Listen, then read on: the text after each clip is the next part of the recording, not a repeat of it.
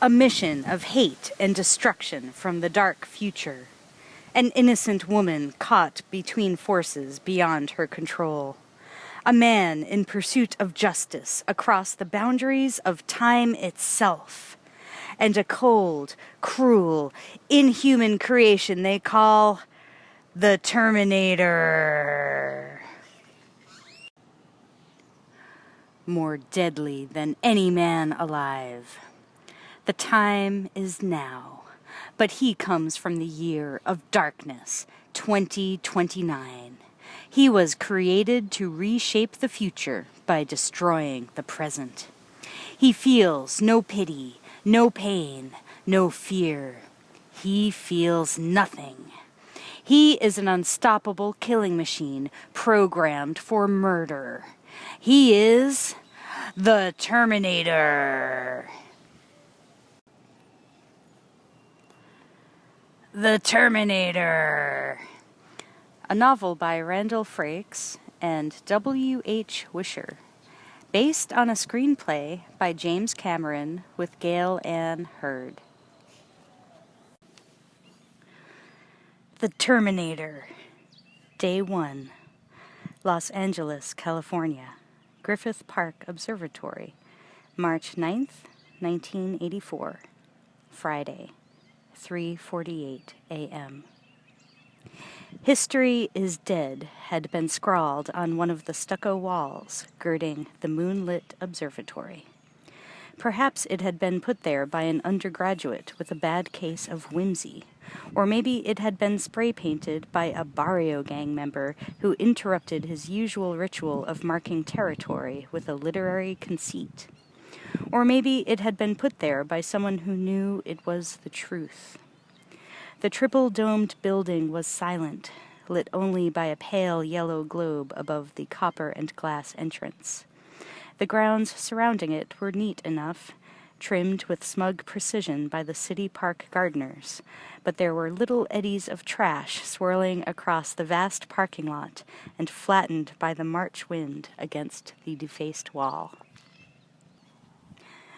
The observatory had once been a working window on the cosmos.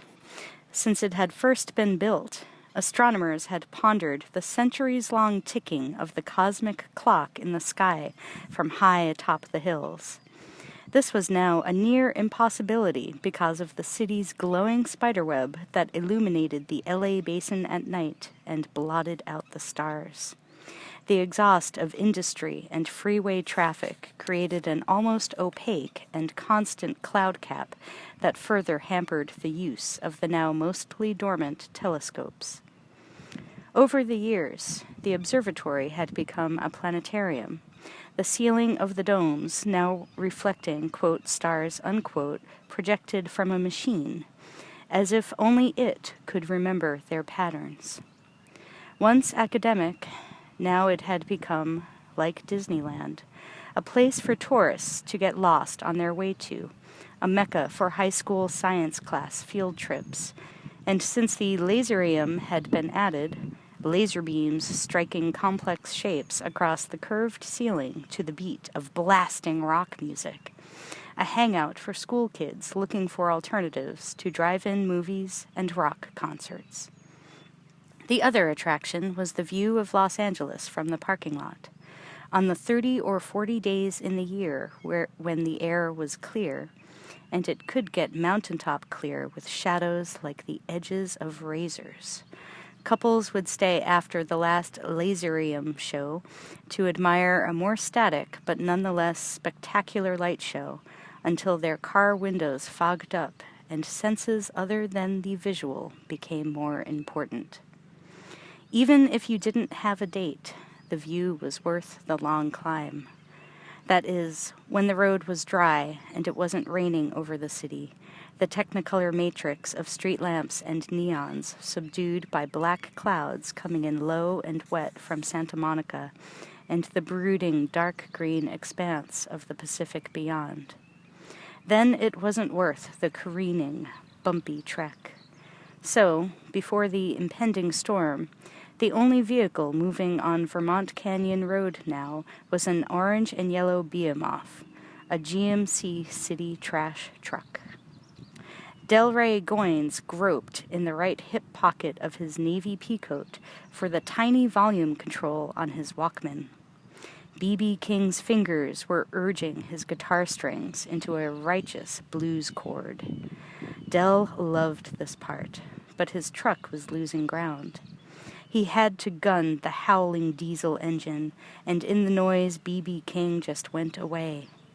The lightweight earphones that had come with the cassette player let in too much sound. He reminded himself to buy the older style that covered the ears completely. It was illegal to wear headphones while driving, doubly so for a city employee, but fuck it, a man's got to maintain his sense of priorities. Music before trash, Del thought. If they found out he smuggled the Walkman on the job, he'd be on the street. Again. Not that he loved the job, far from it, but he had to eat, and there was Liana's alimony, and the snot-nosed landlord and his dog Boner. Course, he had a decent paycheck now, and the Great Dane ate well, no doubt about that.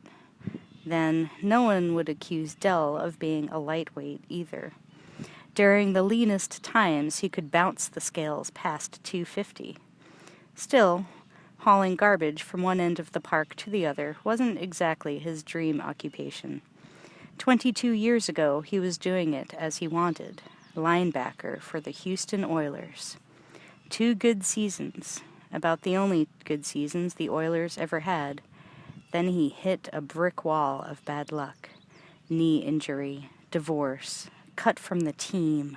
Most of his salary had gone into a better poker player's pocket. Since then, he'd ridden the roller coaster. There were a few ups, but mostly that sucker took him down. And now he was a garbage man. Excuse me, city sanitation department, field engineer, fucking slop hauler. An old teammate recommended him, and he was hired on. Up at 2 fucking M, stagger into this metal moose and wrestle it up narrow gravel roads to collect the half-eaten remains of somebody's picnic. That rotten, orange-rind stench of slime-soft garbage rode with you, see? Always. Like a foul, living thing. He grabbed the shifting lever in his broad brown palm and double-clutched violently. He was cresting the last rise and had to drop a gear to make it. The Jimmy Diesel rattled the engine mounts, and the gut-throbbing vibrations traveled through the frame, into the steering column and up Dell's beefy arms. He wheeled the truck into the observatory parking lot and blinked when he saw a primer gray 68 Chevy Malibu sitting like a blockade right in his path. In the 2 seconds his brain required to fully register amazement, fear, and then hurt that someone would make his job any more dangerous, any more difficult, he glimpsed a white kid urinating on the vehicle's front grille.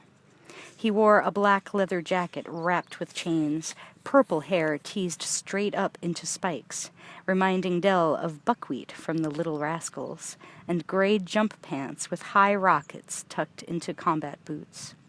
A punk rocker, they called him. Dell braked hard and spun the big wheel around. The kid, maybe he was 17 or 18, didn't move a muscle as Dell's truck roared by. Dell looked in his side view mirror to see if the kid would jump back. Instead, the boy calmly faced the passing garbage truck and continued to piss, the stream splattering the rear tire. Prickly explosions of anger replaced Dell's fear, and he slapped his palm against the center of the wheel. The blast from the air horn above the cab could have startled the dead. That would make the kid's hair really stand on end. Dell eyed the mirror, but could only see the dwindling figure of the punker flipping him off.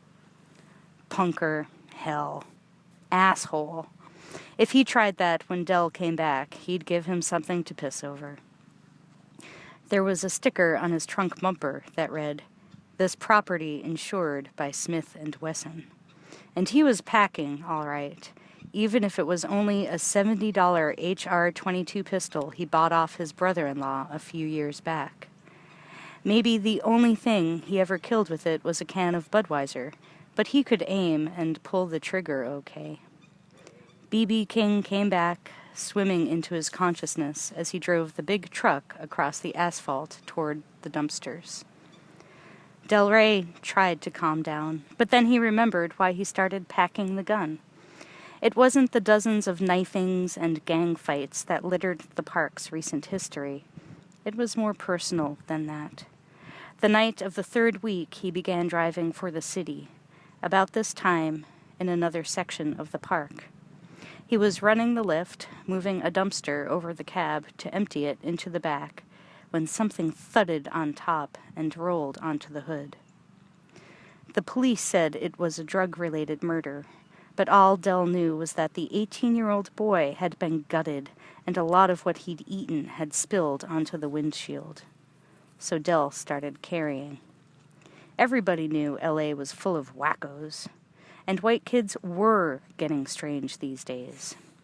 He looked into the side view mirror again, but he was too far away to see anything now. He drove around a curve in the wall and pulled into a cul-de-sac where the dumpsters huddled like metal derelicts. As he angled the truck so he could hook on to the first dumpster, he began to relax a little. Getting to be a real old lady, Del, he thought.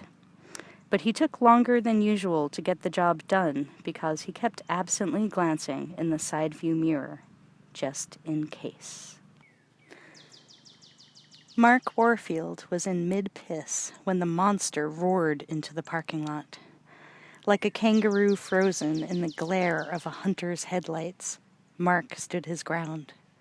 It was fate coming now, challenging his mettle. Fate with half a load of garbage on its back, rumbling toward him like a juggernaut. Fuck fate, and piss on it, too. As it passed, he did. A moment later, as he was routing his nozzle back into his pants, the air horn caused him to jerk, pinching himself painfully in the teeth of the zipper. Then a primal revelation misfired through his wired brain cells, and he realized that fate was fucking with him, blowing his ears out, mangling his meat. He raised his fist and pointed his middle finger in the air. He'd take on fate. He'd taken on worse, like the ground. It was fucking with him, too, undulating under his feet like a snake attached to a wall socket. Although he rode it like a surfer, a real pro, sensing its movements, fighting it for supremacy, the ground won. It reached up and smacked his face, hard. He saw a flash of white, heard his own distant grunt, and then felt the swelling on his forehead where the parking lot had hit him. He laughed. He heard his buddies laughing, too, probably at him. Johnny, short, fast, and dirty mean. They usually called him Kotex. And Rick, tall, bony, like a ghost in a torn trench coat. His friends. He loved them. He hated them. They were assholes. Maybe he'd cut one of them tonight. He saw a few unopened bottles of beer at the base of the coin-operated telescope around which Kotex and Rick were dancing. They were on an observation platform at the edge of the parking lot, 1,000,000 miles away, but he could hear them as if they were only 10 yards off. Their ghetto blaster was playing "Let's Have a War" by Fear. The three of them had started at the cafe, slamming near the stage, arms whirling, cranking up the dynamo. The energy of the adrenaline had spilled over onto the street when they left, into the parking lot where some rockabilly assholes had braced them. Kotex put one guy's head through the side window of his truck, and the others had faded. The dynamo spun faster, the adrenaline and coke mixing in their blood, creating a freezing hot rush of exhilaration. Piling into Rick's Malibu, they set out to cruise, shark-like, hungry, directionless, until they found themselves in the hills. Mark dry heaved, or maybe he laughed. Sometimes they felt the same. Kotex and Rick were fighting now, or maybe just taking a long time to fall on one another. They were going to break the bottles, and he was thirsty. That was a cutting offense. He began to crawl. Lightning flashed under the vast expanse of rain clouds as they moved toward the observatory. There was no way Dell wanted to get wet going down Vermont Canyon, so he sped his pace, working the hydraulic that controlled the lift, slamming the last dumpster onto the pavement. He backed away to clear the lift fork as another streak of lightning flashed overhead. That time it had come close, right above the truck. He saw the headline, "Sanitation Worker Killed by Lightning." He wanted none of that, so he slammed the shifting lever into first. As his foot pressed the accelerator pedal, the engine sputtered and died. At the same time, his headlights winked out, and B.B. King faded away. Not this shit again, he thought, broken down in East Jesus 4 steep miles from a phone. He tried the key. Nothing. Son of a bitch! Again, not even a click from the starter solenoid. The coarse hair prickled on the back of his neck. Maybe it was the small voice that told him his Walkman ran on batteries, and there was no sane reason for it to cut out just because the truck was acting up. Maybe it was the strange, charged feeling to the air. He slammed a fist onto the dash. Goddamn son of a bitch truck ain't worth a nickel in Chinese money. All this was a subvocal growl, and Dell was just getting wound up when something happened that was beyond the pale of the mechanical pool's sloppy maintenance. Lights were flashing alongside and above the truck, like 1,000 instamatics popping off in his face. He turned the key in the ignition. It wasn't going to happen. No juice. Then a huge bolt of energy tore through the atmosphere and snaked along the rim of one of the dumpsters. Whatever it was getting worse. Instinctively, Dell let go of the metal keys, yanked off the metal headphones, and jerked his elbow off the metal armrest. He was wearing rubber boots. Were they good insulators? Did insulators stop electricity or pass it along? Oh, Mama, don't let me fry now. The air crackled and howled like a radio stuck between 2 stations, the music all twisted into a dissonant squeal, and the crackling revved up like a slow-starting 78 RPM turntable, building into a heavy hum in the bristling air next to the truck, the scary, don't-touch hum of a powerful transformer. Dell wanted to get out and run, but if he moved, he was certain he would die. This was no regular lightning. A chaotic crisscrossing of arcing purple-white lines of energy licked at the truck, their fiery tongues lashing out like a lizard's, caressing the metal of the cab. He watched the frenetic dance of power as it snarled into a thick ball of whiplashing light. The ball of light was brightening as the bolts of energy seemed to coalesce. Dell's hair began to rustle, as if caught by a breeze, even though his windows were snugly shut. Then his hair stiffened and rose straight up, like that punker. But it wasn't because he was scared, although he had screeched past scared 30 seconds ago and was now overtaking terror. It was because static was everywhere, filling the cab with the pristine, tingling odor of ionized air. Then Dell's ears blocked up as pressure increased on them. The ball of light exploded into purple slashes, and something erupted into existence with a sound like a gargantuan Mean Joe Green slamming into the Rocky Mountains. Dell ducked as the pressure leaped, slapping the window and pulverizing it into tinkly fragments that sprayed Dell's back. The backwash of the explosion sucked air out of the newly vented cab with a crack. Then things seemed to settle down. Dell slowly sat up, gingerly feeling for cuts. He was okay, except that his ears had something in them. The concussion. Trying to pop his ears with the palms of his hands didn't help either. His throat tightened, but he couldn't swallow, because the deafness didn't matter, because he was looking at the vapor cloud where the explosion had been, rapidly dissipating in the chill wind, like steam.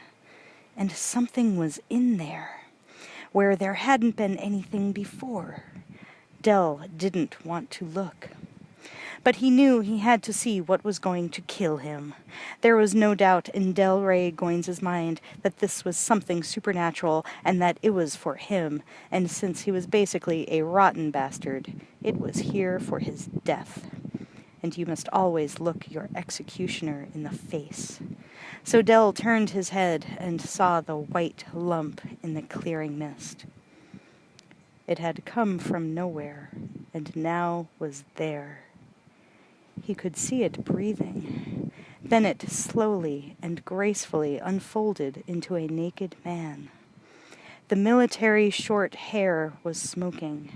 The skin was covered with white ash that fell away like fine flour, revealing baby pink skin beneath. But this was no infant. Dell had seen bigger men on the scrimmage line when he was with the Oilers, maybe even some who were stronger, but not as perfect. The muscles bunched and loosened in smooth, fluid motions, rippling the beautifully sculpted torso. The arms were a study in powerful symmetry, the angry curve of the biceps narrowing with precision at the elbow, then expanding with awesome mathematical balance into thick forearms that flowed into almost gracefully thin wrists. The fingers on the massive hands rolled out and flexed. Put this man on a football field, and he could have gone anywhere he wanted. Not even 3 Del Rays flinging their entire weight would bring him down. And Dell realized why that was. Not because of the body. It was the face, implacable, alive yet dead. Taking in, not giving out, and more than the face, it was the eyes. There was death in those cobalt blue eyes. Unimaginable, pitiless, relentless, the kind of death people never dream about because it is too real, straightforward, without emotion, and therefore without mercy.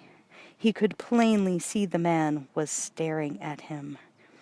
If he was close enough to see the man's eyes, Dell knew he was close enough to be killed by him. One of Dell's worst problems on the playing field was now his only hope. His legs. His heart was racing now. Dell slammed his shoulder against the door and spilled out onto the cold pavement. His foot took the shock badly, sending the old familiar pain through his weak knee. "Move!" Dell took off, running along the length of the truck, away from the man whose eyes turreted after him like artillery on a destroyer, tracking the fat man as he broke into a respectable sprint. Dell ignored the jabs of pain roaring up his legs, reverberating off the soft knee, and pistoned his thighs. That scary dude was right on his ass, and he knew it. He didn't have to look, and he wasn't about to. His stomach was a sack that bounced and whipped down over his belt, then rippled back up his chest, but he kept his balance. It wasn't his gut that would bring him down. He was halfway across the parking lot when he saw the punkers on the observation platform. Got to warn them. Then he remembered the kid pissing on his truck, and he cut them out of his life. Take care of themselves. Besides, they might slow that guy up. The man from Glad. ready to wrap your soul in cellophane, freeze it for later. He ran like a son of a bitch, the run of his life, past the primer gray Chevy Malibu, past the punks, down the winding driveway, then plummeting down the mad incline of Vermont Canyon Road. Now he couldn't stop if he wanted to. The momentum lifted him along as if he were caught in a giant's hand, until his knee did fold, and the earth caught him on the ass and slid him off the road and down the steep incline. He rolled, passive to the forces of gravity and inertia, content in his agony to let where he wound up be decided by them. He came to rest in a clump of wet weeds about 2 feet from a chain-link fence, on his back, body limp. And then someone turned up the volume on the world. His heavy breaths became audible, and he sobbed. "Welcome back, BB." Dell sat up slowly, the world wavering as he did so.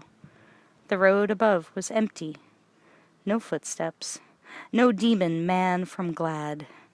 Touchdown! His mind babbled every prayer of gratitude he had ever been forced to learn. He was sitting on something that dug into his hip. He groped down there and felt the body-warmed metal of the .22 pistol. His deepest and most sincere prayer was that he had forgotten to use it. He didn't know why he sensed it wouldn't have stopped the man. And Dell didn't care.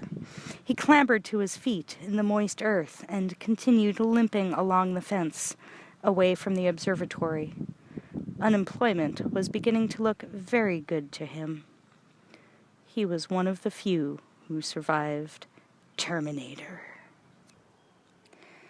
Terminator had lost a beat for a microsecond. Something overwhelming had caused him to black out. Then awareness rapidly ballooned outward again. The static in his mind ebbed, and images swam into focus. There was an occulting mist around him, but he could see through it. The chronoporting had been nominal. He took in a breath and analyzed it. It was the same here as there, with minor exceptions regarding pollutants and nitrogen content. He was curled into a fetal ball to increase the efficiency of the discontinuity envelope. He slowly rose up, maintaining perfect balance as parts of his body adjusted. The carbonized conduction jelly had successfully buffered his epidermis from flash burn. The coating of white ash created a resemblance to classical sculpture in white marble or alabaster, as awesomely perfect as any Bernini or Rodin. Terminator scanned the area for activity. A large metal object rested on asphalt 4 meters away. He locked onto the outlines and immediately recognized it as a GMC diesel refuse truck, circa 1975. The building beyond he identified a half-second later as the Griffith Park Observatory. Within another second, as all his senses began to function at optimal, he took note of the grounds, the weather, and the general geographic fix on this location, referencing against a map in his memory. He was on target. He turned his attention to the man in the truck. He was Negroid, approximately 50 years old, massing close to 150 kilos. His facial expression suggested fear, confusion, and temporary shock. Evidently, he was the operator of the vehicle he occupied. The temporal displacement had concussed the glass and burned out the ignition system. Terminator focused on the man.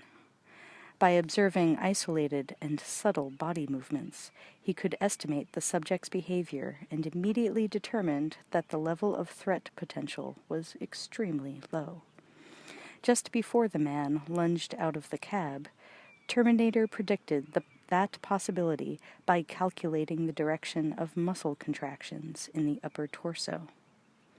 While the rest of his brain and body came up to speed, Terminator observed the man run across the parking lot.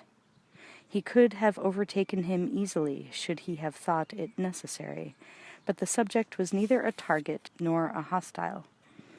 The naked man took a tentative step and found he was in complete control of all motor functions.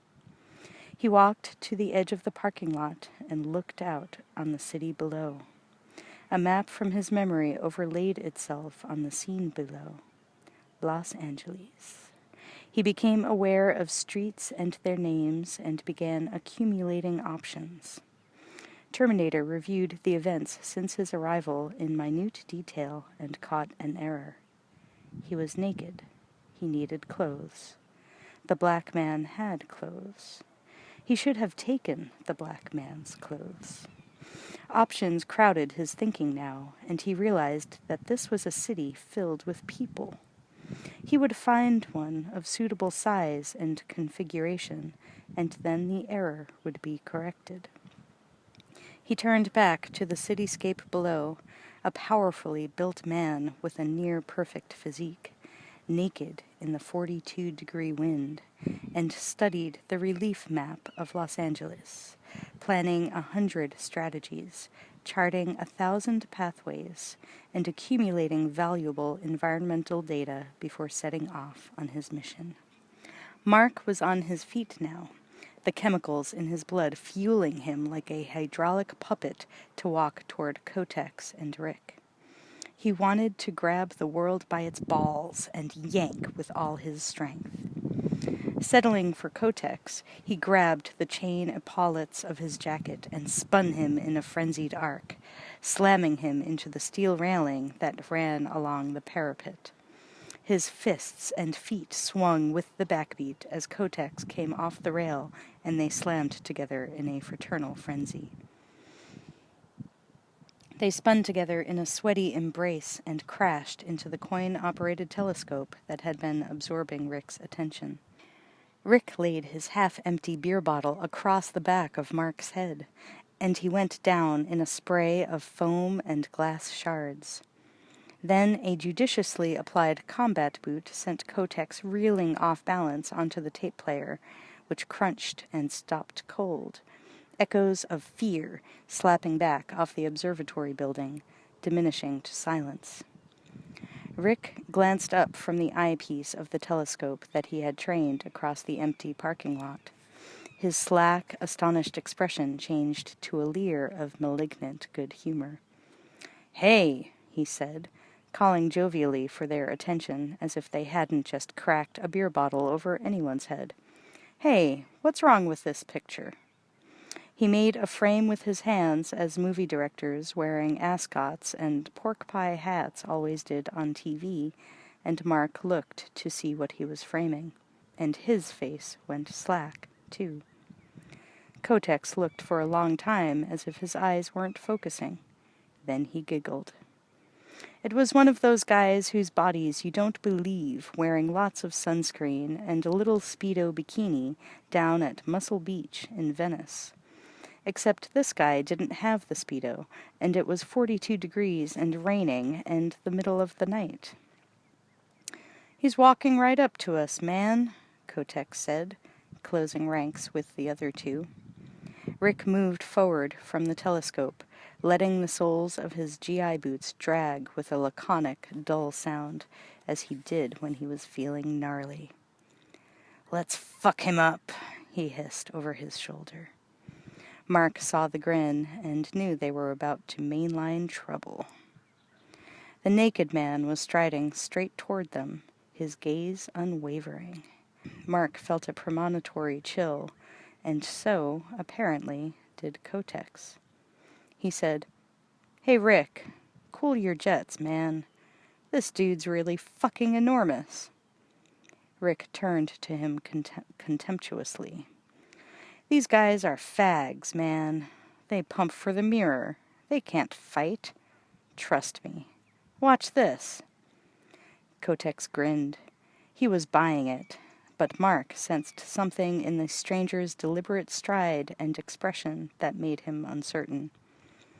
Rick's hand went into the pocket of his artfully ripped overcoat. That was the signal. and Mark and Kotex gripped their knives surreptitiously. Mark's hand was sweaty, and his brain buzzed with fear and electric exhilaration. If he backed away, there would be no rejoining. He would be out. He didn't want to be out. He stepped forward. The naked stranger's bare feet slapped on the wet asphalt. Rivulets of rain had washed down the white ash in a pattern of streaks as complex as wood grain, giving him now the appearance of Renaissance statuary that had been exposed to the elements for centuries. He stopped in front of the three punks, arms at his sides. Parade rest. They sauntered apart, flanking him, casually threatening. Rick's death's head grin appeared. "Nice night for a walk," Rick commented. The stranger glanced calmly from one to the other, taking in, giving nothing out. He looked directly at Rick and said, "Nice night for a walk." But Mark got confused because it sounded a lot like Rick. Only Rick wasn't talking now. The stranger was. The trouble with drugs was that you were never sure if something weird was really happening. So far, this shit was high on the weirdness scale. Rick was shifting his weight jauntily. "I got it," he said, a sudden light bulb idea. "It's wash day tomorrow, huh? Nothing clean tonight, right?" Mark had to laugh then, despite the ice-cold snake that somebody had dropped down the back of his shirt. Rick was too much. "Nothing clean tonight, right?" the big guy echoed. Mark thought dully, is he fucking with us? What if he's a martial arts guy and this is his idea of fun? Take off all your clothes and go kick some ass. Mark gripped the pearly handle tight. "I got your pearly gates, pal." Kotex, with a drooly grin, reached out and snapped his fingers several times in front of the stranger's face. The intense gaze remained unbroken. He didn't blink. "Hey," Kotex ventured, getting into the spirit. "I think this guy's a couple cans short of a six-pack." "Your clothes," the stranger said flatly. "Give them to me." This was so unexpected that even Rick was caught off guard. His grin faltered, then came back, spread all around his face. "Now," the stranger commanded, his stare rigid. Rick's grin dropped like a door slammed shut by a cold wind. "Fuck you, asshole!" "Shit, here we go," thought Mark. Rick's blade snapped out, glinting in the fluorescence, under the big guy's chin before Mark's hand could move. Then he and Kotex had their switchblades out, snapped with drill team precision, and brandished. Very clean, very scary, guaranteed. Except the weightlifter wasn't registering quite the degree of slack-jawed fear they had hoped. In fact, he merely glanced from one to the other without expression. Mark felt something was really wrong. Then a baseball bat smashed him in the face, and as the world spun around, he knew that it had been the stranger's fist, moving impossibly fast. He hit the railing and slumped, but looked up in time to see Kotex catapulted backward by a second pile-driver blow. Then he flopped to the ground, unmoving. Broken, Mark knew. Dead. Rick feinted and lunged, piling his weight behind the point of the blade. It sank to the hilt in the man's belly, but it seemed to hit something hard, like a rib, maybe. Except how could there be a rib just below his navel? Rick jerked back, hand and blade bloody, to try again when Terminator's fist blurred into him. Into him. Mark saw the naked forearm sink up to the elbow, just below Rick's sternum. Rick's eyes bugged as the wind was driven out of him, more in amazement than pain. Terminator lifted his arm like a hydraulic jack. Rick's boots dangled off the ground, swaying like a hanged man's for one dilated instant. There was a muffled crunch of bones, and Terminator's arm jerked back. Rick dropped, dead before his face smacked the concrete. "Reached in and ripped his spine out!" a voice screamed in Mark's brain. Then the stranger turned to him, gaze riveting. Looking into those eyes was like looking up the muzzle of a gun. Mark stumbled, backing up as the stranger advanced. Mark couldn't tear his gaze from the man's arm, coated with blood to the elbow. Rick's blood. Punched into him and... Mark was blindly moving backward, smack against a chain-link fence. He turned to go in another direction and saw he was in a corner on the far side of the observation platform. The man stepped up to him. Mark had the sense to start ripping his clothes off. He held out the coat as an offering, as a shield, as a desperate plea that maybe he could get a little more time to get away, get down off this mountain, get into bed, pull the covers over his head, and wake up. He was right. The offering did buy him time. About 14 seconds. Downtown Los Angeles, 4:12 a.m. 24 minutes later, in the linear progression of time as we know it, and almost 8 kilometers away, the air took on that charged quality again. It happened in a fetid alley running along behind Broadway at 7th, and the first of the alley's denizens to notice were the rats. They paused in their unceasing patrols of the trash heaps and dumpsters to sniff at the air uncertainly. They could sense something at the threshold of perception, a tension, an urgency in the air. Reluctantly, they abandoned their forages and darted for concealment just as a faint, unearthly illumination lit the alley like moonlight on the sea floor. In a scramble to flee, one of the rodents skittered noisily across the wet cardboard, under which Benjamin Shantz huddled in an alcoholic stupor. He swore and batted clumsily at it, then hugged himself and subsided back into his trackless mumbling. Through a gap between buildings, Shantz could catch a glimpse of the ethereal chrome cylinders of the Bonaventure Hotel.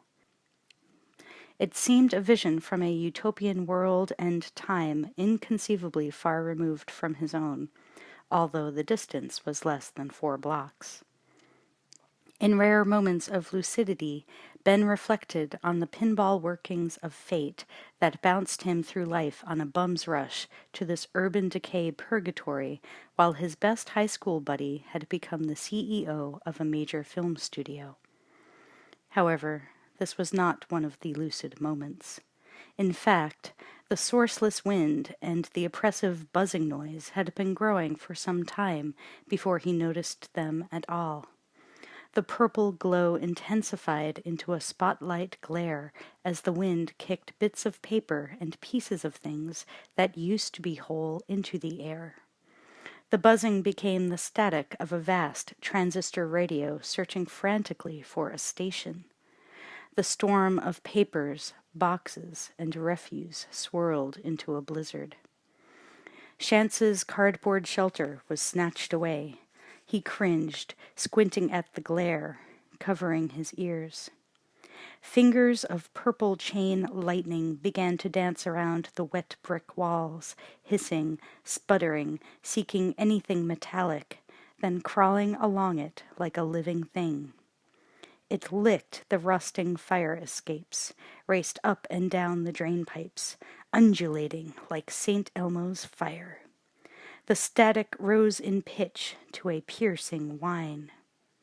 Painted over windows exploded inward, showering glass into darkened buildings. A burglar alarm added its strident clamor to the din.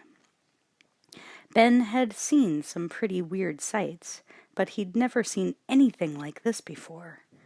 There was an explosion of light and sound in midair, a strobe flash and a thunderclap followed by a backrush of imploding air. When Kyle Reese came blasting through, he was high and off-center. His body stabilized in this temporal continuum a good 2 meters above the ground. He hung there for a microsecond. Then gravity took over and slammed him into the alley floor with a loud, flat whack. He lay there, naked and trembling, eyes shut tight against the searing light, fists clenched against his chest, knees drawn up like an overgrown fetus. Spasms racked every muscle in his body. After the explosion, the wall of sound had ceased, leaving only the rustle of papers settling back to earth. The sickening odor of singed hair filled Reese's nostrils, choking him. Pain was shooting through every fiber of his body. They didn't tell him it was going to be like this, he thought. Maybe they didn't know. But oh, fuck. It hurt. He took it slow, marshaling his resources, sipping at the ozone-filled air until he could draw real breaths. The feeling of having his nuts kicked up into his chest cavity was abating. A little. He opened his eyes and saw ghosts, after images of sights that had yanked at his sanity like saltwater taffy. The sensations were fading.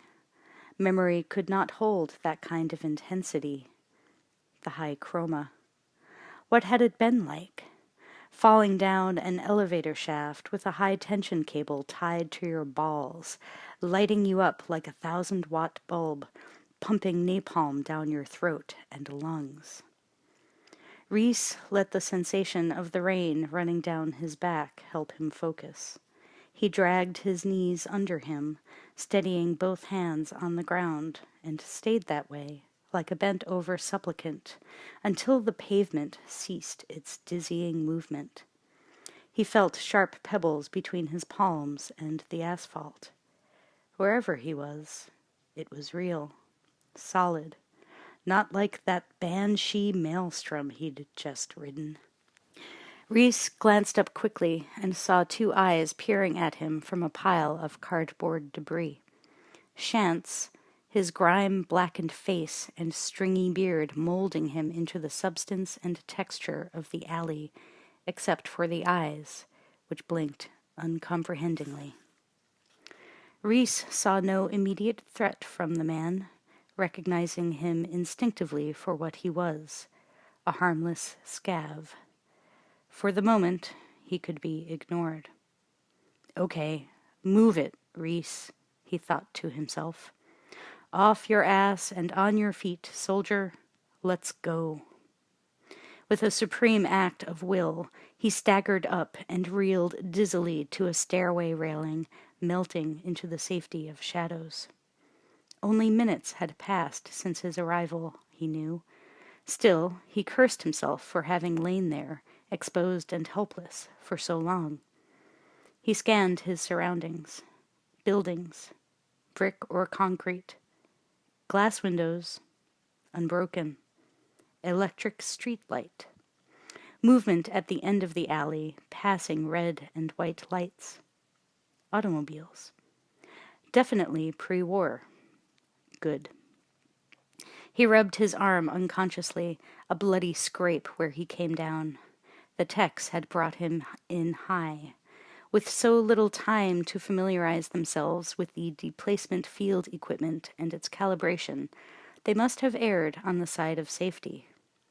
Better than materializing knee-deep in pavement. Right. Looking down, Reese noticed he was covered in a fine white ash, although some of it had been washed away by the rain.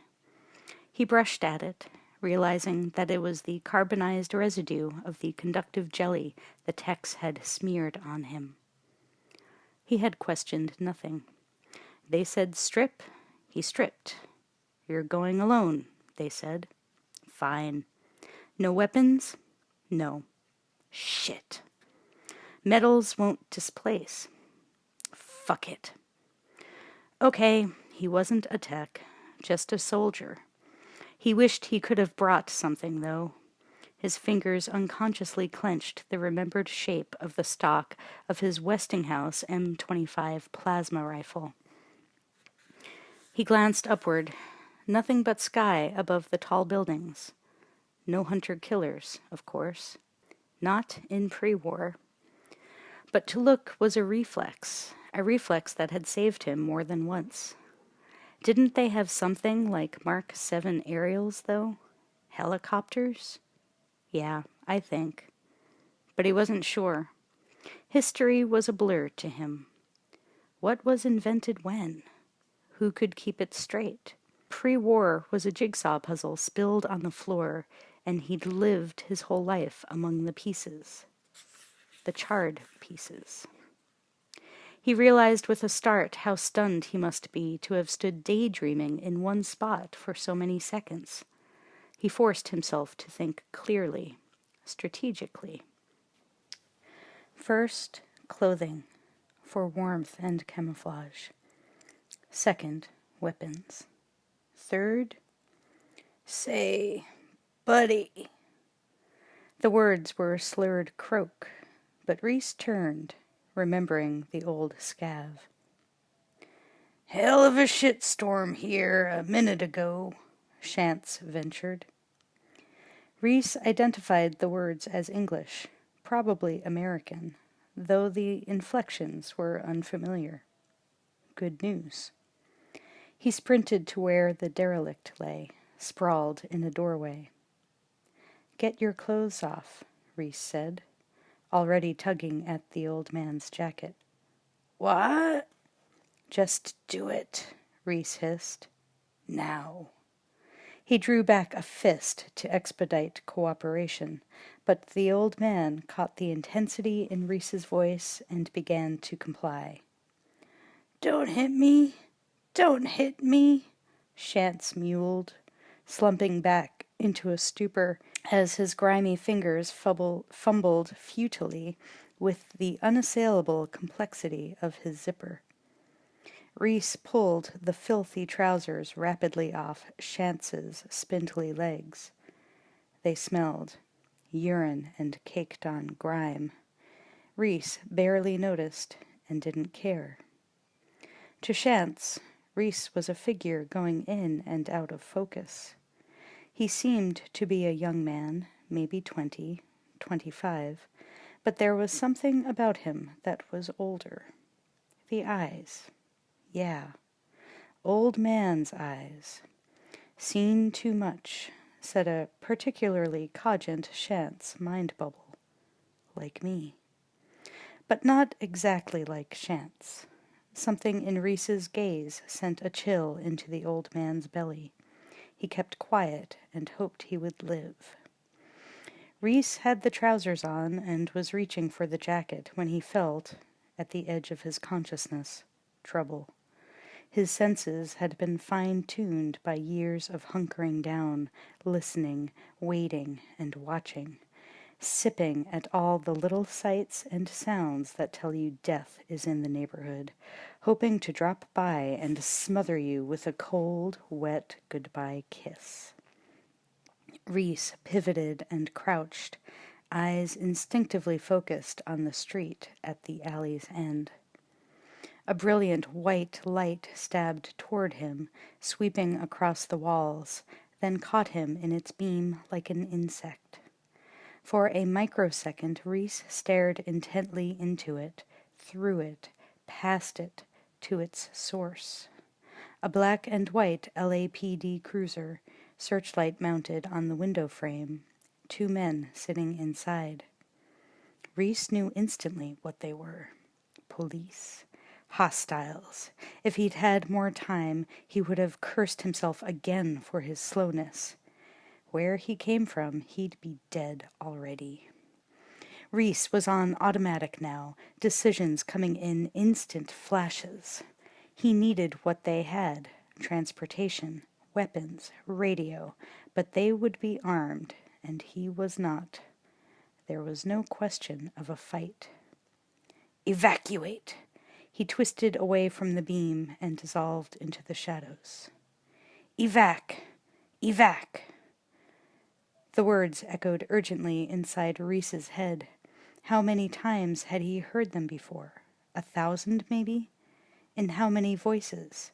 And as you shouldered the wounded and turned to run, the words were always followed by other sounds behind you, closing in for the kill sounds. This time he heard the chirp of tires as the black and white cruiser came to a halt. Reese was halfway to the other end of the alley before the sound faded and died. Sergeant Michael Nidifer futilely swept the searchlight around the alley, trying to spot the young man he had pinned only a second before. God, that kid's fast, he thought. He's rabbiting, Nidifer said. Take the car around. The alley comes out on 7th. His rookie partner, Lewis, nodded and threw the black and white cruiser into reverse. As Nidifer jumped out, drawing his .38, the cruiser was already tearing away, siren blasting, throwing out a red and blue light show. Nidifer caught sight of Reese flashing through a patch of light, heading toward a junction where the alley intersected with another. He took a deep breath and ran after him. Reese had heard the cruiser race away into the single pair of footsteps behind him, and he knew what they had done. He had gotten lucky. Only one of them was behind him. One was better. He could take out the one and have a weapon. He concentrated on that single goal, ignoring everything else. Broken glass was scattered all along the alley floor. He felt pain as some of it cut his bare feet. Reese pushed the pain back, away from his consciousness. The effort helped him clear his head. A pile of tumbled garbage cans loomed up, blocking his path. Reese cleared them and ran on without slowing, a hot-wired rat in an urban maze. Reese whipped around a corner and disappeared. Nidifer instinctively slowed his pace. 15 years of bad coffee, Taco Bell, and cigarettes made his lungs wheeze. But that wasn't why he had slowed now. Fear made that decision. Nidifer muttered a curse. He had let him get out of sight. Now it would be more dangerous. Son of a bitch. Inside his stomach, condors were flying around. They don't pay you enough for this.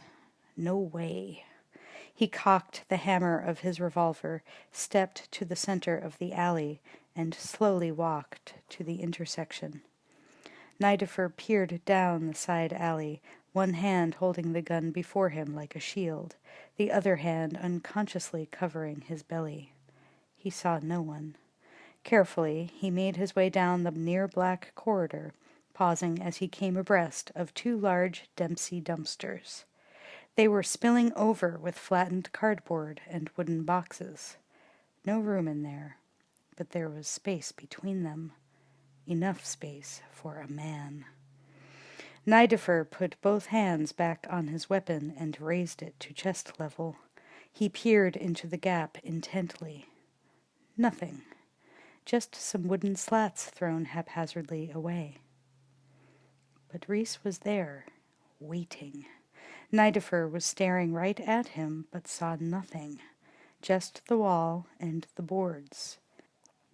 Reese was staring at Nidifer's revolver the way a starving man stares at food.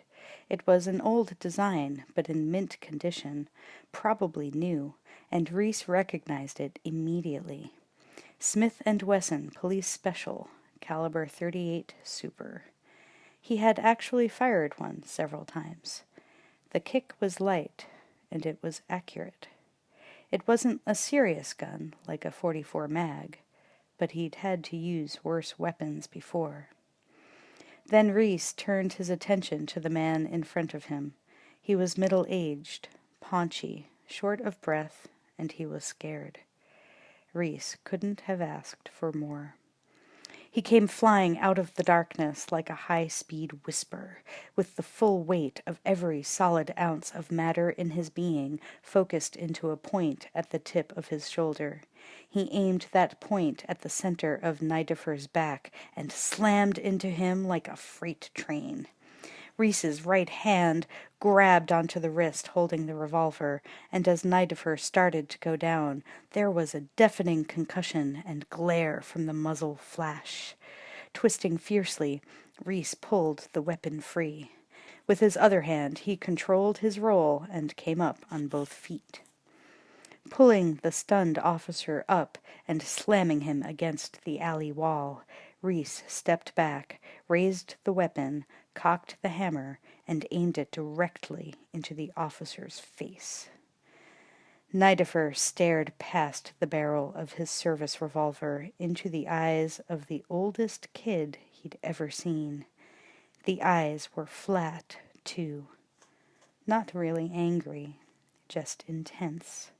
Spooky. Reese had 1,000 questions that needed answering: his exact location, the location of the target, the number and condition of vehicles in the area. Endless. He saw Los Angeles Police Department written on Nidifer's badge, and he knew he was in the right city.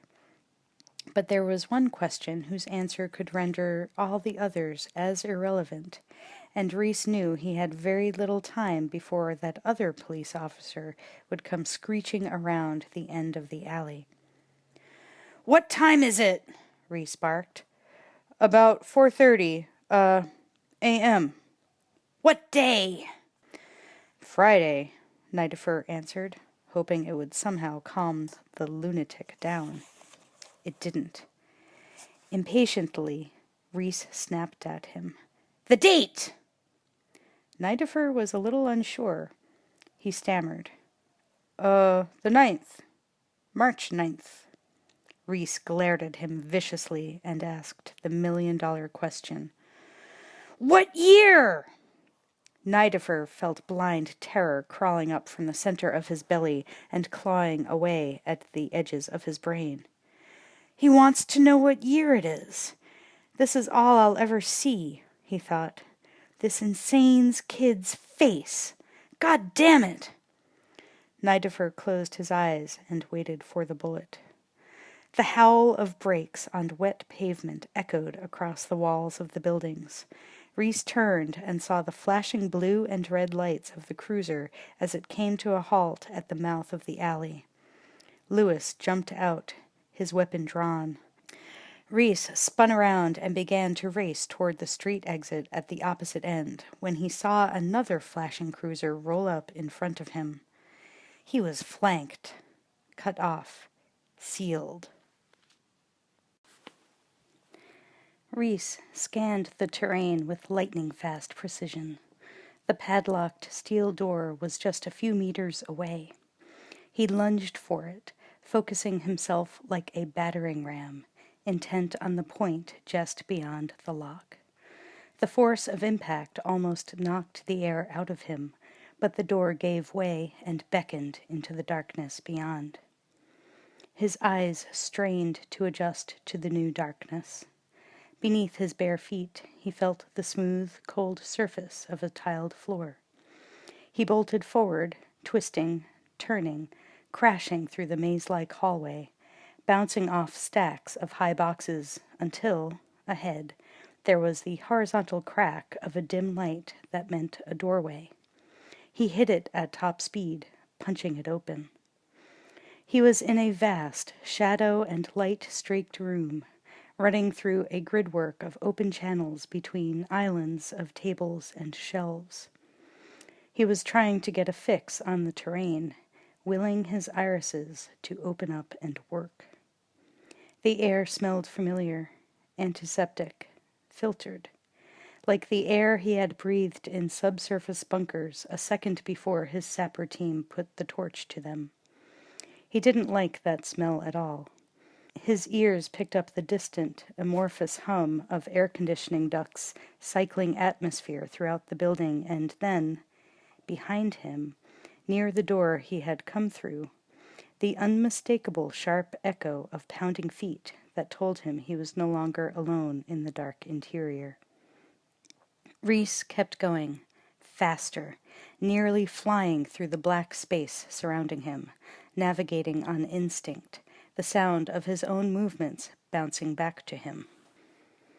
Then his vision came online. Stretching before Reese were rows and rows of fantastic treasure. Clothes, furniture, tools. Even half seen in the darkness, it was incredible. A gluttonous hoard of sparkling, multicolored merchandise. He was in a department store. Reese flashed off the aisle into the shadow of a rack of long coats, held his breath, and put out the radar. Above the thunderous roar of blood crashing through his ears, he locked onto the sound of the threat force. 3 of them, separated, moving toward him in a loose sweep. By quadrants, Reese scanned the room, hunting for an evac route. The northwest wall was plate glass, intact, facing the street. Beyond it, a black and white police cruiser slowly prowled past, then was gone. Camouflage! Silently, Reese reached up into the rack above him and pulled one of the raincoats free, slipping it on, realizing only then that he had been cold. The footsteps were slowly converging toward him. The flickering finger of a probing flashlight hit the tiled floor on the next aisle. Move! Move! Move! As silent as a wisp of smoke, Reese left the shadow of the rack and ran low, like a crab, along the edge of the aisle toward the plate glass window.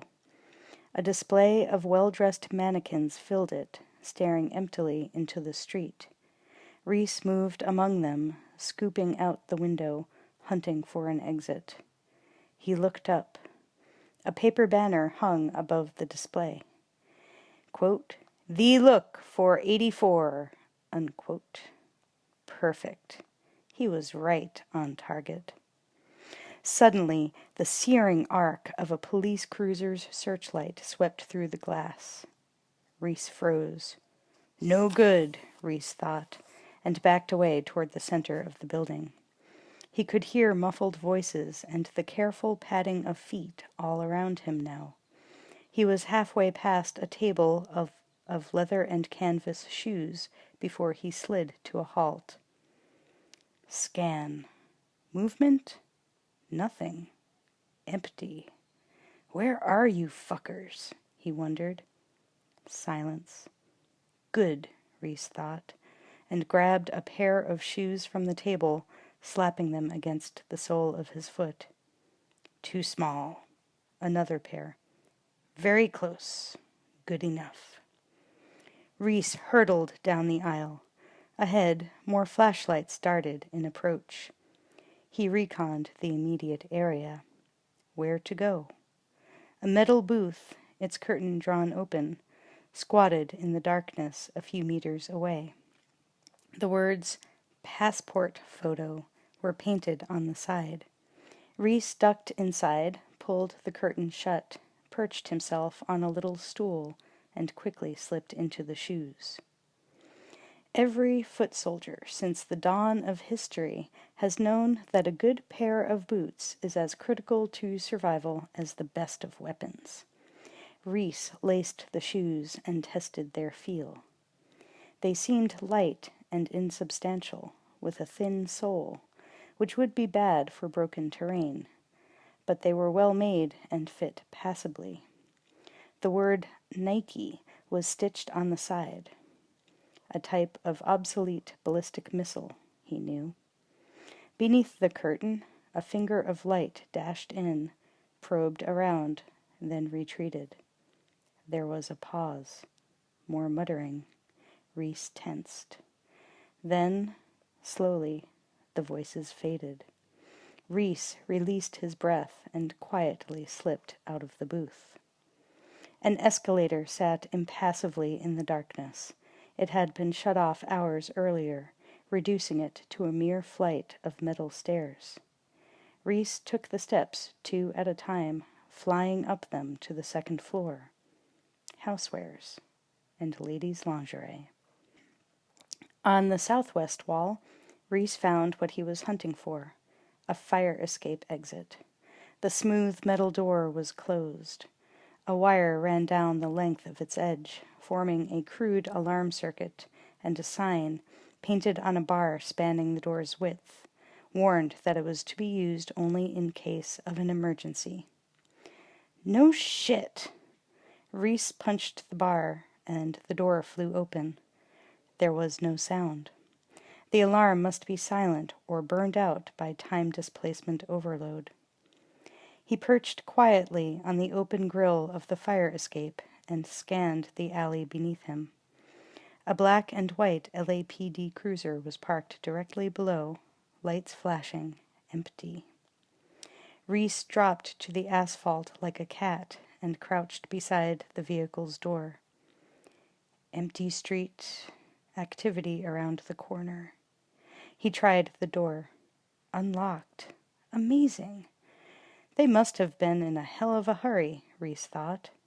He opened it up and reached to the ignition. No keys. He needed transportation. He thought of hot-wiring the car. Fuck it. Too conspicuous. He dismissed the vehicle itself and focused on what lay inside. Sitting in its mount, leaning against the dash, was a factory-fresh Remington 870 pump shotgun. Reese was in awe. He had seen and carried several of these weapons, but they were battered museum pieces. This one, like most of the wonders around him, looked new. He lifted it free and into the safety of his raincoat. Holding it there, under his arm, it could not be seen. It would not get wet. It would be his friend. Then Reese spun around and stepped quickly away from the car. After rounding the street corner, he strolled unhurriedly down the sidewalk. 3.5 minutes ago, he had been as naked as a newborn infant. Now he was armed, clothed, and blending into the population. He would need money and supplies and transportation, but there was plenty of time for that. God damn it! He was here. He made it. A surge of adrenaline passed through him. Reese was almost giddy with the intense pleasure of being alive, pulling it off. He looked up, blinking against the rain falling into his eyes, and scanned the miraculous landscape that surrounded him. He was standing on the corner of 6th and Olive. Across the street was Pershing Square. He realized he'd been born less than a mile away. He had even played here when he was a kid. But it never looked like this. Buildings, 5 and 6 stories high, surrounded the small park. And the light.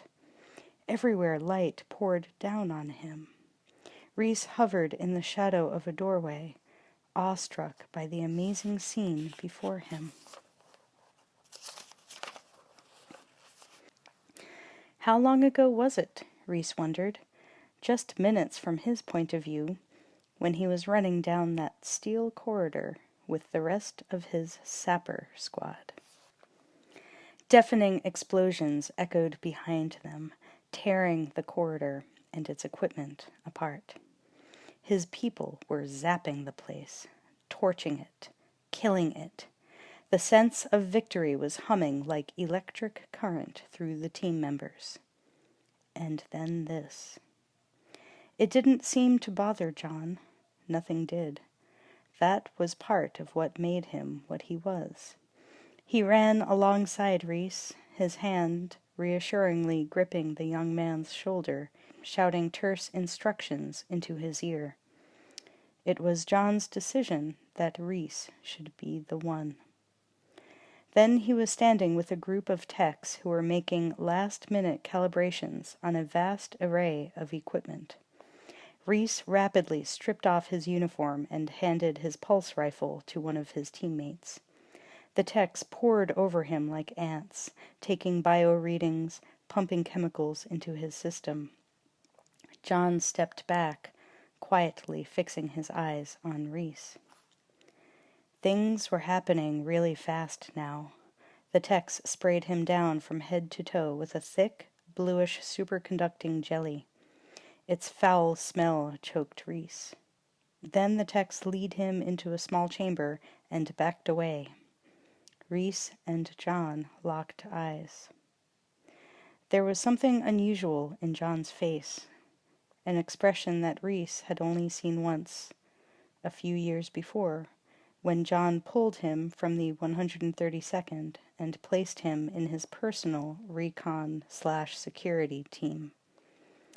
Reese gazed back into the staring faces of the people before him, his people. Then there was a horrible, unending flash of light and pain, and then the alley floor. Now Reese, in the rain, gazing at Pershing Square, never felt so lonely in his life, or so exhilarated. This place, it was the same place, but so vastly different. He knew it would look like this, but he didn't know it would be like this. Don't think, his mind commanded. Do not feel this place. Reese shut it all out, put it in a tiny room, and bolted the door. The mission was everything. The mission was all that mattered. Reese walked directly to a telephone booth a block and a half away and lifted the heavy directory to the narrow metal shelf. He opened it to the C's and began scanning the pages. Seconds later, his finger stopped beside a name. Sarah J. Connor.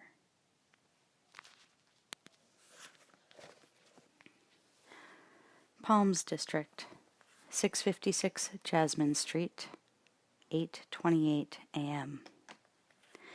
Sarah Jeanette Connor walked from her second-story apartment down to the entrance. She had forgotten to check the mail yesterday afternoon, and her roommate couldn't be relied on in that department. Anything else, maybe, but mail was not high on Ginger's list of priorities. With Sarah, it was like a duty. It was a rare occurrence when she'd get a letter. She never wrote anybody, so that was no surprise. But there were bills.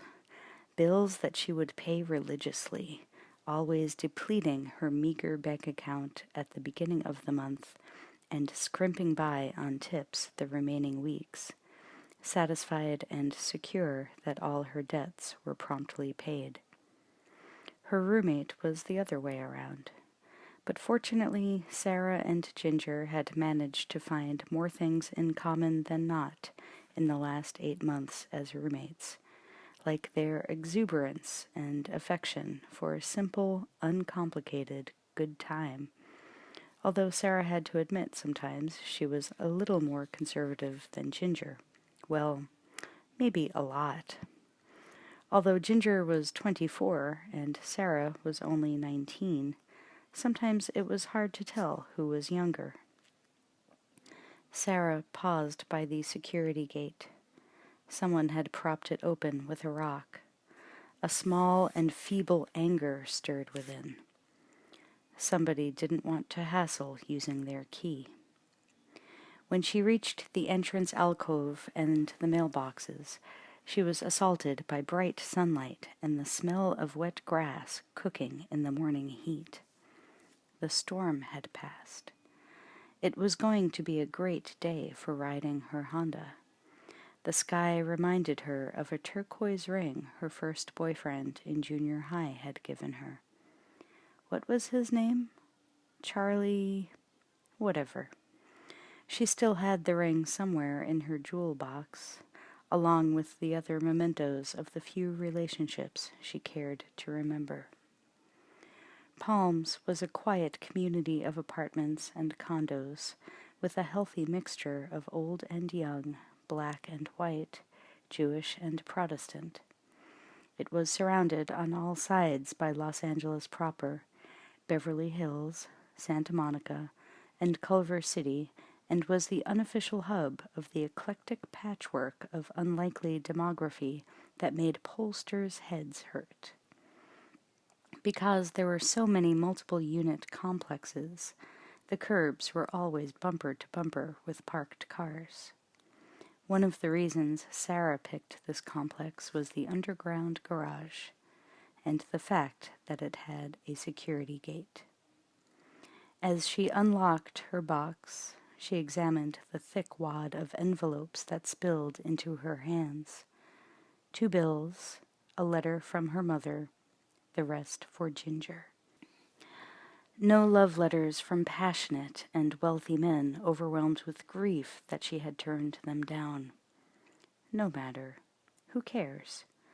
It would do, because tonight Sarah had a date. This was a day she had been looking forward to all week. A day she would remember for the rest of her life. Well, Sarah chuckled to herself, let's not get carried away. He wasn't Prince Charming, or even an especially wonderful man, but he did have tickets to the Julian Lennon concert at the Bowl. Sarah folded herself into a diaphanous daydream, filled with ardor that began politely with romantic possibility, then rose to a crescendo of ecstatic. Ginger Ventura jogged up the sidewalk and crashed into Sarah's fantasy, smiling as if reality were actually more fun. The tall brunette was out of breath, but not energy. She ran in place as they talked, her shoulder-length ebony curls bouncing like electrified licorice as she hopped from one leg to the other. The headphones blasting Bruce Springsteen into Ginger's ear at a volume Sarah could easily hear were held on by a sweat-soaked headband. Sarah smiled broadly at her roommate. If Ginger could act, and they were auditioning for Wonder Woman, Sarah had no doubt she'd be living with a star. Ginger was 5 feet 7 inches of Amazon, without an ounce of fat or flab. Ginger could never be static, but even standing still, she would turn heads. She was a live wire snaking and coiling around an inexhaustible power pack of optimistic enthusiasm. "Anything for me?" Ginger puffed. Sarah handed Ginger the bulk of the envelopes. Her eyes went wide when she read one. "Oh, my God! Today is the day!" Ginger grabbed Sarah's arm and led her back up to their apartment, absently kicking the rock out from under the gate. "What is it?" Sarah asked. "My test results. Gulp." "Test results? For what?" "Pregnancy, silly. Didn't I tell you?" Sarah stopped Ginger outside their door. "Ginger! Of course you didn't." "Must have slipped my mind," Ginger said flippantly as she entered the living room. Sarah was stunned, groping blindly to shut the door behind her as she followed Ginger into their apartment. Sarah stammered, "But you use birth control, Ginger. How could you get pregnant?" Ginger started to open the letter from the clinic, then hesitated. "You know organic me. I hate the pill, and foam does have a 20% failure rate. So I missed a period last month. So..." Sarah stared at the letter. "Well, what's the verdict?" Ginger covered her worry with a sly grin. "Bet you $5 it's negative." "Ginger, open it!" Ginger looked down at the paper. "Right," she said, sounding brave and macho and unwavering and scared shitless. She opened the letter. Sarah watched her friend's eyes as they rapidly scanned the contents. Then they looked up at her with a kind of dull acceptance. "What name do you like? Maybe just Junior, huh? Sarah's heart sank. Oh, no, Ginger. My God, what are you... are you going to... Ginger. Ginger grimaced, then crumpled the letter and tossed it on the coffee table. You want to know what I'm gonna do? Have a drink? And Ginger stood up like a criminal about to walk the last mile and trudged into the kitchen. Sarah watched her go in shock. What a mess. Ginger never got into messes like this. Ginger had all the handles on the world figured out. Ginger led a charmed life. Ginger was... Sarah narrowed her eyes with a sudden growing suspicion and walked over to the coffee table. She unwrapped the letter and read the results. A real funny girl. Sarah shook her head, simultaneously burning with both embarrassment and anger. She stalked into the kitchen, fuming. Okay, Ginger. Very funny. Ginger leaped out from behind the refrigerator and sprayed Sarah with a bottle of shaken Perrier. Sarah shrieked and batted the air before her blindly. You bitch! Sarah cried, but she was laughing now, despite herself. Why do I let you do this to me? Ginger winked at Sarah. Real question? Sarah nodded. Real answer. You love it, kiddo. Fuck you, Sarah said, smiling. Sarah shifted gears, going into a half-serious pout. You knew it was a pap smear result all along, didn't you, you rat? I sure as hell didn't think I was pregnant. I haven't missed a period since I was 13. Okay, then why do you do it to me? You're an easy target. I might surprise you one of these days. That would be nice. Ginger's teasing was beginning to take on that I'm kidding on the square tone. Sarah shook her head in exasperation. Ginger thought her karmic duty in life was to guide Sarah through the rough waters of each day. What Ginger and Sarah's mother and just about everyone else didn't realize was that little Sarah was doing just fine. She was working, going to school, and even managing to put a few bucks into a savings account.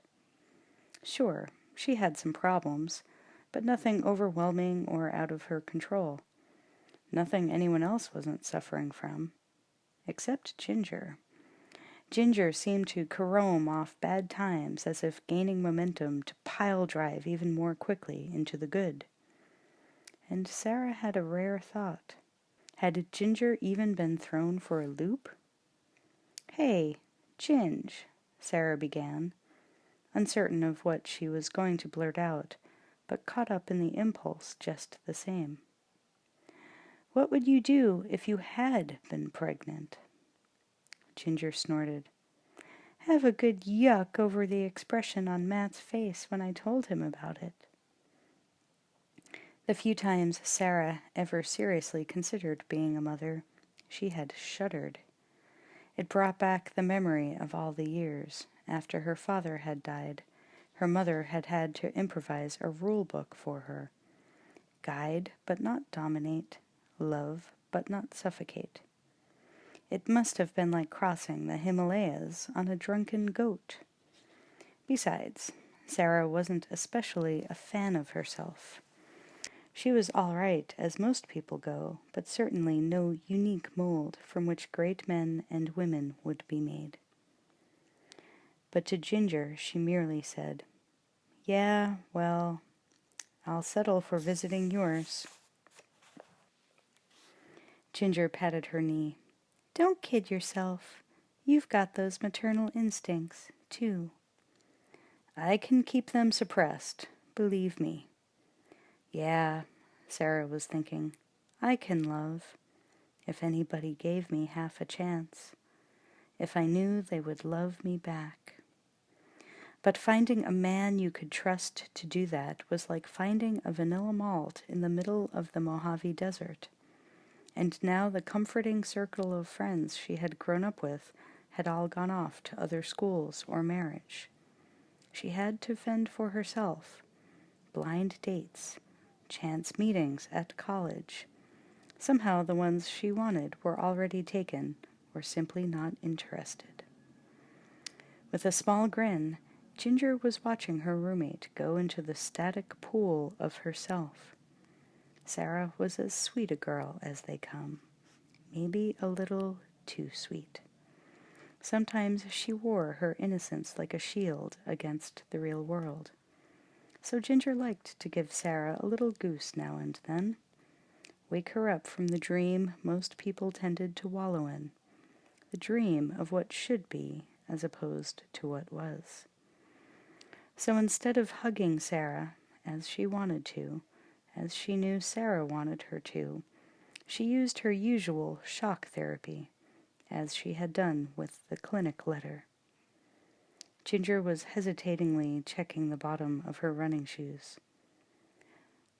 "I think I stepped on Pugsley." Sarah quickly shot a glance to the far end of the room.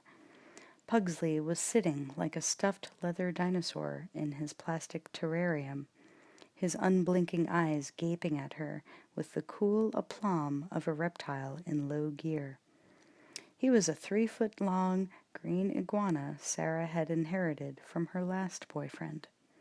She and Pugsley had formed a lasting relationship, one of mutual respect and love that far surpassed the one she had had with Pugsley's previous owner. Sarah put her hands on her hips and scowled down at Ginger, who was now winking up at her with a blatant smirk. "Got your juices going, eh?" "That's it! You die, Ventura!" And she leaped on top of her and ruthlessly went for Ginger's most vulnerable spot, the belly button.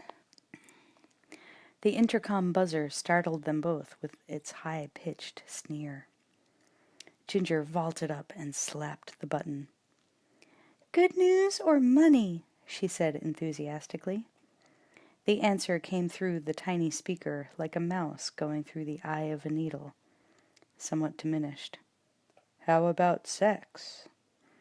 Ginger grinned down at Sarah and winked. Then she spoke into the intercom again. "Sure, pal. Come on up. Leave your clothes outside the door."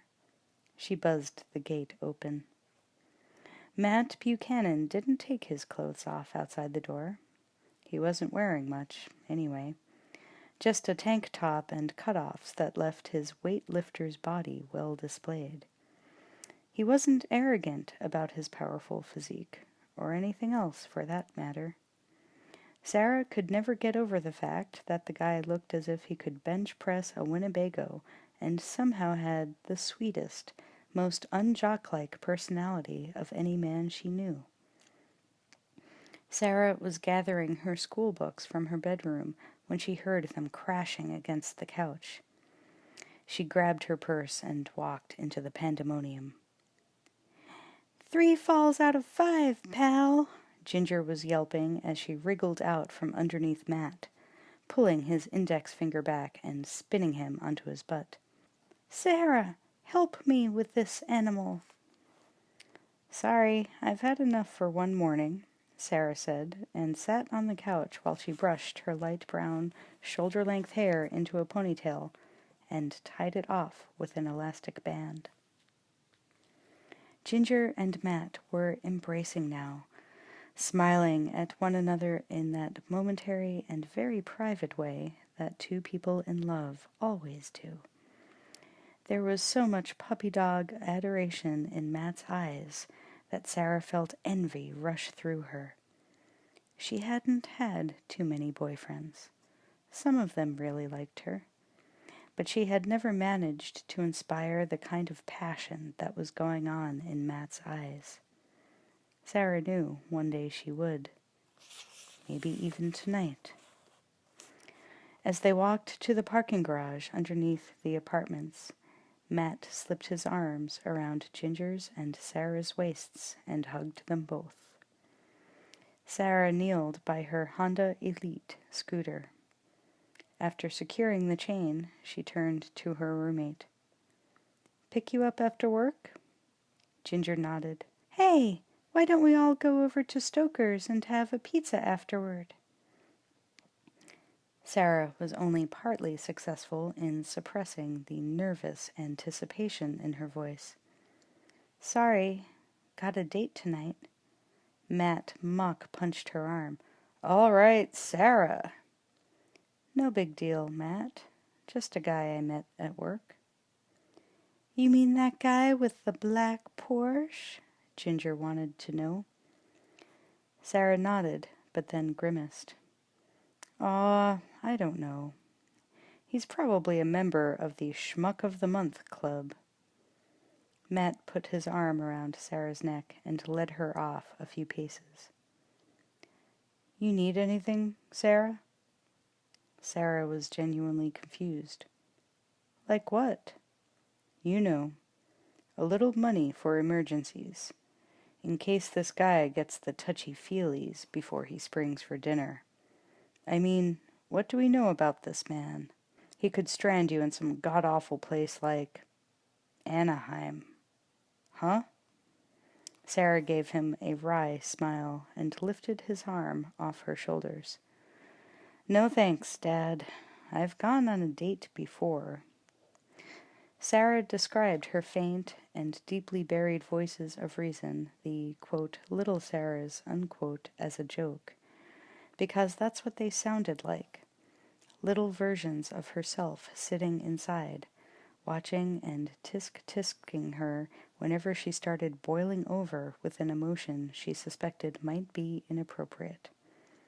Sometimes she relied on the little Sarahs. Sometimes she felt like choking them. Now they reminded her that Matt and Ginger cared about her, and she relaxed into a smile. "I can take care of myself." Matt lunged at her and gently bit the end of her nose. "Yeah, but what would you do if he tried that?"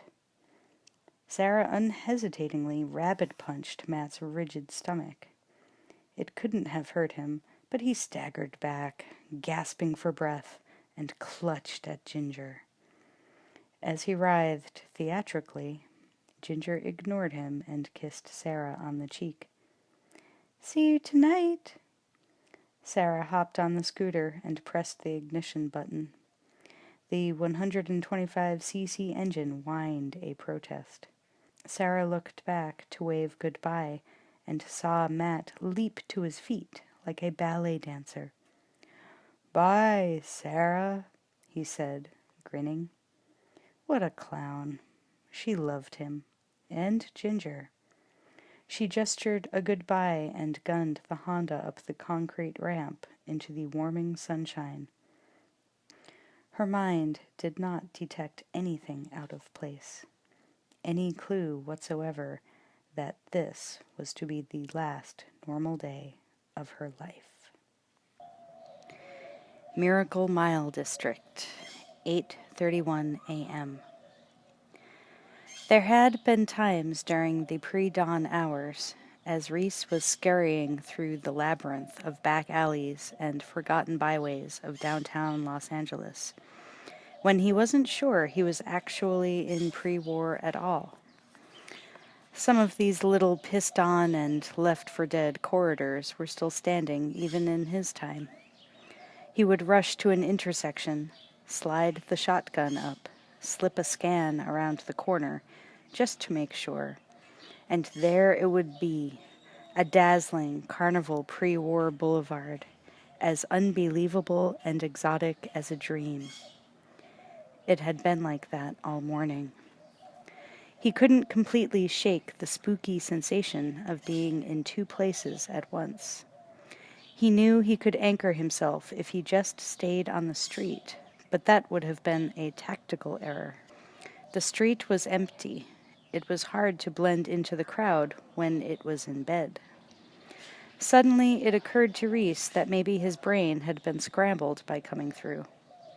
or the amphetamines that the techs had pumped into him were putting out a disastrous side effect.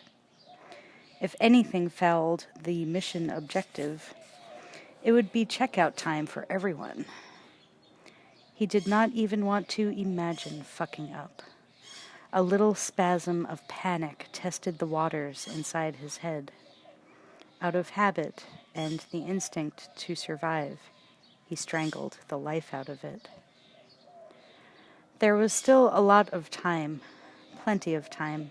John had briefed him that target acquisition would take place at 2019 hours at 6:56 Jasmine in Palms. Sarah J. Connor would be there, leaving the location. How John knew, Reese couldn't even begin to guess. But if John said it, it was true. You could bet your ass on it. He decided to keep moving on foot, getting a feel for the place, checking out primary and alternate routes. He went over his mental shopping list. If he was going to pull this one off, he would need more ammunition, for one thing. A lot more. The fear of death that he had often felt going into combat was completely overshadowed this time by the fear of failing. His death would be insignificant. Sarah J. Connor was another matter. Her death would be important. Reese was moving along the wall of a particularly nasty stretch of alley behind Gajewski's Foreign Auto Repair on Wilshire. Guaranteed to put the bite back in your bug, when the roar of an engine behind him erupted from his rear. Cover! Cover! Cover! Reese's body was moving before his brain kicked in. He leaped to the far side of a pile of trash cans stacked against the decomposing brick, and rolling, burrowed his way behind them. A delivery truck had tumbled into the alley's entrance a little too fast, tires screeching on the wet pavement as the half-asleep driver jumped on the brake to avoid the wall. Reese chambered around into the shotgun, his nerves jangling like high-wire tension cables, and brought it up as the delivery truck heaved and groaned past. Slowly, he released the pressure building up on the trigger and lowered the shotgun. The sleepy driver never saw Reese and would never know that he had been only a hairbreadth away from having his wife raise their children alone. Reese's heart was pumping loudly. He glanced up at the tiny slit of sky beyond the rim of buildings surrounding him. It was light. No good staying in the alleys anymore, Reese thought. Got to blend with the population. He had been carrying the long shotgun under his raincoat, held between his arm and side, but that wouldn't pass with the natives in full daylight. Time to adapt the weapon to street fighting mode. He rummaged through the trash bin beside him. Dead auto parts, bits of tubing, and greasy splinters of metal. Then he found what he was looking for, a rusty but usable hacksaw blade. Reese couldn't understand why so much perfectly good material was thrown away here. He could have built a combat carrier out of what he found in one trash bin. Reese put the blade to the shotgun stock just behind the trigger housing, leaving enough wood to act as a makeshift pistol grip. He dug deeper into the bin, but ran out of luck. Nothing to make a sling with. It was on the fourth try, in one of the bins farther down the wall, that he found a fraying piece of rope. Tying one end to the weapon's shortened stock, Reese made himself a sliding shoulder rig. When the time came, he could bring the weapon up smooth and fast, and the concealment was excellent. He'd have to be searched before anyone would notice he was armed. But by then, they'd already know. Reese buttoned his raincoat all the way to the top, even though the sky had come up cloudless and bright, unseasonably warm for March. He had never been so lonely in his life.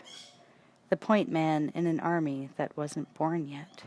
Rolling cautiously up to the mouth of the alley, he slipped a quick, feral glance at Wilshire Boulevard, and as casually as possible stepped onto it.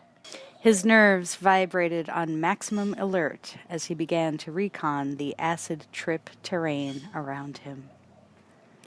People were already coming out into the street. A few were denizens of the alley world, but most of them were working class, waiting on the corner for a bus, or stepping off one with a purposeful rush in their walk and a cup of coffee that was going cold fast. Rhys couldn't begin to comprehend the rhythm of pre-war urban life. He was tuned to an entirely different scale of intensity. Casually strolling around in the daylight simply wasn't the way to keep on living in his world. They controlled the day. You had the night to play with. Though Rhys's rational mind told him it was safe, his instincts were screaming at him. He had to force himself to step away from the safety of the building's shadow into the multicolored swirl of activity going past. With his raincoat on, hiding the puckered laser pulse scars that dotted his compact frame, Rhys didn't look a lot different than anyone else on Wilshire, but he was out of sync. Too feral and serious even for the mean part of the city, like an untamed panther dropped into the center of a bright, gaudy, decadent zoo. He moved cautiously down the sidewalk, scrutinizing the faces that bobbed and weaved toward him. There was a quality there that he had never seen before, a kind of virginity or innocence, a lack of information that made even the older ones seem young. A boy in a pair of faded denims, perched atop a 2-foot board with wheels, weaved gracefully between the obstacle course of pedestrians. His body was moving and shaking to the beat of Springsteen's "Born in the USA," the music blasting into the street from a huge stereo the kid held on his shoulder. The sidewalks were a Babylon of display windows, each hoarding an incredible amount of treasure. Radios, lamps, stereos, TV sets, rows of them, stacks of them, 3 and 4 high. One window held nothing but TV sets, all of them tuned to the same station. Bryant Gumbel and Jane Pauley chatted to each other simultaneously on 40 screens. Rhys was transfixed by the sheer vulgarity of the display. Everywhere he looked, his eyes were threatened with visual overload. A grotesque jack-in-the-box clown leered across the street at the pink and yellow Pussycat Theater marquee. Billboards with the gargantuan faces of beautiful men and women smiled down on him, extolling the wonders of Caesar's Palace and the Golden Nugget. A rugged-looking 50-foot man in a sheepskin coat invited Rhys to come to Marlborough country, where all the flavor is. Rhys had never heard of the place, but the sign got him thinking about food. He realized he was hungry. Down the street was a grimy little hole-in-the-wall takeout stand. A faded sign proudly boasted that you could get pizza by the slice there 24 hours a day. Rhys didn't know what pizza was, but he could tell by the smell that it was all right to eat. He hovered near the place, scoping it out, trying to figure out how the system worked without giving himself away. Rhys watched as an overweight man in a loud plaid shirt stepped up to the window. "Give me a slice with everything. Hold the anchovies," he said. The man behind the window handed a steaming triangle to the plaid shirt man. The plaid shirt man then passed some green bills to the man behind the window and walked away. Reese watched the transaction intently. He knew about money, but had none. Quickly, he searched the pockets of Chance's trousers. Nothing. The smell of the pizza was doing things to his stomach. It rumbled demandingly. Fuck it, Reese thought, and stepped to the window. Slowly, the man behind it glanced up from his newspaper with a look of annoyance. Yeah? The counterman asked indifferently. Reese repeated the litany. Give me a slice with everything. Hold the anchovies, he said. The man laid a slice of the hot, steaming stuff on the counter, just inches away from Reese's nose, then turned to his register. That'll be $1.60, he said over his shoulder. When he turned back, Reese was gone. Enraged, the counterman jumped halfway out the window, eyes searching up and down the street.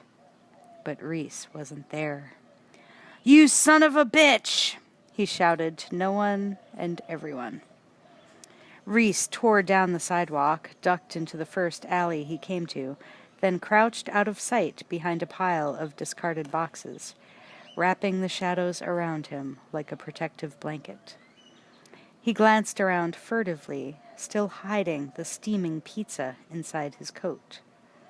The exotic, spicy smell of it had taken possession of him, the way the scent of fresh blood consumes the mind of a wild animal. When he was sure that he was alone, he brought it out and wolfed it down, reveling in the taste, barely noticing that the cheese burned the roof of his mouth. He hadn't even swallowed when he heard the low growl of a dog behind him. Reese whipped around. A nasty-looking mongrel was crouching in the shadow of a doorway, staring longingly at the crust in his hand. Reese started to raise the crust to his lips, then paused. God damn it, he thought, and lowered his hand. To turn down a hungry dog was a crime. They were partners in survival. Slowly, Reese extended his hand toward the animal. The mongrel cautiously trotted out of the doorway, and keeping his eyes glued warily on the man, seized the crust. For good luck, Reese gently ruffled the fur between the dog's ears until the animal's tail began to swing back and forth as it settled onto the asphalt at his feet. Leaving the hungry mongrel to its breakfast, Reese walked back to the edge of the street. The pangs of hunger within him had subsided now, and the sun was rising well up into the morning sky. He hovered at the edge of the alley wall and surveyed the parade of passing cars. He would need one soon, and many other things as well. Time to move out, he said to himself. Silver Lake District, Panama Hotel, 10:20 a.m. It was a 4-story fire trap that smelled of disinfectant and stopped-up toilets. In the winter, it was a refrigerator, and in the summer, an oven, chilling or baking the human contents mercilessly. But it was cheap, back from the main street, with a fire escape he could climb out of and into an alley, unseen by the desk clerk. Therefore he selected it, threw a wad of bills onto the counter, and refused to sign the register.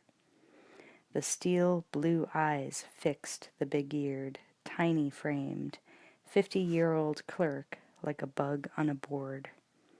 The clerk muttered something about writing Mr. Smith in the book for him, then handed him the keys to the small room up the stairs.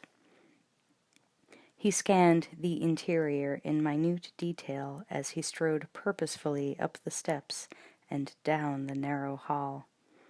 Rotted wood floorboards, lumpy walls, like parboiled flesh, where the third layer of hastily applied paint was peeling back.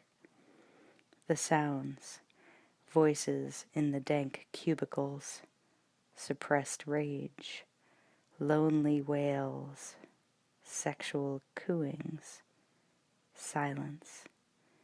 Many of the rooms were vacant. Good. He walked into his room and paused, taking it all in at a sweeping glance. The window that led to the fire escape, the small table, a desk, a rusty springed bed, an alcove with sink and toilet, an outlet, AC 110. Good. He began setting out his tools. He had come down Ventura Canyon Road in the dark, seeing no cars or people. He had to walk because the chronoporting had fused electrical circuits in 100-meter circumference. So he came down the mountain like an implacable god descending Olympus, the ornamental chains on the dead punk's heavy boots clanking with each step. Searching. He had an indeterminate time to locate and terminate the target, and therefore could be thorough in acquiring the proper equipment. His clothes were ill-fitting, but he would get more later, if necessary. First, orientation. As the lip of the horizon began to bruise with daylight, Terminator encountered a woman in her late 40s walking from her front door to her BMW sedan, dangling keys and carrying a huge leather purse. He stood at the edge of the driveway just out of sight behind a bush and watched for signs of life in the large house from which the woman had emerged. No sounds or light or movement. Good. He considered his options and decided to wait and watch.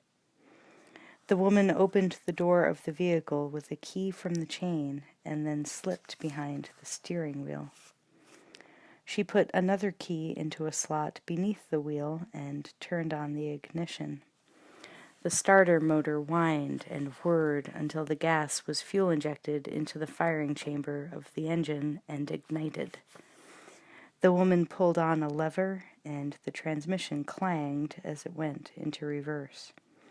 She pulled another lever, and a light went out on the dash. Then she let her foot off the pedal on the floor and backed out of the driveway. Simple. Terminator calculated possible alternatives as he continued walking into the city. 10 minutes later, he found a suitable vehicle. A station wagon, Ford Kingswood Estate, circa 1978. No one was around. The suburban street was still in the gray and pink blush of early morning. He walked up to the yellow car and rammed his fist through the side window. The glass crystallized from the force of the blow. Unmindful of the crinkly shards strewn all over the seat, Terminator reached in and unlocked the door. He slid behind the wheel and scanned the interior, the dash controls. It took a moment for him to recall data on this particular model, but in a moment he saw it in his memory with precise detail. He leaned down and, using the heel of his hand, smashed the ignition assembly on the steering column. It broke open like ripe fruit. He ripped the plastic steering column cover away with one motion, tearing the lock cylinder out of its setting in the process. Using his fingers like pliers, he reached in and turned the tiny exposed shaft by hand. The engine turned over twice and caught. He recalled the woman in the BMW and adapted her movements to this vehicle, backing the car into the street. He paused for a brief moment, re-examining the gear shift, then pushed it into drive and sped off down the street. Total time, 11 seconds. He noted the layout of the city. The streets matched the map in his memory, his perfect and nearly boundless memory. Each street name and corresponding landmark was duly noted, never to be forgotten. He cruised Los Feliz Boulevard until it knifed into Sunset, then turned southeast. A few blocks later, he found what he was looking for, a hardware store owner just opening up for the day. Terminator was his first customer, and his last. Afterward, on his way to secure weapons, he located his base of operations, renting a room at the Panama. He looked down at the tools he had raided as they lay on the bed. X-Acto blades, tweezers, pliers, penlight, metric set, screwdrivers, several files, and other odds and ends. He had also taken a pile of work clothes and the owner's black leather jacket as backups to the clothes he had on. There wasn't much money in the register, but then Terminator didn't need much. This would be a short mission. He went out the fire escape to test it as an alternate route. No one saw him leave. Garrett's Gun Shop, 10:23 a.m. Rob Garrett, behind the glass counter, looked up into the steel blue eyes of the customer. He looked like a weightlifter, but he was dressed like those crazy kids on Melrose. Probably a nut. City was full of them. They came in all sizes here. Rob had first gone into the drugstore business in Bangor, Maine, 14 years ago.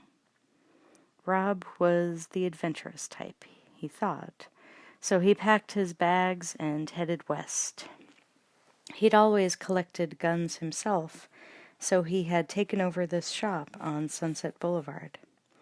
At first he had been wary of dealing with the serious issue lowlifes who came into the shop, but in the last few years he had learned to spot the dangerous ones and mostly avoided trouble.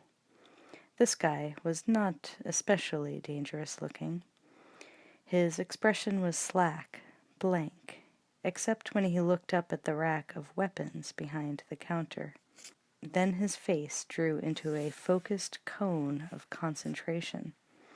His eyes paused on each gun as if he could identify every one.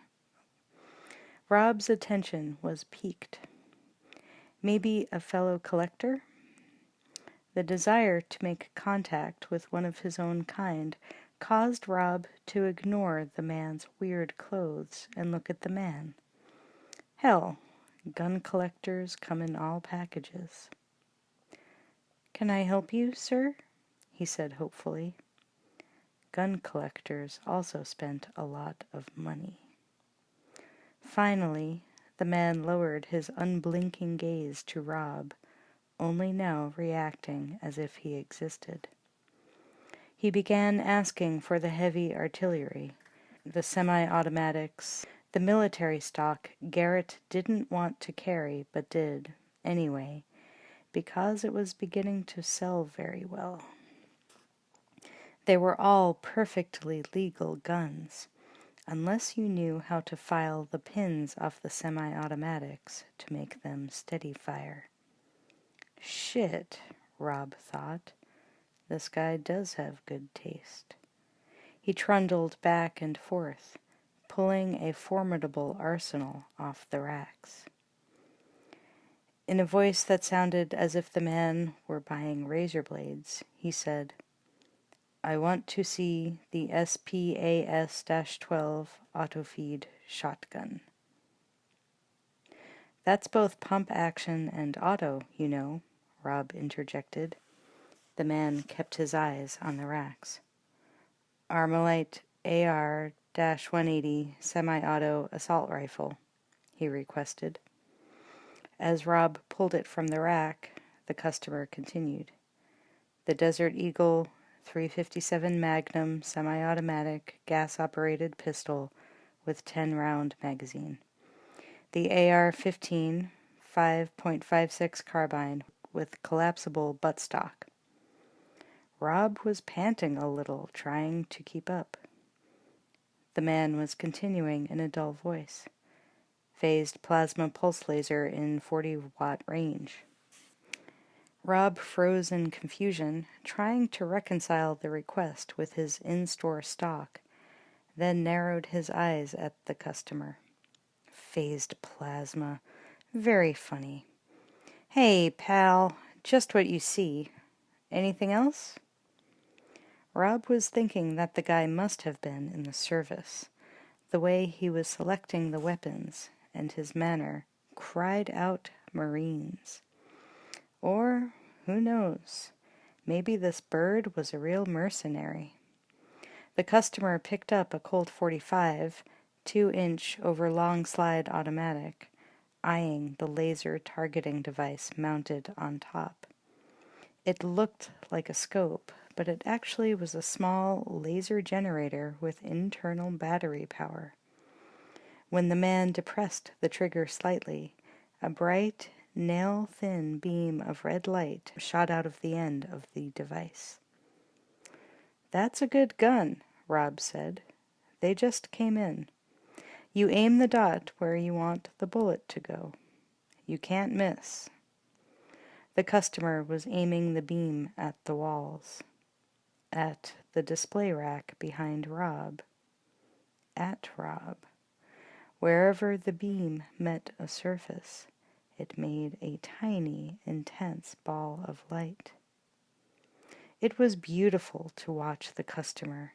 He was moving the bolt back and forth, over and over, almost as if he could become an extension of the weapon itself. Fascinating. The man moved his eyes carefully over the shelves again, all the while working the actions of the growing pile of weapons, seeming to familiarize himself instantly with their operation. Then he turned that steady gaze on the owner again. Uzi 9mm. Rob went to get it, saying, "You know your weapons, buddy. Any one of these is ideal for home defense." Rob watched for a smile, but it didn't come. Screw the jokes. Better tend to business. "Which ones do you want?" "All," the taciturn man said, toneless and certain. Rob raised his eyebrows. "I may close early today. There's a 15-day wait on the handguns, but the rifles you can take right now." Rob began wrapping them up, but turned when he heard the rattle of shell casings on glass. The man was calmly ripping open a box of 12-gauge cartridges and sliding them rapidly into the autoloader. "Hey, you can't do that!" The man faced Rob and raised the shotgun to his face. The customer said, "Wrong." Rob thought for a moment that it was another stupid joke, and then, a second before the shotgun blast, in a quiet revelation, he realized that he should have stayed in Maine. Terminator carried the weapons and the sacks of ammunition to the station wagon and put them in the back. They were primitive killing mechanisms, but he estimated his firepower was comfortably above the minimum requirement for the situation. After he'd first stolen the station wagon, it had taken him about 16 minutes to adjust to the random patterns of city traffic. Twice he had run cars onto the sidewalk, and once he had plowed through an intersection and sideswiped an RTD bus. But then he learned to calculate the ebb and flow of the vehicles, and through memory and analysis of contextual activity, pieced together the rules of the road. He was learning his way around. Panama Hotel, 11:19 a.m. Terminator sat at a small table, carefully filing away the welded plate that prevented the Uzi from firing full auto. He had finished converting and loading all the other weapons within 30 minutes by working in a steady, tireless rhythm. The plate dropped out with a quiet clink. A squeeze of the trigger would now unleash 9mm bullets at a cyclic rate of fire of over 800 rounds per minute, the secret of the Uzi's legendary firepower. He loaded a full magazine into the auto pistol, then placed it on the bed alongside the other weapons. He had carried them in through the fire escape window. This was his base of operations. It had to be secure, therefore he could not bring attention to it by any overtly aggressive behavior, such as outright life denial. He knew enough about this society to avoid doing anything that would jeopardize this neutral zone. That was why he had paid the desk clerk for the room. That was why he had needed a back entrance to the room. But away from the room he could do anything he wanted without concern, because he would be constantly on the move, constantly driving forward until he reached and terminated his assigned target. After that, nothing mattered.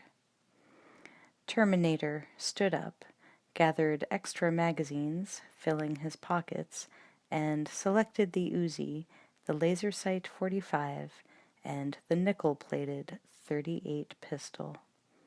For his first run, he wanted to go light.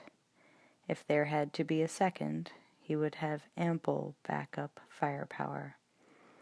Then he slipped out the window and crawled easily down the fire escape to the alley and his car. It was time to access the target.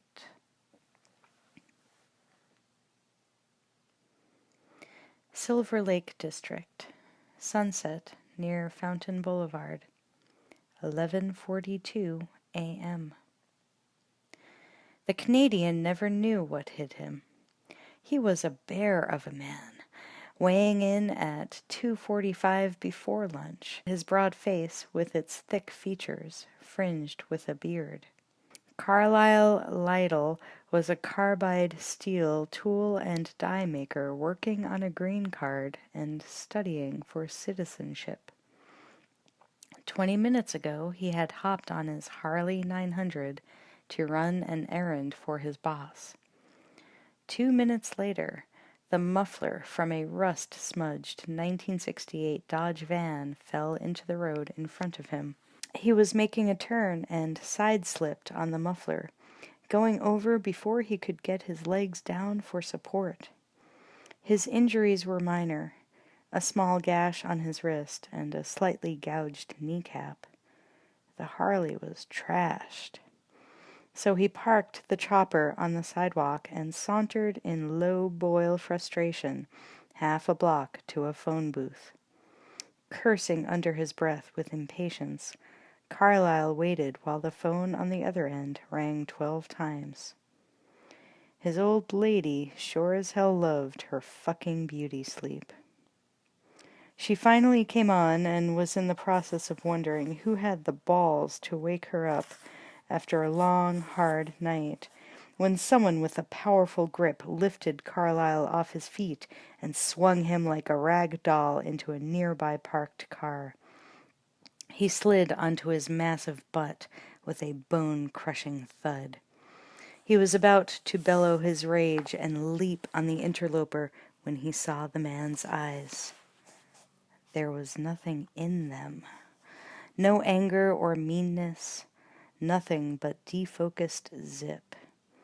He was grabbing the phone book and leafing through it, as if Carlisle had ceased to exist. He was a big man. Carlisle was bigger.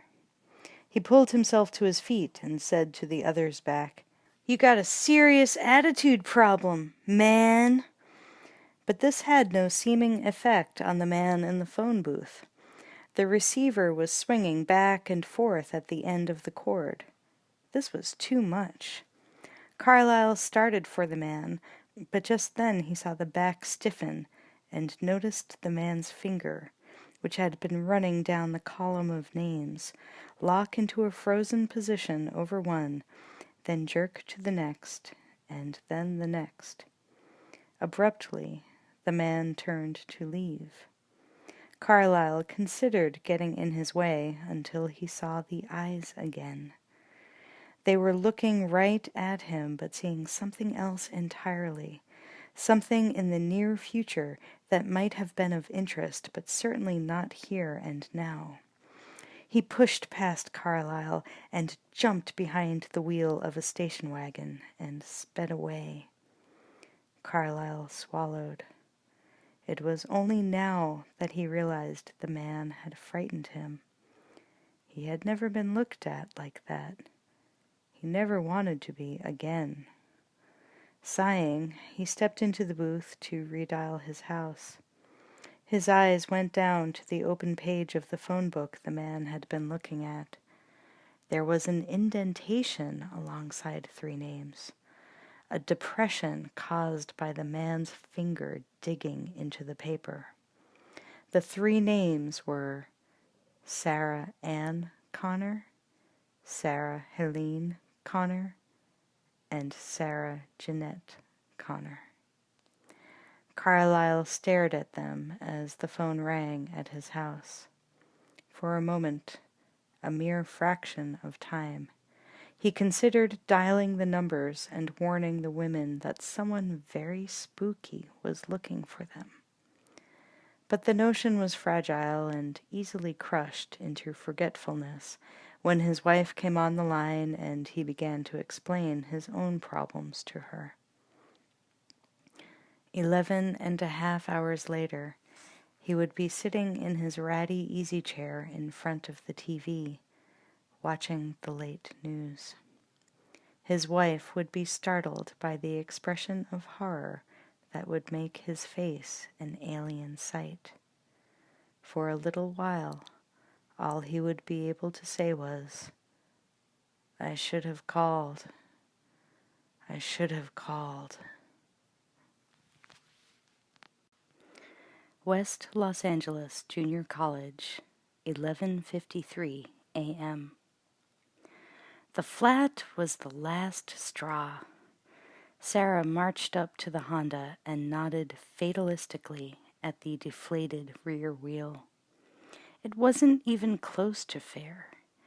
There was no reason for this to have happened to her. Okay, maybe she'd find a nail in the treads, sure. But why today? Why not tomorrow or yesterday? In either case, she had a light schedule and could have easily accommodated disaster. But today? Why? Things had begun well enough. After leaving her apartment, she'd had an uneventful and dreamy ride to school. Traffic was surprisingly mild, and the drivers had been uncommonly alert and gracious. So she had allowed herself to do something very suicidal when riding a 2-wheeled vehicle in Los Angeles city traffic. Daydream. She was thinking about Stan Morsky and their date that night. She hadn't planned on it, but the images welled up over the vision of the road before her and simply washed reality away. She remembered his dark blue eyes and his smile. It wasn't especially sincere, but it was smooth, and it was inspired by her. Okay, she had to admit, it wasn't anything like the expression Ginger could inspire in Matt. But it reminded her of a smile she had been able to inspire 2 years ago. Senior year.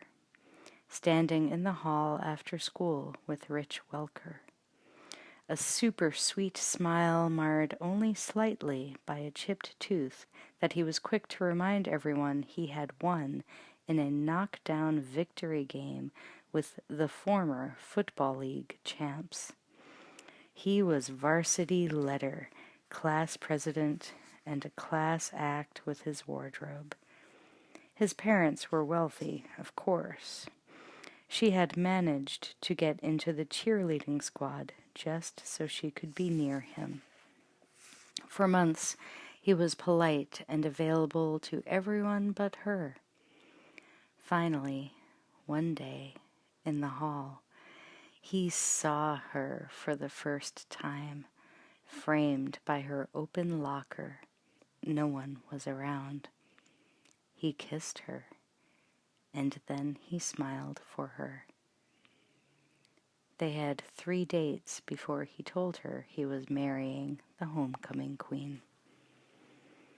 Hurriedly, Sarah clicked that thought off and went back to Stan. He was a lot like Rich. Classy, handsome, drove a Porsche, with a dreamy expression and a gorgeous smile. He was funny and polite, and when he had asked her out, she had been surprised. There was no warning. She was waiting his table, and he would make amusing comments from time to time as she made certain he was being well looked after.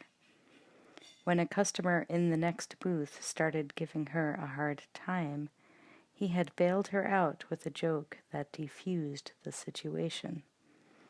As she was thanking him for coming to her rescue, he asked her to go to the concert with him. The only major problem she faced now was what to wear. This guy was really upscale. Maybe Ginger would help her decide. Then her scooter began to stutter and cough. It was dying underneath her. It rolled to a stop in the middle lane. Cars on all sides began honking, the drivers quickly turning vicious as their deepest hostilities burst through the thin veneer of patience to find a convenient target. She somehow was unsurprised, and that was what surprised her as she walked the dead scooter to the curb. Then she realized why she was not surprised. She remembered forgetting to put gas in the Honda last night on her way home from the library. Lame. Okay, just a few minutes behind schedule so far. No big deal. She walked the scooter a block to a gas station, and that was that. Her first class on Fridays was a real adventure. Linguistics. Professor Miller kept her after class for her increasingly frequent tardiness. Sarah's next major crisis was in Psych 104. Rod Smith was one of the few men on campus who had discerned that the most beautiful women took psych classes.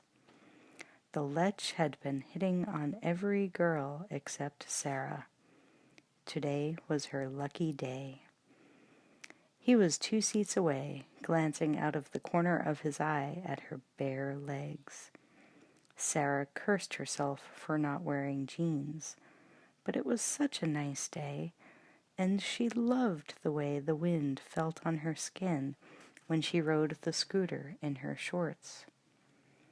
Rod was reminding her, unconsciously, of course, about the unwritten law of the civilized jungle. If you wear something sexy, men have a right to stare. She decided to ignore Rod, and although he did not exactly go away, he did shrink in her mind to a small nuisance. Until class was over. He followed her outside and walked with her across the quad, striking up an amiable conversation. She wasn't listening to the words. She was hearing the tone, which was urgent and hungry. He probably wasn't listening to himself, either. He concluded with, We haven't talked much. I think we should. There's a lot we could learn from one another." Sarah stopped walking and faced him. There was no sign in his eyes that he was capable of distinguishing her from any other female on campus. She wasn't Sarah. She was simply a romantic target. It would be especially nice if he vanished, so she said, "The only thing I want to learn from you, Rod, is what you look like when you're walking away." She was amazed to see the effect this had on him. Suddenly humbled, his face reddened, and with much embarrassment he sauntered off. It was an act, she thought. Wasn't it? God, she didn't mean to come off so hard. Maybe this poor guy did have some feelings for her. Then she reached her Honda and saw the flat. She called Rod back. It was an impulse that would haunt her later. She went into her pretty smile, and Rod brightened up. In a few minutes he was grunting at her feet, patching and repairing the tire. She realized she would have to repay his generosity, and so did he. When Rod finished, he wiped his hands on his jeans and slipped an arm around her waist. He pulled her to him and said, "I knew you'd come around." There was the look, mutating his face into what suddenly seemed to Sarah to be a textbook example of slack-jawed lust. She couldn't help herself. She laughed. As she watched Rod stomp off in anger, she realized she had made an enemy. Wonderful, Sarah thought, and mounted the scooter. Not too bad a day so far. As Sarah rode off to work, she allowed herself the feeble hope that she might only be a few minutes late. Surely this morning, which would live in infamy, was enough to appease the gods. But sometimes the gods are never satisfied. Studio City, 12856 Hatteras Street, 12:02 p.m.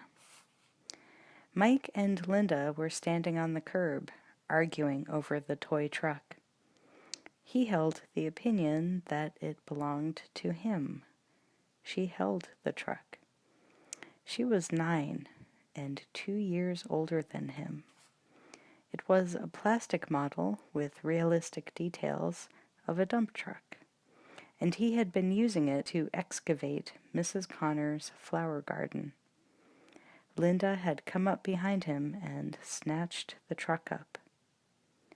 "Mom said you couldn't play over here anymore." Mike clutched at the truck. "You're not Mom, butt-face." "She said I was in charge while she went to the store," Linda answered haughtily. But Mike lunged and knocked the toy out of her arms. When it struck the dirt, he dived for it. The truck bounced into the street and rolled to a stop. "Real smart move, Mikey." Mike shrugged and started to go get it. A car was coming down the street. The driver was methodically scanning houses for the addresses. Linda saw it coming and ran after Mike. She yanked him back. "Wait for the car, stupid." Mike squirmed impatiently as the station wagon approached. Come on," he commanded the driver.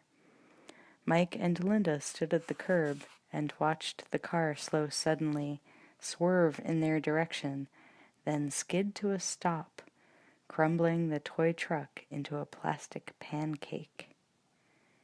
The children froze, Linda stepping back with apprehension, Mike blinking back surprise and swelling outrage. Mike and Linda looked up at the giant man as he unfolded himself from the car and stomped up to them. He was someone from a beanstalk, Mike was thinking. Linda was just scared, holding Mike around the neck. The man just walked past as if he couldn't see them. "Hey!" Mike called out before Linda could clamp her hand over his mouth. Terminator ignored the children and walked up to the Connor house. He rapped on the door. A little Pomeranian yapped ineffectually at his heels. It meant nothing to him. He was waiting for Sarah Connor. She came to the door and opened it to the length of the chain lock. "Yes?" she asked cautiously, staring through the crack at this huge, bizarre-looking man. "Sarah Connor?" Terminator asked blandly. "Yes." He punched the door. It snapped the chain and swung inward, throwing the woman off balance. She screamed and fell back. In an instant, Terminator pulled out the .45 and activated the laser sight. It streaked across the room and locked on her forehead as Terminator aimed. She was blinded for a second by the red glare. Then her vision was shattered as a bullet exploded from the gun and struck her 2 centimeters above the right eyebrow. She collapsed on the carpet, and Terminator brought the beam down and centered it on her chest. He fired the weapon until it was empty. The staccato blasts echoed over the high-pitched yaps of the Pomeranian on the porch. Terminator leaned down and, using an X-Acto knife, made an incision from the ankle to the knee. Mike had run forward after the man before he went into the house, and now he was standing on the sidewalk, looking through the open door at the violence inside. He had no scale for this. He loved cartoons, especially Tom and Jerry. He laughed when Tom would topple something on Jerry and the cat would flatten, like his truck, and then bounce back to normal. Mrs. Connor wasn't bouncing back.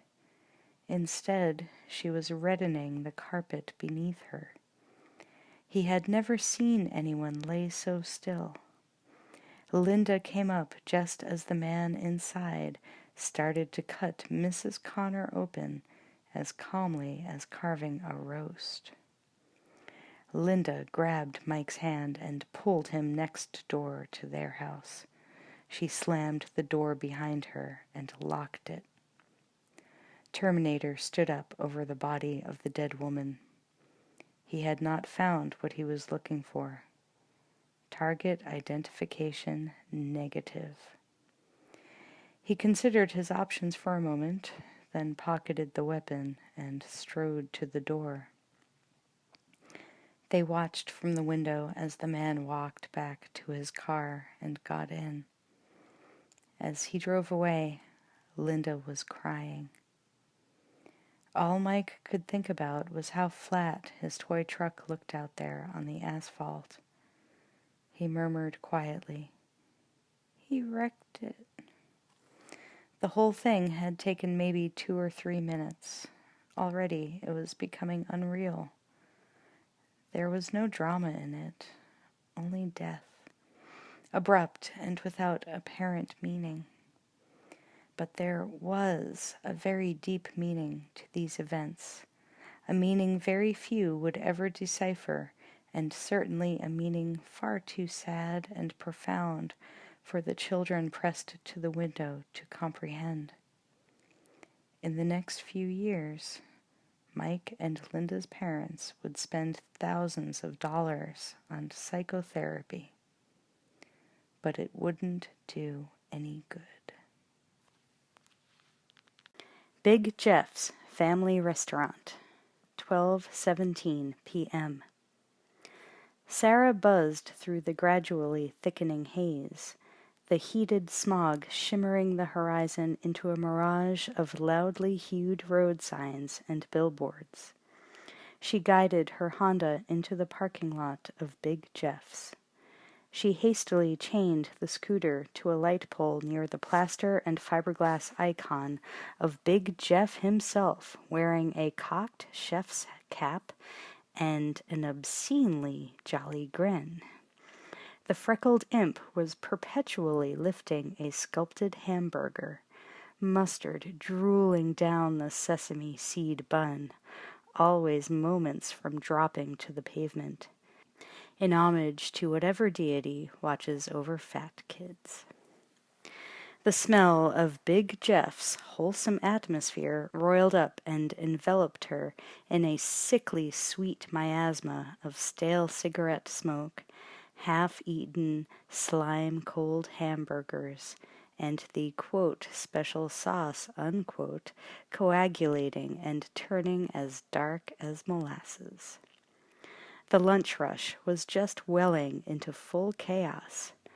Busboys hovered conspicuously, buzzard-like in their patience, clearing tables of culinary debris moments after the perpetrators of the mess departed.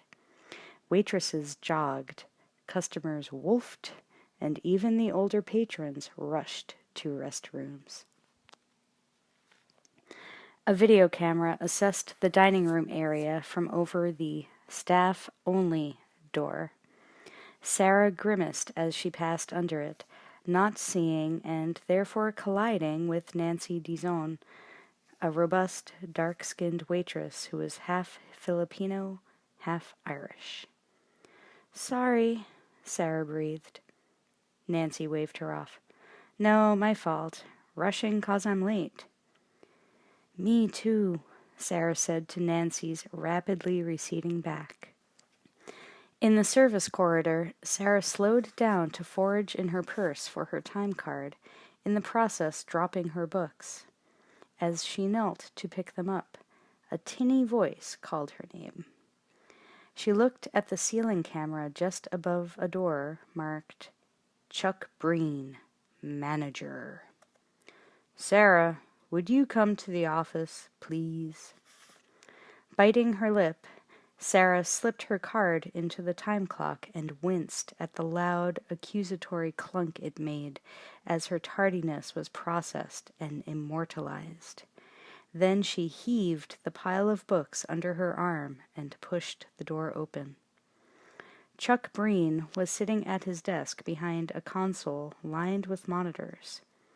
All he needed was a uniform to look the part of a security guard. He wore no badges, except perhaps in his heart. Sarah tried her brightest, bravest smile. "Hi, Chuck, guess what? I'm late." She said it as one word, but Chuck picked it apart and figured it out. He leaned into the underglow of a monitor, and the moonscape of his pimple-pocked face went into bas-relief. Charming. "This," Chuck indicated the computer on his desk, "is an Apple Macintosh 128K with a multi-plan spreadsheet. It's my organizer. I record wages, tips, work schedules, and, most importantly, the time clock. You're exactly 18 minutes late, Connor. Excuse?" "I had a flat." "Why is it, Connor, that so many people's tires seem unable to hold air when I haven't had a flat in 10 years? "For the last 10 years you've taken the bus," Sarah answered evenly. "As everyone without reliable transportation should." "My bike is usually reliable. I haven't had a flat in—" "Excuse me, Connor. I don't want to hear the history of your moped." "It's a scooter, Chuck," she said. "What are you doing?" the little Sarahs chided. "You need this job." For a moment Sarah tried to throw off the cautious voices. Then she gave in. "Listen, Chuck, I'm sorry. It won't happen again." Simple, humble, reassuring. With most people it would have been enough. Not this guy. "Look, Sarah, someday you're going to have to learn that you have basic responsibilities you must fulfill as an adult. Care for yourself, your family, and honor your commitments to others, namely, your employer. You must not be late again." Why do people have to act like this? She thought. The urge to tell Chuck how relevant his cosmic view was to her right now rose to a peak, but it was beaten back by the little Sarahs who counseled job preservation. This was strangling time. It seemed to another part of Sarah that she should have been able to say something more than she had, but she didn't, and that was a little sad. But it was the decision she made, and Sarah was not about to sit on her hands and yell about the pain. "I'm docking you half a unit." He motioned her over and pointed at her name, flashing like a miniature neon in a ghostly electronic limbo. "See? It's entered." Chuck was back into the black and white fish bowls, his eyes scanning independently, reminding Sarah of Pugsley as he contemplated a chunk of lettuce. "Ain't life grand?" she murmured to herself as she went out the door. Outside, Sarah felt herself stiffening with rage. She hurried around the corner, and just outside the dressing room she whirled around and flipped a bird in the direction of the manager's office. Chuck's voice came over a speaker. "Bad attitude, Connor. That's not the kind of thing a Jeff's girl should be doing. Remember, you are a Jeff's girl, at least for the time being." Sarah had forgotten the camera at the other end of the corridor. "Don't forget to push the Jeff's salad today, okay?" Nancy strode down the hall toward her. "Come on," she said. "Big Jeff is watching you." Inside the dressing room, Sarah tiredly dropped her books on the floor of her locker. "I'll bet he has one of those cameras hidden in here somewhere." "Oh, yeah?" Nancy murmured. She lifted her Jeff's skirt and yanked her panties down and mooned the room. "This is for you, crater face." Sarah laughed, releasing the last remnants of the anger, then started to undress. "Careful," Nancy warned, smacking her ever-present wad of 5 sticks of gum. Sarah faked paranoia and faced the wall, hiding behind the locker door as she got out of her clothes and into the purple and pink blouse and skirt. Nancy dawdled, gold-bricking, waiting for Sarah to finish, using the time for her favorite activity, gossiping about their fellow waitresses. Today she was blathering happily about Sue Ellen, the new trainee with the sloppy habit of sneezing wetly on the food just before serving it. Sarah hurried her makeup, applying a little liner and a touch of blush to bring herself back from the dead. The day was taking its toll, that was for sure. When she was little, her mother used to tell her she had eyes that would one day drive men crazy. She studied them now. The lower lids drooped slightly. Her mother said women would envy that sexy look. But Sarah only thought it made her look as if she just got up after a long night. And the color. Her mother had raved about that, too. Mahogany to match her chestnut hair. Sarah smiled to herself, then tossed her head back and tightened her face, studying the effects a few dabs of mascara made. The usual. Sarah saw only dark brown eyes and light brown hair. Nice try, Mom. A moment later she stood before the full-length mirror and put her hair into the official Big Jeff's net. "Hi," Sarah said, adopting a vacuous smile. "My name is Sarah, and I'll be your waitress." She pinched her cheeks for good measure. Peaches and cream. "I'm so fucking wholesome." That put Nancy on the floor. Big Jeff's Family Restaurant, 4:34 p.m. Sarah was gamely running the gauntlet of rabid customers, weaving between tables like a road company ballerina, deftly balancing 3 full dinners on her outstretched arms and gripping a Jeff's salad in one hand. A beefy, middle-aged man with a bear's face and a look of indignation reached out and tugged her apron. With practiced aplomb, Sarah shifted the weight to avoid sudden disaster and faced the man, who pointed in vexation at his plate of fries. "How about a bottle of ketchup, huh?" Sarah put on her vacuous grimace and burbled ingenuously. "You mean in addition to the one you already have on your table?" The man followed her eyes to the bottle of ketchup tucked behind the menu rack. Marching on, she unloaded her culinary cargo at a booth filled with impatient men. As she started sorting out who got what, an old man a few tables away shouted that he wanted his coffee now. She tossed a "Be right with you" over her shoulder, then faced the immediate problem. "Okay, who gets the burly beef?" One answered, "I ordered barbecue beef." Another cut in, "I think that's mine, but I didn't order fries." Another overlapped, "Mine's the chili cheese deluxe." Sarah was falling behind the whole thing.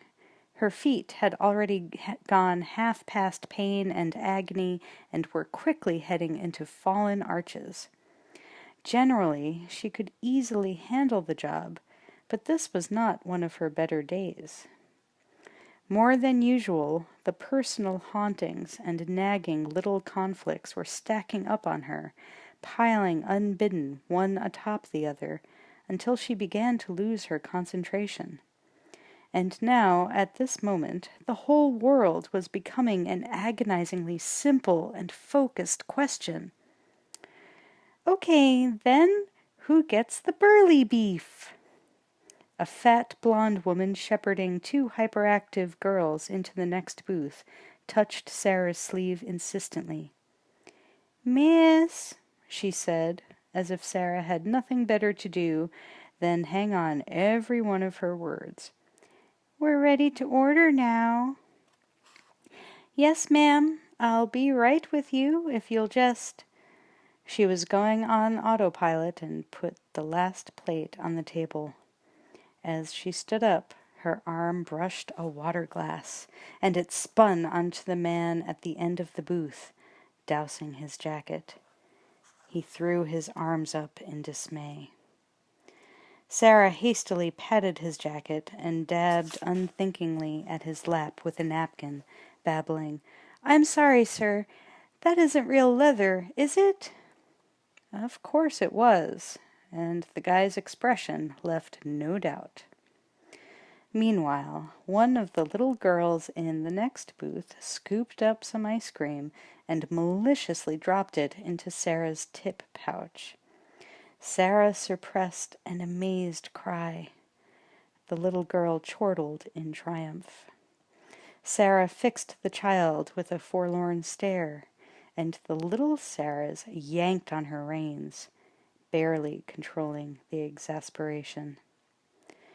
The man whose jacket Sarah had drenched muttered, "Nice going, kid. Ought to give you the tip." Sarah just stood there, the sense of malevolent forces whirling around her, increasing. Nancy, passing behind her in the aisle, patted her shoulder, tilting her head sideways with an impish grin. "Look at it this way, Connor. In 100 years, who's gonna care?"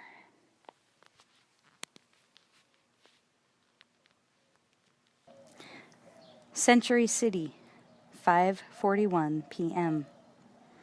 Reese's nervous system started pouring out the sweat as, one by one, squeaky clean men and women, their hair sprayed perfectly in place, their clothes spotless and unwrinkled, began to crowd around him on the curb at Pico and Doheny, waiting for the light to change. The people seemed like an alien race. He hadn't expected that. They laid a hungry fear on him that sent his antenna up and sharpened his edge. After 6 hours, he still wasn't used to them. But outwardly, Reese was doing the statue number, putting out stillness, like a Skid Row Buddha, one hand clutching a brown grocery bag, the other reassuringly wrapped around the handle of the .38 in his coat pocket. All the eyes around him were glued to the red light 20 meters away. Reese sniffed at the scent they brought to the air, that terrible smell again, the acrid, sweet chemical lie of perfume. He hadn't found the comforting, pungent aroma of a human being all day. Eventually, the signal across the street went green. Traffic changed direction, and the group of pedestrians, in their Calvin Klein camouflage, charged forward into the crosswalk. Reese hung back, letting them pass, keeping them in front of him, downwind. He reached the southwest corner of Doheny, alone now, and surveyed the cars parked along the street. All day he had been hunting for one that fit the mission profile. He was after function, not form. It had to be heavy, with a large chassis to absorb incoming fire, and have a good-size engine to move something that big, fast. And it had to be inconspicuous. His search had been confined to back streets and parking lots. The dealerships were of no use to him. He was going to buy his car with a coat hanger. A couple of times he came close. Right vehicle type, in secure terrain, clear of civilians. He was halfway into a mud-splattered Cadillac on Spalding when the owner's kids came home from school.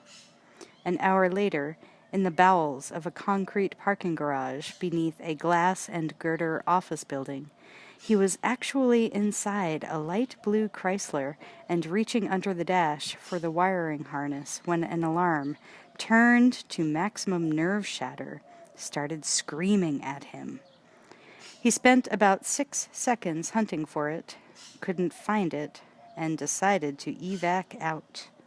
Fucking machines. He hated losing to them.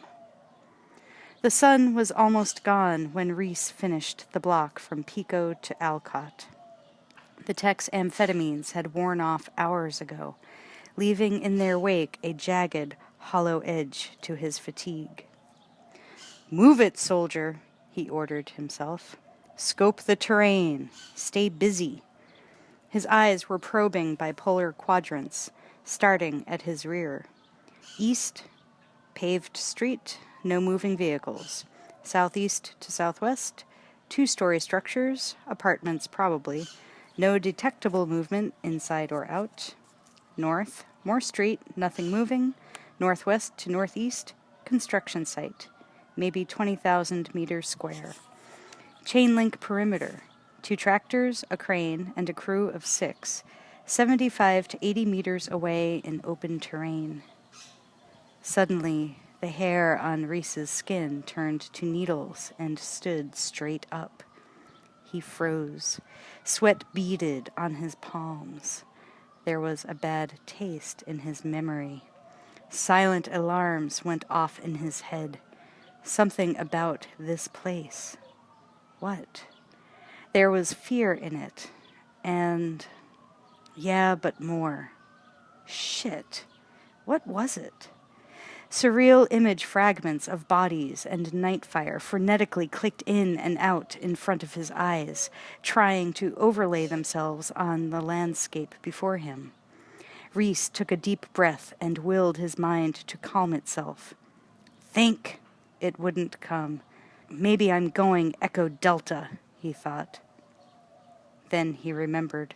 Then he calmly adjusted the shoulder strap on the shotgun beneath his raincoat, shifted the grocery bag to his other hand, and continued down the sidewalk, wishing it had been extreme delusion, slamming that door in his memory shut and trying to lock it, and checking out the cars that he passed.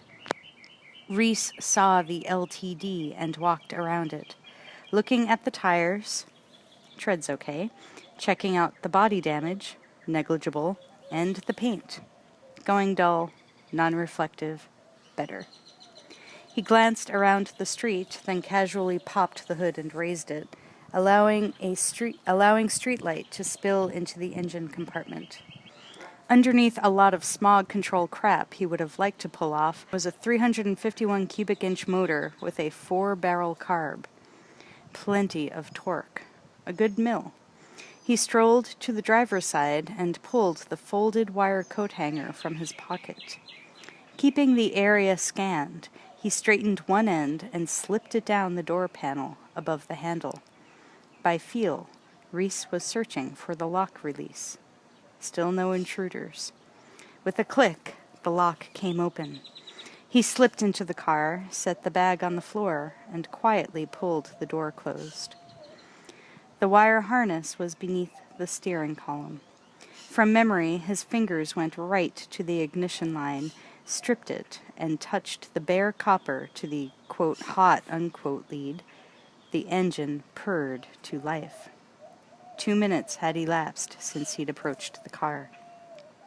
He depressed the pedal, running the RPMs up a little. The engine pitch rose evenly. No lifter noise or post-ignition. Tuned. Good.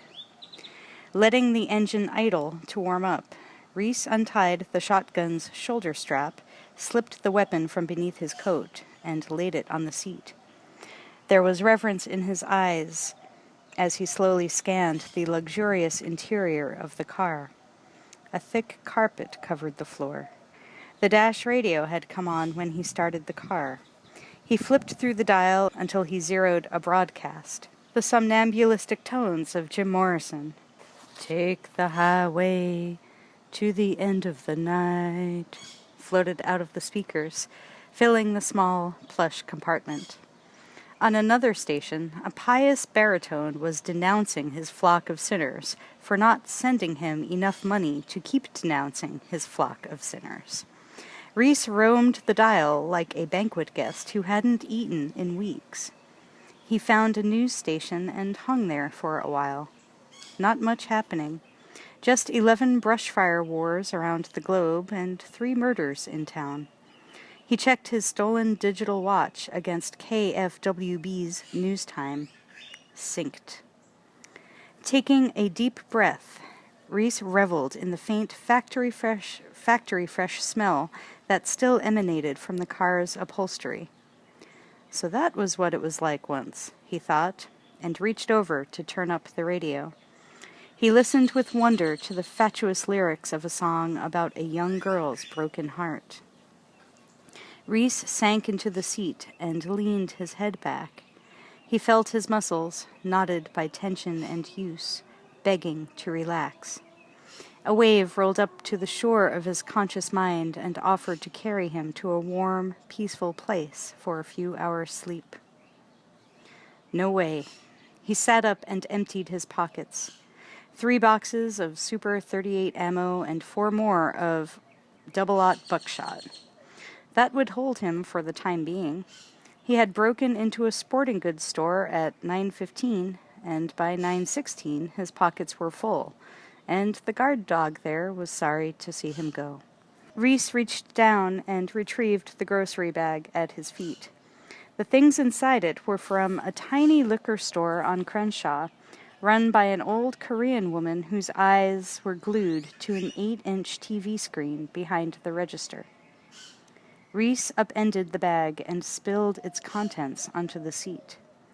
A copy of Cosmopolitan fell onto the cushion, along with 2 bottles of Perrier and 14 Snickers bars. Chocolate. He'd had some when he was a kid, hoarded it till the last tiny precious flake had melted and disappeared like a dream on the end of his tongue. Now he had handfuls. He stuffed one into his mouth, whole, and chewed, letting the taste of it consume him and thinking about the kind of crap he was used to eating. He imagined Willie, a long-dead TAC-COM kid on his fire team, looking at him, eyes going bigger than the rest of his head, and saying, "Oh, man. Oh, shit. Sarge, you really had 14 of them?" Reese swallowed and unwrapped another one. For Willie. He picked up the magazine and flipped through it. A few articles. He skipped past them to the ads. Oh, God, what a window they were. He was fascinated, spellbound. The women he'd seen on the street today seemed incredibly beautiful, so clean and delicate. He'd had a hard time connecting them up to anything he had known before. But this was on an altogether different plane. These were fantasy women. Svelte, seamless, unreal, with glossy faces devoid of expression, save for a calculated pouting of lips or a seductive smile painted on by the precise brush of a makeup artist. Their long necks and slender arms looked weak, their nails as impractical and decadent as a mandarin's. He reminded himself how none of these haute couture fawns would last more than 10 minutes in his time, and it eased the ache a bit. Still, he found his scarred and calloused fingers tracing the lines of their porcelain figurine beauty, a beauty made all the more painful for him by its fragility. A fragility that could never survive in his twilit world, with its razor-sharp rules of survival. His head sagged against the door. The cushion beneath him was a seductress, pulling him deeper into her soft body, telling him to rest, just for a moment. He thought about all the things that he could never have, and the one thing he wanted most of all, that he'd dreamed of all his life, that was so near now, and that he must not have.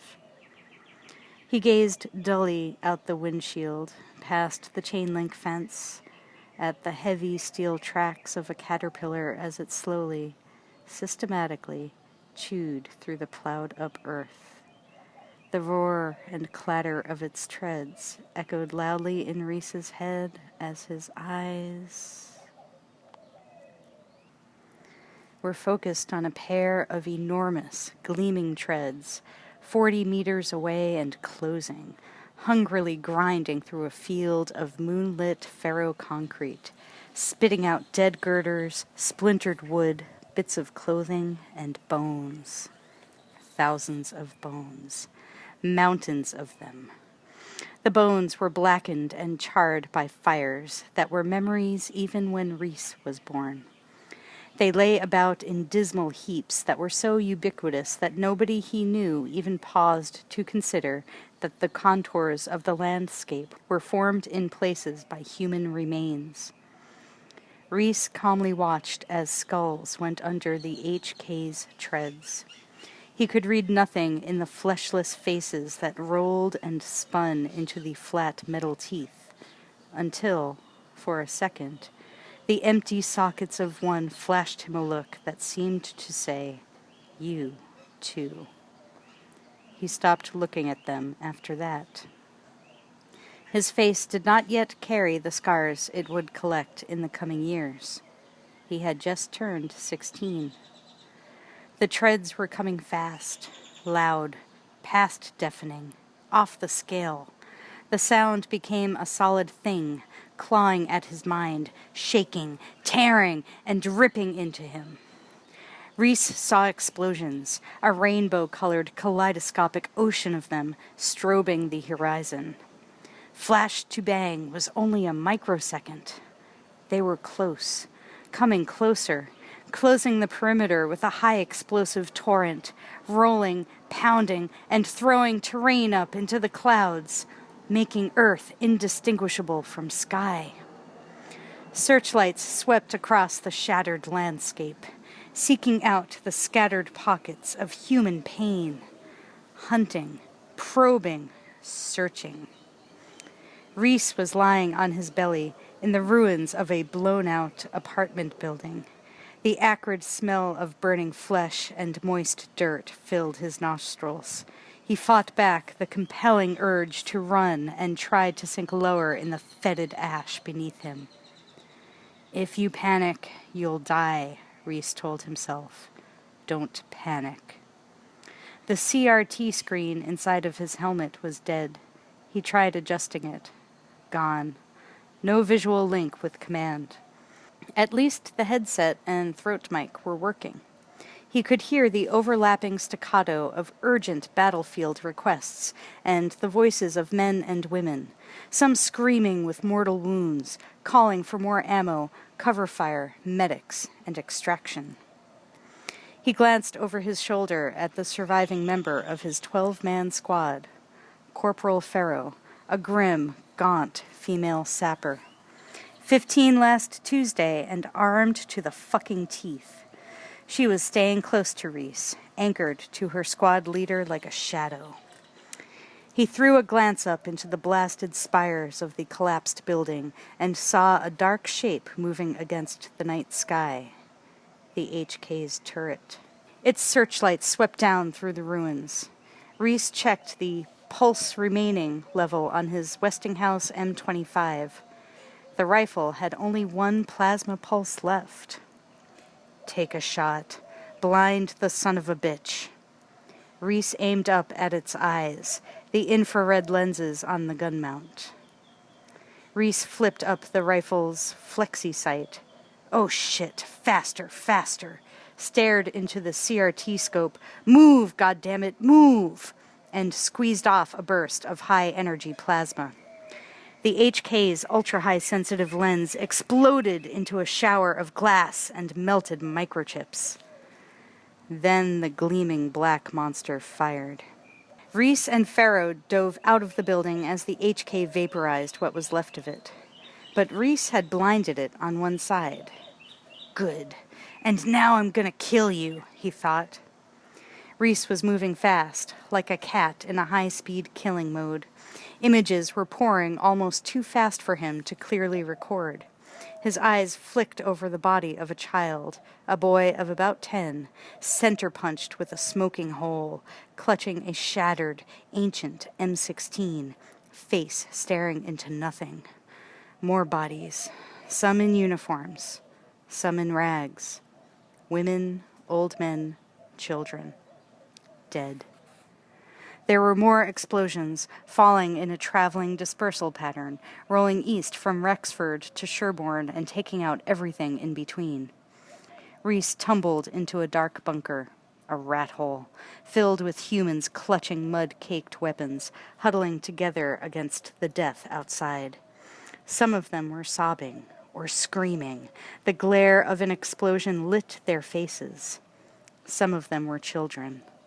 Soldiers in a nighttime war. What the hell were they still doing here? The zone was supposed to be cleared for the sapper team. Reese wanted that HK. "Where's your team leader?" Reese shouted. The answer was written in their faces. Out there somewhere. Fried. "Let's go," he bellowed. "You're pulling back." They didn't move. Frozen. Fear had eaten away their ability to think. He pulled them to their feet, dragging them, almost throwing them out of the bunker. "Now move!" Reese bellowed. "The unit's regrouping at Bunker 12. They nodded, sweating fear and blood, and ran off into the night. some in the right direction. Reese stood in the shadow of the bunker and did a fast recon. Where did that fucking HK go? Then Pharaoh dove into the earth. A burst of HK incoming plasma hit the bunker. Wood, brick, and tattered canvas mushroomed out, fragmented, and then disappeared. The rush of wind and debris picked Reese up and flung him against a concrete pillar. He came down on his back in a smoking crater. There it was. Reese opened his eyes. His uniform was smoking. His body was shaking from the impact. He screamed, not out of fear but rage.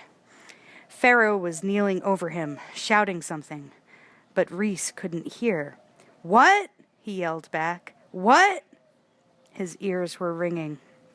He sat up, stunned. Pharaoh was pointing to his helmet. It was shattered. He ripped it off, pushing the headset back down onto his matted hair, centering it, and threw the helmet away. Now get that bastard! Run! Move! Move! Move! Reese and Pharaoh stopped behind a blasted wall after outflanking the massive HK. Its flashing blue lights flicked across the walls. Its searchlights seared through the debris. Then it came into full view, a blast-scarred chrome leviathan on treads. The huge underslung turret guns pivoted in their arc, pounding the surrounding ruins into flat rubble. Reese unstrapped a satchel from Pharaoh's back and quickly pulled out one of the cylindrical anti-tank mines and laid it on his knee. Pharaoh followed Reese's lead. They could hear the HK swinging on its axis and coming closer. Remove the dust plug. Reese steadied his breathing. Test the circuit. The huge monster was coming into range. Disengage the safety ball. Reese's hands were sweating, slipping against the stainless steel casing. Grasp the handle and twist, clockwise, from safe to armed. The ring around the top half of the mine lit up. It was hungry. Reese peered over the edge of the wall. The HK was only a few yards to the front, the roar of its engines building to a fever pitch. He stared into the treads, locked his eyes on them. Now die, motherfucker! He leaped and straight-armed the mine into the Leviathan's path. One of its treads rolled right over the bomb. The monster paused. Guns and searchlights swiveled. The head turned ponderously. As Reese was dropping back behind the wall, he saw Pharaoh struggling to keep her balance, slipping on the loose concrete fragments in the shadow of the wall.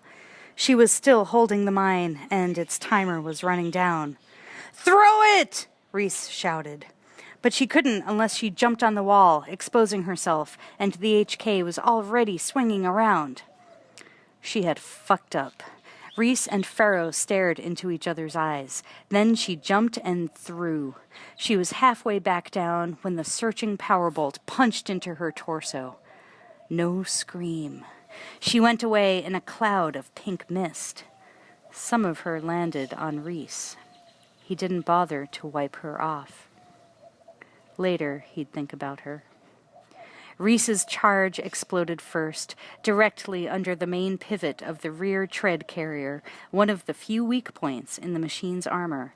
The concussion drove pieces of the chassis far up into its torso, shattering one shoulder turret. Sympathetic detonations ripped through the tons of chain-fed ammo coiled within it, until finally the fuel tanks went up, and the 15-meter-high juggernaut vanished inside an enormous fireball. Pharaoh's charge detonated ineffectively nearby, having bounced off the titanium carapace, but it added nicely to the inferno. The whole sky lit up as the HK disintegrated in a dazzling white nova, spreading itself over the reeking field of death like a universe being born. Reese peered over the edge of the crater and stared at the hot shower of light with intense, passionate satisfaction. Then he was evacing back to the extraction point on Doheny. His lungs were choked with the smell of things on fire. Metal, concrete, people, everything burning. Reese hauled the two other survivors into the APC and jumped behind the wheel. He redlined the engine and threw the Camaro into first. The aerial was banking over toward them, lining them up in its gun-sight matrix, then lost them in the flash-and-then-black-again confusion of the exploding battlefield. The ruins were a frantic blur of half-seen images as Reese drove like a demon, gunning the APC over, up, and through the blasted dead terrain. The kid jumped into the gun harness and glued his eyes to the laser sight of the big plasma pulse gun. He was rapidly searching the sky for the aerial. It found them. It came swinging down in a 40-degree banking roll, searchlights glaring, turbos roaring at their top end, and fired a thunderous salvo of plasma. The charge tore into the side of the Camaro, crumpling it like a beer can. The wheel was torn from Reese's hands. Another bolt punched into the APC and kicked it end over end. Reese was pinned in the wreck, blood streaming down his forehead, into his eyes. The man who had been sitting next to him was gone from the waist up. Reese didn't want to look at that. He tried to move. Searing pain shot through his left shoulder. He saw flames licking up over the hood, growing steadily until the heat seared his face and hands. Closing his eyes, he clawed desperately to free himself. He smelled burning hair, his own. He heard someone screaming, an inchoate bellow of pain and rage. The voice sounded familiar. It was his. Reese's eyes popped open. The shotgun that had been on the seat was in his hands, and the wooden slide beneath the barrel was slamming back as a round went into the chamber. He was sweating, breathing fast as that constant, first upon waking question gripped his being. Where am I? In an instant he took in the plush interior of the LTD, the magazine, Perrier, and chocolate bars on the seat, and the strange city lying beyond the car's windows. The mission! He yanked his coat sleeve back and stared at the red LED numbers on his watch. He'd been asleep for less than 3 minutes. Slowly, Reese began to relax, letting the supercharged voltage drain out of him. He glanced over at the innocuous Caterpillar tractor as it lumbered back and forth over the broken field. The construction site held nothing but earthworms and crabgrass. For now. Reese pushed the after images of skulls and smoking corpses from his eyes.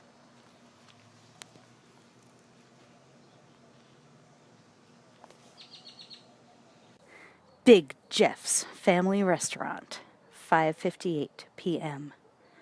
Chuck stopped Sarah in the service corridor with a verbal reproach just before she punched her time card. "Where are you going, Connor? You already took a break an hour ago." Sarah was running out of steam, her shoulders unconsciously drooping, her uniform wrinkled and smeary with splattered food. The muscles at the back of her neck had turned to stone, so she couldn't move her head without generating a spiky pain all the way down to her swollen feet and back up to the base of her skull. She glowered up at the red-eyed camera. "That's right, Chuck. Very observant. So what are you doing?" "I'm leaving you." "You're not off until 7. "That's right, Chuck. On every day except Friday, when Denise relieves me an hour earlier than usual." Sarah's ragged impatience came through Chuck's speaker despite the 20% distortion of the PA system. Right, Connor. Where is your relief? You can't leave the floor until your relief." Denise, a buxom blonde careening carelessly into her 30s, strolled into the corridor and winked at Sarah. She faced the camera and spoke soothingly. "What's the matter, Chuck? Constipation bothering you again?" Sarah, suppressing her laughter, clocked out fast. She smiled to herself, happy to have a friend like Denise. It gave the little Sarahs a moment of peace and security. Then Nancy was clutching her arm excitedly, as if Sarah had been slipping off the edge of the world and at the last moment had been yanked back to safety. "Come on, it's about you." "Well, sort of," she said, her voice made husky by the cigarette dangling from the corner of her mouth. She smacked her gum like a lawnmower as she steered a confused Sarah across the room toward Claudia, who was sitting with her sore feet propped up on a scratched teak table in front of the 13-inch black and white Motorola. She smiled up at Sarah as Nancy pushed her onto a metal folding chair to watch. "Sarah, look! This is weird." Claudia's awe sparked a sense of dread, and Sarah's hesitant smile froze. Sarah strained to hear the prim newswoman in the smart business suit and lacquered hair, because she suddenly seemed to be talking about her. She was saying, "And a police spokeswoman at the scene refused to speculate on a motive for the execution-style slaying of the Studio City housewife. He did, however, say that an accurate description of the suspect had been compiled from several witnesses. Once again, Sarah Connor, 35, mother of 2, brutally shot to death in her home this afternoon." The newswoman turned a page and waited for the teleprompter to cue up the next story, something about Teamsters issuing a statement about a strike. But Sarah wasn't listening. "Oh, God, what a horrible thing. That poor woman who has my name. Gee, guess my problems are pretty trivial, but why do people go crazy like that and just destroy a life as if it were an empty bag of potato chips to crumple into a ball and fling out of sight? Her name was Sarah Connor." "You're dead, honey," Nancy chortled, patting her shoulder and laughing as if it were the best joke she'd heard all day. Hancock Park District, 6:12 p.m. Terminator pressed the magazine release catch on his laser-sighted automatic, dropped the spare clip, and immediately replaced it with a fresh one. He stood over the spasming, crimson-soaked body of Sarah Helene Connor, then chambered around and aimed the laser dot at the center of her forehead in case another bullet was needed. It wasn't. He kneeled down over her in the narrow hall of her cluttered apartment and pulled an X-Acto knife from his coat pocket. Carefully, precisely, and without hesitation, Terminator made an incision at the base of Sarah's ankle and sliced along the muscle surrounding the tibia, stopping at the kneecap. Separating the bifurcated muscle, he probed the gleaming white bone with his fingers. He did not find what he was looking for. Another kill without confirmed target identification. Ident neg. He put the X-Acto away and got to his feet, considered the options. Of the 3 Sarah Connors in the phone book, 2 had been eliminated. 1 was left, Sarah Jeanette Connor. Logic dictated that she would be the one. Terminator selected a strategy. Go back to the base of operations, rearm, and make the final run. He purposefully strode into the darkening day. Santa Monica, Good Life Health Spa, 6:18 p.m. Sarah turned into the parking lot of the Good Life Health Spa, hopped off the Honda, and strolled into the big 2-story building. It had few windows, like most gyms, and although wood beams and soft yellow stucco framed the entrance, the place still reminded her more of a prison than a health spa. She waved to the girl at the desk and was gestured through the door to the aerobics studio. As she coursed through a sweaty group of young men, the muffled thuds of Ginger's favorite rock music began to assault her ears. She pushed the door inward and a blast of air-conditioned but still stale and body-warmed air greeted her. The sound of the door slamming shut on defective hydraulics was lost in the endlessly echoing audio jumble of Denise Williams, who was inspiring a ragtag cluster of puffing females into uneven Prussian calisthenics thinly disguised as, quote, dance, unquote. Leotarded cellulite jiggled, bunched, and loosened, while Ginger shouted out the count as if recently escaped from an army boot camp. A few of the women looked as if they might be having fun, watching Ginger's tireless and precise movements and taking energy from them. But most of the others looked as if they had just eaten a Big Jeff's Jiffy Burger and were suffering the inevitable gastric results.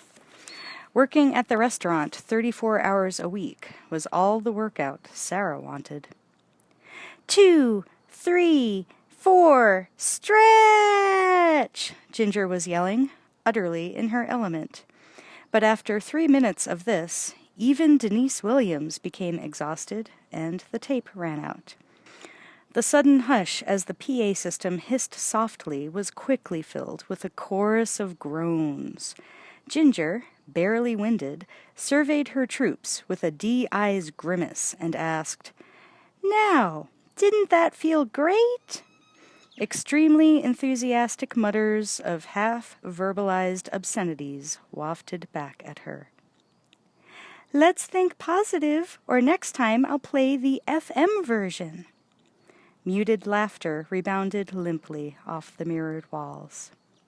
In the locker room, Sarah sat alongside Ginger as she finished slipping into her tight-fitting slacks and sweater. "Same name, huh?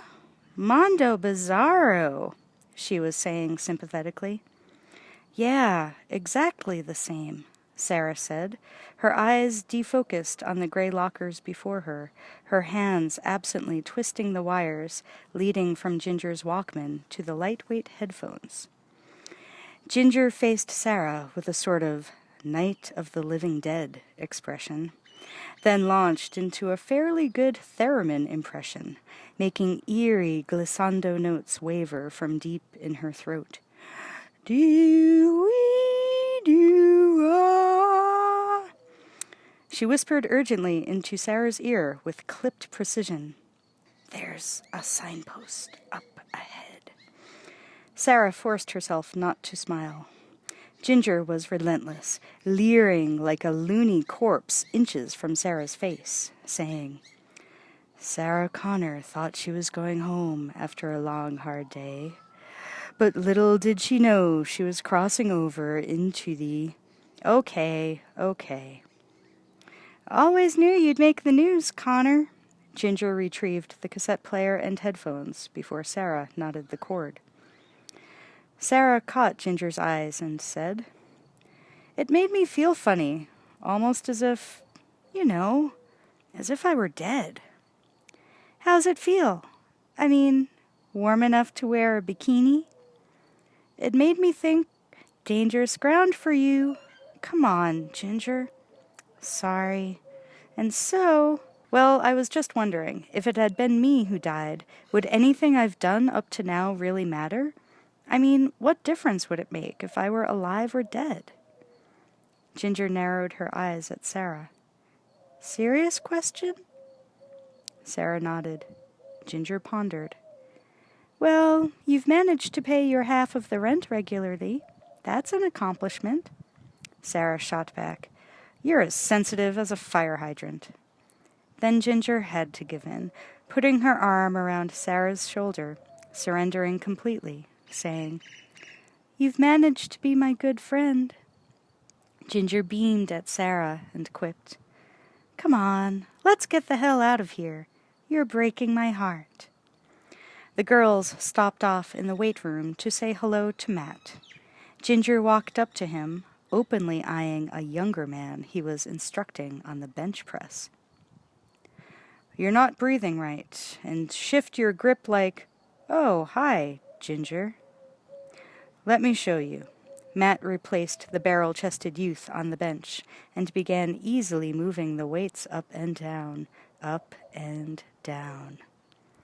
Miffed at the abundance of attention he was lavishing on her, Ginger reached around the back of the weights and waited for Matt to let them down in mid-pump, then rapidly moved the selection pin down 60 pounds.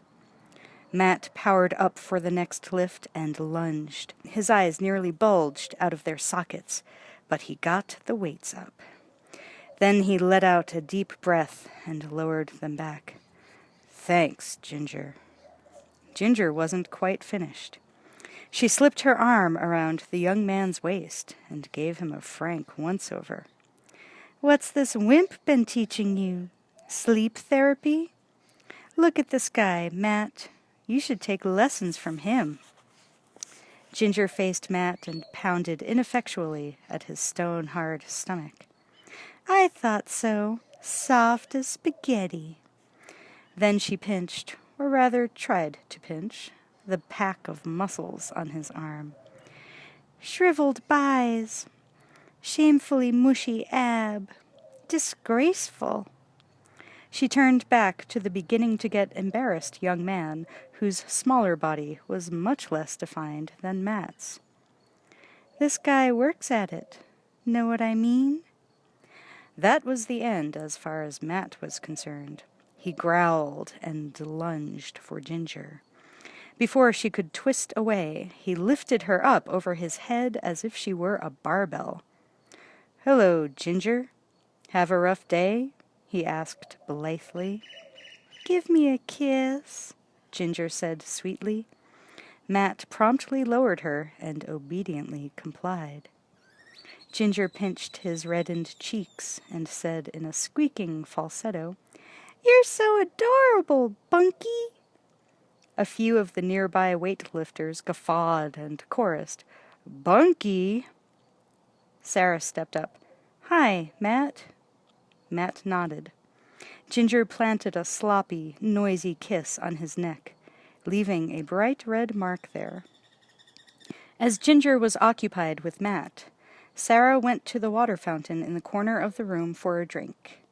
A tall weightlifter with dark, curly hair and the look raised up from the spigot and nodded to her. "Hi. I've seen you around before. You're cute." "Cute, I remember. I'm Marco." Ginger stepped back, shaking her head, watching Sarah go rapidly through confusion, embarrassment, and sudden interest. Hi. I'm Sarah." She stretched her hand out, and Marco leaned down and kissed it. This she wasn't ready for. She quickly withdrew her hand, self-consciously wiping it on the back of her shorts. Marco wasn't finished. He leaned close and murmured into her ear, "If you're not busy tonight, I'd like to show you a good time." Before Sarah could summon up a witty rebuke, Ginger stepped up to Marco and casually hooked a finger over the top of his gym shorts, pulling them out. She glanced contemptuously down into the darkness there. Shaking her head with disappointment, she faced Sarah and said, "You're wasting your time. Let's go." She grabbed Sarah by the arm before she could react and pulled her out the door, giving her a last glimpse, as the door closed, of Marco standing there speechless. Ginger was grinning in triumph, satisfied with herself for successfully bringing off 2 mutually exclusive female arts at the same time: the territorial claim and the general taunt. Sarah turned to Ginger and said, "Gee, thanks. In another 10 seconds, I might have had to handle him myself." Missing the semi-serious tone in Sarah's voice, Ginger laughed heartily and replied, "I'll bet you would. Save yourself for Mr. Porsche tonight."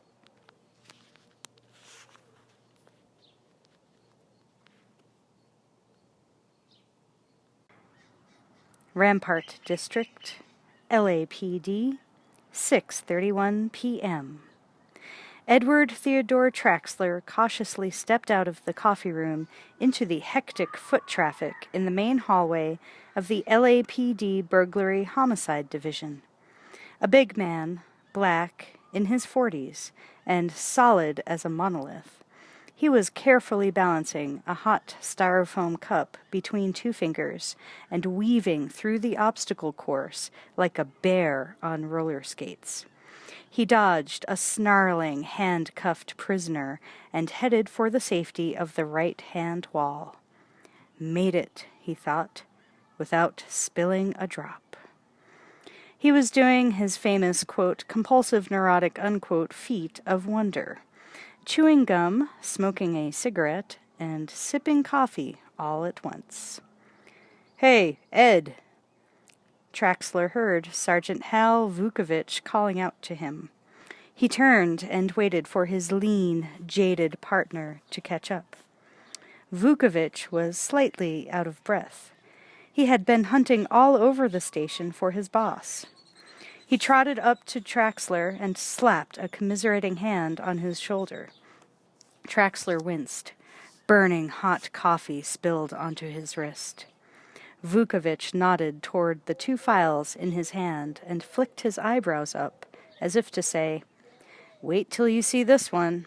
It's so sick it ain't even funny." He handed Traxler one of the folders and opened the door to their office. Traxler grudgingly set down the now half-empty cup.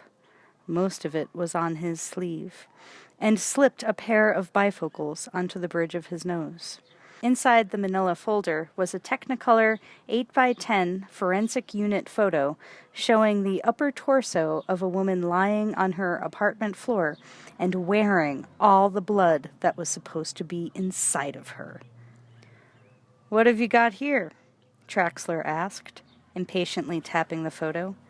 Vukovich perched himself on the edge of Traxler's coffee-stained desk. "Dead girl," he said, involuntarily smiling, the kind of nervous reflex smile you get when nothing is funny at all. "I can see that." The smile died.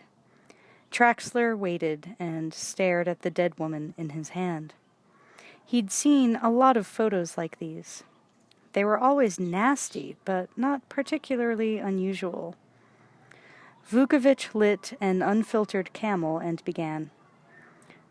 "Sarah Helene Connor, 35, shot 6 times at less than 10 feet. Large caliber weapon." "You know, these do work," Traxler said, pointing to his glasses. Vukovich silently handed him another manila folder. "What's this?" "Dead Girl 2, Vukovich said, as though it explained the whole story. "Sent over from the Valley Division this afternoon." Traxler gazed at the bloody, bullet-riddled corpse of another woman. Well, she was certainly dead, but that didn't seem to explain much. "I'm sure there's a point to all this," Traxler said, feigning infinite patience. Vukovich solemnly got up from the desk and pulled the victim information sheet from beneath the photo. He held it up in front of Traxler's glasses.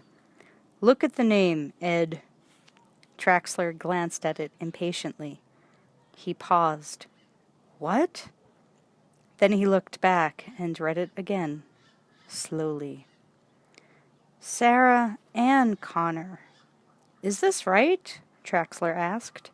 Vukovich nodded his head. Traxler still wasn't convinced that this was not some elaborate manifestation of his partner's bizarre sense of humor. He waited for the wink of the eye and smile that would tell him the joke was over. But Vukovich wasn't smiling. "You're kidding," Traxler asked incredulously. His partner quietly shook his head.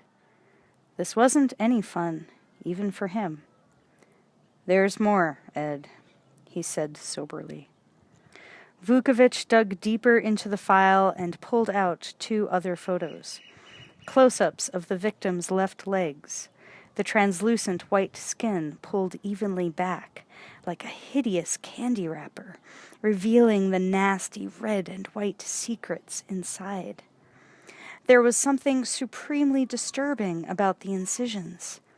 They were precisely straight and even, and perfectly identical on both women. Perfectly. As if they had been turned out on a production line. Traxler felt anger waking up from its room in his brain and coming to view the carnage with him. What kind of shit was this for one person to do to another? The two detectives stood there, huddled together in the scalloped light from the Venetian blind, monks conferring in hushed tones at the grave of sensibility. Slit from ankle to knee, both of them. Same incision, left leg only. Same M.O., Vukovich said unnecessarily.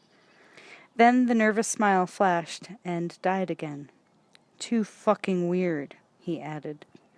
Traxler just stared at the photographs, then slipped them back into the manila folders and tossed them on his desk. It was going to be a long night. Vukovich shook his head in disgust as a new thought occurred to him. The press is going to be short-stroking it all over this one, he said. Traxler nodded, popping a fresh stick of Wrigley's into his mouth. A one-day pattern killer, he said, seeing the headline floating in the air in front of him. He opened his desk drawer and hunted futilely for the aspirin, trying to beat the headache he knew was coming. It wasn't there. Shit. Vukovich got to his feet and slowly walked across the room.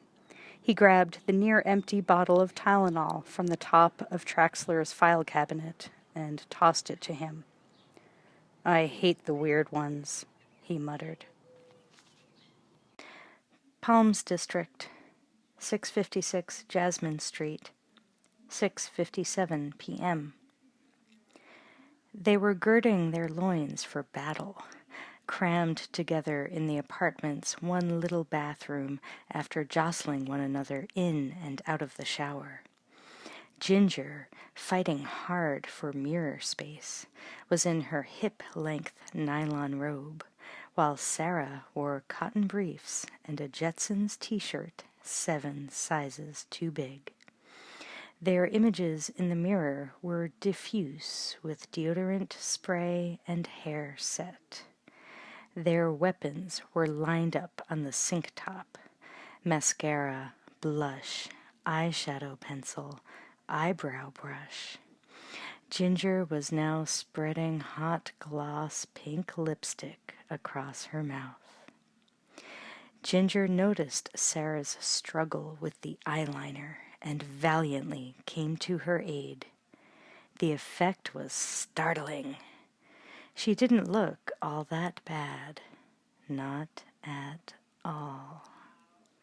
Her good deed done, Ginger went back to her own ministrations, slipping on the Walkman headphones inverted under her chin so she could work on her hair.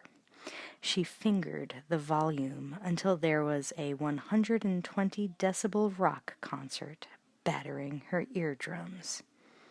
Sarah could hear every beat, even from where she stood, and said, "Ginger, you're going to go deaf." "What?" Ginger shouted, her legs beginning to pump to the music. Sarah got the cord from her curling iron tangled in Ginger's headphone wire and accidentally ripped them off her neck. "Sorry," Sarah said. As they were extricating their appliances from the tangle, Ginger asked, "So tell me about this mystery guy." "His name is Stan Morsky. I met him at work. He studies film at USC, and his father's a television producer. And yes, he drives a new black Porsche." Ginger mock drooled, then wanted to know what he looked like. "A little strange, like a cross between Tom Cruise and Pee Wee Herman. That got a hearty laugh from Ginger. "But the Porsche looks good, eh?" she offered. "Ginger," Sarah answered. "Hitler had a Porsche, too." "Yeah? I bet he didn't have a sunroof." The phone rang again, and Sarah went to answer it. Ginger slipped the headphones back on and drove the volume up to the threshold of pain, undulating to the steady backbeat. Sarah picked up the receiver and said, "Hello." It was a man. He was wheezing in a low, guttural voice, as if he were an asthmatic. He said, "First, I'm going to rip the buttons off your blouse, one by one. Then I'm gonna pull it off your shoulders and run my tongue along your neck." Sarah was transfixed. Her first lewd phone call. It was kinda neat. She listened as the man went on, his voice straining from keeping it so low. "Then I'm going to lick your bare, gleaming breasts." Then Sarah experienced another disappointment to add to all the others she'd had that day. The lewd phone call wasn't intended for her, she began to realize as she recognized the caller's voice. It was for Ginger. She put her hand over the mouthpiece and shouted for her roommate. "It's Matt!" He was still talking, unaware he was speaking to the wrong girl. She decided she could at least have a little fun with the situation. She listened some more. "And then, when you're on the floor, I'll slowly pull your jeans off, inch by inch, and lick your belly in circles, farther and farther down.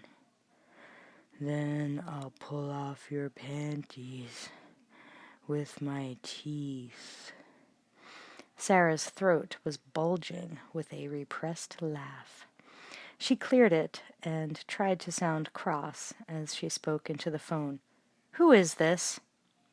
After a satisfying moment of shocked silence, Matt came back on the line. "Sarah? Oh, sorry. Christ, Sarah let out the laughter. "Sorry, I thought it was... can I talk to Ginger?" "Sure, Bunky," Sarah replied blithely. As Ginger and Matt teased one another about what they planned to do to each other later that night, Sarah held up several blouses for Ginger's approval. She nodded positively to all of them. "You're a great help," Sarah groused. Ginger cupped her hand over the mouthpiece, listening to Matt continue to murmur promises he couldn't possibly keep with one half her mind, while the other focused on Sarah's current mini-crises. "Okay," she finally whispered. "The beige one." "I hate the beige one." "Don't wear the beige one." Sarah gathered up the blouses with exasperation and said, "I don't know why I'm bothering. This guy isn't worth all this hassle. He's just a human being who goes to the bathroom like anybody else. Anyway, we probably don't have a thing in common. He probably likes Barry Manilow or Twisted Sister or something." Ginger was doubled over as Sarah stormed out. A moment later, Sarah stuck her head back in. "So you think the beige one, eh?"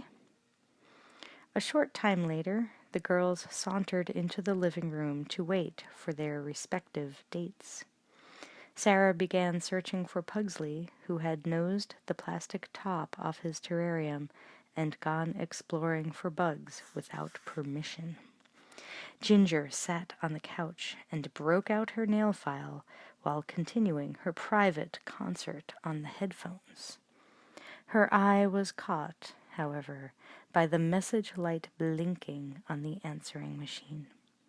She had turned it on after she hung up with Matt, so she and Sarah could finish getting dressed. "Probably your mother," Ginger said as she bent over to punch the playback button. It was. Sarah half listened as her mother droned on about forgetting to ask her to bring a recipe for sausage lasagna with her when she came up Sunday. Evidently, Sarah's mother had not heard the news report about the murder of Sarah Ann Connor. She was grateful that she didn't have to call her back and explain. Sarah wanted to get Pugsley back into his terrarium before she left.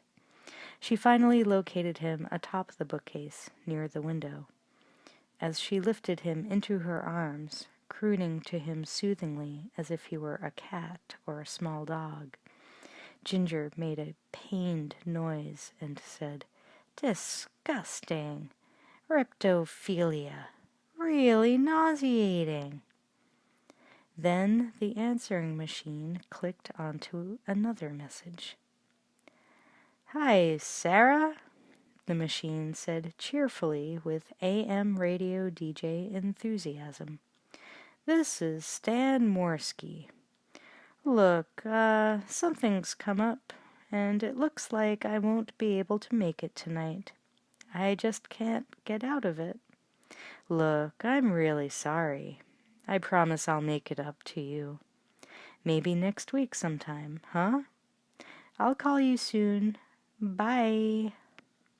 Sarah just stood there cradling the lizard. Ginger was infuriated. "That bum! I'll break his kneecaps. So what if he has a Porsche? He can't do this to you.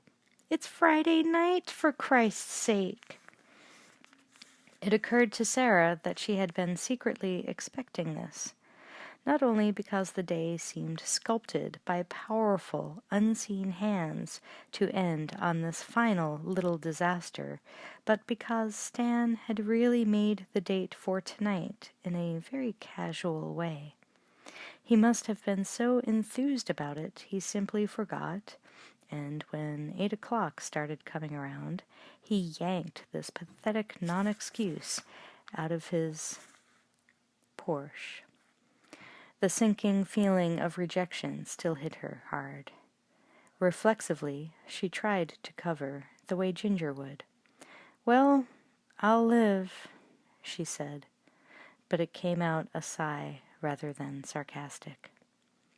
She looked down at Pugsley and his watery, membranous eyes. "At least Pugsley still loves me." She bent down to plant a gentle kiss on the creature's snout. The lizard's only response was to blink in its patient endurance of human affection.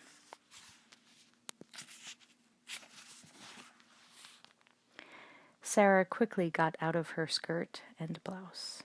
She was going to take the makeup off when she decided in growing anger and defiance not to waste it.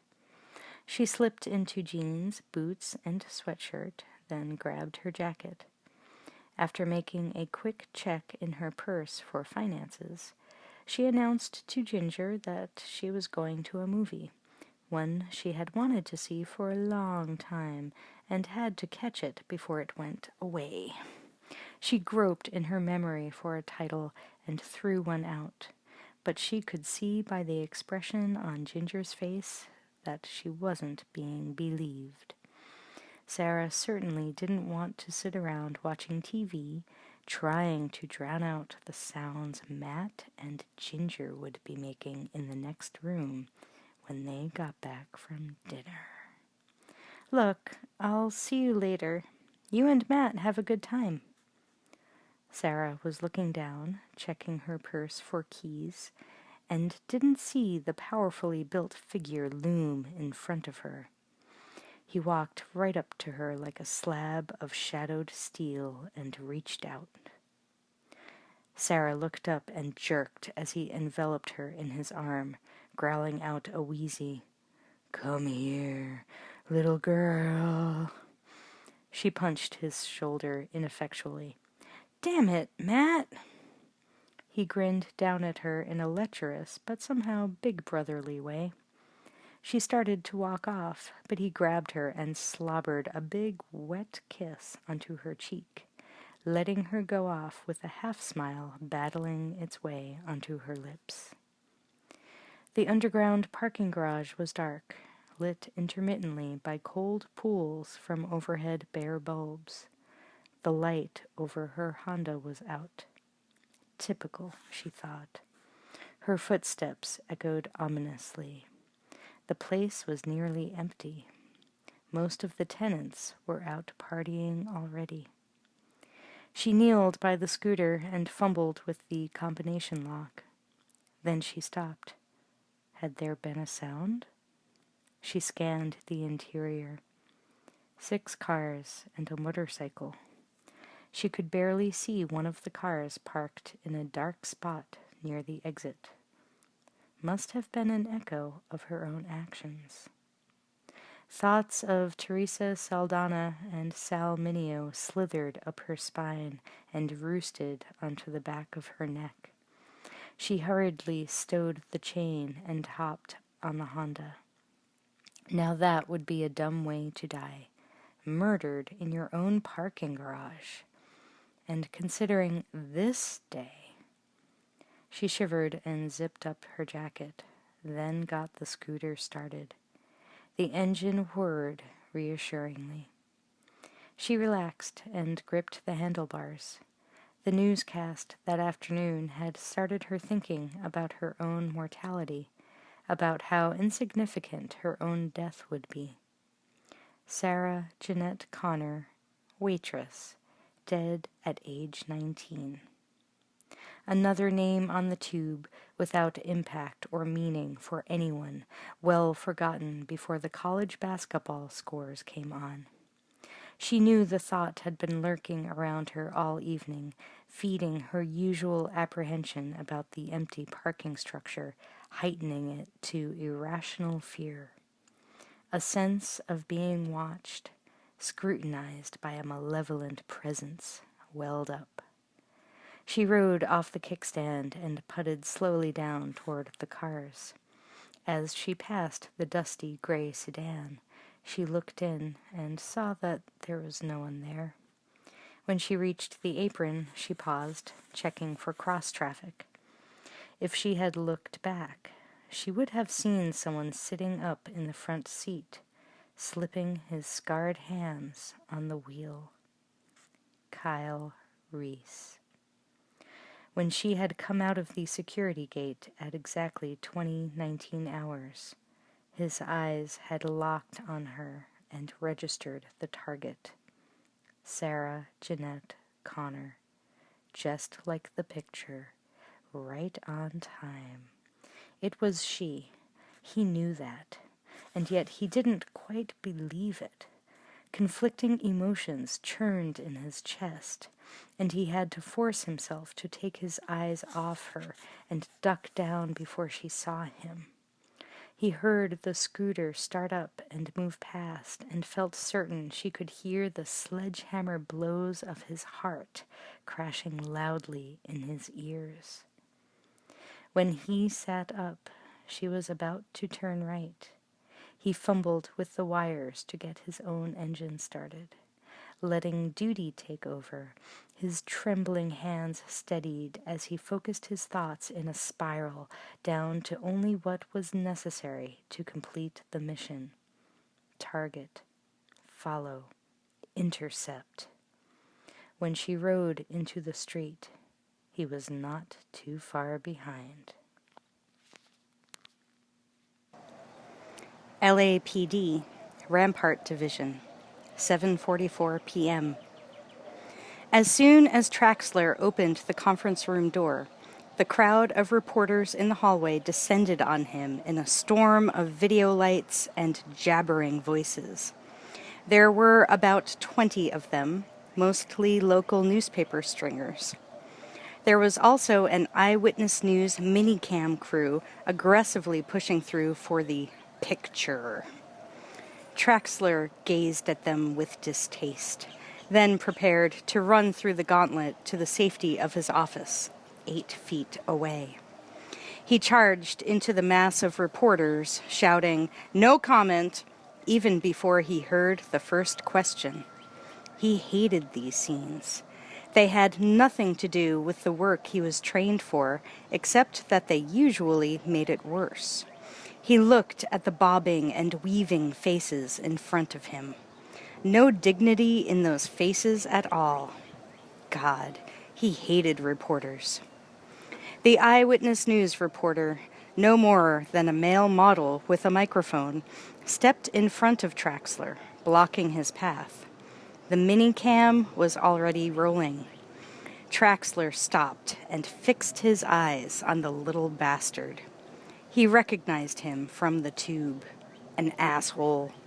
The reporter smiled back for an instant, then jumped into his serious hero journalist bit.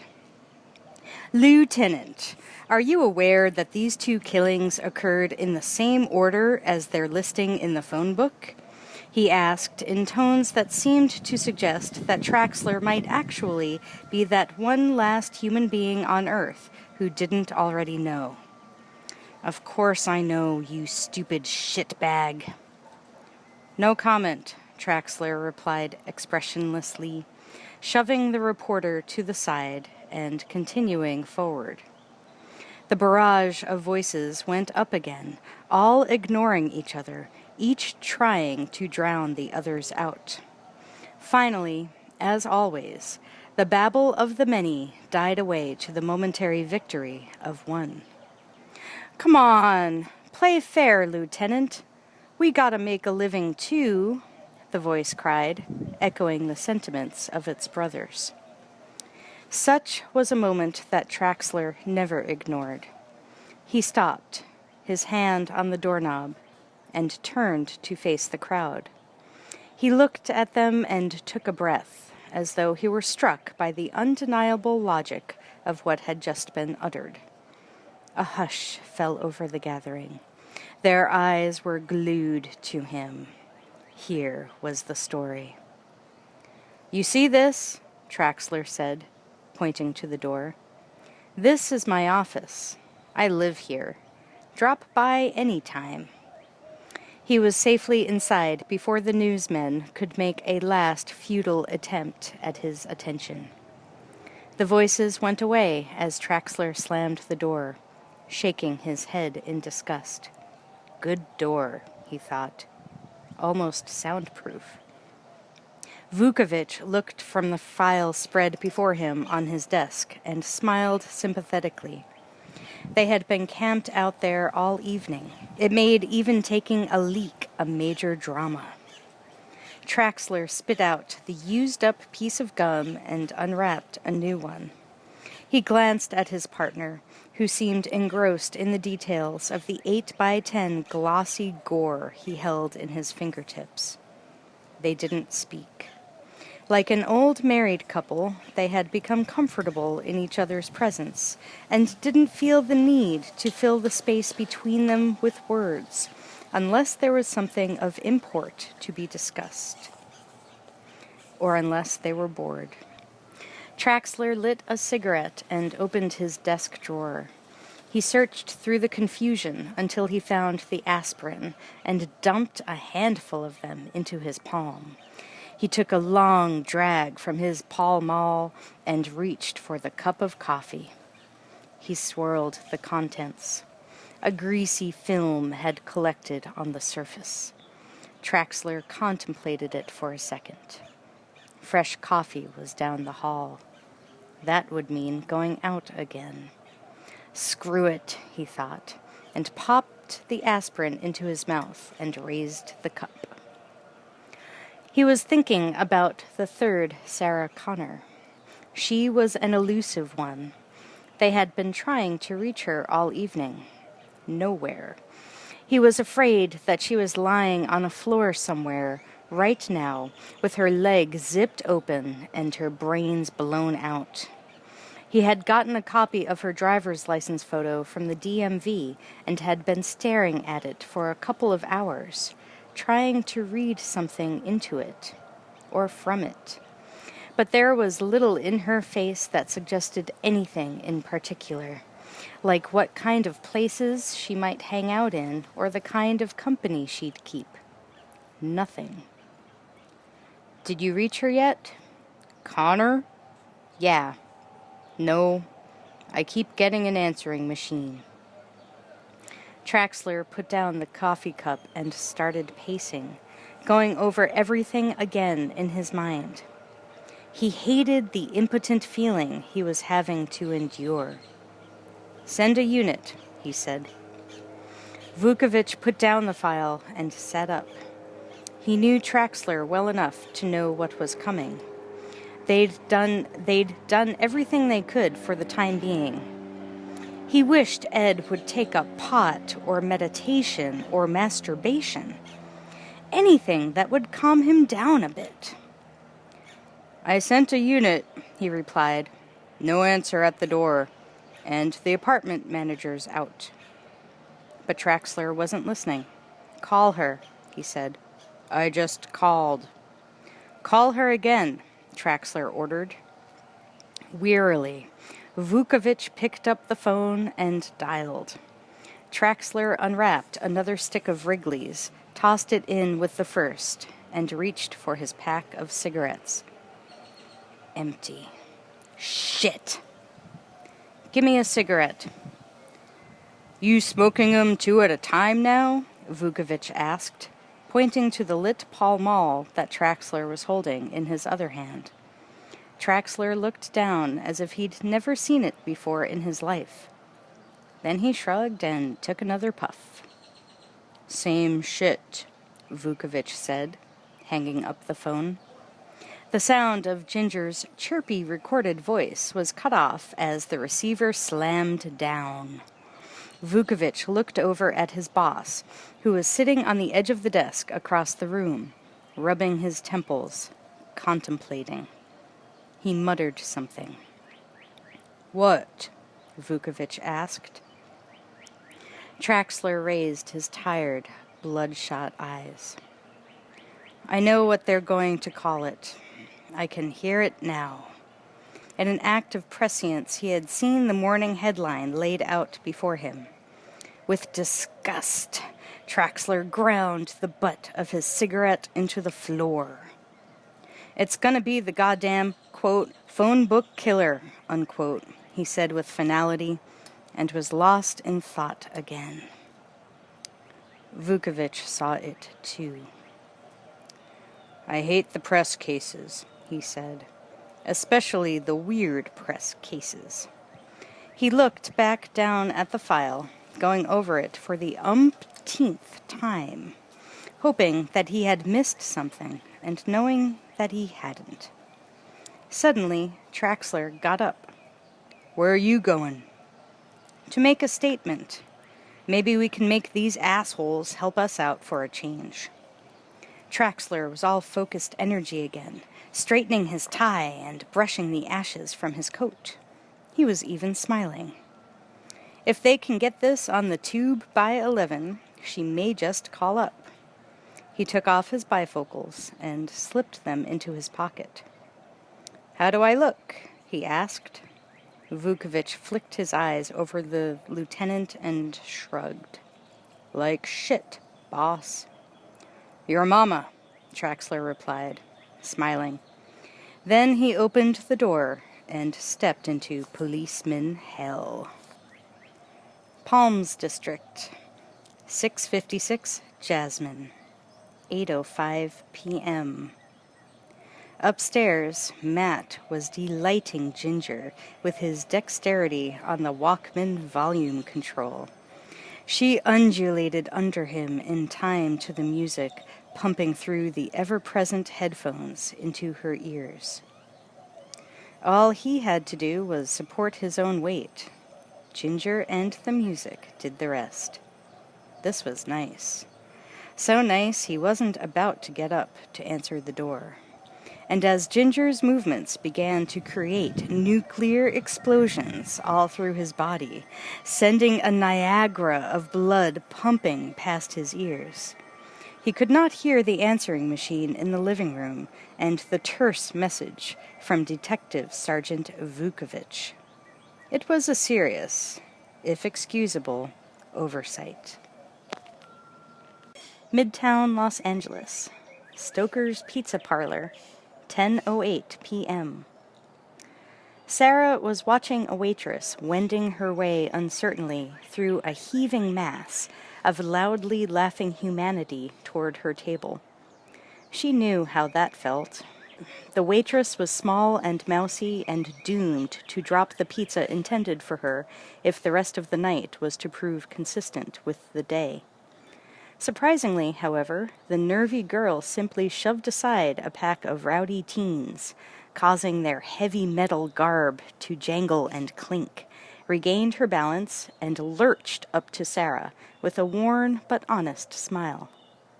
The pizza parlor was full of people heavily into their own lives and seeming to have a pretty good time of it. Sarah had come here out of habit, hoping that perhaps Ginger and Matt might show up as well. But they were probably having a rotten time with each other at home in bed. Sarah returned the waitress's smile knowingly, giving her an "I know how it feels" look. By the time the pizza she had ordered came into focus, she realized they had given her anchovies. She'd asked for mushrooms. Sarah sighed. She felt a little safer here. The neighborhood was familiar to her, and she had come to Stoker's many times with Matt and Ginger. Earlier, she had strayed into unfamiliar terrain, the Pickwood Theater. She had gone there simply because it was the first cinema she came to. It was a Burt Reynolds film, the kind in which he wore his toupee, the good old boy car chase comedies with non-funny outtakes at the end. Not the truly warm and funny, romantic kind he made in which he did not wear a hairpiece. She stayed through the whole picture, but she wasn't watching. She didn't see the scruffy, wild-eyed man sitting 2 rows behind her, and she didn't notice him follow her to the parking lot and wait until she got on her scooter before starting his car and prowling after. She'd had enough on her mind. Suddenly, she heard her name called and looked around to see where it came from, hoping it was Matt. But it was the TV over the back of the bar. A newscaster was saying her name in that self-important, stentorian tone they always use. Oh no, Sarah thought. He must be talking about the murdered woman, Sarah Connor, mother of 2. Then a dark, uncertain dread welled up from the little Sarahs, who knew that she'd better get her ass over there. She did, forgetting the watery beer and the cold, fishy pizza, pushing through the crowd until she was standing near the set between 2 men in varsity jackets. They began to watch her appreciatively, missing the fear in her eyes. Fear because the voice on the TV was saying, "Police are refusing to speculate on the apparent similarity between the shooting death of a Studio City woman earlier today and this almost identical killing 2 hours ago of a Hancock Park resident with virtually the same name." Sarah Helene Connor, a 24-year-old legal secretary, was pronounced dead at the scene in her apartment. Somebody at the bar wanted the station changed. Sarah watched the bartender walk over and put his hand on the dial. "Leave it there," she shouted, startling the men on either side of her and spilling one of their drinks. The bartender drew his hand back reflexively, then faced her with a puzzled look. Sarah realized she had screamed at the top of her lungs. It got results. And she would scream again if he tried to change the channel, but now the newscaster was smoothly wrapping up. No connection between the 2 victims has been established as of yet. On a lighter note, there was cause for celebration today at the LA Zoo as, by now, almost everyone sitting near was looking at her as if she were bananas. Sarah backed away, blinking in shock and listening very intently to those little voices inside her as they cried out warnings. She found a payphone and clutched at the directory. Some of the pages were missing, but she found the one with her name. There was Sarah Ann Connor, then Sarah Helene Connor, then there was her name. Then there were none. Isn't that how it went? 3 pretty Sarahs, all in a row. Right, Connor? Right. The beer in her stomach was boiling. It was doing forward rolls with a double backflip, and she had to get to the restroom fast. When she got to the stall, it was occupied. She wanted desperately to laugh. Instead, she splashed her face with icy water from the tap and then patted it away with a paper towel. I'm next, she thought. Yeah, me. Because that's the way this kind of day would end, isn't it? There was a maniac with a gun running around the city looking for her. So this was how panic felt. Sarah had been afraid a lot of times. Of falls, of fire, of being rejected, abandoned, sucked emotionally dry. Yeah, real scary stuff. Real important and completely puny when you considered that somebody had gotten away with 2 murders and you were supposed to be the 3rd victim. A loud clunk sent a shockwave of terror up her back and into her skull like a bolt of lightning, and she whipped around, lungs heaving, to see an old woman fumbling with the lock on the stall door. She walked past Sarah with a cautious look, probably thinking the poor girl was on some kind of bad trip. When the woman went out, the hum of the overhead fluorescent grew loud. She rushed to the payphone again and dropped 2 dimes in. Nothing. Then she noticed the hand-scrawled note taped to the side. Out of order. The bartender looked at her as if she might be on PCP when she asked where the hell a working phone was. She couldn't tell him that she was going to be murdered by a maniac who had a personal disdain for anyone with her name. She couldn't ask him for help. She wanted more than one person protecting her. She wanted an army, the police. There's a payphone in Tech Noir a couple doors down. Outside? Sarah strode through the bustling customers and hesitated at the door. He could be anywhere, waiting. Oh, God, he has her address. He could have followed her. He could be right on the other side of the... She stood on the sidewalk, looking for Tech Noir. Whatever it was, she wanted to see it. She eyed the people strolling past. None of them looked lethal. But what does lethal look like? Like that.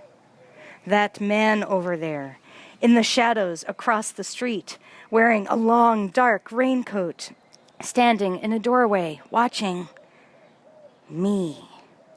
He looked dirty and ragged, like a Skid Row bum, only even at this distance he looked young. Young but rough, like sandpaper, like a razor strap, like... No. Sarah kicked herself into action, walking briskly away. Would he follow? What would that mean? Coincidence? Paranoia? Or death? She looked back. He was gone. Where? She stopped, looking both ways as 2 tall black teenagers walked by, one bouncing to the rap music on his ghetto blaster, held like a water jug on his shoulder. When the music died down, Sarah realized she was in a peopleless pocket. There was nobody within yards of her, and she felt raw and naked and defenseless.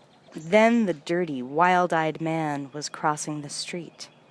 In no hurry, straight for her.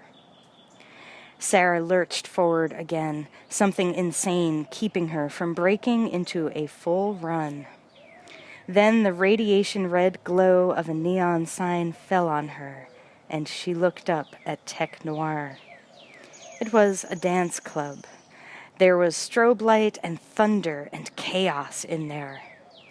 Sarah could see and hear through the big, vibrating plate glass window. It was hard, metallic, angular lines and planes, geometry of new wave, California style. Tech Noir, dark technology. The place lived up to its name. Sarah looked back at the man following her and gasped. He was only about 10 yards away, looking into a dark storefront as if he wanted to buy what was inside. Wait a minute, Sarah. Calm down. Maybe this guy was just walking her way, an innocent victim of her nightmare. Maybe. But then she shuddered with cold terror. He was looking at her now, and she could see the look, so hard and all-consuming that she became suddenly certain that he was the one.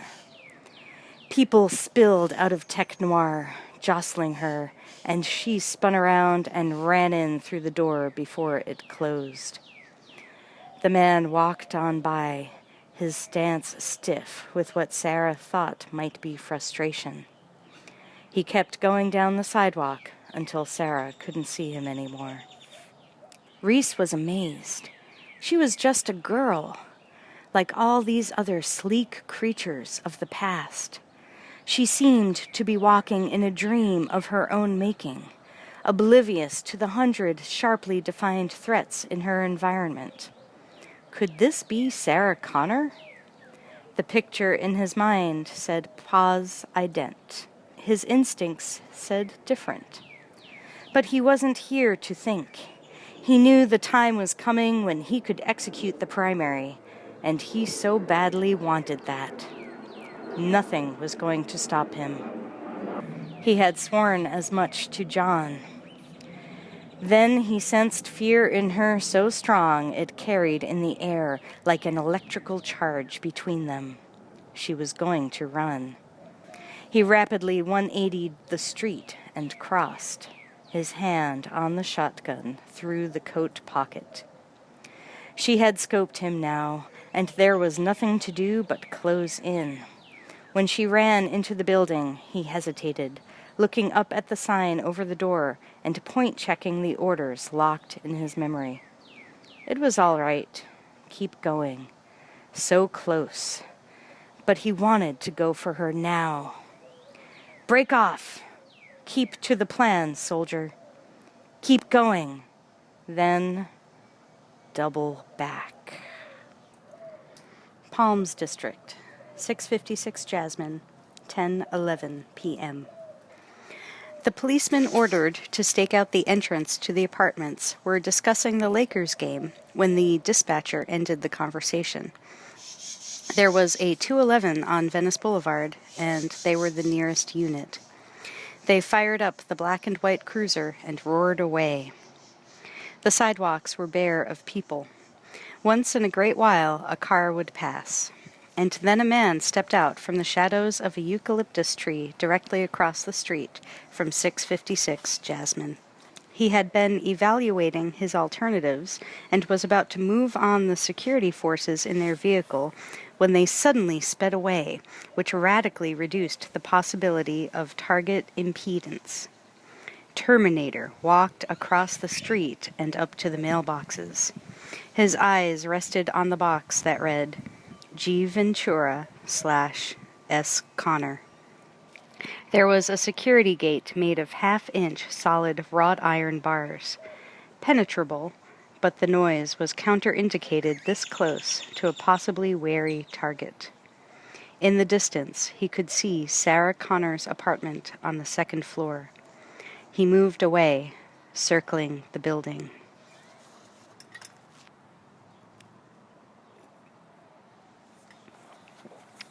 Tech Noir, 10:12 p.m. Sarah was terrified of going back outside. Her Honda was parked several blocks away on the crowded streets. That man was out there. She faced a wire mesh ticket booth and tried to be heard above the crashing wall of noise and failed. She tried again. "I need to use your phone."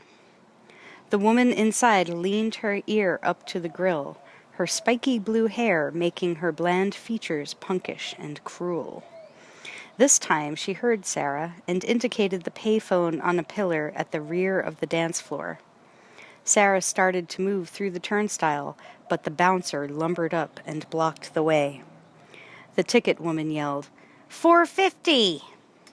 In exasperation, Sarah dug in her purse and then threw the money into the booth. Sarah stepped onto the serving area fringing the dance floor. The wire mesh look was carried out there with the tables and chairs, and the long metal bar with its steely sheen added to the design motif of industrial chic, as did the open girder work in the ceiling, which created an erector set ambiance. Massive guitar chords massaged her solar plexus as she pushed her way through the writhing humanity. A sweaty 20-year-old with a shaved head lunged out of the shadows, hooked her arm, and tried to pull her onto the dance floor. In the strobing flashes of rainbow-colored light, she saw his face twisting and deforming into a hackles-raising imitation of a long-dead and picked clean skull, the eyes so deep in shadow the sockets looked empty. For a half-second she thought a tongue, not unlike Pugsley's, snaked out and jabbed her cheek, then rolled back into his mouth with a leathery snap. She yanked free and staggered back into a table, jarring the half-empty glasses there. She looked back at the 20-year-old. His face had filled out as he stepped into better light.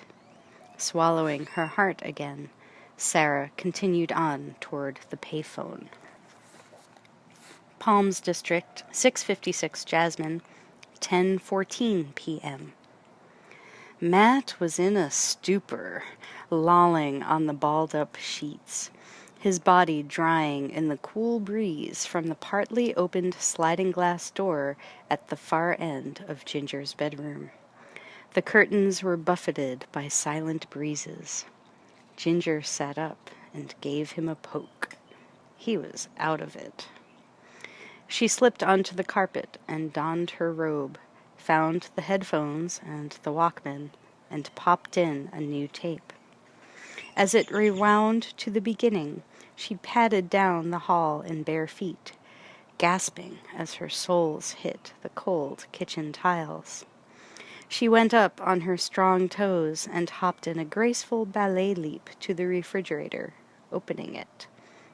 In the benign glow from inside, she assembled lettuce, tomatoes, pickles, mayonnaise, chicken spread, and Bermuda onion on the countertop. She was reaching into the cupboard for the bread when she heard the noise. It seemed to come from everywhere, a soft scraping sound not too far away.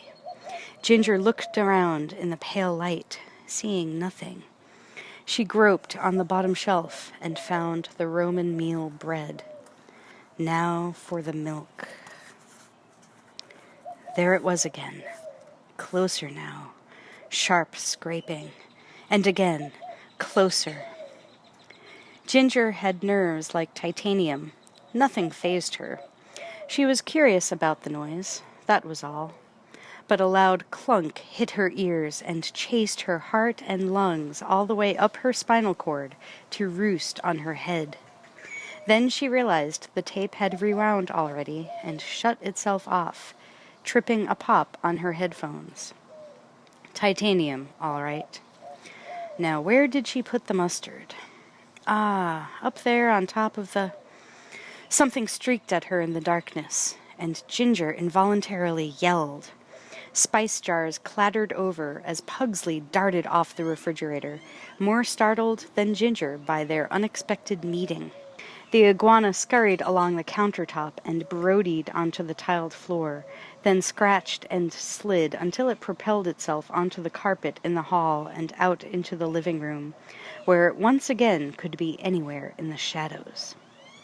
"Yeah, Pugsley, better watch out," she called, "or I'll make a belt out of you." Stupid lizard. Ginger put a hand to her throat. Wow.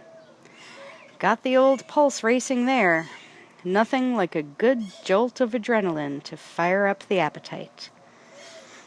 Exhaling raggedly, Ginger faced the pile of food and realized she had forgotten the Swiss cheese.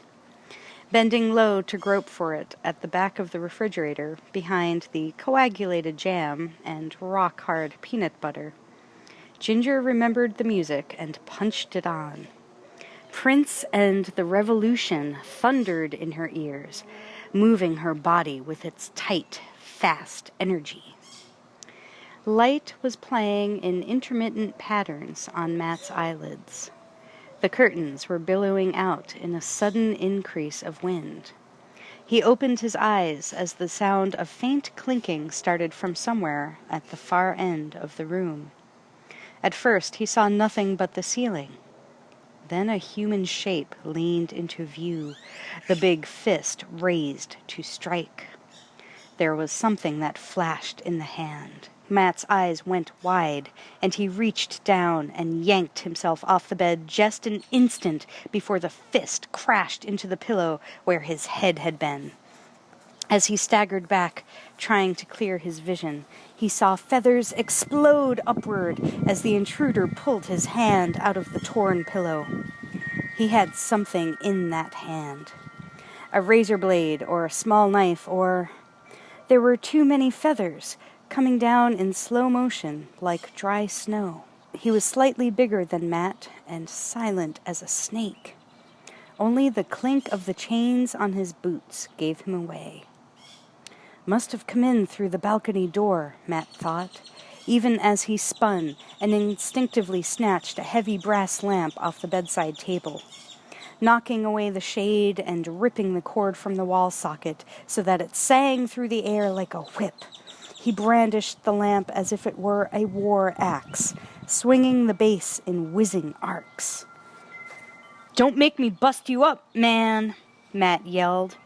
Fear laced the bravado in his voice, a bravado formed more from outrage and adrenaline than courage.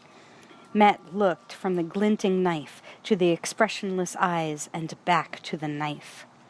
When the intruder took a step toward him, Matt put his 230 pounds behind a Reggie Jackson Homer with the brass lamp. The base caught the shadowy figure full on the temple, and the concussion nearly tore it from Matt's hand, but the other merely rocked back as if from a playful slap and advanced on him. Matt swung again, mightily, but Terminator simply shot out his arm and caught Matt's wrist in a grip like a sprung bear trap. Matt's view of the room suddenly spun out of control as Terminator lifted him by his wrist and flung him across the bed to the floor beyond. He rolled like a sack of concrete into a wooden dresser. He came up in a groggy crouch and went for the intruder with a cry of pure rage.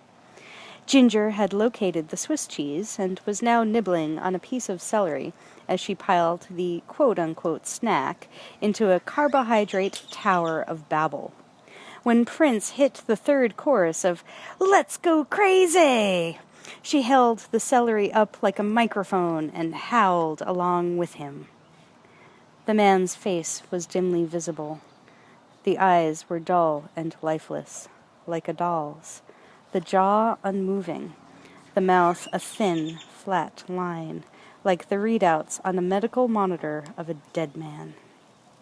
Matt had the intruder's forearm gripped in both his hands as he watched the knife descend closer to his throat.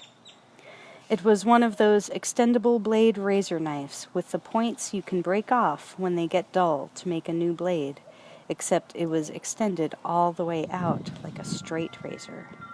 Matt's muscles bunched and leaped under his skin as he strained with all his strength against the other, but the arm continued to descend like some piece of hydraulic equipment. Matt had never encountered such strength. Fear roared and howled through him. He slammed his opponent sideways, snapping off the blade against the wall, only to be grasped around the throat by immensely powerful hands. Dead man. Gonna be dead, man. Got to break this hold. Matt brought up his kneecap like a catapult, burying it into the intruder's abdomen. The knee sank in with a satisfying thud, but then inexplicably smacked into a wall of muscle so hard it almost shattered Matt's kneecap. Then he was lifted as if he were an infant and tossed through the sliding glass door. He fell flat on his back and sprawled there as the fragments of glass washed over him in tinkly shards. Like a sputtering but still turning engine, Matt heaved himself to his feet. His ruined knee caved in, and he shifted weight to the good one, his pummeled body shiny with sweat and warm blood that came from a dozen lacerations. Terminator was waiting, watching the man step through the broken window so slowly that he considered leaving the room and continuing his track of the target. Before he actually acted on that option, Matt bunched up his will and made his whole body a fist, then drove himself forward. Terminator adjusted his position by 8 centimeters and easily deflected the blow. Matt caromed off Terminator's shoulder into the full-length mirror on the closet door. Glass exploded in his face, and he felt a dozen knives slash his body. He sagged to the floor, fatally wounded, his lungs frozen between breaths, paralyzed by the shock of the blow and the sheer, oppressive force of his opponent. The room was running away from Matt, dwindling into a colorless void. A massive weight grew like a reverse black hole in his chest. And Matt knew if he could get past that giant knot of pain, it would be okay. He would be dead. The remembered sound of Ginger's laugh echoed in his fading consciousness like a slowing tape loop, and he barely felt the iron fingers closing out his life. Ginger grabbed the glass of milk and the triple-decker sandwich and adjusted the headphones before leaving the kitchen. As she walked into the hall, she thought she heard a sharp, sudden crunch, as if something were breaking. Pugsley? That lizard was getting positively psychotic. But when she peered into the living room, she saw Pugsley playing statue inside the terrarium. Everything looked okay in there. Maybe it was the neighbors having another fight. There it was again. A loud thump followed by a... Ginger shook her head suddenly, and the headphones slipped onto her shoulders. Now it was quiet. No, someone was groaning? Ginger smiled with growing excitement. Now what was Matt up to? That little adorable devil. She stood in front of the door to the bedroom, trying to balance the plate on her arm so she could have one free hand to open it, wanting to break in on Matt doing something hopefully lewd. But before she could manage this feat, the door exploded outward and showered her legs with splinters and blood. Matt had just been shoved through as if he were a battering ram. Ginger dropped the plate and the glass, splashing her legs with the chilled milk. Her hands groped in front of her face in a disconnected undulation, her spread open fingers slicing the air between her eyes and Matt's utterly broken body. Matt was dead. Her Matt was gone. Something in that room had just killed him.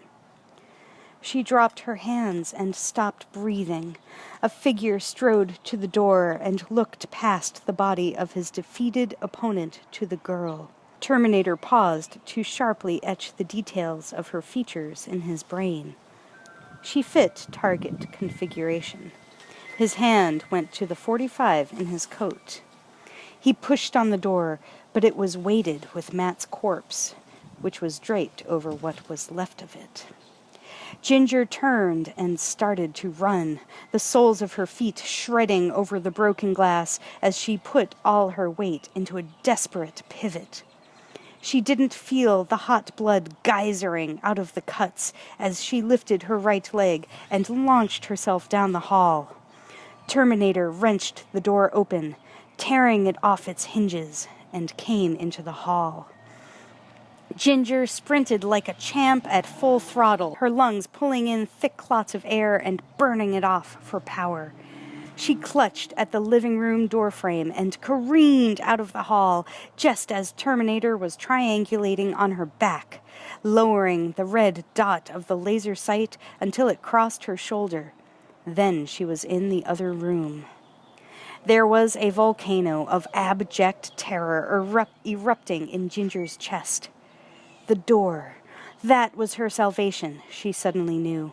Not God, not fate, not anything or anyone but that door, that exit from this vile and cruel sickness that was behind her now, grinning and aiming that gun and pulling the trigger, and fuck you, I'm almost there! Then Ginger was punched in the back by a rocket ship, traveling at the speed of light and vaporizing half of her left lung as it tore through her torso. As she was falling, it seemed as if she would never hit the floor. She heard the sound of the shot that had hit her. Then another missile struck her, this time in the kidney, the thick flesh capturing the bullet and holding it until the momentum won out and it sped forward in a last vicious lunge to lodge in her lower abdomen. Then she hit the floor, and things got worse. Terminator moved over her like a monument to death. Ginger's hands scrabbled on the cold linoleum. It seemed wet under her as she slid forward, even though her cheek lay pressed against the inane tile design. She felt an intense falling sensation. She heard heavy boots hit the linoleum floor behind her and stop alongside. She couldn't turn, but the figure loomed in her mind, as black and enigmatic as death itself. Fear vanished, replaced by a huge, outraged question mark. Why? Perhaps the answer would be on the other side. Finally, she hoped it wouldn't be Sarah who found her. Terminator's finger squeezed the trigger. The hammer drove the pin into the primer cap, igniting the powder. Expanding gases drove the copper and lead projectile down the chamber, simultaneously jacking the next round into the chamber. The trigger was squeezed again, and the cycle repeated. And again. And again. And once more, emptying the pistol.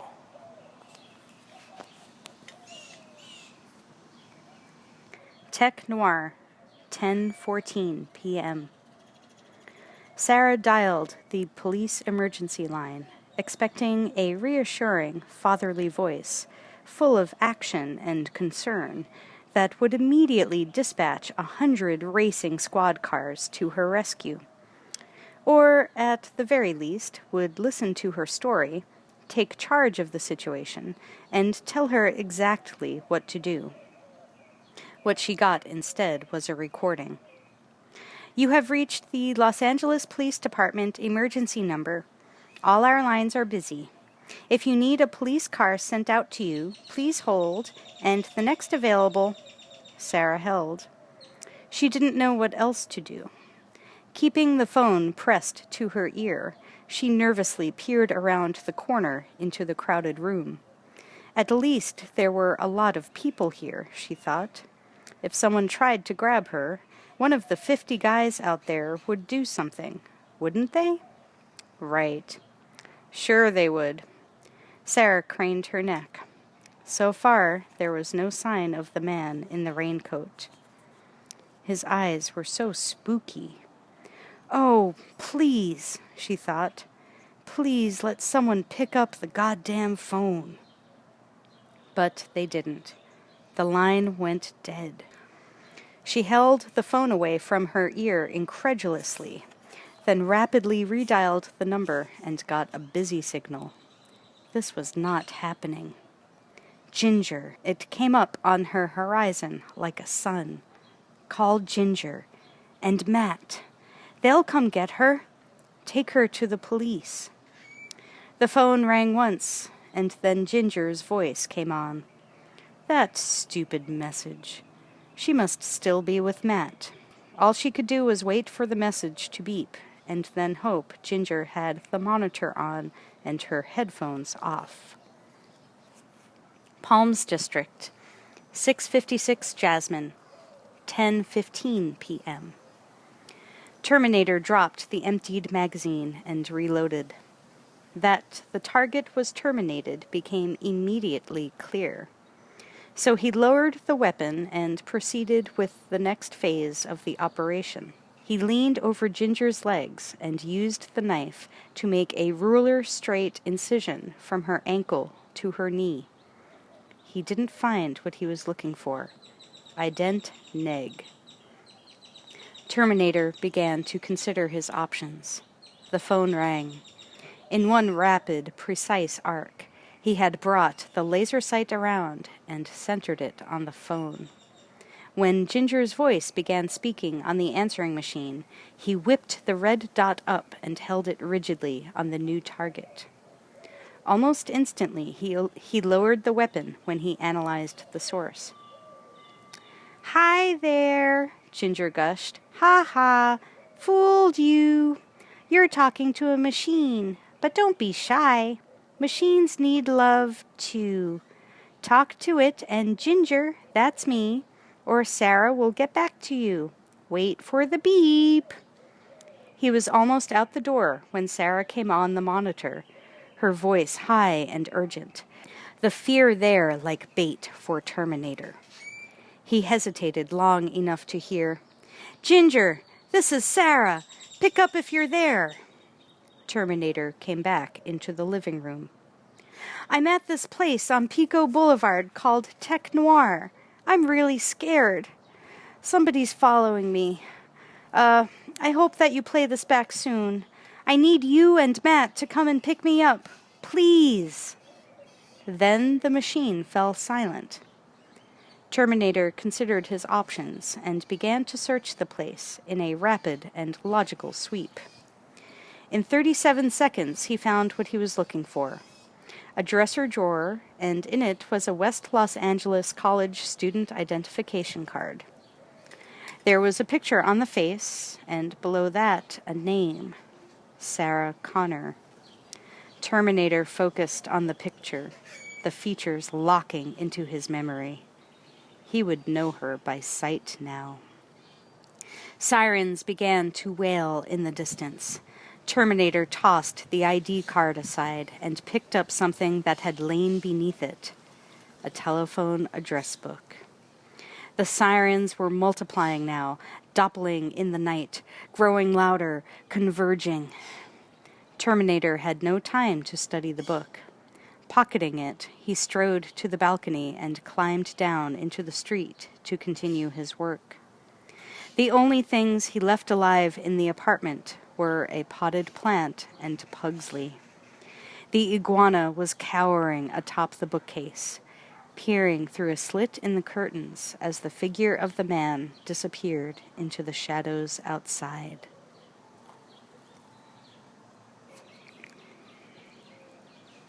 Tech Noir, 10:24 p.m.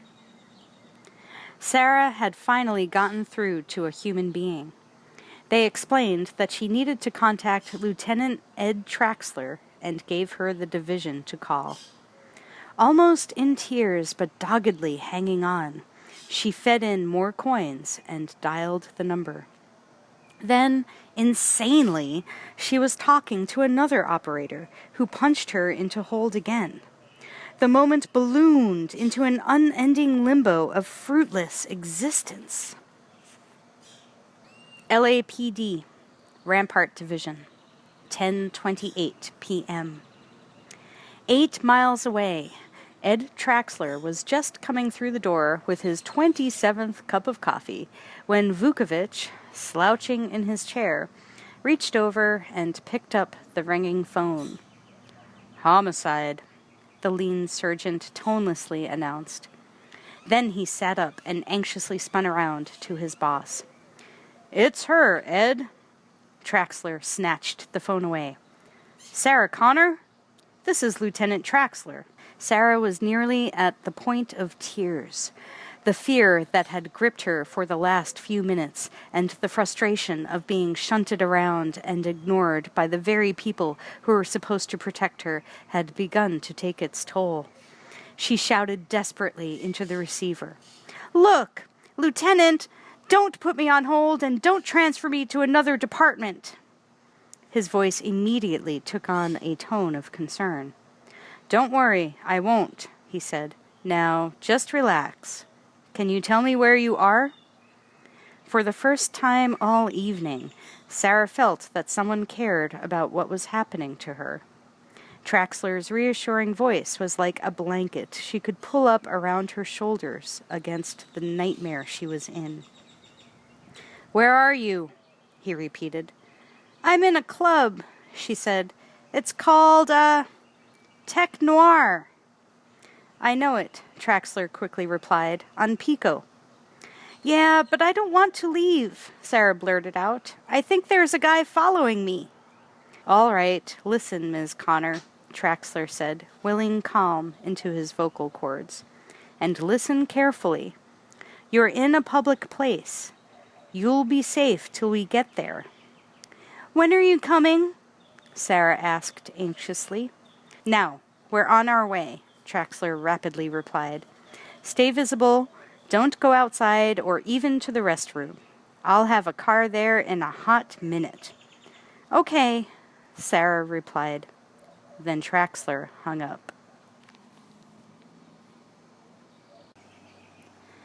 Tech Noir, 10:31 p.m. There was a slight tremble of activity at the front of the club. It caused the heads of a few near the door to turn momentarily toward it. But the heads soon turned away, intimidated into an intense unconcern. A man had walked through the front door. A big man in a tight gray jacket, a size too small, and motorcycle boots. He moved smoothly, looking into the faces of those gathered at the door, just flicking his eyes over them for an instant, then going on to the next. The face he wanted was not there. He rolled past the ticket booth, and the woman inside leaned out and glared at the impassive back moving away. "Hey," she shouted to the bouncer. "That guy didn't pay." "Hey, dude," the bouncer said, slapping a meaty hand on the big guy's shoulder. Terminator didn't even turn around. He sent his left hand to the section of shoulder where he felt the clamping pressure, grasped the other man's hand, and squeezed. The bones collapsed with a snap. Then he released the mushy lump and kept going. No one heard the bouncer's gurgling scream, and if they did, they pretended not to. He stepped onto the dance floor, scanning, pushing people away, like a hunter brushing aside branches overhanging a trail. The strobe lights did not affect the big man's vision. He simply ignored them and began a systematic search for one face. Sarah laid the phone back in its cradle and turned around, already feeling the loss of Traxler's soothing voice. But it would be over soon. "I'll have a car there in a hot minute." The, quote, authorities, unquote, were coming to get her.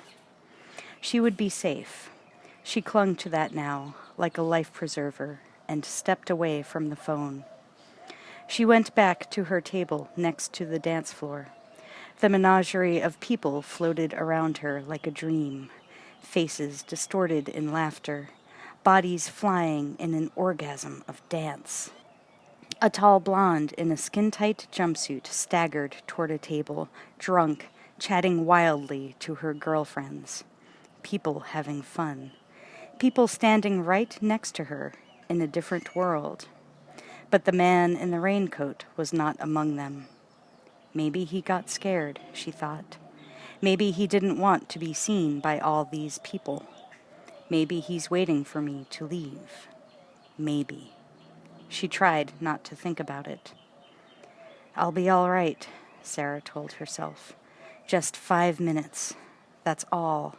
Just 5 minutes. She was starting to believe it. Then she glanced at the bar and didn't believe it anymore. He was sitting there, staring into the mirror in front of him, right at her. Rhys glanced away as casually as possible, but inside his head the thoughts were racing around at sublight speed. She'd spotted him again. He realized he had really spooked the target now. He could tell by the look in her eyes. He may have blown the ambush. He wanted to go for her now. Break off. Keep to the plan, soldier. He would wait. When Rhys had seen Sarah go inside the club, he continued past until he was sure she was well inside. Then he doubled back and scoped out the entrance. The vibrating bass chords of a new wave band leaked through the front of the building. He had heard about places like this. They were called nightclubs. A name came to him from the dim recesses of his memory. Sinatra. He felt the full blast of the driving, rhythmic music as soon as he opened the door. The sound was thunderous. Colored strobe lights turned the frenzied movement of pink-skinned men and women into a thing more sensed than seen. He started to walk past a bored young woman sitting behind a wire screen in a cage near the door when she reached out and grabbed his coat sleeve. Rhys whirled around, eyes alert, hand flashing to the .38 in his pocket. "450, space case," she demanded rapidly. Rhys stared at her quizzically. Blue hair. This was new. Finally, the woman leaned toward him in an operatic display of condescension. $4.50, she repeated in a slow, patronizing drawl. Rhys reached into his pocket, randomly grabbed a large wad of crumpled bills, and shoved them at her. He didn't wait for his change. Quickly, he reconned the frenzied indoor terrain. Plate glass entrance, steel exit door at rear, 2 glass windows left wall, 1 right. Ignoring the stares he was drawing from the club's fragile inhabitants, but checking out their faces. He found Sarah almost at once, huddled over a phone in the back. Rhys ducked away as she turned, nervously looking over her shoulder. The long row of stools before the mirrored bar offered the best vantage point for discreet observation. He took a seat in the center and, facing the mirror, scanned the room behind him. Perfect. Everyone was in the kill zone. When Sarah sat down at her table, Rhys was focused in on her. She was looking around like a spooked animal that senses something dangerous in the air. Then their eyes locked in the mirror. For a second, Sarah couldn't move. A frantic alarm was ringing in her brain. It was he. He was here, right now, watching her. As she stared into his disturbing eyes, she no longer believed that any one of 50 guys in the room would do anything at all to help her. She was suddenly and completely alone again, trapped. The spooky man in the raincoat coolly looked away. Sarah tried to calm herself. Lieutenant Traxler was coming, was on his way. Just a few minutes. Isn't that what he had said? Just a few more minutes, honey, she told herself. Nothing's going to happen. It'll be all right. Please let him hurry. The undulating bodies kept shifting and moving in front of her, blocking her view of the man at the bar. He hadn't moved. He sat there like stone. Sarah glanced nervously at her watch as the music pounded on her fraying nerves. Terminator was wading, slowly, methodically, through the crowd, moving his head in a continuous scan, first right, then left, adjusting up or down as the object required, cataloging, memory-checking every face. Sarah nervously reached for a Coke on the table before her, not even realizing it had been left by someone else. Her eyes were glued to the back of the raincoat sitting at the bar. Her fingers flicked the top of the can and knocked it off the table. Reflexively, Sarah bent down to retrieve it just as the big man in the tight gray jacket approached her table. Terminator's eyes darted over the empty table and chair. Nothing significant registered. He dismissed both objects and proceeded on. As he turned away, Sarah sat up in her chair and put the can on the table. When Terminator reached the far wall, he had not spotted the target. He was in the correct location. The information he had received was, he determined, highly reliable. Logically, she should be here. Perhaps he had missed her. He pivoted around to rescan the room, and there she was. Reese's mouth had gone as dry as sand. Mechanically, he raised the glass of beer to his lips, allowing himself a sip to moisten them.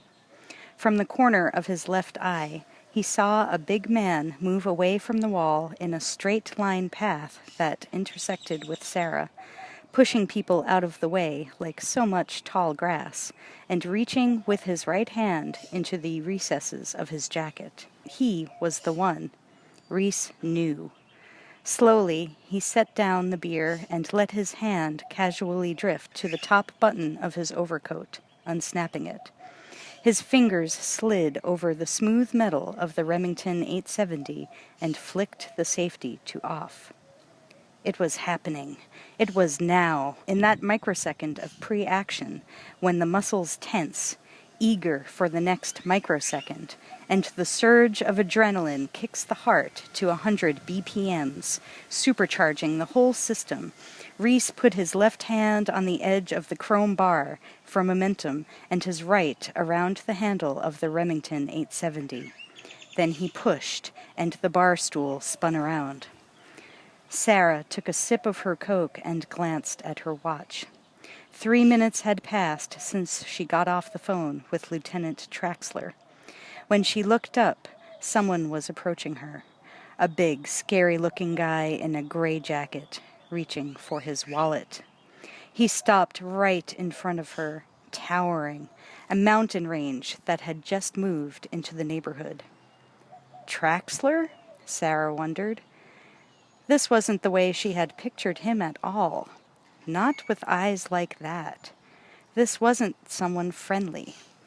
Then she realized, instinctively, that something bad was going to happen. Terminator stood there, motionless, for a split second, staring intently down at her, his hand still reaching into the jacket. He checked her face against his memory and got a positive identification. He calculated possible alternatives. Then, in an instant, the .45 was out, cocked, and flashing in an arc that ended with the red dot of the laser sight centered perfectly on her forehead. Sarah stared up in uncomprehending horror, looking directly into the barrel of the biggest, blackest hole in space that she had ever seen. The entire room seemed to fall away, and everything else with it. Terminator's free hand pulled back the steel slide of the .45 and let it snap forward, chambering the first round. Despite the pounding din, the clack of the weapon seemed somehow to be the only sound in Sarah's ears. 1,000 thoughts screamed through her in a microsecond. Oh my God, this isn't a joke. It's real. I'm going to die right here, right in front of everybody. It wasn't the other guy at all. It was this one. Why is this happening? Why? Why? Why? Reese was still spinning on the bar stool, his coat snapping back, the Remington coming up in both hands when Terminator drew the .45 automatic. He had moved fast, so very fast, faster than Reese had expected. Is he a 700 or an 800? Reese hoped he was a 7. He was stepping away from the bar when a man and woman drifted into his path, eyes blossoming like flowers as they registered the barrel of a shotgun in the air before them. There were too many people in the way. God damn it! He didn't think he was going to make it. Reese viciously shoved the man aside and plowed forward, knocking people away, bringing the Remington up and taking aim. The bystanders in front of him were scrambling now, sensing the movement, not understanding but getting the fuck out of the way, clearing a path for whatever it was this man was after. Reese was in mid-air when a window, framed by diving bodies, opened up before him. He squeezed the trigger and the Remington roared. 137 separate little universes instantly came to a frozen hush as the patrons reacted to the explosion of sound. Reese had fired 100th of a second before a Terminator squeezed the trigger. The shotgun blast would have taken off an ordinary man's arm, but all it did to his opponent was spoil his aim. The Remington's 3-inch pattern of double-aught buck punched into Terminator's elbow, spinning him around about 20 degrees. Reese kept coming, stroking the slide back, then viciously slamming it forward, cycling another round into the weapon's chamber. Terminator started to turn toward the threat, adjusting priorities. Reese fired again, this time catching his target full in the chest. Despite his size and strength, Terminator began to stagger back under the impact. Then everyone started to scream. And again, the whoosh of the slide coming back, then the smack of it slamming forward, and another explosion of fire as Reese continued on, intent, a juggernaut, his world reduced to the single, clear, unwavering goal of sending death into the big opponent. Terminator tried to raise the .45 automatic as he was going back. Reese fired again, knocking him off balance. He saw that Terminator was falling now, the .45 aiming irrelevantly up at the ceiling. Reese came abreast of Sarah's table. She was screaming and ducking back in her chair, not believing what was happening in front of her. Reese had one shell left in the shotgun and sent it slamming into the tumbling Terminator. Terminator hit the floor like a building falling into the street. He lay very still on the polished tile, unmoving, not even a twitch. The front of his jacket was a shredded field of perfectly tight little patterns of holes, each of them oozing crimson, which rapidly soaked the front of his jacket. He looked very dead. He must have been a 700, Reese thought to himself. He stood there for a heartbeat, the adrenaline still pounding through him, making everything seem slower, feeling the rush as if he were riding on top of the wave. No one in the room had moved in the 6.5 seconds since the first shots went off. Now they were gaping in disbelief at the weird tableau before them. The song ended. The rhythmic rasp of the record going around, amplified moronically, echoed across the room. Sarah stared in shock at the bloody body sprawled on the floor only 6 feet away. Then she looked up at the man in the raincoat who had put it there. He turned toward her. She saw only his eyes and the gleaming shotgun in his hands. He took a step toward her when something caught his attention. And everyone else's, too. Terminator had opened his eyes. A tiny spasm ran down the length of his body. Then he smoothly rolled over onto his feet, crouching defensively, and slipped the Uzi submachine gun from its DeSanto shoulder rig beneath his jacket. He swung the weapon around, jerking back on the bolt, and took aim at Reese. Reese rolled like a cat and slid out from the space he had occupied a second before as the first rounds from the Uzi impacted against the corrugated stainless steel bar, throwing chunks of metal into the air behind them. Tech Noir exploded in an orgy of violence and crashing bodies. Everyone snapped out of the shock that had seized them and desperately ran, tripping, tumbling toward the windows and doors. A lot of them weren't moving fast enough. A young woman who'd been having a particularly bad night to begin with passed in front of Reese just as he crossed behind her, going the other way. The Uzi's 9mm shell punched effortlessly through her rib cage. Sarah leaped from her chair and jumped into the stream of racing arms and legs that hurtled toward the front of the club. She was just reacting now, like an animal, instinctively taking herself away from death. Terminator was standing calmly in the center of the room. He saw Sarah running for the front of the club, surrounded by other patrons. He started to squeeze off another burst from the Uzi when Reese caught his attention, moving toward the bar. Reese dove over the top of the bar just as the Uzi raked the polished metal barricade, starting low and traveling up, to the top and over, missing Reese's flying calves by inches, disintegrating the mirror behind.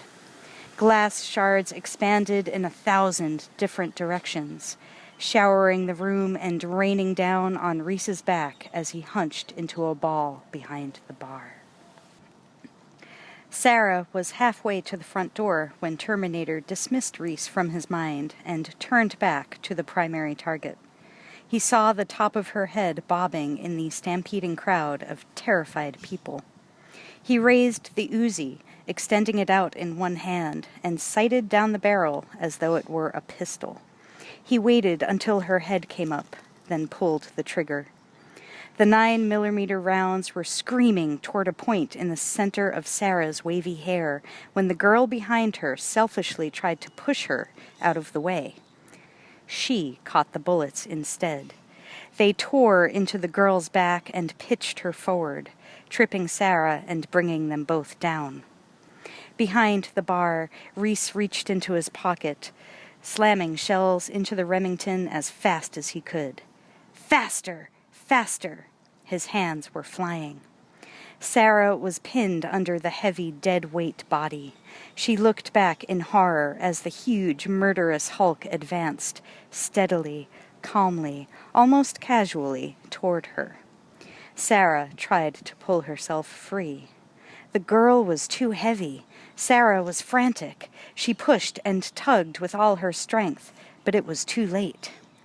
Terminator was moving in for the kill, dropping the spent magazine from the Uzi, reaching for another one with his bloody hand and slamming it in, an island of slow, precise movement amid the confusion and panic. Then he was standing right over Sarah and taking aim at point-blank range. Sarah stared up helplessly into his cold, flat eyes. They held nothing but death, and it was all focused on her. Suddenly, the Remington exploded again. It caught Terminator in the shoulder and spun him completely around. Reese had fired in mid-air as he leaped from the back of one vinyl-covered booth to the next. He landed agilely and came up firing. He fired again. "Die, fucker!" and stroked up another shell.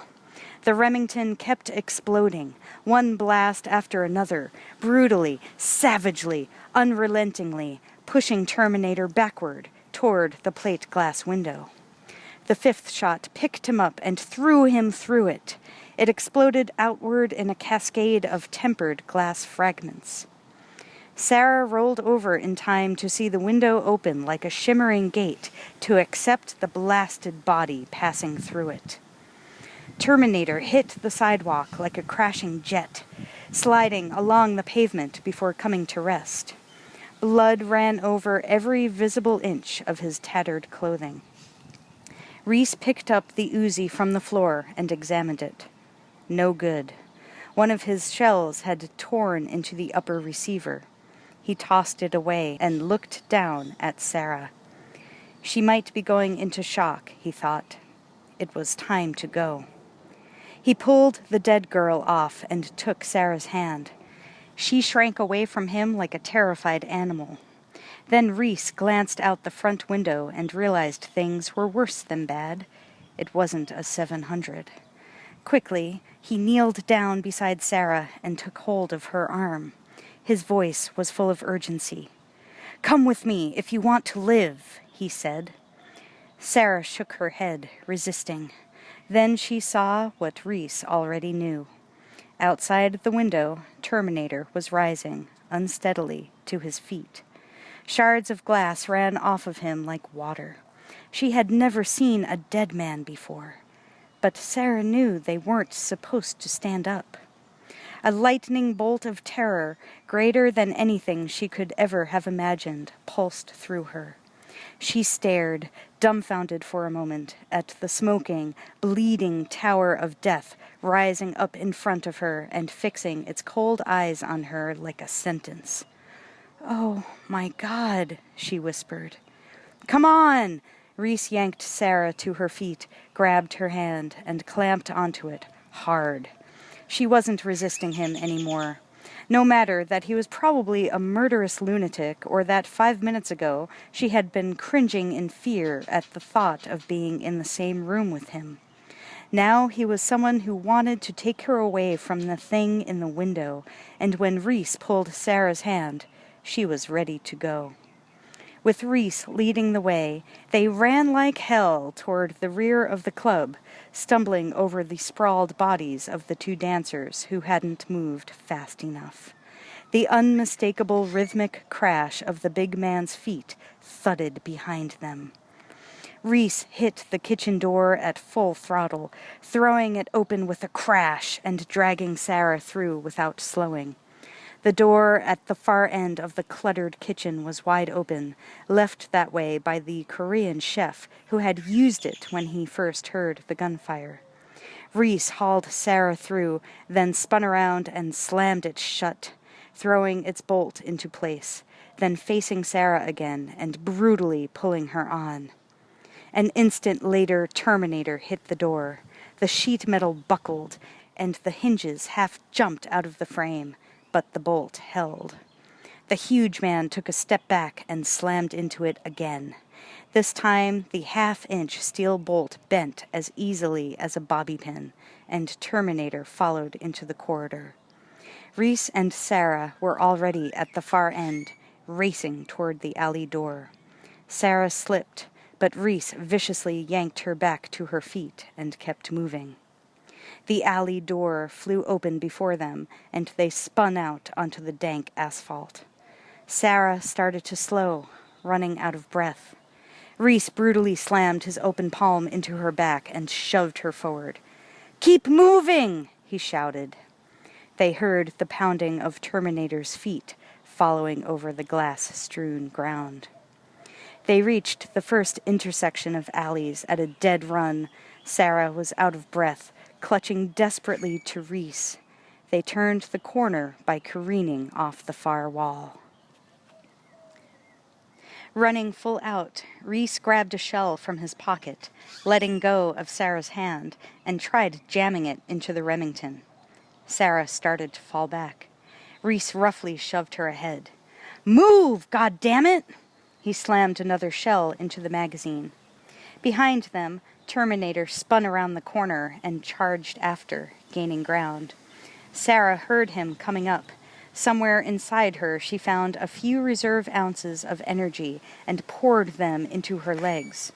Shotgun shells clattered to the asphalt as Reese gave up reloading on the run. As Sarah came abreast of a gray LTD, the last car in the row. Reese smacked her on the back, pitching her face first into the rough gravel. Then, spinning around, he flung the LTD's door open and hunched down behind it, aiming the shotgun at the gas tank of a '67 Impala further back. Just as Terminator was about to reach the Chevy, Reese fired. The shot hit beside the gas tank beneath the rear of the car, striking sparks off a rear spring shackle. Shit! 1 shell left. Steady down.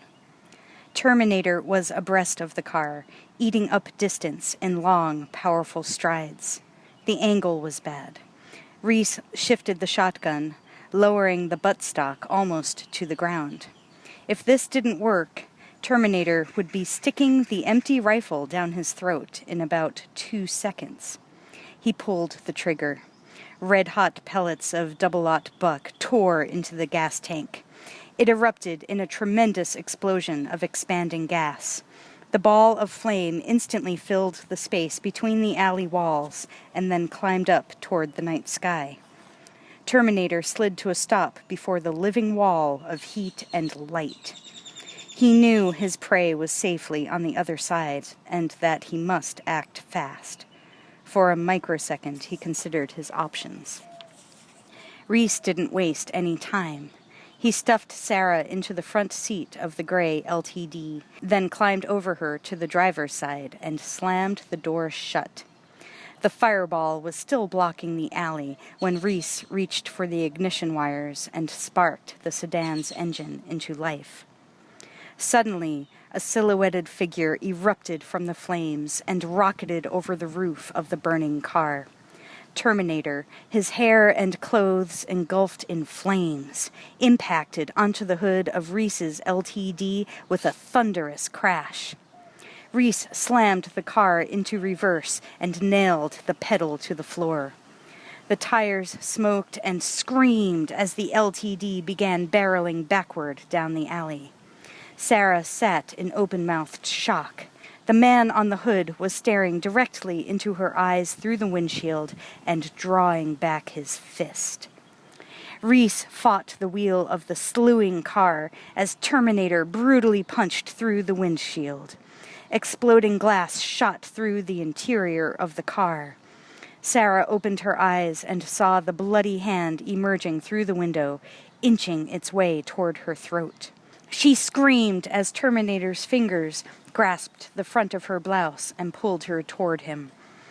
That hand was about to drag her over the dash and right through the window when the LTD cleared the alley and charged, tail first, onto Pico Boulevard. Reese cranked the wheel hard, and the big sedan slewed sideways, all 4 tires smoking, then plowed across the street toward the far curb. Officer Nick Delaney, who had just passed Crescent Heights, heading east on Pico, when he got the call to respond to a shooting at Tech Noir, was reaching for the patrol car's mic when he saw the LTD come barreling out of the alley. Some asshole was crouched on the hood, using it for a surfboard, which was weird enough, but the asshole was also on fire. He watched, amazed, as the sedan plowed broadside into a parked car and the smoking surfer sailed over the roof and smacked hard onto the sidewalk. DOA, Delaney knew instinctively. He locked brakes on his black and white cruiser and skidded to a nose-first halt at the curb. The LTD gunned its engine and 180'd in the street, then screamed down Pico, heading for the ocean. Delaney was out of the car in a flash, shouting into the radio mic as he stared at the unmoving body on the sidewalk. "This is 1L19. I've got a hit-and-run felony."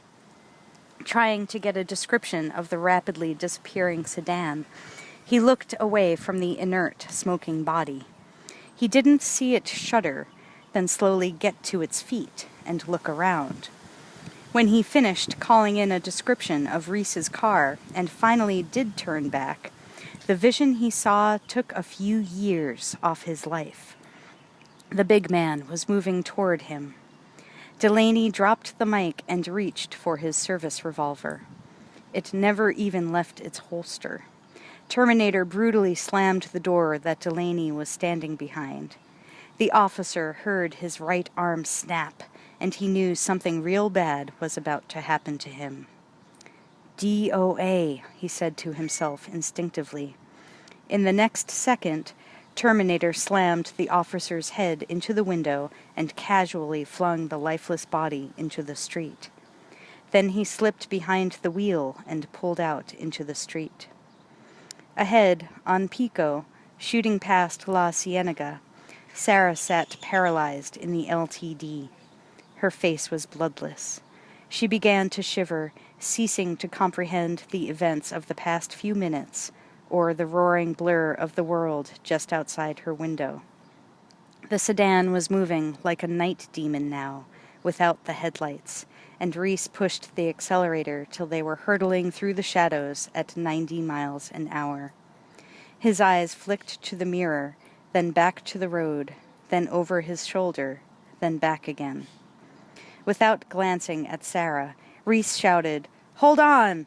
and threw the sedan into an expertly controlled slide around the corner of Oakhurst Avenue.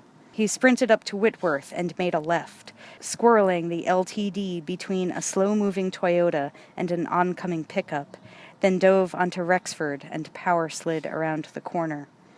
The street was full of slug-like traffic, so without hesitation or the slightest concern, Reese vaulted the curb and raced along the sidewalk, doing 60. Fortunately, there were no pedestrians. In a single graceful, breathtaking, and utterly horrifying move, he shot directly from the sidewalk to the fast lane of Olympic Boulevard before anyone could react. No one seemed to be following now. Probably no one could if they tried.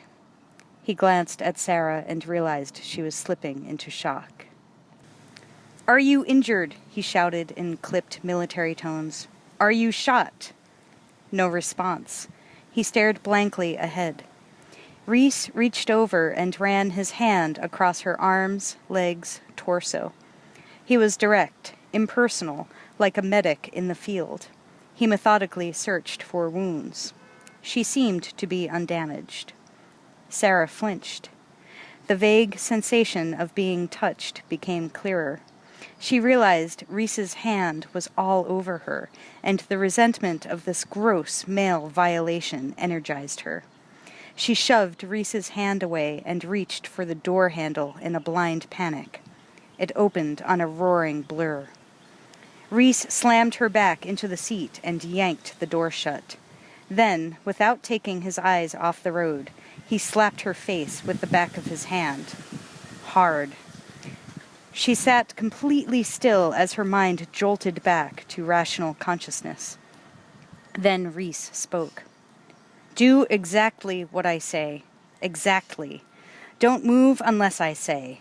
Don't make a sound unless I say," he ordered. "Do you understand?" With the speedometer registering 85 miles per hour, he calmly reached over and locked her door, then fastened her seatbelt, cinching it very tightly, with the same methodical movements as his body search. Sarah didn't answer, didn't nod, didn't move at all. "Do you understand?" he repeated, shouting. "Yes," Sarah replied, her voice cracking. "Please don't hurt me." "I'm here to help you," he informed her.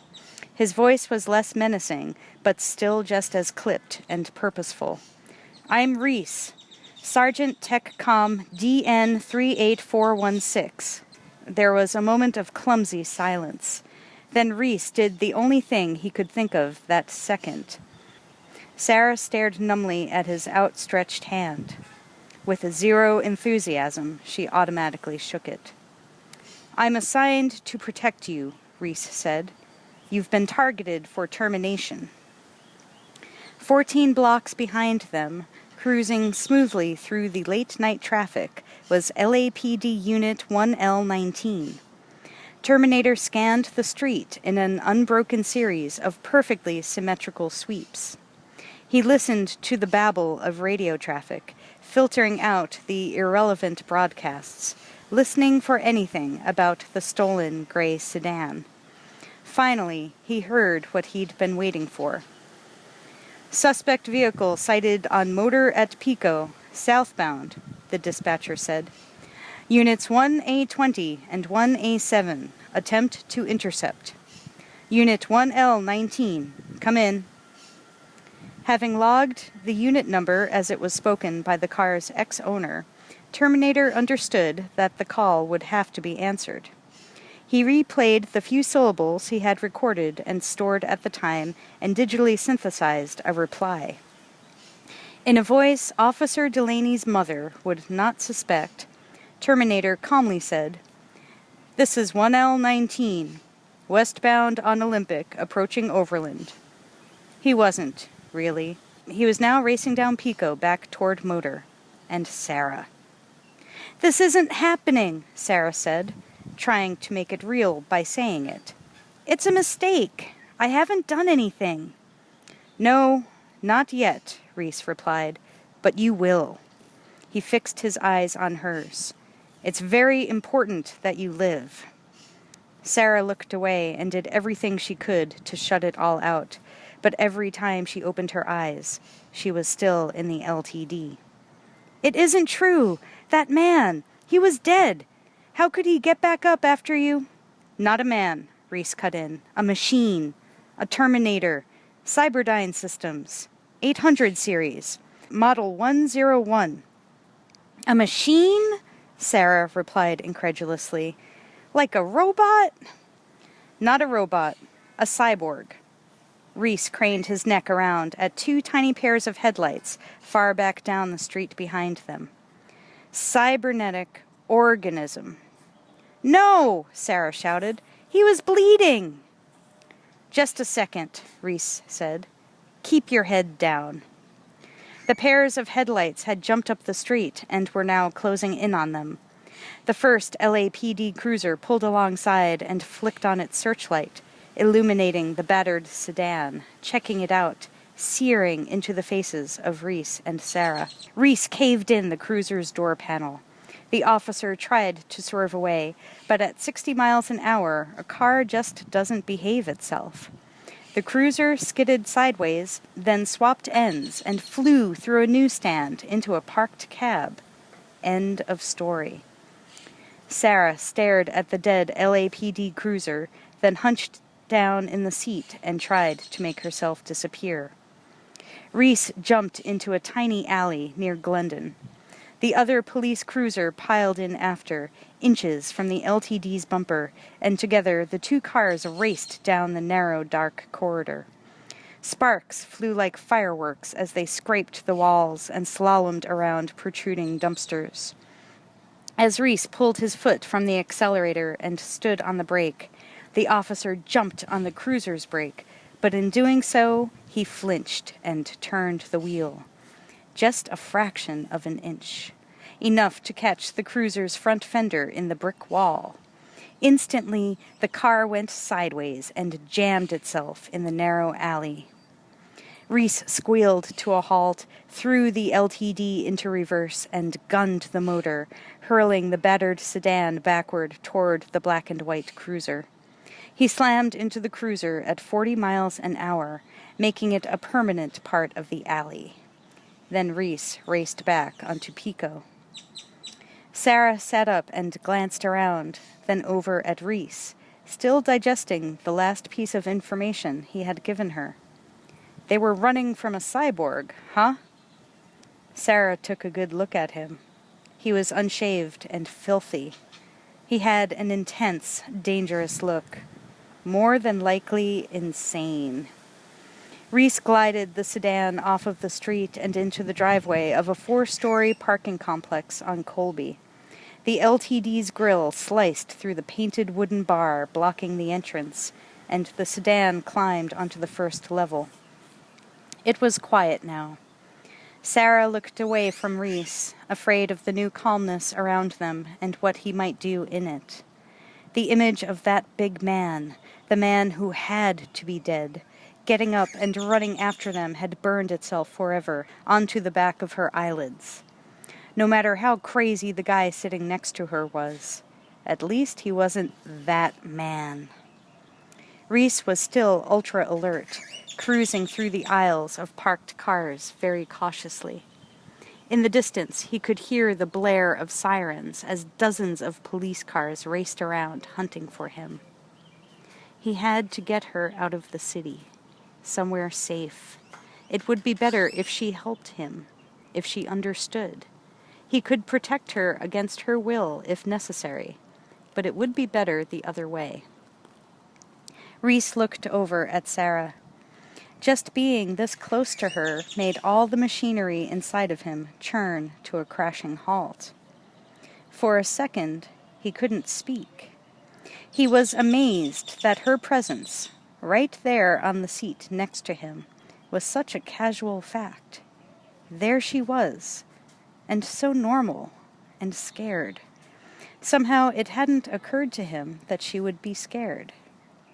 He turned down another aisle, staying on the lower level, and continued prowling the lot, looking for signs of trouble and finding none. "All right, listen," he said calmly, still scanning from right to left. "Terminator's an infiltration unit. Part man, part machine." His intensity suggested he was telling her, unfortunately, the absolute truth. Sarah turned to him and listened. "Underneath," he went on, "it's a hyper-alloy combat chassis, microprocessor controlled, fully armored, very tough. But outside, it's living human tissue. Flesh, skin, hair, blood. All grown for the cyborgs." He was talking faster now. She heard the words, but they didn't make sense. His explanation was only making things worse. "Look, Reese, I know you want to help, but," Sarah said, trying to make her voice sound soothing so he wouldn't get angry. It didn't work. "Pay attention," he shouted, snapping his head around toward her. "The 600 series had rubber skin. We nailed them easy. But the 800s are new. They look human. Sweat, bad breath, everything. Touch it, you'd feel warmth. But by then you'd already be dead. Very hard to spot. All those people back there..." Reese hesitated, caught up in a sidebar emotion. "I had to wait till he moved on you before I zeroed him. I didn't know what he looked like." Sarah realized he was referring to the people who were injured or killed at Tech Noir. His manner had gone uncertain when he spoke of them. Then he hardened at a thought he spoke aloud. They would have died in the war, anyway. He wasn't making any sense now, and she thought he might be spinning into utter madness right before her eyes. War? What war? And sweating cyborgs? Sarah was shaking her head. "I'm not stupid, you know. They can't make things like that yet." Niece nodded. "No," he said, "not yet. Not for about 40 years. "Don't scream," said one of the little Sarahs in her abused mind. "I've got to ditch this car," Reese said in a distracted voice. He nosed the LTD into an empty parking space. Something really bad was undeniably happening. A horror story on 2 feet was stomping around the city, obsessed with killing her. Even if Reese didn't have both oars in the water, he had saved her life. She wanted to believe him. She really did. But this was too much. "You're saying it's from the future?" Sarah finally asked, almost unable to form the word. "One possible future from your point of view," Reese said haltingly, as if groping with a concept even he didn't have the words for. "I don't know tech stuff," he added a little defensively. "And you're from the future, too." "That's right." "Right," Sarah answered. She decided that not only were his oars out of the water, he didn't even have a boat. A second later, she had unlocked the passenger door, flipped up the handle, and was halfway out before Rhys could react. He lunged and caught her arm, squeezing until the skin turned white, and pulled her, kicking and struggling, back into the LTD. In a panic, Sarah reverted to her animal instincts. With all her strength, she sunk her teeth into his wrist. She bit down hard as she could, but Rhys's grip didn't slacken. Slowly, he reached across her and pulled the passenger door shut. Sarah glanced up, her teeth still clamped on, and looked into Rhys's face. There was no reaction there, no pain, no anger, nothing. Quietly, she drew back. There was blood on her tongue. She looked down at his wrist. A little rivulet of it ran from the crescent-shaped puncture marks she had left there. "Cyborgs don't feel pain," Rhys said coldly. "I do. Don't do that again." "Please," Sarah quietly implored. "Just let me go." Rhys shook his head. It was not going well. Not well at all. "Listen," he said, trying again, his voice slow, determined, intense. "Understand. That Terminator is out there. It can't be reasoned with. It can't be bargained with. It doesn't feel pity or remorse or fear." He leaned very close to her face. She could feel his warm breath on her skin. His words hammered themselves into Sarah's head. "And it absolutely will not stop. Ever. Until you are dead." Sarah knew that all he had just said was 4-star bullshit. But what about the Technicolor bloodbath she'd just been whisked away from? What about the man who had leaped through the fire, his demon-dead eyes fixing on her as he reached down, hair flaming, punched through the window, and tried to pluck her out of her car? Her, little Sarah Connor. And what about those other Sarah Connors someone had been offing all day? There had to be a rational, wonderfully reasonable explanation for all this madness. But logic and rationalism were out the window and far down the block, abandoning her. Because it was dead and calmly got to its feet. Think, Sarah. Come up with an answer. Oozing blood from bullet holes. Because if you can't, it came after. You'll go insane yourself. After you, Sarah. How could it do that unless... Maybe Rhys wasn't as crazy as he looked. Sarah slumped back into the seat. There was a moment of silence. Then she spoke very softly. "Can you stop it?" "Maybe," Rhys said. "With these weapons, I don't know." Westwood, 11:03 p.m. Unit 1L19 slowly cruised up Sepulveda and turned right onto Massachusetts. Terminator sat impassively behind the wheel, focusing its twin infrared eye cameras into the darkened shadows of the near-empty street. The cyborg quickly scrutinized the interiors of the cars parked along the curb, flicking its vision into each one, methodically probing for the target. Suddenly, the abstract pattern of static coming from the unit's radio was broken by the calm female voice of the police dispatcher. All units. Suspect vehicle located at parking garage at Colby and LaGrange."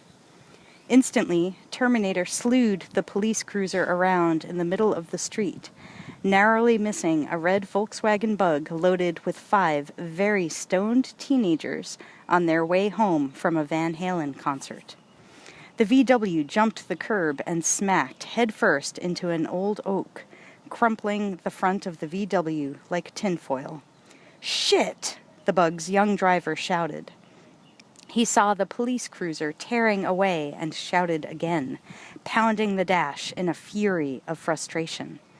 Cops were always fucking you up, and now they had fucked up his beloved bug. West L.A., 11:06 p.m. Reese raised the butt of his Remington 870 and slammed it against the ignition assembly on the Eldorado's steering column. When the lock cylinder broke free on the third impact, he slid the mechanism out between two fingers and examined it. Simple. He'd done this kind of thing many times. Reese dropped the key-actuated cylinder onto the floor and reinserted the starter switch into the hole. Giving it a half-twist clockwise brought the rewarding sound of the starter. When it caught, Reese revved the big engine of the Cadillac Eldorado and let it idle, then shut it off. He turned to Sarah. She sat scrunched below the dash level, seemingly dwarfed by the large front seat. They'd left the LTD and skulked together among the parked cars until Reese found this one. Below them, on the first level, half a dozen LAPD cruisers swarmed like bees around the abandoned gray LTD. Two black and white cruisers went up the ramp to the second level, prowling slowly, flashing their searchlights around, methodically checking every vehicle, moving steadily toward the top of the parking structure. No one noticed when Unit 1L19, driven by someone who was obviously not a cop, glided into the structure and joined with the other cruisers in the search. Reese motioned for Sarah to stay down below the dash as a pair of headlights swept across the row of cars near them. A searchlight stabbed through the windshield of the Eldorado. As Reese and Sarah ducked lower, their positions brought them closer together in a forced intimacy neither one addressed. She felt the warmth of his cheek and the uncomfortable scratch of his beard. The low rumble of the cruiser's engine sounded close, as if it were in the back seat. They huddled together, very still. Then the searchlight flicked away, and the sound of the engine faded. "Why me?" Sarah asked quietly. "Why does it want me?" Reese's lips were almost pressed into her ear. When he spoke, his voice was a hoarse whisper. Where to start was the problem. 40 years of history that hadn't happened yet. "There's so much," he said. "Tell me." Reese retreated a few inches. The smell of her hair was distracting him. "There was a war a few years from now. Nuclear." He gestured with his hand to include the car, the city, the world. "All this is gone. Everything just gone." Sarah knew by the intensity of his eyes that it was true. It had happened, or it would. The sheer finality of the word gone, combined with Reese's resigned shrug, hit her like a cinder block in the gut. Sarah didn't move. Reese went on, his voice clipped, tinged with a sharp military edge. "There were survivors, here, there. Nobody knew who started it." Reese looked over at her. "It was the machines," he said. "I don't understand." Defense network computer. New, powerful, hooked into everything. Missiles, defense industry, weapons design, the works. Trusted to run it all. They say it got smart, a new order of intelligence. Then it saw all people as a threat, not just the ones on the other side. Decided our fate in a microsecond. Extermination. Reese paused again. He glanced back over at Sarah, into her eyes. When he spoke again, his voice had lost its edge. A subtle shift had taken place, from dispassionate briefing to personal memory. "I didn't see the war. I was born after, in the ruins. Grew up there, starving, hiding from HKs." "The what?" Sarah asked in a hushed whisper. "Hunter-killers, patrol machines, built in automated factories. Most of us were rounded up by the machines or machine collaborators and put in camps for orderly disposal." Reese pushed back the sleeve of his jacket all the way to the elbow and held his forearm up to Sarah's eyes. She stared in amazement at what she saw there, a 10-digit number etched on the skin. Beneath the digits was a pattern of lines, like the supermarket package barcodes. She tentatively reached out and touched it with her finger. "Burned in by laser scan," Reese said flatly. This man, huddled beside her, had lived and walked in some unimaginable purgatory, a nightmare place where machines marked you for easy identification like a can of chili as part of the final solution for Homo sapiens. Some of us were kept alive, to work, loading bodies. The disposal units ran night and day.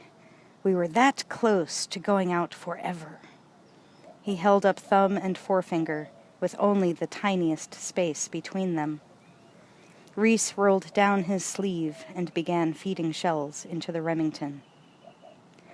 "There came a man, a great man," he added reverently, "who kept us alive, ragged and half-starving, but alive. We got stronger, and he taught us to fight, to storm the wire of the camps, to smash those metal motherfuckers into junk. He turned it around and brought us back from the brink." His voice became a hoarse whisper, cracking with emotion. She watched him trying to form the words. "His name is Connor. John Connor. Your son, Sarah. Your unborn son." Sarah's mind slammed the gates shut, and his last sentence was echoing around in her brain like an explosion. It wasn't true. It couldn't be true. She realized that his hands had wandered to her shoulders and had been holding on to them very tightly for some time. When she opened her eyes, he was still gazing at her. There was so much pain etched in his face, the emotion in his eyes so real, that Sarah felt drawn inexorably toward believing him. But this! It had no meaning or substance for her. Being suddenly the mother of a son who existed in another time and place had no reality. Even the tide of apocalyptic images, civilization shattered, cities crumbling into rivers of molten concrete, even that seemed more reasonable somehow by comparison. Her brain just stalled out, nosed over, and dropped. She could only stare at him, mouth open. "No," Sarah said finally. "It's not true. It can't be." The rear window of the Eldorado went nova white. Reese spun around and stared into the searchlight for a microsecond. It was coming from a police cruiser, but the thing behind the wheel was not a member of the LAPD. Reese shoved Sarah flat, cramming her into the tiny space under the dash as the rear window exploded inward from the horrendous blast of Terminator's SPAS-12. Frantically, Reese started the Cadillac and at the same instant throttled the huge engine to life as another shotgun blast tore through the rear window, shearing away the remaining shards. Stray pellets whizzed around the inside of the car, bouncing off the windshield.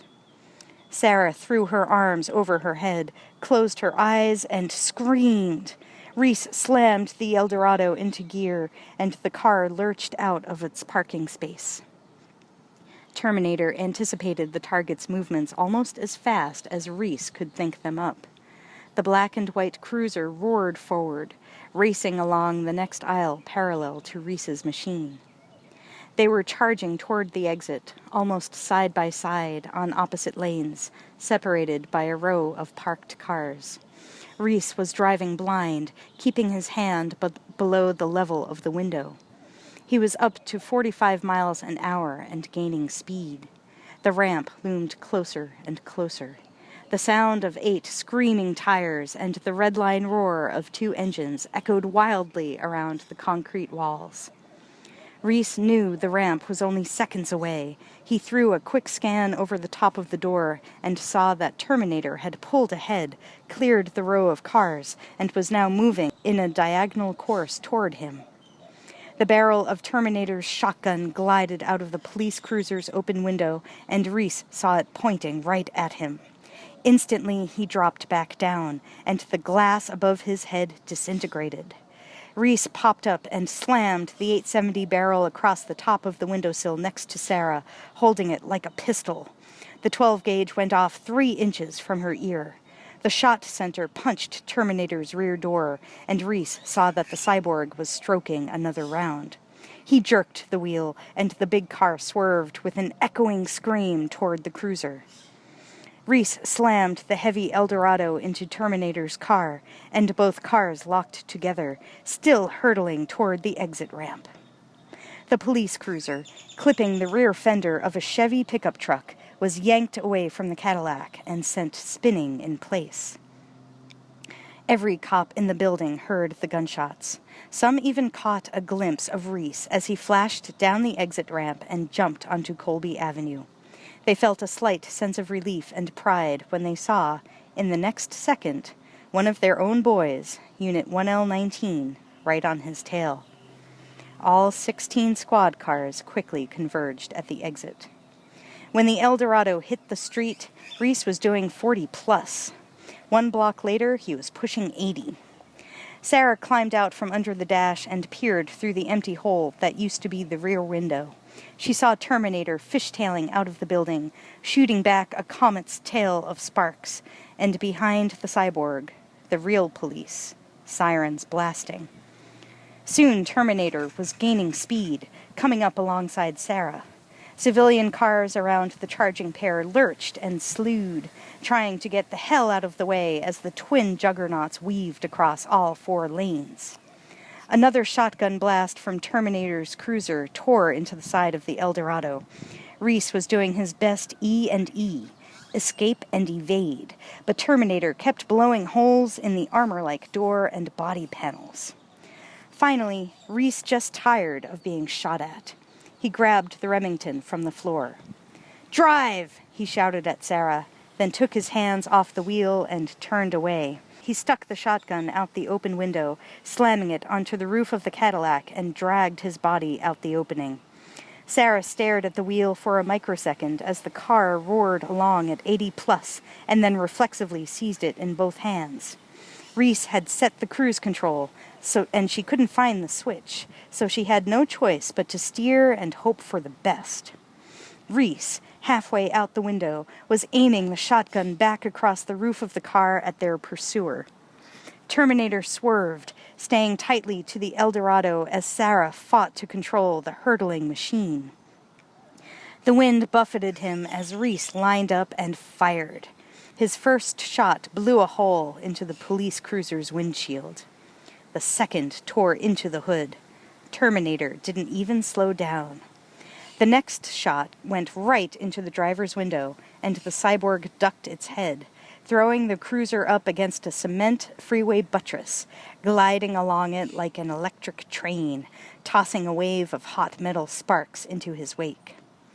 Sarah realized with horror that they were not on a main street any longer. They were on a city utility road that ended in an enormous concrete wall. She shouted to Reese, but all she could see of him was from the waist down, and the wind tore her words away long before they reached his ears. The wall roared toward them. Later, she wouldn't even remember doing it, but she grabbed the shift lever and slammed it hard up into reverse with such force that she almost broke her wrist.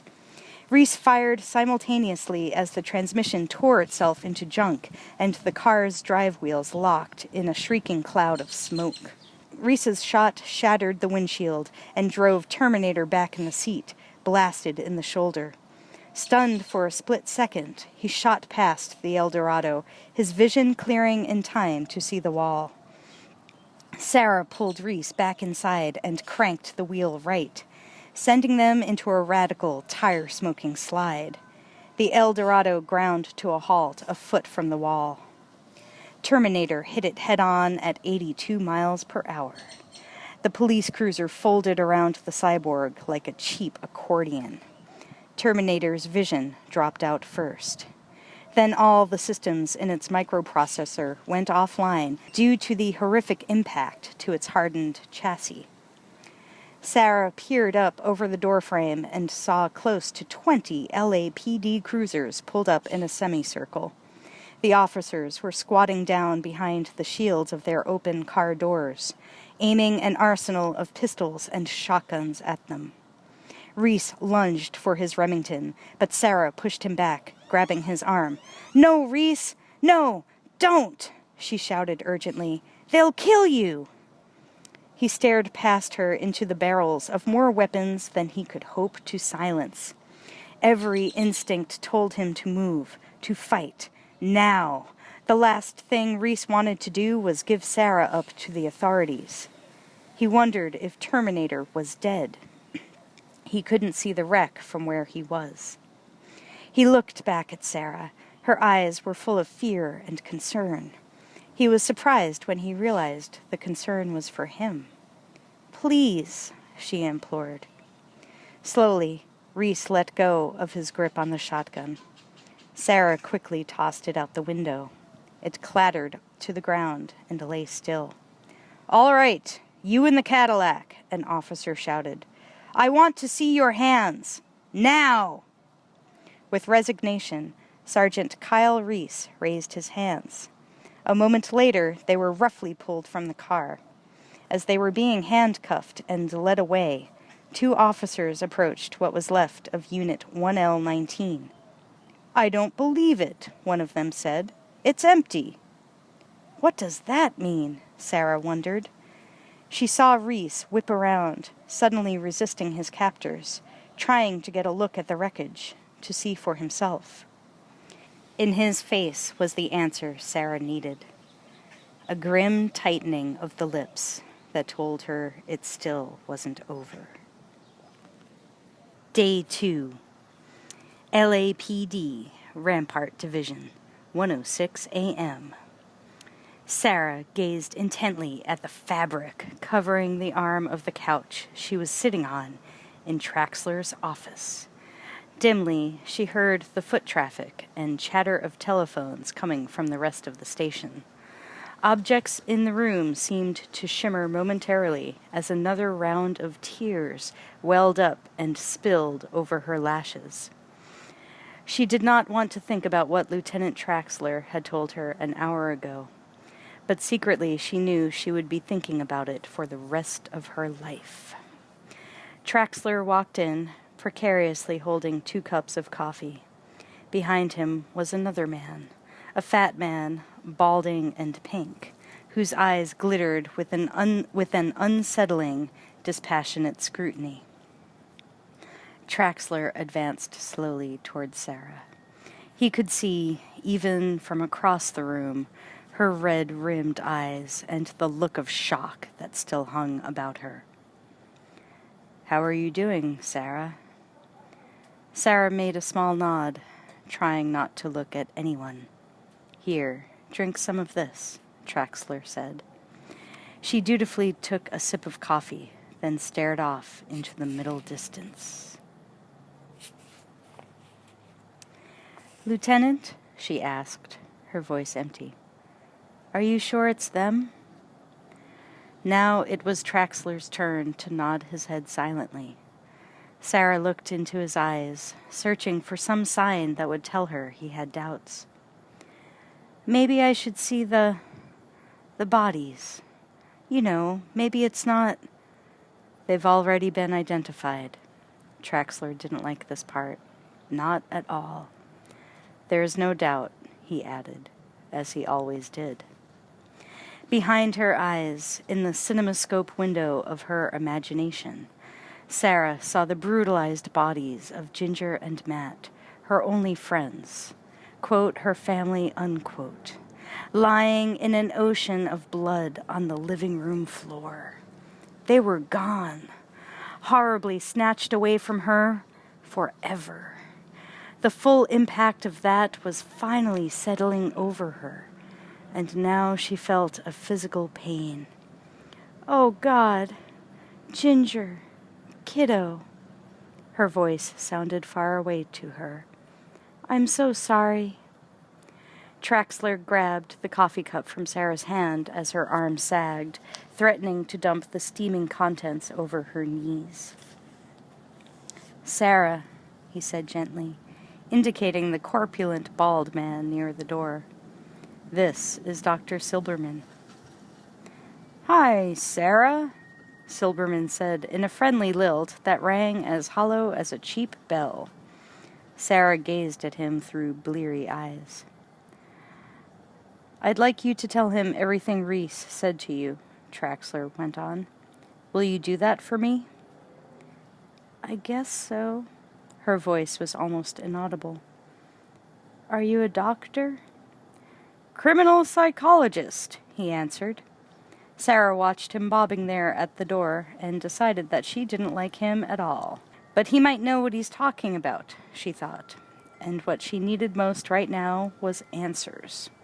She needed to know why her normal, quiet life had been blasted off its hinges, why Ginger and Matt were lying dead on the living room floor, why someone was trying to kill her.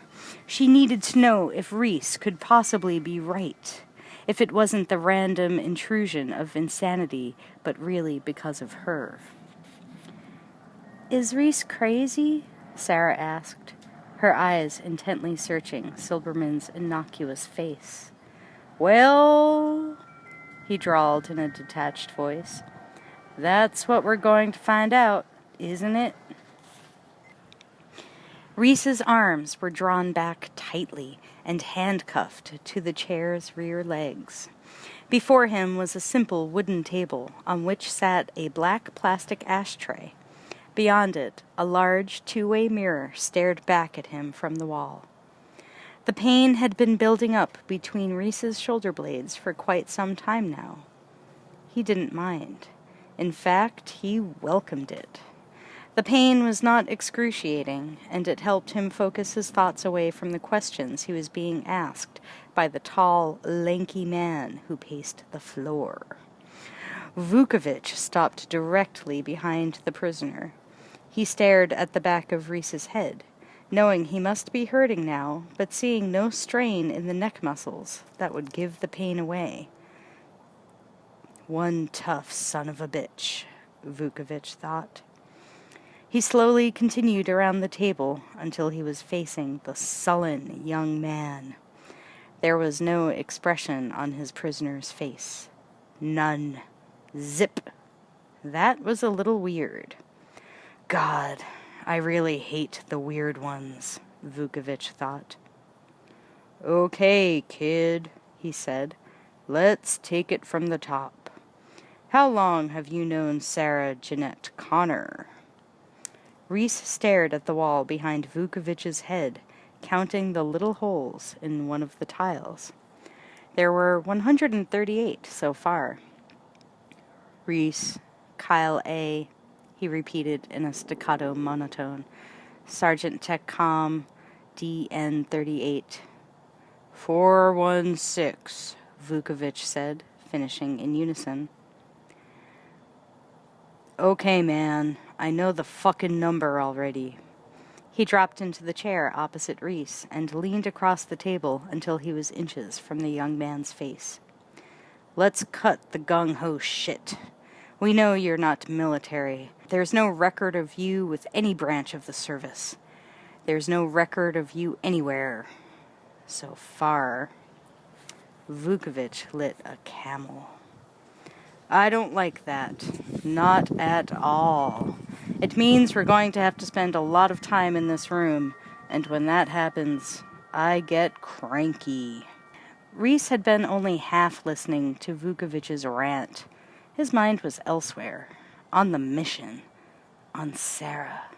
He could see that these guys were going to fuck around until all they could do was bury her. That was not acceptable. "Where's Sarah Connor?"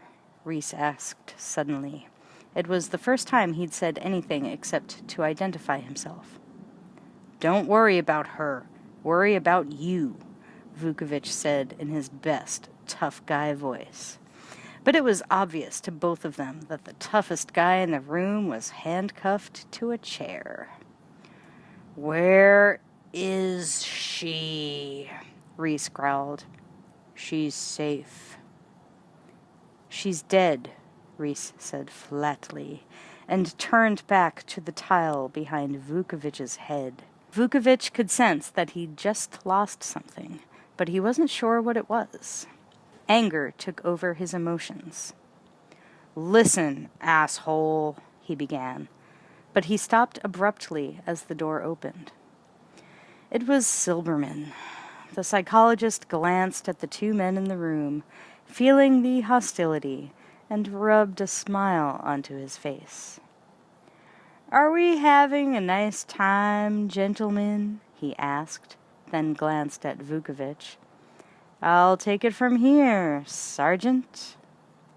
"He's all yours," Vukovich said in disgust, and sauntered out of the room.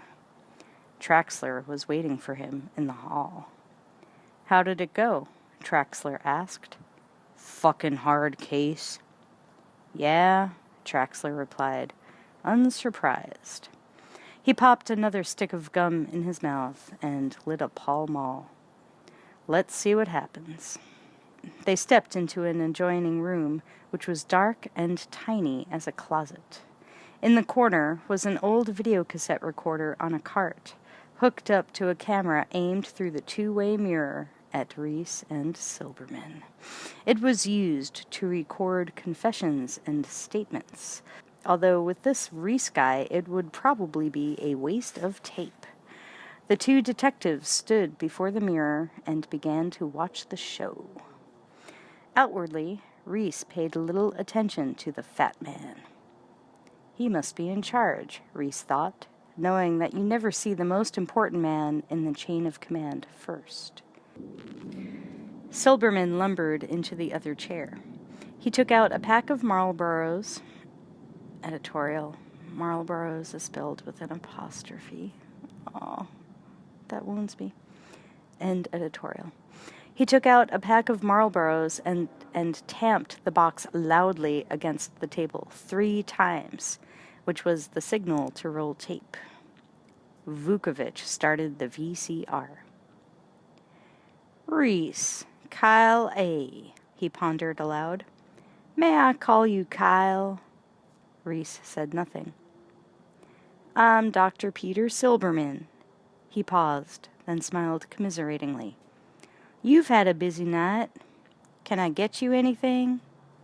He offered Reese a cigarette, holding it up in front of his eyes. Nothing. Not even a blink. Interesting, Silberman thought. He shifted his gaze back to the report. "I see you're a military man. Sergeant Tech/Com, serial number DN38416. "Don't patronize me, asshole!" Reese barked. Silberman looked up quickly. There was a lot of anger in the kid's eyes. That may be the way. "Okay, let's start again. Everyone around here seems to think you're out of your fucking mind. That's their problem. No, stupid, that's your problem." Reese tossed a little ball of hate at Silberman. Good, Silberman thought. "What do you expect?" he said. "Put yourself in their situation." "I'm not in their situation," Reese replied evenly. "I'm in mine."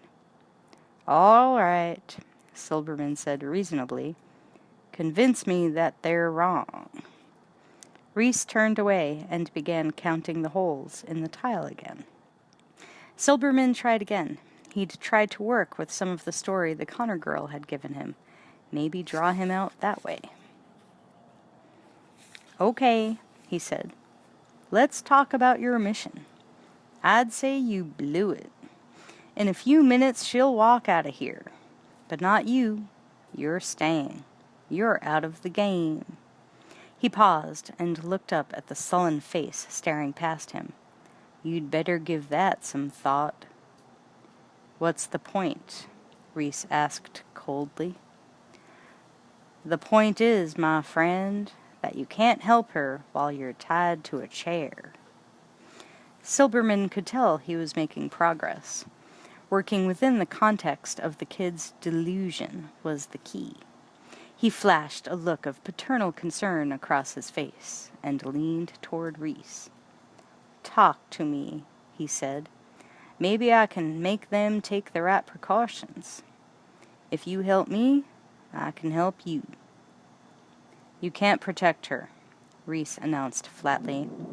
"And you can?" Reese's face flushed red as he shifted his gaze back to the fat psychologist. Slowly, the anger subsided into guilt. Reese realized that what the man had said was true. He had really fucked up. Silberman continued to pursue his quarry like a trained hawk. "Hold back one fact, and you may be risking her only chance. Help us." Reese slowly nodded. Logically, he had to agree. If he could convince them, perhaps they would help him stop Terminator. "I'll tell you what I can," he said, resigned. "So, you're a soldier," Silberman said with a smile of victory. "Fighting for whom?" "With the 132nd under Perry, from 21 to 27. Silberman interrupted. He was getting excited. This was better than he had hoped for. "The year 2027? He asked. In the observation room on the other side of the mirror, Traxler was deep in thought, trying to put all the pieces of the puzzle into some kind of order. Vukovich was just having a good time. This was like peeking into the girls' shower. "The year 2027? They heard the psychologist ask over the monitor. Traxler stopped chewing on his gum and leaned toward the glass. "This is fucking great!" Vukovich snorted. Reese glanced into the mirror, where he knew he was being observed, then back at Silberman. "Yes," he replied, "up to the end of the Oregon and New Mexico offensives. Then assigned recon/security, last 2 years under John Connor." "And who was the enemy?" Silberman asked. "Skynet, a computer defense system, built for SAC-NORAD by Cyberdyne Systems." "I see." Silberman nodded gravely, scribbling notes. This was better than good, he was thinking. This was gold.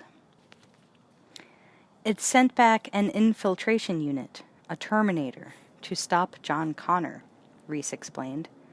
"From what?" Silberman asked. "From being born." Silberman scratched his cheek thoughtfully. He glanced down at the report and reviewed the fragmented pieces of the story that Sarah had given him. "And this computer thinks it can win by killing the mother of its enemy. Killing him, in effect, before he is even conceived. A sort of retroactive abortion?" "Yes." Behind the mirror, Vukovich quietly laughed. "That Silberman just cracks me up." Shaking his head in wonder, he turned to his pensive boss.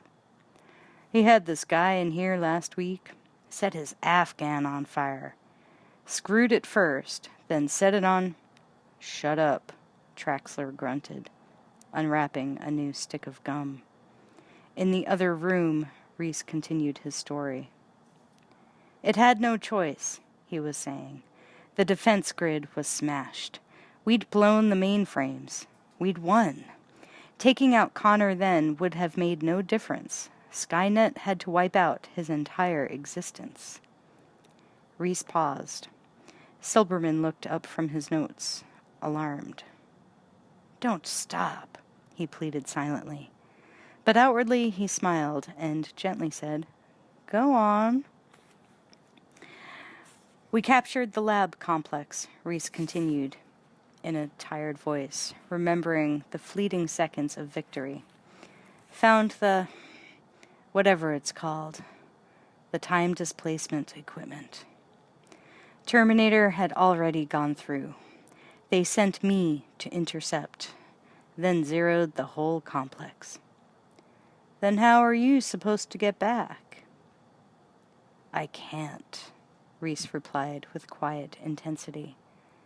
Nobody goes home. Nobody else comes through. It's just him and me. Panama Hotel, 1:09 a.m. A shadow among shadows. Terminator climbed with slow, patient steps up the fire escape to his second-story window. It avoided using its dysfunctioning right wrist until it could determine the full extent of damage it had sustained in the initial combat. It had taken the cyborg nearly an hour to get from the site of the crash back to its hotel room. It had moved on foot for the first couple of miles, allowing the systems to come fully online in order to assess their condition. Aside from the wrist, there is almost total visual occlusion of the left eye. The eye itself seemed to be functioning properly. It was the surrounding tissue that was hindering performance. Now Terminator pushed open the hotel room window and slipped inside. It quickly scanned the near-black interior. Nothing had been touched. No intruders. In one stride, it was across the tiny cell and flicking on the single bare bulb above the grimy sink. In the full light, it took a look at itself. The eyebrows were gone, completely singed off. What remained of the hair was little more than charred stubble. The socket surrounding its left eye was a pulpy red mass of randomly attached shreds of flesh. Glass fragments were embedded all around it. 7 gunshot wounds and lacerations covered the shoulders, chest, and arms, pulpy craters filled with congealed blood and 12-gauge pellets. Internal status readouts indicated that damage to the armored chassis beneath was superficial. The only real problem was the wrist.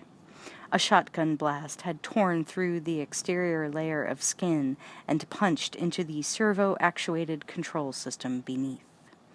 Carefully, it laid out its tools on a folding table near the sink. The charred remains of the jacket were quickly stripped off and flung into the corner. Terminator took a seat and gingerly laid the damaged arm on the tabletop. The arm looked bad. Much worse than it actually was. Blood flowed over and around the Swiss cheese remains of skin covering the wound. Terminator was not disturbed. The term pain was irrelevant. Only functional impairment of combat effectiveness was of concern here. With an expression of mild concentration, it selected an X-Acto knife and nervelessly made a 6-inch incision along the inside of the forearm.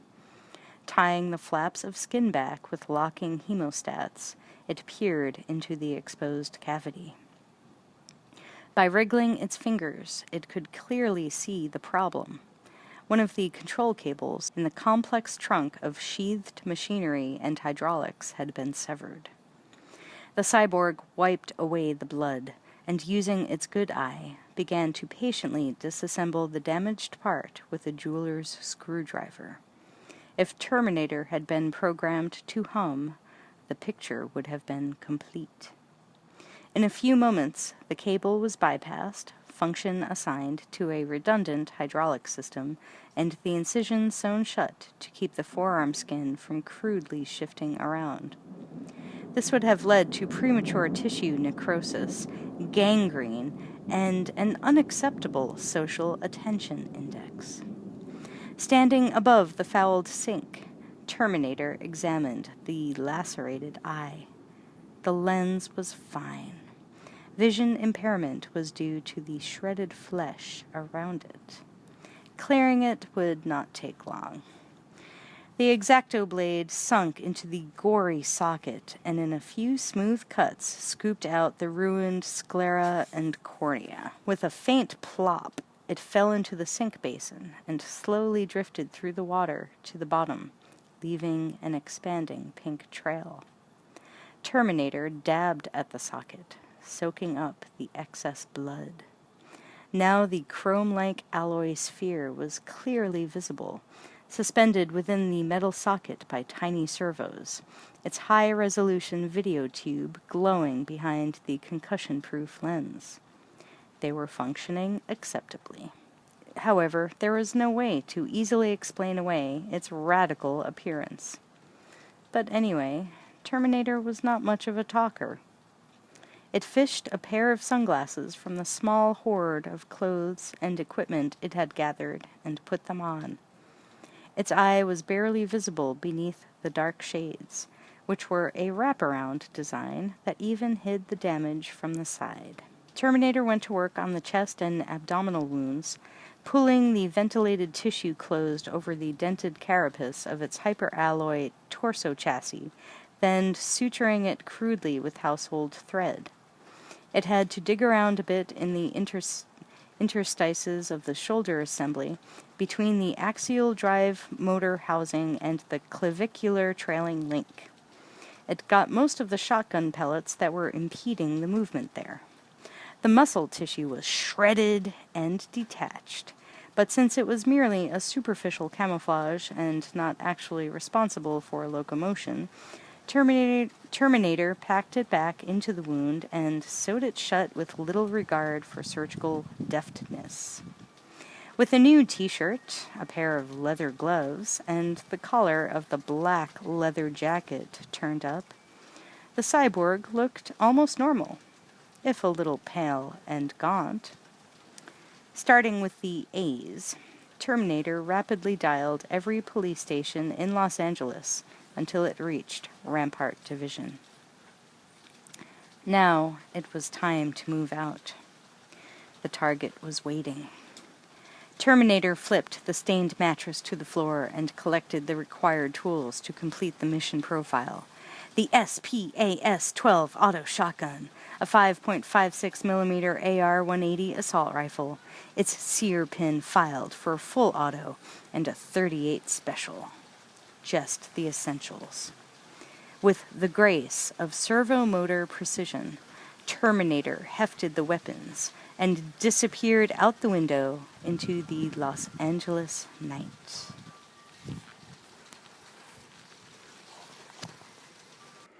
LAPD, Rampart Division, 2:10 a.m. Sarah leaned forward, perched on the edge of a swiveling desk chair, and gazed at the image on the video monitor before her. Traxler stood next to her. He was continually gauging her reaction. He wanted her to see this. It might trigger something she had forgotten to tell him. Silberman reached over and turned up the volume on the black and white monitor. "It's just him and me," Reese said from the video monitor. "Why didn't you bring any weapons?" Silberman's recorded image asked. "Something more advanced. Don't you have ray guns?" "Ray guns," Vukovich repeated, chuckling. On the screen, Reese was not amused at all. He glared back defiantly. Silberman paused. "Come on," he said. "Show me one single piece of future technology, and we can settle this whole thing."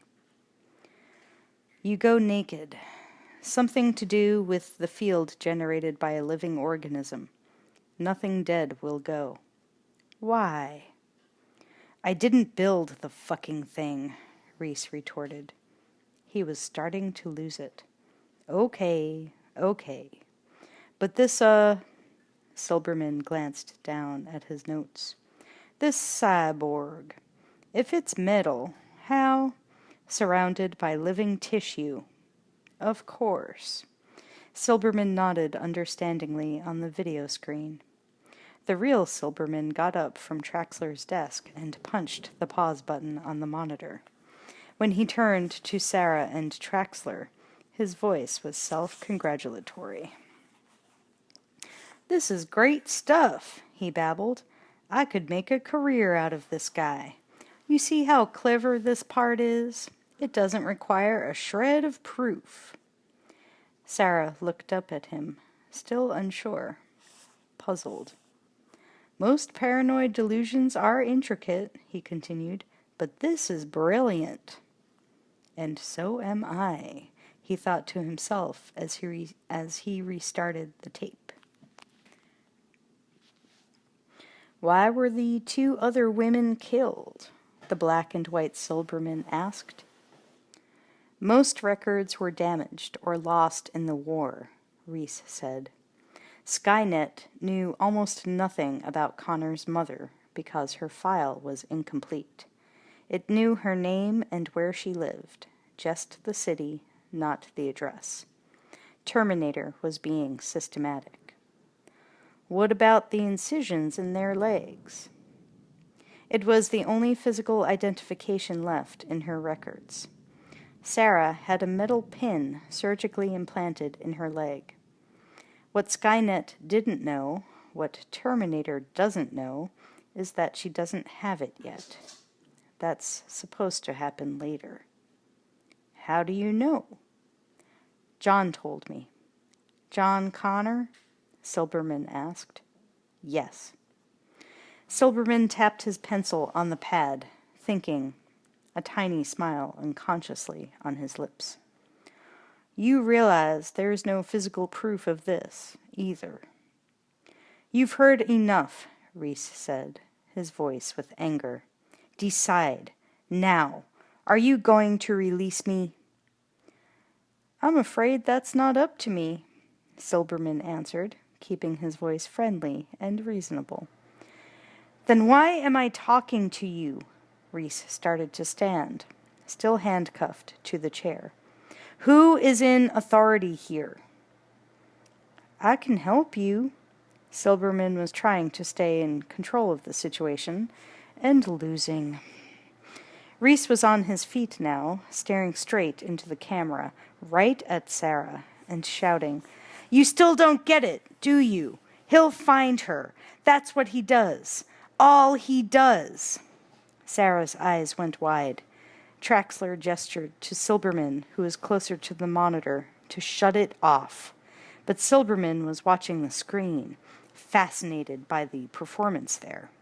"You can't stop him. He'll wade through you, reach down her throat, and pull her fucking heart out." Reese was trying to climb right through the monitor when Silberman snapped out of his reverie and hit the pause button, stopping him. Sarah was transfixed by the desperate will etched in Reese's electronically frozen face. She was pale. So many questions were racing through her mind that she couldn't keep them straight. "I don't have a pin in my leg," she said. "Of course not," Traxler replied. "Reese is a very disturbed man." Sarah wanted to believe that. She turned to the psychologist for a more professional opinion, one she could believe. "Is Reese crazy?" she asked. "In technical terminology," Silberman answered, smiling, "he's a loon." "But—" Sarah started to protest when Traxler cut her off. He handed her something that looked like an umpire's protective padding. "Sarah, this is body armor. Our SWAT guys wear it. It'll stop a 12-gauge round. This other individual must have had one under his coat." She wanted to believe that was the explanation, but somehow it wasn't enough. "What about him punching through the windshield?" Vukovich shrugged. "Probably on PCP. Broke every bone in his hand and won't feel it for hours. There was this guy once." Traxler cut him off by dumping the bulletproof vest into his hands. Dutifully, Vukovich shut up and sauntered away. "PCP?" Sarah had read about people on drugs doing incredible things in a berserk rage. Maybe, she thought, that must be it. It wasn't so much that she believed it, but that she needed to believe it. And these guys seemed so certain. She felt suddenly gullible, with a hot flush of embarrassment at her own stupidity, to have been drawn into belief in that demented story of Reese's. But he had seemed so compelling, and his account of the future so detailed, even down to the tattoo on his arm. Self-inflicted, no doubt. There are some 5-star wackos out there, she thought, and I just found myself 2 of them. Still, though she refused to address it, there remained a nagging background chatter of unvoiced doubts. Traxler put a hand on Sarah's shoulder. "You're gonna be okay," he said, and despite his world-weary gruffness, Sarah sensed true concern. "I called your mother and told her the situation. This hasn't hit the news yet, so she hasn't heard a thing about it." "How did she sound?" "Pretty good. She just said, 'I'm on my way,' and hung up." That's my mother, Sarah thought. The crisis management expert. 17 years as a registered nurse will do that to you. Sarah wished she had a bit more of that pragmatic toughness. Find out your daughter has been abducted by a mad gunman and involved in a running gun battle, and that her best friend was killed by mistake in her place? No problem. Just grab the car keys. It'll take her at least an hour and a half to get here from San Bernardino. Why don't you just stretch out in this office and get some sleep? He gestured through the door to a small adjoining office and a sway-backed couch against the wall. I can't sleep, she said. Though racked to the limit with physical and emotional exhaustion, Sarah knew that sleep was far off. Her brain whirled with half-formed images of destruction that would take years to fade, and memories made bright and bitter by the loss of Ginger and Matt. She shuffled like a sleepwalker, then sat down on the couch, Traxler kneeling beside her. It may not look like it, but this couch is pretty comfortable. I've spent a few nights here myself. Now just stretch out and don't worry. Sarah did lie down, but her eyes stayed open, unwilling to shut out the bright safety of the office. You'll be perfectly safe, Traxler said soothingly. There's 30 cops in this building. How much safer can you get? He smiled and patted her arm, then rose to his feet. She heard his shoulder holster creak as he stood and saw the blue steel of his service revolver. His hands were delicate, but his arms were thick and his shoulders broad. She took comfort in the images. The .357 under his arm, the badge clipped to his belt, the thick-soled cop shoes she'd always thought looked so outdated and silly. They didn't seem silly now. She let her breath out slowly, and her strength seemed to go with it. Her eyes closed. Traxler backed out the door and shut it quietly, leaving the light on. He stood outside the door, pulling on his chin. His eyes, focused on nothing, looked big and vacant in his bifocals. Vukovich knew that look. What? He said. There's something going on here. Bullshit, Vukovich said. Couple of wackos, that's all. Right. Sharing the same delusion. How often does that happen? Vukovich sighed in frustration. Man, you're losing it. Have another cup of coffee. Have another juicy fruit, pal. The kid's a wacko, Ed. He'd better be, Traxler said, gaze still distant. The kid was smart and tough, as if he'd been drop-forged and come out tempered like no street punk he'd seen. Some of the NAM Special Forces guys had that look, but this one was too young for NAM. 19, 20. He would have been 4 during the Tet Offensive. It wasn't adding up, and something was setting off his radar. "Wacko," Vukovich said, handing him a smoke. Traxler caught his eye. "Think about something for a second.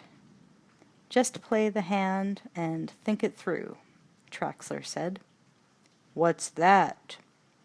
Traxler lit the cigarette. "What if he's not?"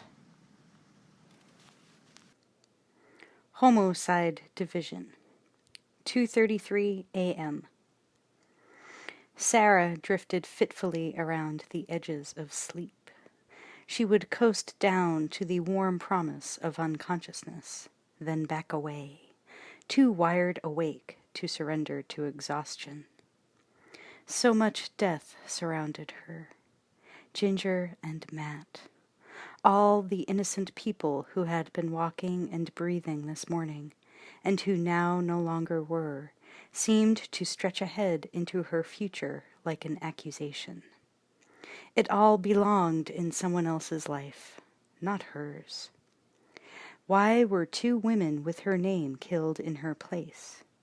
Why was a madman stalking her through the city and another, now in jail, protecting her? And the question that outshouted all the others, why me? Why Sarah Connor? Why not Myrtle Cornwaith or John Smith? She thought about Reese's strange story. Computers starting World War III. Mankind on the outs. A revolution by humans scurrying between the legs of colossal machines. And a man leading them to desperate victory. Her son. A shudder went through her body, and she grew solemn. Her baby. A baby she would raise to lead a battle to save the world. No. Ridiculous. A few hours ago she had been thinking about her own mortality and how insignificant her death would be. Then an insane man tells her that on her life and death hangs the life or death of humanity. Too much. Too much. But why would an insane man seek her out and concoct this bizarre nativity? Fragmented images of an infant came to her then, a round and pink bundle cooing in her arms.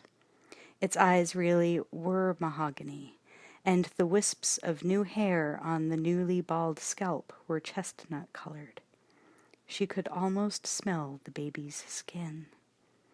A strange feeling passed through her, something like yearning, but too far away to feel directly. Only a dissipated echo of it as it faded. But she was aware that the hot tears coming now were not just for her murdered friends. They were in part inspired by an inexplicable emotion she could not define. Yet. She could not even get close to an answer. She needed not to think for a while. Not about Reese and his psychotic visions, not Ginger and Matt, or what being a mother might be like. The last thought she was aware of was a kind of half-formed prayer that Reese really was insane. It was a prayer that would go unanswered. Silberman tapped on the plexiglass partition next to the bulletproof glass booth enclosing the night desk sergeant. The sergeant, Eddie Rothman, glanced over at the psychologist, then pressed the little red button below the top of the counter. There was an annoying buzz-clack as the electric bolts on the stainless steel security door slammed back. Silberman stepped into the lobby, mumbling a distracted good night to the sergeant. He was nearly out the door when his reverie was disturbed by the staccato beep, beep, beep, beep of his pager. He noted the number on the digital readout. his home number. That would be Douglas calling to see when he'd be home. Silberman, wide awake and feeling aggressive, hoped that Douglas would still be up when he got there. If he hadn't looked down and flicked off the beeper, he might have seen the big man who came through the door. Then he might have noticed that he was wearing sunglasses at 2:00 in the morning. He might have noticed that there was a lot of damage to the man's eye behind them, and that there was the faintest red glow in the pupils, like something you might expect from a cyborg from the future. Silberman might have saved a lot of lives if he had looked up before stepping out of the station. But he didn't. He went out the door. Terminator walked purposefully to the desk sergeant and patiently waited until the man glanced up from the pile of paperwork before him. "Can I help you?" Sergeant Rothman asked in a very bored voice. He noticed the big man's nasty pallor. Rothman was sure that behind those sunglasses were very dilated eyes. "Another junkie," he thought to himself cynically. "I'm a friend of Sarah Connor," Terminator said flatly. "I was told she is here. Can I see her, please?" "No, she's making a statement." "Where is she?" Terminator asked slowly, in case the man on the other side of the glass was having trouble understanding the request. Sergeant Rothman tossed down his pencil and glared laconically at the big man. "Why do they always wander in on my shift?" he pondered. "Look, pal," Rothman began like an impatient schoolteacher. "It's gonna be a while. You want to wait? There's a bench." He adjusted the thick glasses on his nose and returned to his paperwork. Terminator took a step back, not in the least perturbed at the sergeant's rebuff. Not at all. It scanned the booth, noting the thick, probably bulletproof glass. To the side was a heavy steel door, the entryway. Beyond were various rooms and offices, and somewhere inside was Sarah Connor. Terminator politely stepped back up to the booth and rapped on the glass. "I'll be back," it said. With that, it turned around and unhurriedly strolled out the front door. Behind the lobby, deep in the maze of hallways and offices, Reese was being escorted by Vukovich and another plainclothes detective to a holding room where he would await transfer to the psycho ward at County General for further evaluation. His worst fears were coming true. He had given away everything and received nothing in return. Tactically stupid. The price was going to be Sarah's life and the lives of millions yet unborn. John had been right. Trust no one. Depend on nothing. It was time to get her out. For the next few moments, Sergeant Rothman absorbed himself in the meticulous task of filling out duty reports. If he had been more alert, he would have noticed a pair of headlights swiftly approaching the front of the station. Like Silberman, he allowed his petty concerns to distract him from life's essential data. Unlike Silberman, he would not live to regret it. As the headlights of Terminator's stolen Chevy Impala charged toward the glass entrance, Rothman squinted into the blasting glare. He chose as his final act to say the words, "Oh, shit!" Statistically, the most popular last words in violent deaths. 600 pounds of plate glass exploded in an opaque white storm as the four-wheeled juggernaut tore into the lobby, tossing broken beams and other debris like a wave before it. The car charged up to Rothman's booth and punched through it at 50 miles an hour.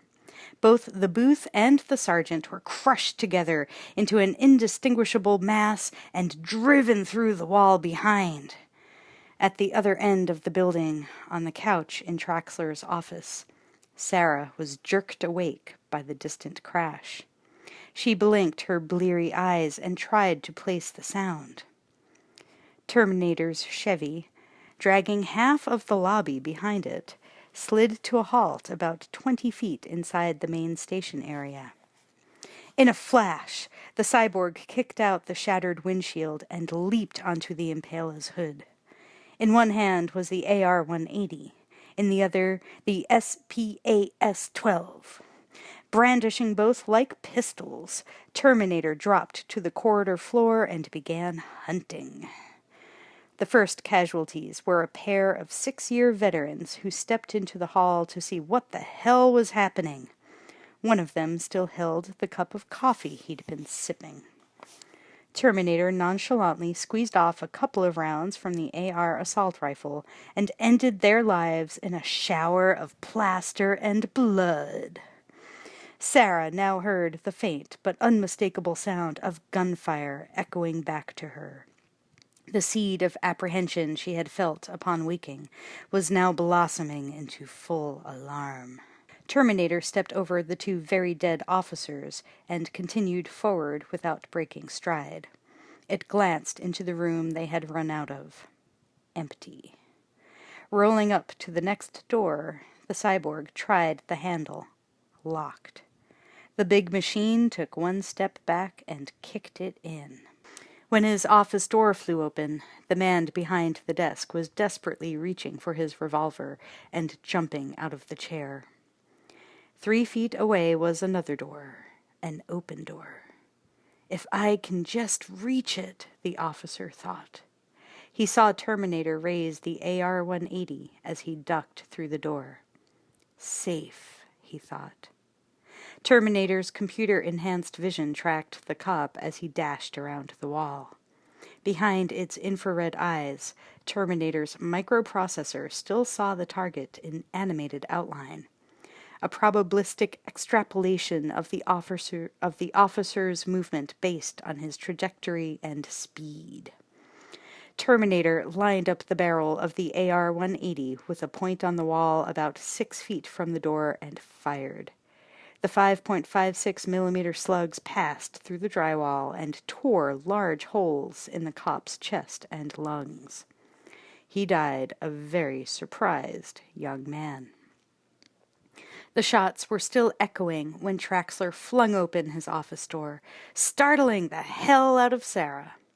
She instinctively jumped back before recognizing the lieutenant. Traxler and Sarah stared at each other for a second. He gave her an expression as if to say, "I know what you're thinking, but you're wrong." However, he could tell from Sarah's expression that she was in no mood to believe him. All he said was, "Stay here." He locked the door from the inside and slammed it shut, leaving Sarah alone. All over the building, cops were running, guns drawn, passing frightened glances to each other and shouting questions. Controlled panic had seized them. The sound of automatic weapons fire in a police station brought out the worst nightmares in any officer. And now they were all having the same bad dream at once. Terminator rolled like a death harvester up to the end of the hall and turned left. It was flinging open doors and blasting cops out of existence in a steady, regular rhythm. Halfway down the corridor, the cyborg encountered the station's main electrical panel and ripped the cover panel off the hinges. Quickly scanning the interior, Terminator spotted the hose-like 440-volt incoming line and viciously ripped it loose. A mini explosion of sparks and live current enveloped the cyborg, arcing back into the hall. It casually smashed open a small junction box and fed all 440 volts directly into the lighting circuit. Every light in the building, 134 overhead fluorescent tubes, exploded simultaneously, throwing the already chaotic station into darkness. Sarah happened to be standing directly beneath one in Traxler's office when it disintegrated with a nerve-shattering bang. The room fell into darkness that did nothing to steady Sarah's attempts to remain calm. The gunshots had increased in number and volume. She could plot the movement of battle with complete accuracy. It was coming for her. In the holding room, Reese was still handcuffed when the first shots went off. His soldier's mind instantly took in the situation. He was not surprised. He knew who had come. Vukovich jumped to his feet and ran for the door, drawing his pistol.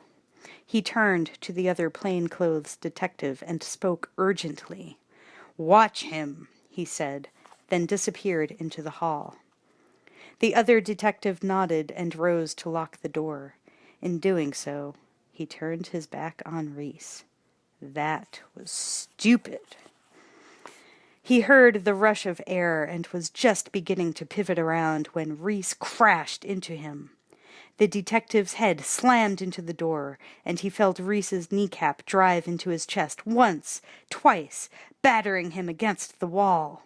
He sagged, gasping, to the floor as Reese scrambled to his feet, searched for the key, removed his handcuffs, and grabbed the officer's revolver. Traxler was already inside the armory when Vukovich reached it. He and his partner exchanged grim glances. Secretly, they were both thinking the same thing. Reese's playmate is here. But neither of them were ready to admit that one man could be causing all this havoc. Traxler silently grabbed an M16 assault rifle and tossed another to his partner. Without a word, they ran into the hall toward the sound of gunfire and screams. Terminator's room-to-room search led down another corridor. The SPAS-12 blasted the first open door. Rapidly, the man-slash-machine scanned the interior, failed to locate the target, and moved on. Next door, blast the lock, scan, nothing, move on. The pattern was fixed but fluid enough to react to any unforeseen obstacle or threat. A group of uniformed officers stumbled into the hall and took aim at the target lumbering steadily toward them. 6 pistols erupted at once, punching holes into Terminator's chest, arms, and legs. It glanced over at them, then casually raised the AR-180 and blew them away with precise, discreet bursts. The shots seemed to be just outside the door to Sarah's untrained ears. She wasn't wrong by much. Her eyes darted around the tiny room, looking for a place to hide. "Don't panic," she ordered herself. "Do something." A memory from her childhood shot into her conscious mind. Whenever she had wanted to hide from her father's angry voice, she would run to her room and crouch beneath her little white desk. Behind the desk. Sarah ran to the big metal desk and stuffed herself into the cramped space where the chair had been. Terminator rapidly reloaded the AR-180. The cyborg had taped banana clip magazines together, butt to butt, jungle style, and merely turned the thing over and reinserted it. Flames danced up the walls. The corridor was ablaze with jumping fingers of yellow light. In the adjoining office, Traxler heard the unmistakable metal click of a rifle being reloaded. He froze, listening for footsteps. A heavy man was clomping past, his boot heels echoing in the long corridor. Traxler flung the office door open and aimed his M16 at the back of the wide leather jacket. He carefully lined up the barrel's sights with a point exactly between the man's shoulder blades and squeezed the trigger. The M16 barked loudly as half its clip sailed out the barrel. Traxler saw the leather jacket being chewed to pieces, saw the bullets slam home, and he was amazed. He was amazed because the man simply turned, didn't even flinch, just casually turned and leveled the heavy AR-180 like kid's plastic.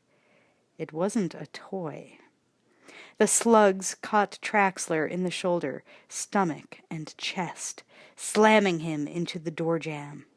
He saw his own blood splatter against the opposite wall. Slowly, he slid to the floor. The explosions in his chest began to diminish in intensity. There was a loud buzzing in his ears. The last thing that Traxler realized was that Reese wasn't crazy at all. Vukovich leaned down and stared in disbelief at the shattered remains of his boss. Outrage boiled up, making him jump foolishly into the corridor and aim his rifle at the retreating figure of Traxler's assailant. "Hey, you!" he shouted angrily. The man spun around and stood there, accepting Vukovich's fire like thank yous. Much to Vukovich's amazement, the big man hefted a shotgun in one hand and blasted him into the next world. Terminator moved on. Sarah jumped as a loud rattle broke the new silence. It was the doorknob. Someone was trying to get in. Her teeth were chattering with fear as she peered over the top of the desk. A large silhouette was visible just beyond the opaque glass door. It was him. She knew it. Sarah ducked back under the desk. Raw terror was creeping over her. These were to be the last moments of her life. There was a loud crash of glass. Someone punched through the door's window and reached inside for the lock. The door flew open, and a single pair of footsteps ran in. Sarah closed her eyes. Nothing happened. "Sarah!" a voice cried out. It was Reese. Without a second of hesitation, Sarah scrambled out from beneath the desk and ran to him. Reese was even more relieved than Sarah. She was alive. The mission was still alive. He grabbed her hand, and they raced into the hall. The fire that had begun in a single room at the front of the building had spread, threatening to engulf the entire station. In the hallway that Reese and Sarah raced through, smoke was billowing all around, accompanied by the screams of dying men. Reese had an iron grip on Sarah's hand as he flashed through the bullet-shattered rooms. He was keeping out of the open hallways. That's where all the bodies were. And that's where Terminator was prowling. Reese was used to fighting room to room and in small, rat-worn tunnels. This was his territory. The fire was raging now, eating the station whole. Reese knew that in a few seconds the heat alone would kill anyone still inside.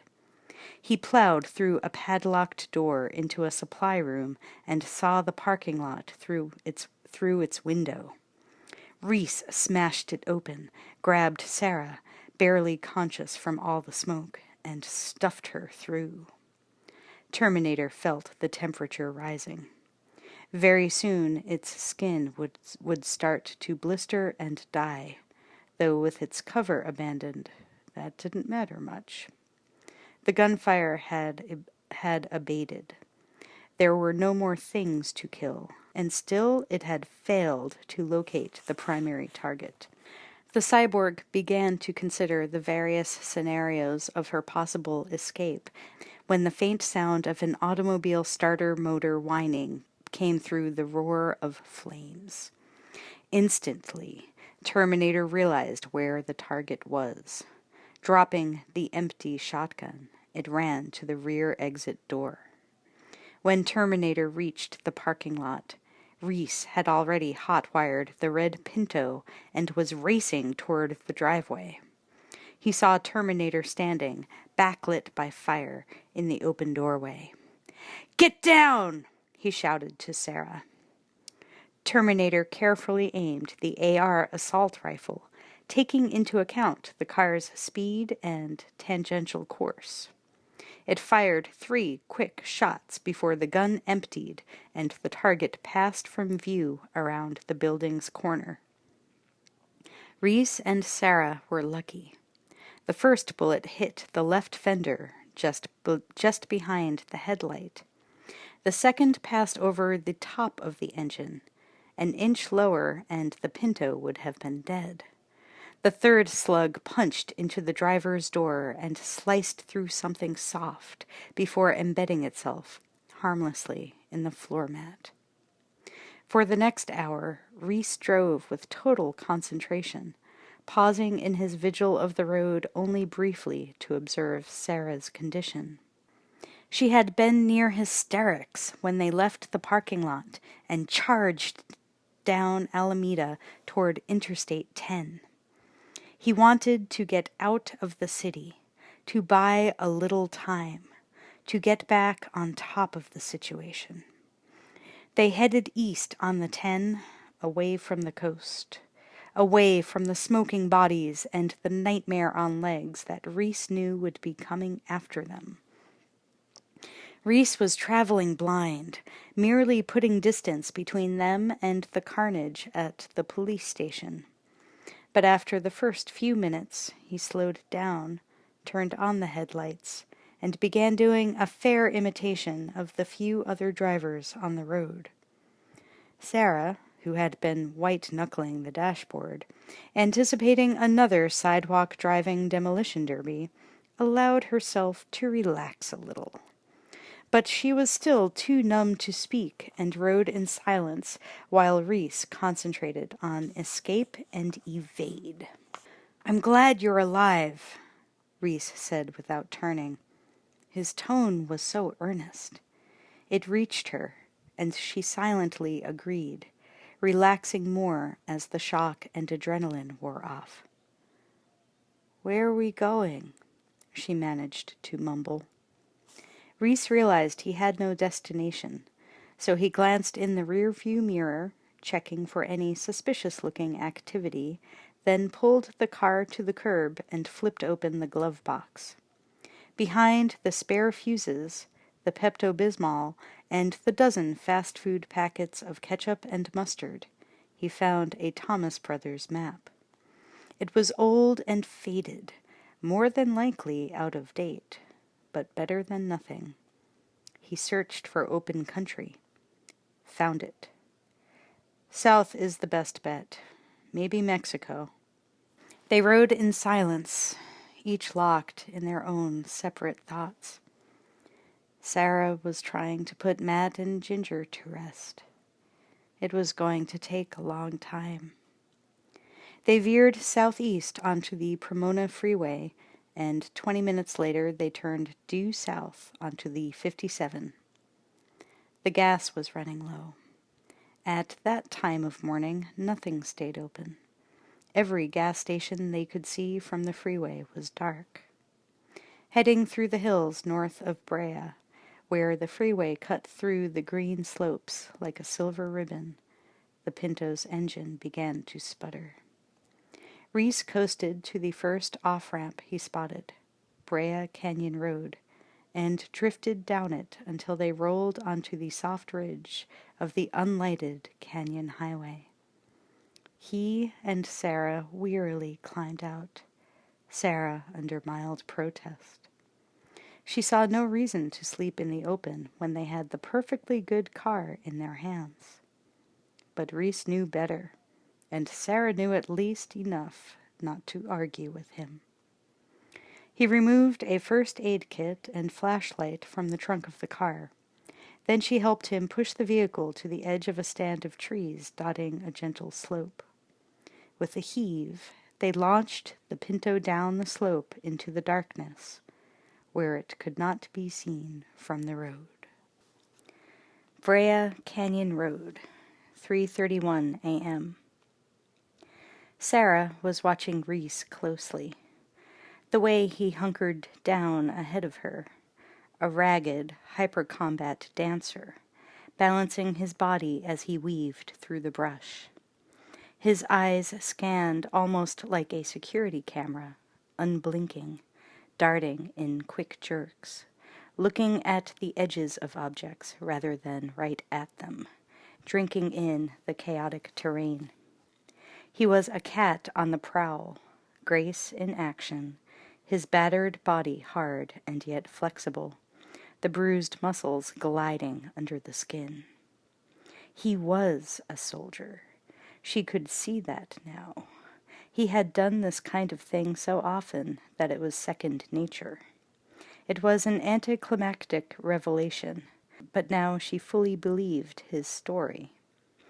Everything that had happened up to now, the slaughter at the police station, the maniacal maelstrom of the streets, the utterly incomprehensible explosion of reality at Tech Noir, were super real. Somehow, in the police station, her mind had disconnected from her body, and now it was a calm, simple observation of Reese's professionalism in the field that caused her to reconnect and accept the truth. A robot from the future was trying to kill her. Sorry, cyborg, Sarah corrected mentally, as if it mattered. A killing machine in the shape of a man had cut through 30 armed policemen like one of the harvesting combines that thrashed through fields of wheat.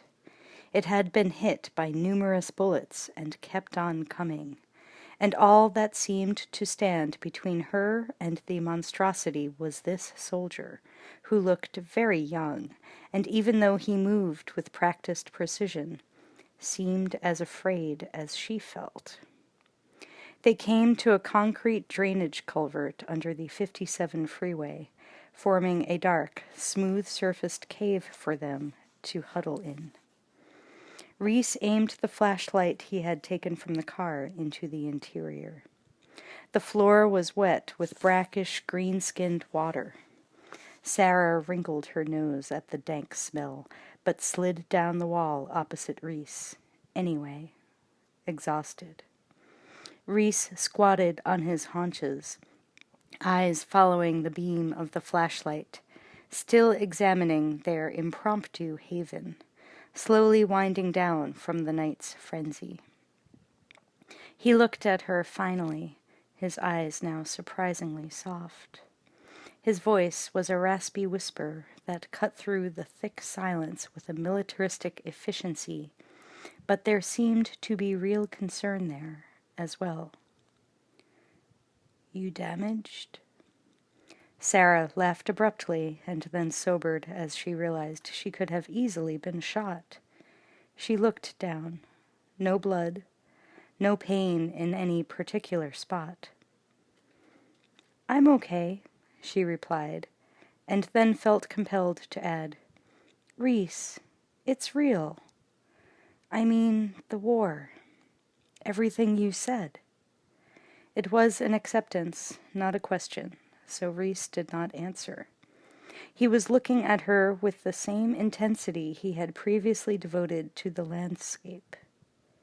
Is he watching for me to crack? Sarah wondered.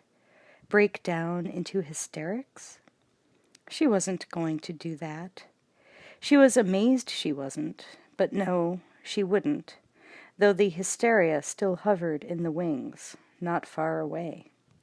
There was only one problem facing her, and it was a real puzzler. She couldn't cry now. It seemed to Sarah that she should, considering that in the near future the world would go so insane that millions would die in agony under the grinding heel of some hideous descendant of an Apple computer, like Chuck's little, quote, organizer, unquote. But she couldn't cry because none of it had happened yet. But then, where did this man opposite her come from? And that thing, so intent on destroying her, it had killed dozens of innocents. As the chill of the cold cement seeped into her back, a deeper chill flowed from within to meet it. If Rhys hadn't made it through time displacement to protect her, she'd be dead, and no one would have known why. She was alone in this thing, without even the luxury of feeling secure about police protection. Alone and shivering in a damp hole in the middle of the night, with a stranger, an insane-looking street tough in torn rags, a scarred teenager wise beyond his years in dealing death. He had saved her. Sarah caught his eye and tried a trembling smile. "Rhys, what's your first name?" "Kyle." "Kyle," she went on, her voice wavering, "I wouldn't be alive now unless you came along.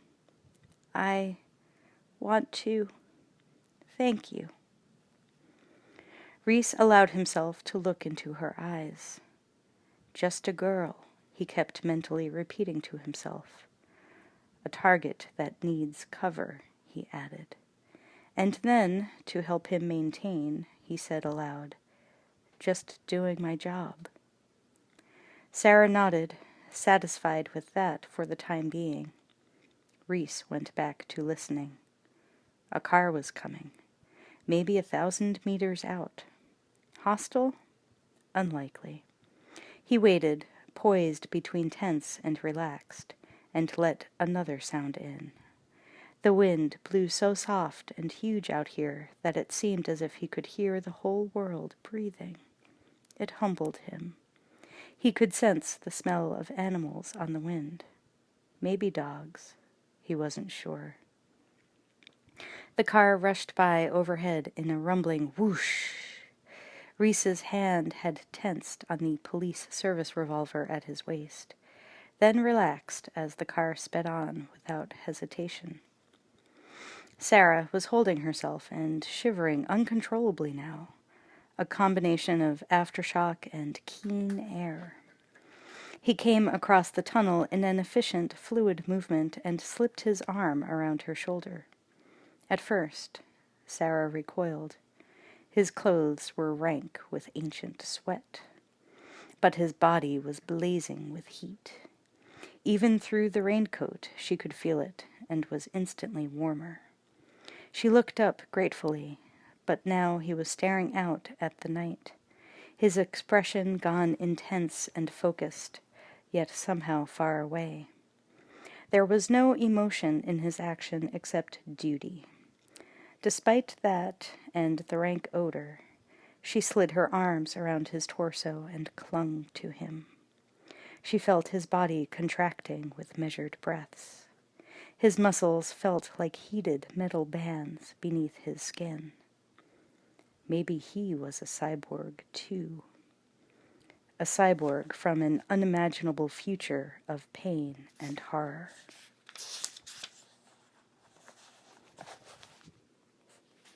"Kyle, what's it like going through time?" For a moment he stopped breathing, thinking about it, as if for the first time. White light, pain, a kind of pushing through something, I don't know.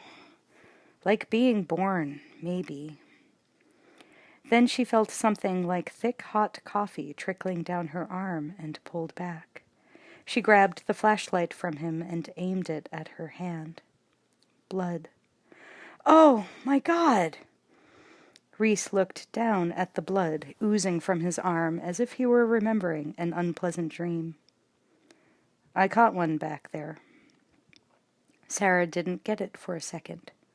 "Caught one? You mean you got shot?" He nodded. "It's not bad. Don't worry." She put the beam on his arm. There was a tiny hole in the raincoat, like a cigarette burn, but the whole upper arm was slick with blood. "Are you crazy? We gotta get you to a doctor." "Forget it." Sarah gingerly opened his raincoat and pulled it off his shoulders. "Here, take this off." Reese carefully removed the coat and looked at the wound with suppressed relief. He had thought it was bad, really, and just didn't want to look. "See?" he said. "Passed right through the meat." Sarah stared at the tiny hole neatly punched into his tricep, still oozing blood around a clump of navy blue fabric that had been driven into the wound from the raincoat. Reese gently turned the muscle in the wavering flashlight beam, and Sarah saw the larger and more ragged exit hole. Despite all the violence of the past few hours, this was her first real look at what a bullet did to human flesh. It was both appalling and fascinating, mostly appalling. The wound needed dressing, and she was elected. That was why Reese had handed her the first aid kit. Get to work, she thought. Try not to think about it. She would have to clean it first. That would mean touching it. Jesus, this was getting too real. Sarah opened the first aid kit. Bandages, ointment, pills, gauze, peroxide, swabs. This stuff was for scraped knees, not bullet holes. She grabbed the cotton swab and edged closer to him.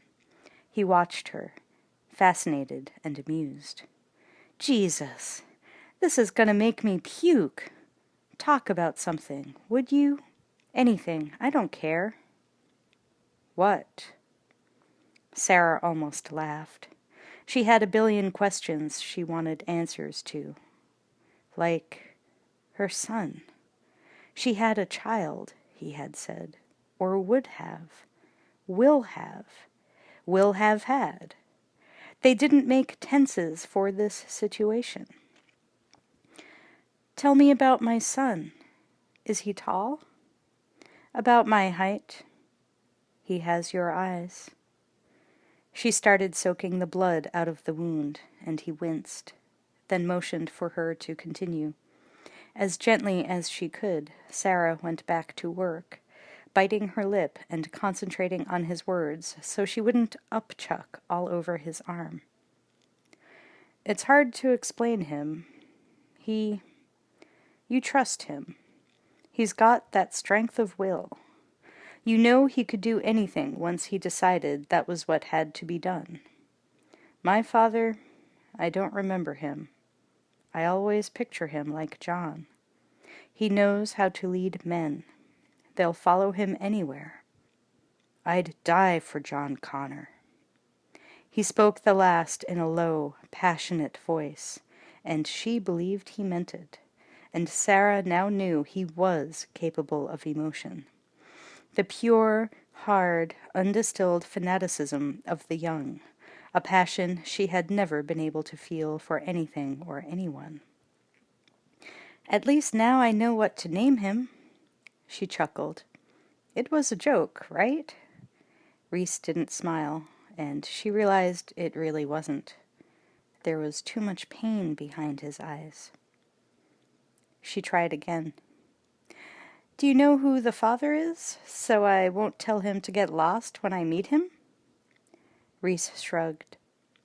No, John never said much about him. I know he died before the war, and... Wait, Sarah interrupted. I don't want to know. She went back to the impromptu bandage. He was quiet, watching her fingers becoming more sure as she worked. Then Sarah asked, Did John send you? Reese turned away, going grim and tight again. I volunteered.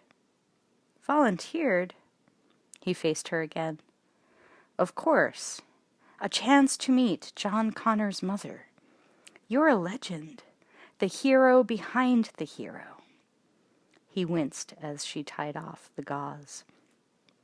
Go on, make it tight, he said, then continued. You taught him how to fight, hide, organize. From when he was a kid, when you were in hiding before the war. Sarah held up her hand, a confused look coming into her eyes. You're talking about things I haven't done yet in the past tense. It's driving me crazy." She yanked the gauze ends into a knot, forgetting herself for a moment, and Reese muffled a groan. More gently, she finished tying off the bandage. "I'm sorry, but are you sure you have the right person?" He locked eyes with her. Sarah saw that look again, and it had nothing to do with his duty. It was he looking directly into her, the Sarah inside the body. The little Sarahs cringed back under his naked stare. "I'm sure," he said, and he was, physically certain at least. His doubts were in other areas. Sarah got to her feet, exasperated. "Come on. Do I look like the mother of the future? Am I tough? Organized? I can't even balance my checkbook." Reese heard the tone of her voice more than the words. It was the same whining, defeated tone many of the scavs had voiced when John asked them to risk danger for the cause. It was a tone of voice he despised, because it was the same attitude that had prevented men from defeating the machines years earlier. The blind, bleating acceptance of whatever the, quote, fates, unquote, had in store for them. Whole religions and elaborate philosophies had been developed to give weight to this sickeningly weak tone of voice, until John had stepped out of the ashes with a pincer grenade and blown the tracks off an HK, until John risked death, standing in the flaming wreckage, siphoning off the unburned fuel to power his armored car. Because of his example, John's call was answered. Men rallied to him and kept rallying. And when Reese was old enough, he cut himself loose from the street pack and joined as well, glad to be away from that pathetic, "Why me?" bleeding that he despised so much. Reese had been reeling back and forth from awe to disgust ever since he had first seen Sarah earlier that day. He remembered his briefing. Sarah Connor was simply a 20-year-old part-time waitress who was still in school and who so far had exhibited no unusual abilities or talents. She was the equivalent of a gangly female scav, rooting around blindly in the rubble, unaware of her own power to resist and change her fate. He had known many scavs like that, and once they had been shown the way, they had become good soldiers. So it might be with Sarah, but he was no recruiter. All he knew was survival. He had volunteered for this mission fully expecting to be passed over in favor of an older, more tempered fighter. When John had personally summoned him, he was flattered by the sudden realization of the enormous responsibility he was taking on. His performance would profoundly affect all human history. John had told him that. Before volunteering, all Reese had thought about was the chance of carrying out the most important order John had ever issued, and the glorious honor of meeting John's beautiful mother in the flesh. Most of the mission's impact had escaped him. It had all happened so fast. So fast. Once John's forces had captured the time displacement lab, he had been notified of the special mission and immediately put his name into the hat. Minutes later, he had reported to John's command bunker and was rapidly briefed. He recalled now what John had stressed: the awesome importance that he succeed in the mission and the wondrous certainty that Reese would succeed. That look of confidence, more than the uppers the meds were hypoing into Reese's veins, had jumped him into combat ready. And then, as Reese saluted, John had embraced him. That caught Reese completely by surprise. John Connor was a hard man to get close to. After his mother had died, he became a brooding loner who opened up to no one. He was adored by his followers because he never asked them to do anything he wasn't about to do, and because he knew what to do. He was never really intimate with anyone. But John said that Rhys was the pivot of fate, and then threw his arms around him as if they were old friends. As John turned away to see to other technical matters, there was an expression of deep sadness that Rhys knew he was not meant to see. Perhaps John's confidence had been faked to give Rhys courage. That other look troubled him. Now, as he thought of what he and Sarah would have to do to survive, he remembered both of John's expressions and how little the briefing had actually told him before they shunted him through that endless instant of time travel. As far as Rhys knew, he was the first living man to be temporarily displaced. Skynet had developed the hardware as part of its voracious research and development, a geometrically expanding computer-generated repertoire of new technologies. The human raiders had seized the place intact, and the techs had scurried to download the system files and analyze them. When they realized what Skynet had done in its coldly rational desperation, John had opted to use its own technology as counterforce. But when Rhys had stepped into the biaxial node of the field generator, no one really knew if the time displacement was survivable. He might have arrived in 1984, an already cooling bag of meat, his heart stopped by unfathomable energies. "Look, Rhys," Sarah was saying, "I didn't ask for this. And I don't want any part of it." She was going to cry. Her hair was matted with drying sweat. Her clothes were filthy and torn. She wasn't a legend. She was a whining little scav about to weep uncontrollably at his feet. And now, in addition to keeping her alive, he had to keep her sane and strong. Something he hardly knew how to do for himself. Then he remembered the last thing John had told him he must do. He made his voice loud and calm. "Sarah." She stopped pacing like a cornered animal and faced him. "Your son gave me a message to give to you. Made me memorize it." She froze in position, blinking, not knowing what to expect. Rhys went on, his voice softer, a hint of the original speaker's love behind the rote repetition. "I never got a chance to thank you properly for your love and courage through all the dark years.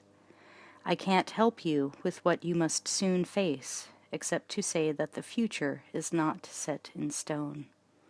I have seen humanity rise up from defeat, and I have been privileged to lead the way. You must preserve our victory. You must be stronger than you imagine you can be. You must survive, or I will never exist." Rhys could see her calming down. The words were washing over her. He hadn't meant to let so much of his own feelings spill through, but it was all right, because she seemed to be responding. Rhys flexed his hand. There wasn't much pain now. Nothing he couldn't handle anyway, and his hand still retained over 75% mobility. Maybe, just maybe, they had a chance of making it. If they could stay in the clear, leaving no traceable data, they could lie low indefinitely. To encourage her, Rhys said, "Good field dressing." Sarah smiled wearily. "You like it? It's my first." She felt the irony of her words. She still rejected the mantle of responsibility thrust on her. At least she did emotionally. But some very logical component deep inside her had accepted that she would one day do these things, just as she now accepted the impending incineration of civilization some years hence, and all the horrors of the world thereafter. There would be many wounds, many bandages, tragedies and losses unimaginable. Sarah shivered as the endless dark landscape seemed to spread out before her. A word came to her. Destiny. It was like being in a play. You could change the performance, but you could not change the ending. She remembered a play she had been in back in junior high. She had liked one of the other characters, but he kept dying in Act 3. Night after night, and she remembered how naively bitter she had been. Just once she wanted the character's illness not to have been fatal. She didn't like acting that much after that, and she didn't like destiny as a concept much either. Another vehicle rumbled past overhead. A long bed truck, diesel engine hammering out a thunderous rhythm. Reese could see she was dead on her feet. Get some sleep. It'll be light soon. She sat next to him, back against the cold concrete. The tension between them still hung in the air, and he put his arm around her. For a moment he thought he might be suffering from time displacement aftershock, for it seemed as if huddling there had always been his life, and she had always been with him. Sarah was exhausted. She had to sleep, and was halfway there when Reese stiffened as the sound of the crickets began. It made her feel more secure. She realized that even though Kyle must be bone-tired, he would come awake should anyone, or anything, approach. He was a strange, haunted boy. She realized that Reese might never have heard a cricket before. Being next to him in this necessary intimacy made her feel serene, despite the psychotic nightmare she had just come through. When he made his voice soft, she felt soothed and protected. She wanted to hear more. Tell me more about where you're from. Just anything you want. It'll help me sleep. All right, he said. You stay down by day, but at night you can move around. The HKs use infrared, so you still have to watch out, especially for the aerials. They're not too bright. John taught us ways to dust them. It got tough when the infiltrators began to appear. The Terminators were the newest, the worst. She felt herself drifting, melting into him, as he talked about a place of noise and flame, of white ash and fire-gutted ruins, moonlit patrol craft sending harsh beams and plasma bursts into the rag-wrapped scavengers, rooting through the collapsed cities for unburned cans of food. Blackened bones and gleaming human hunting machines grinding their blood-streaked chrome bodies through a pack of scavs like sharks in feeding frenzy. Reese was still talking when Sarah's eyelids fluttered closed. Her head sagged against his shoulder. He could see only the top of it and could not tell if she was asleep.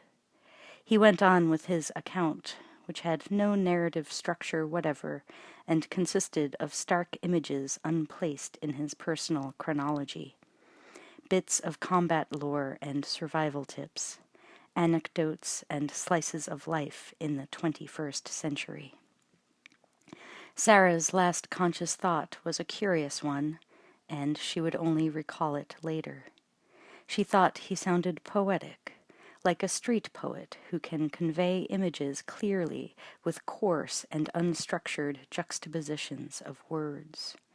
Born into another life and time, he might have been an artist or songwriter, But those counter-survival impulses were virtually eradicated, and their faint vestiges manifested themselves now only in the vivid starkness of his description. Her thought that Rhys was a soldier with the heart of a poet would resurface later, only then to be tinged with desperate sadness. Rhys's words still reached her as she slipped into REM sleep, and they triggered images both stunning and surreal in the dark catacomb of her dreams. There was a light, a bright light, searing like the sun. It split the night landscape and licked over the shattered concrete shapes, etching razor-sharp shadows. There was wind, too, blasting straight down, and a screaming sound, like metal dying, that she realized was a jet engine or engines. The downblast whipped the ash drifts, exposing a jackstraw heap of bones. Ash was blasted from the sockets of skulls, and shadows from the searchlights tracked across the empty orbits in a parody of life. The machine was like an enormous chrome wasp, except that where the wings would be, at the center of the thorax, there were 2 turbojet housings aimed straight down. The thing hovered and dipped, scanning on visual and infrared frequencies. Then it banked, nosing down and picking up airspeed like an Air Cobra helicopter. Its underslung gun fired once into a burned-out building and then retracted into the belly nacelle as the craft continued its patrol. A kilometer away, across the blasted landscape, another of the machines was settling to earth on insect-like hydraulic legs in what looked like a depot or staging area. There were several of the tank-like ground HKs parked under the reflective infrared floodlights. On tapered concrete pylons, 20-meter-long automated cannons stood guard, with tiny anti-personnel machine guns swiveling beneath them. Searchlights swept the darkness. When the flying HK had passed, it was safe to emerge. In their mottled 2-tone gray camis, the troopers blended perfectly with the environment. Gray on gray, black on black. The leader lay prone under an angled slab of concrete, and he was looking through a scope attached to his rifle, an image-intensified video screen on which the landscape glowed bright as day. The green glow lit his face. It was Rhys. Sweat trickled down, leaving clear streaks in the layer of ash on his face. He was dirty and hadn't shaved lately, and none of the other troopers looked much better. They all wore headsets, and there was a constant low murmur of communication from other units in the area. LRRP Team Yankee 1-3 to Firebase Echo Niner. Come in, Yankee 1-3. What's your stat? Concluded sweep to the 3,000-meter line. Didn't see much. Ran into some scavs out at the shopping mall. They're unregistered, but they got some stuff to trade. What sort of stuff? Canned food, some tools and gasoline. They need shelter and some 223 ammo. Roger 1-3. Send them on down. We're coming in. Our spotter's got a bad paw, so I'm cutting the patrol short. Roger 1-3. The voices murmured incessantly. Reports of patrols in all nearby sectors, sapper teams looking for HKs to disable and salvage components from, a long-range recon team on the run from a new Mark 8 aerial. It was zigging when they zagged, and it didn't look good. A unit up in the hills, near Bunker 23 on Old Mulholland Drive, was requesting a mech team to help unship the cannon from a salvageable HK. Someone out by the beach had gotten into it with a couple of Series 600 Terminators dressed in trooper camis. The result was 1 deader, 3 for the medevac, and 2 burning Terminator chassis. Their spotter, a beagle, had bought it as well, and the team leader was disconsolate. And so on. Reese signaled a move, and the unit descended through a manhole hidden by debris into a stairwell that led downward. Sarah's mind's eye moved with them as they trooped wearily into the earth, down level after level, guided by a flashlight beam. 4 levels below the surface, Reese pounded on a crudely welded steel door with the butt of his rifle. Once. Twice more. Then once again. A steel plate grated as it slid aside, and a sentry's eyes appeared at the slot-like opening. Reese, Kyle, DN. The door clanged and rolled open before he finished. Reese entered. Warmth, fire smoke, and cloying human body smells assailed him. 3 armed sentries stood inside, weapons raised. Reese held his hand out to be sniffed by the 2 sentry dogs, a shepherd and a Doberman, probably the most well-fed creatures at the fire base. Their tails wagged, and Reese was past, still human. The sentries stepped back, relaxing the grips on their Westinghouse M25s. Reese's squad entered, signed in at the duty station set up on an old card table, and then separated into the labyrinth. Firebase E-9. It had once been D-level of the parking structure under the ABC Entertainment Center in Century City. Now it was shattered, partially collapsed, and the home of soldiers, children, scavengers, the sick and dying, and lots of rats. Sarah seemed to be moving with Reese as if he were her guide. They passed emaciated, haunted faces whose eyes flicked, barely registering their passing. They were dressed in scavenged rags, layers of mismatched clothing, sizes too large or too small, cloaks or vests made of long shag carpet, canvas, black plastic held together with multicolored bits of wire. Their faces were pale and pinched, eyes hollow. Only the children seemed to have any life as they scurried in the shadows, catching rats for the stew pot. The catacomb flickered with small cook fires, and everywhere faces peered from the shadows like ghosts, men and women whose souls had fled. They were living in the hulks of cars, steel trash dumpsters turned on their sides, or maybe just behind a ragged blanket hung on a wire.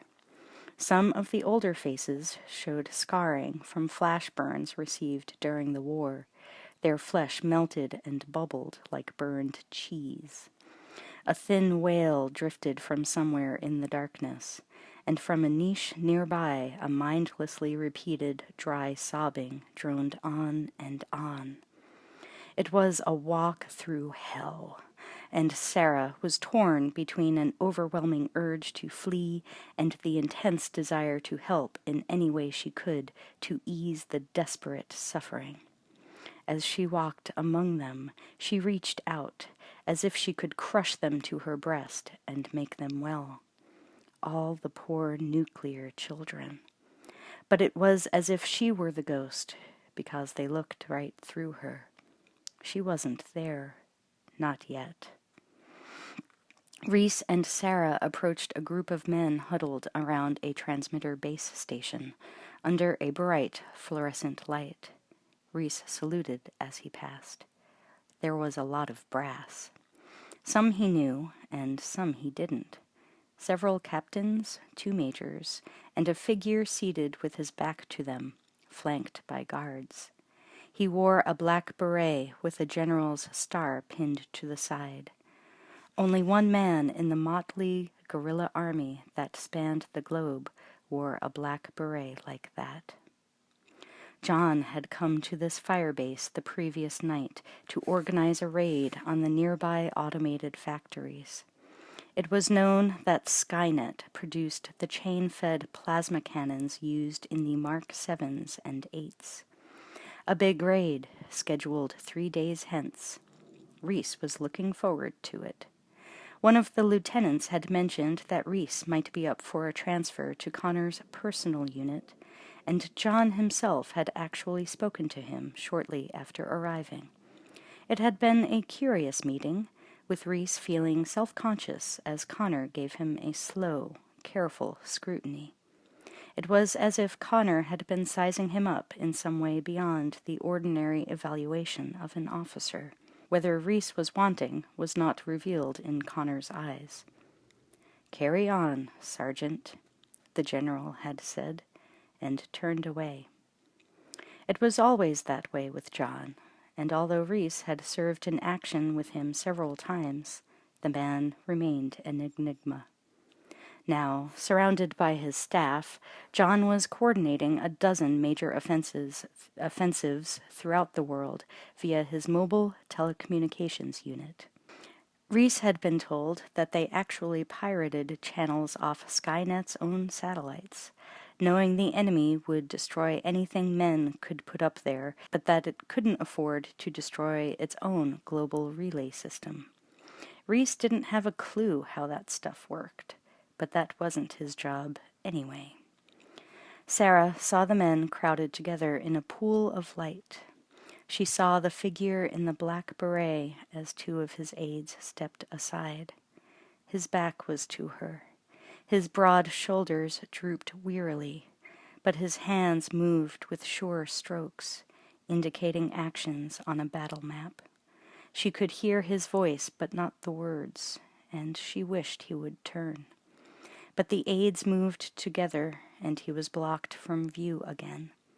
She wanted to go to him, but found it impossible. It was something she wasn't to see. Reese moved on and found a place to bunk down for a few hours, a half-burned leather couch. He unbuckled his web belt, then unslung his rifle and laid it across his knees, keeping his hand on it. "My lover and my best friend," he said to her, patting the buttstock of the M25. "We always sleep together." Sarah sat beside him on the couch. He leaned back, his body leadened. Opening a zippered pouch, he removed a small, flat plastic rectangle. It was a crumpled Polaroid photo, but she couldn't see the picture. As Reese studied it, his gaze grew soft and distant. He held it motionless for a long time. Reese glanced up as he heard the security door being unlocked and opened. Another patrol was coming through, visible in the distance under the dim, portable fluorescence. 2 scouts. The dogs were smelling their hands. Then another man pushed through before the sentries could close the door. He was a head taller than the others and carried something bulky under his torn gray poncho. The dogs began barking furiously at the last man. The sentries were already going for their weapons. One was yelling, "Terminator! Terminator!" Reese hung frozen for a half-second as the Terminator threw back its poncho and lifted the General Dynamics RBS-80 to fire. The weapon cracked, and the bunker was seared with light. Reese gripped the precious photograph in his teeth to free his hands and leaped up with his rifle, sprinting toward the action. A terrifying series of blinding pulses lit the bunker as Terminator sprayed the interior with lethal fire. Screams punctuated the concussive blasts, and a siren began its maniacal hooting. In the middle of the smoke and pandemonium, the Terminator was moving with frightening precision toward the command center. Connor was barking orders. Return fire was zapping all around the Terminator. Some ammo exploded. The scene became obscured by a fireball rolling across the low ceiling. Reese had been flung to the floor beneath a rain of flaming debris. He rolled, stunned by pain, groping for his rifle. The photo had fallen nearby and lay burning amid some other debris. Sarah watched Rhys looking at the Polaroid, his eyes glazing with shock as it shriveled in the flames.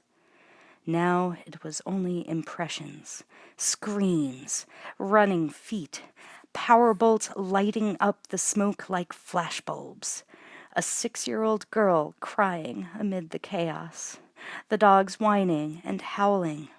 One of them, the shepherd, snarling and biting at its own back, where the fur was ablaze. And in the middle of it, a relentlessly moving silhouette with glowing red eyes, its gun speaking death. The RBS 80 wheeled around, its massive barrel aimed right toward her. Sarah felt her stomach drop as she knew she couldn't dodge fast enough. She stared, paralyzed, for the microsecond before it fired, which dilated into a century. The red eyes fixed on her. Then white light blasted her being into mist. The dream had no place to go from there, so it stopped abruptly, like the end of a film flapping through a projector. Sarah moaned, coming half awake, and clutched at Rhys, turning toward the warmth of his body. Then she subsided back into full sleep, this time without dreams.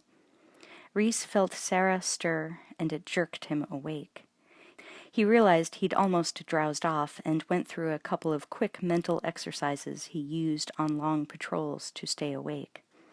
The sky outside the culvert was beginning to lighten. He must have talked for a long time. He realized he'd probably said more words in an hour than in the previous 2 years of his life.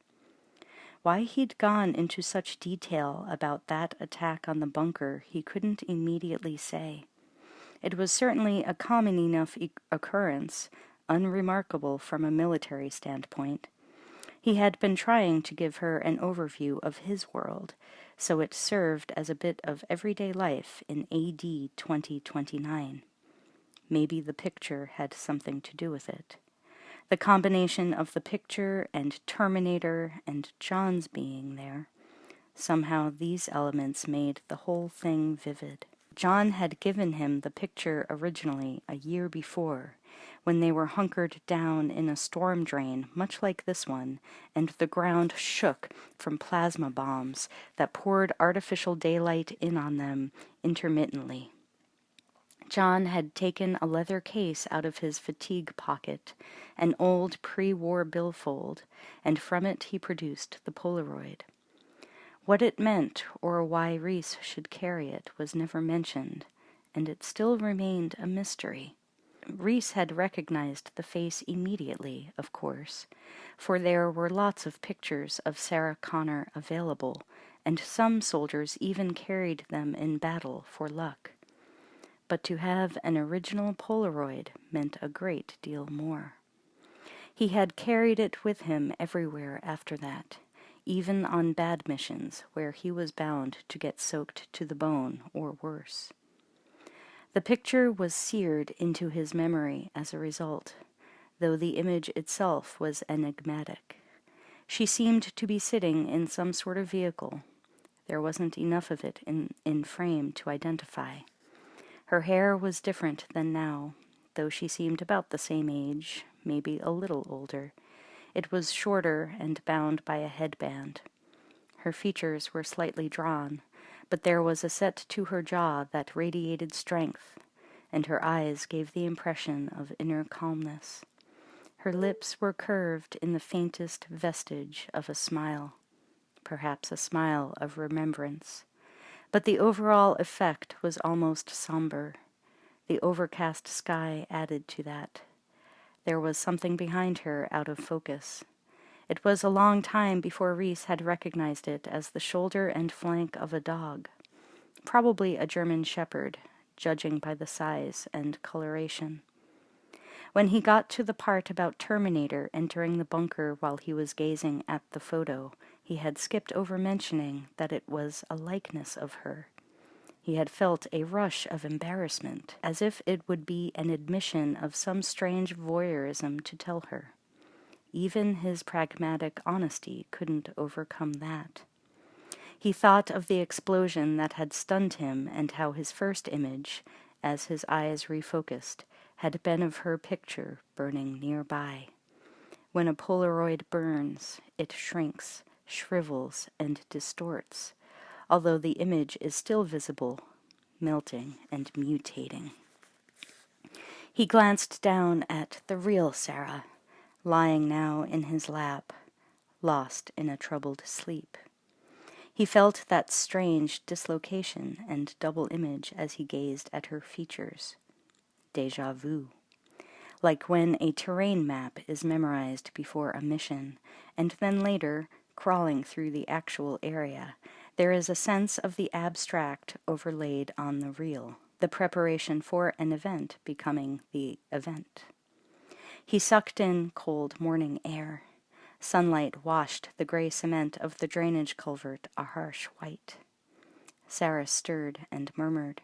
Her face was turned up to him, opened in innocent sleep.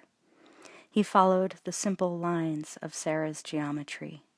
Despite a face puffy with sleep, mouth slack, one cheek crushed against his soiled shirt, and although her expression now was far from noble, she was beautiful.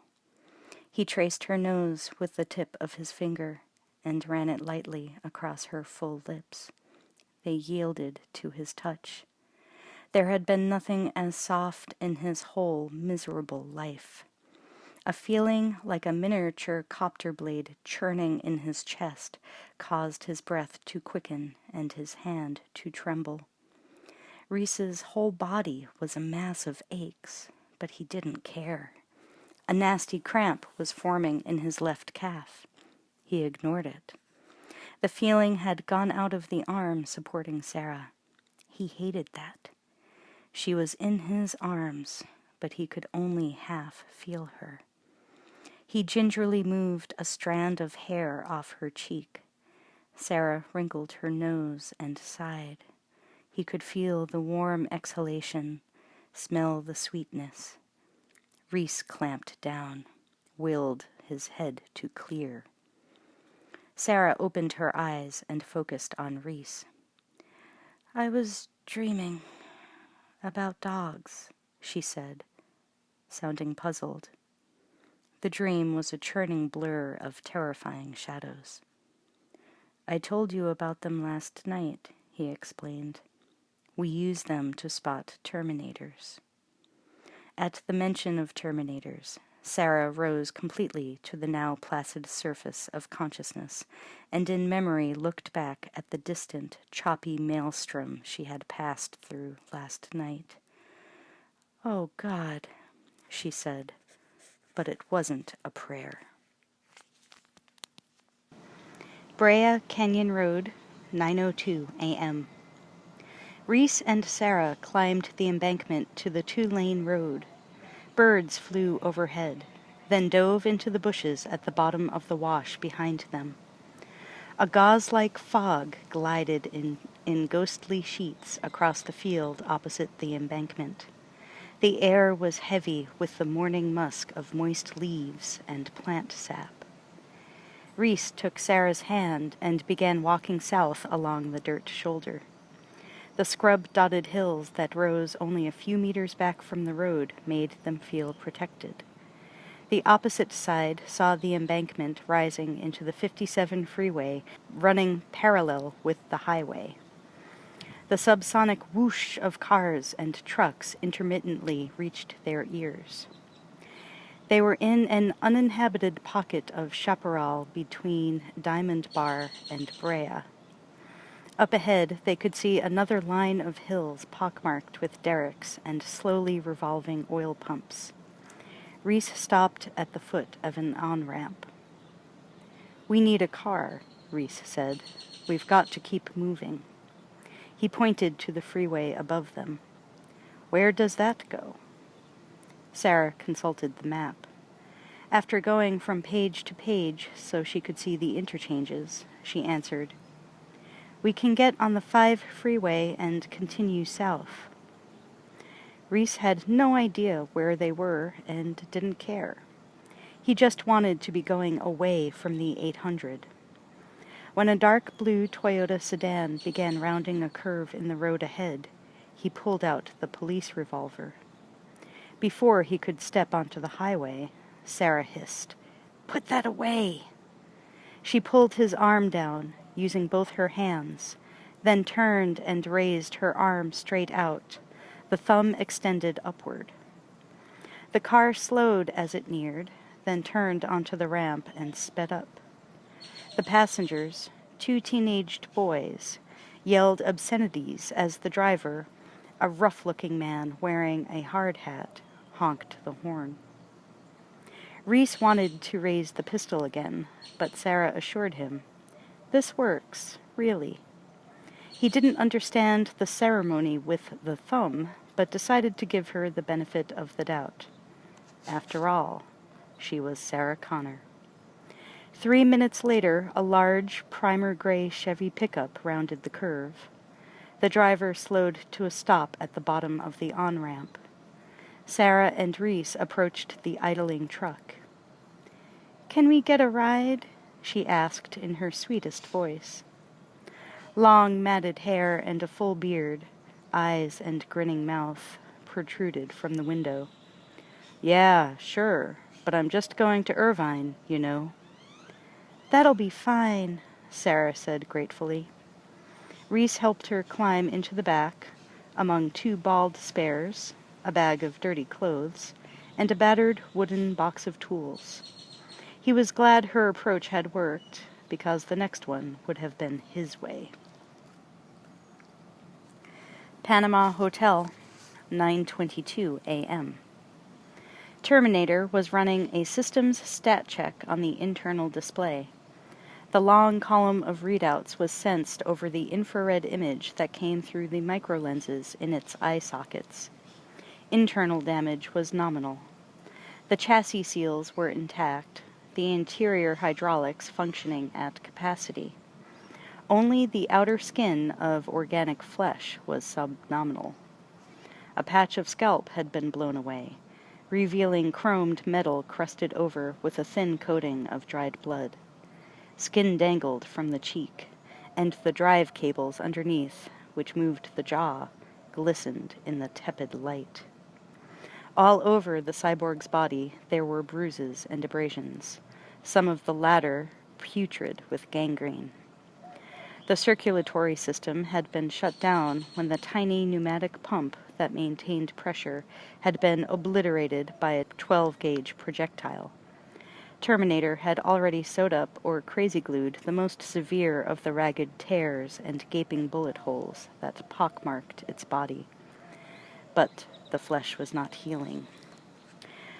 The room was filled with the cloying odor of decay.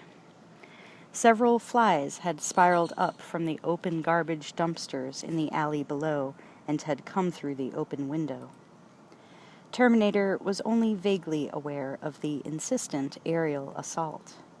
It only brushed a fly away if one crawled or flew into the eye socket and obscured the machine's vision. The rest feasted freely on the lacerations Terminator had not bothered to clean or repair. The internal stat check concluded on a readout of Terminator's power supply. Consumption rate was low, under 0.013, less than 1,000th of the total energy available. Where a man's heart would be, shielded in a case-hardened subassembly inside the hyperalloy torso, was the nuclear energy cell. It supplied power to run the most sophisticated system of hydraulic actuators and servo motors ever constructed, enough power to run the lights of a small city for a day. It was designed to last Terminator considerably longer, especially if intense activity was varied with conservation procedures. When Terminator dropped offline into economy mode, compact energy sinks collected and stored the excess. If the torso was breached and these vital power supplies disturbed, Terminator could be stopped. But the torso was triple armored with the densest alloy ever smelted. Terminator could keep operating at full power for 24 hours a day for 1,095 days. During that time, it would certainly have opportunities, like now, for economy mode, where power was cut to 40% of nominal function. The optical system switched to infrared only. The motivation units lost 40% of hydraulic pressure as the pumps slowed. Power was shunted into sinks and stored. With conditions like those so far encountered on this mission, Terminator could operate indefinitely, plow through all opposition, and complete the target elimination, then stagger programless through the nuclear devastation caused by Skynet and walk up to its machine masters to be programmed anew. Terminator would be around for a long, long time. The flies, already bloating on the cyborg's decaying flesh, would have been happy to hear that. 5 Freeway South, 9:57 a.m. The truck had veered onto the 5 interchange and was slowing in the thickening morning traffic. The mechanical thunder of semis rumbled Reese into alertness. They were surrounded by cars, vans, and trucks for as far as the eye could see. They were coming into Tustin, and the opposing sides of the 8-lane freeway were now bordered by recently constructed 3- and 6-story glass and concrete buildings, most of them banks or savings and loans. Orange County was a prosperous, entrepreneurial, and doggedly conservative metropolis. Although cities had flavorful names like Villa Park, Orange, Placentia, and Yorba Linda, they were basically alike. Reese could make nothing of any of this. There was just too much. Too much. Traffic began to lighten, and the truck sped out of Tustin. Buildings began to give way to the few remaining orange groves left in Orange County. Sarah looked into the wind and saw they were approaching a wall of eucalyptus trees. She suddenly remembered that El Toro Marine Base was on the far side of those trees. If she ever needed a battalion of Marines, but then she remembered the police station. She stole a glance at Reese. He was just one man, really not any older than she, although his eyes seemed ancient. He alone had snatched her from certain death, again and again. A tough kid with one hell of a sense of duty. And yet now, huddled as he was in the back of the pickup, he seemed diminished, insubstantial, a cowed and vulnerable phantom. The truck was slowing, drifting into the outside lane. Sarah craned around and saw that they were getting off the freeway at Sand Canyon Road. The truck turned into a gas station at the foot of the off-ramp. "End of the line," the driver cheerfully told them. Panama Hotel, 10:05 a.m.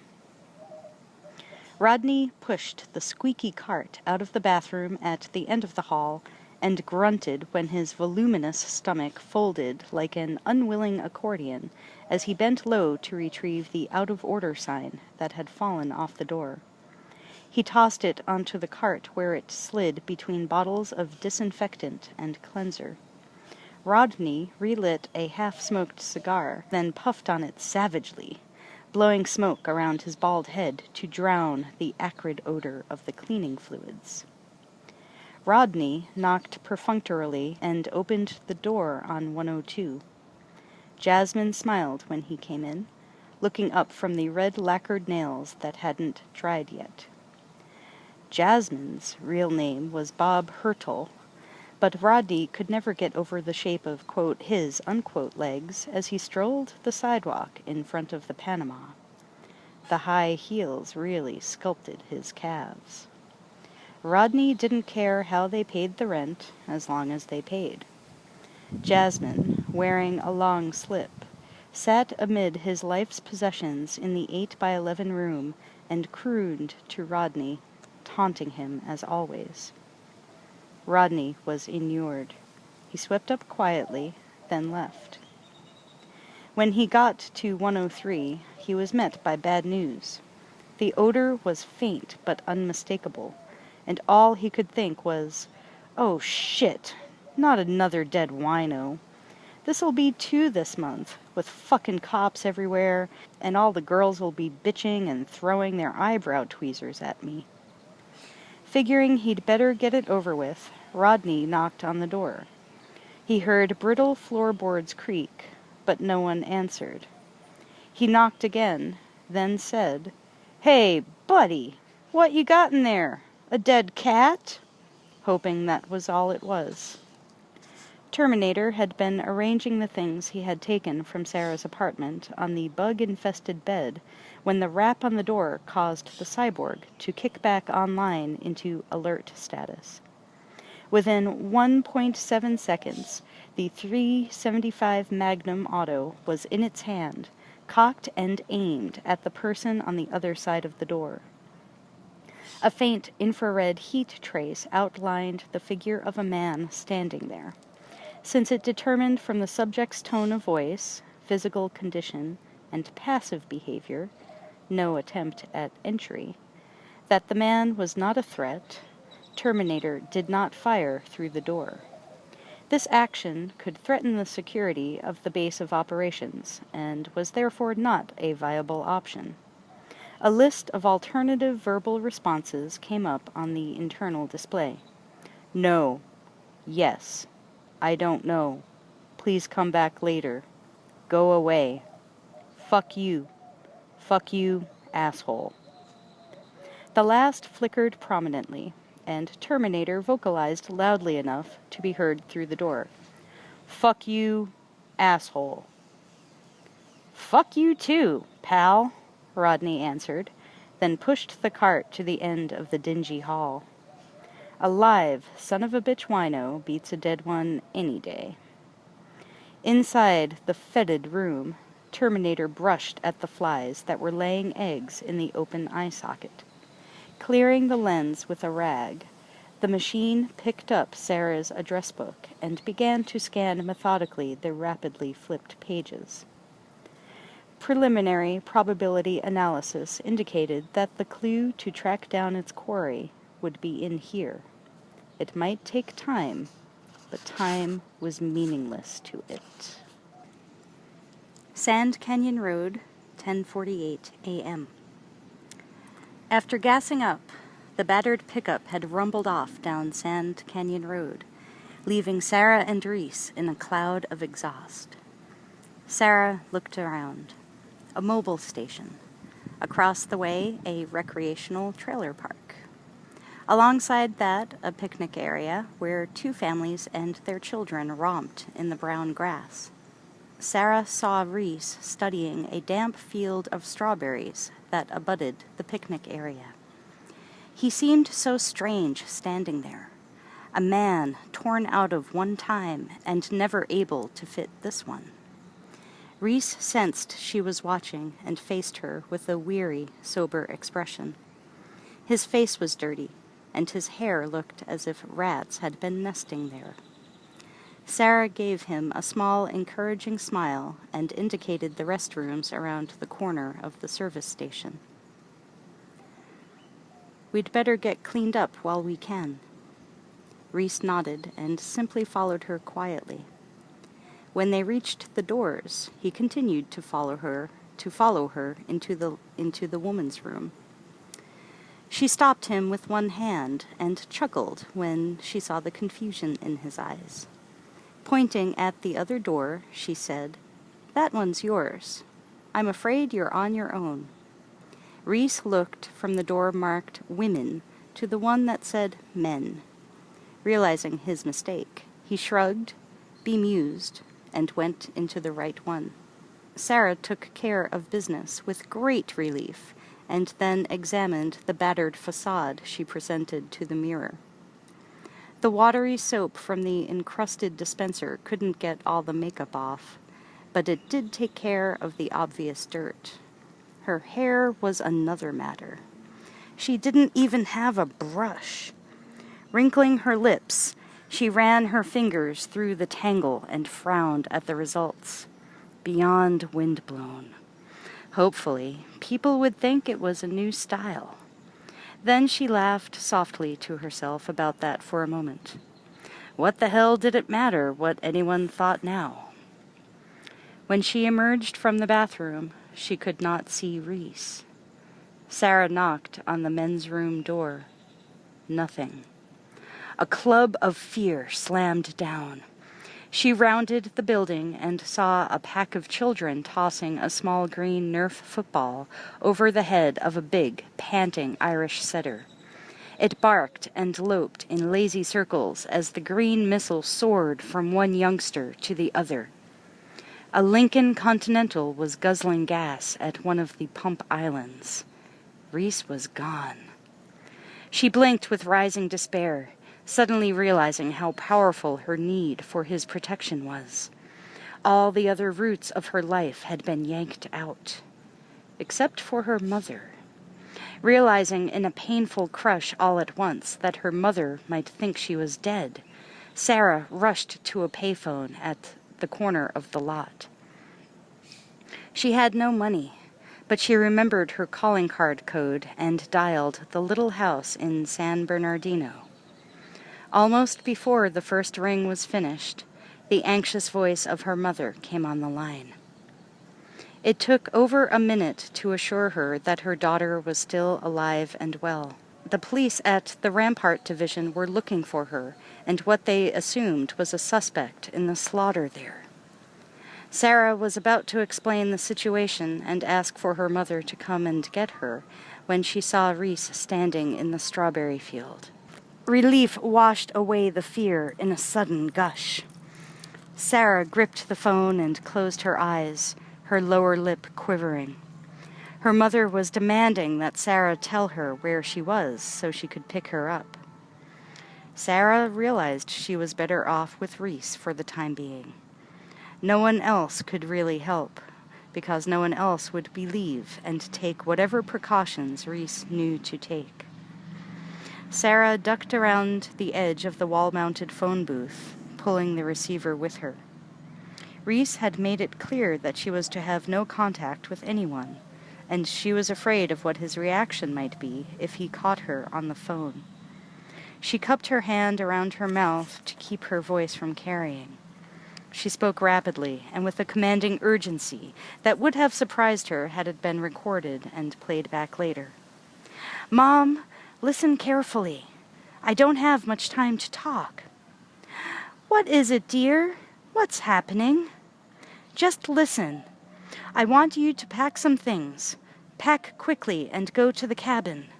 Don't tell anyone where you're going, not even your friends. Not even Louise.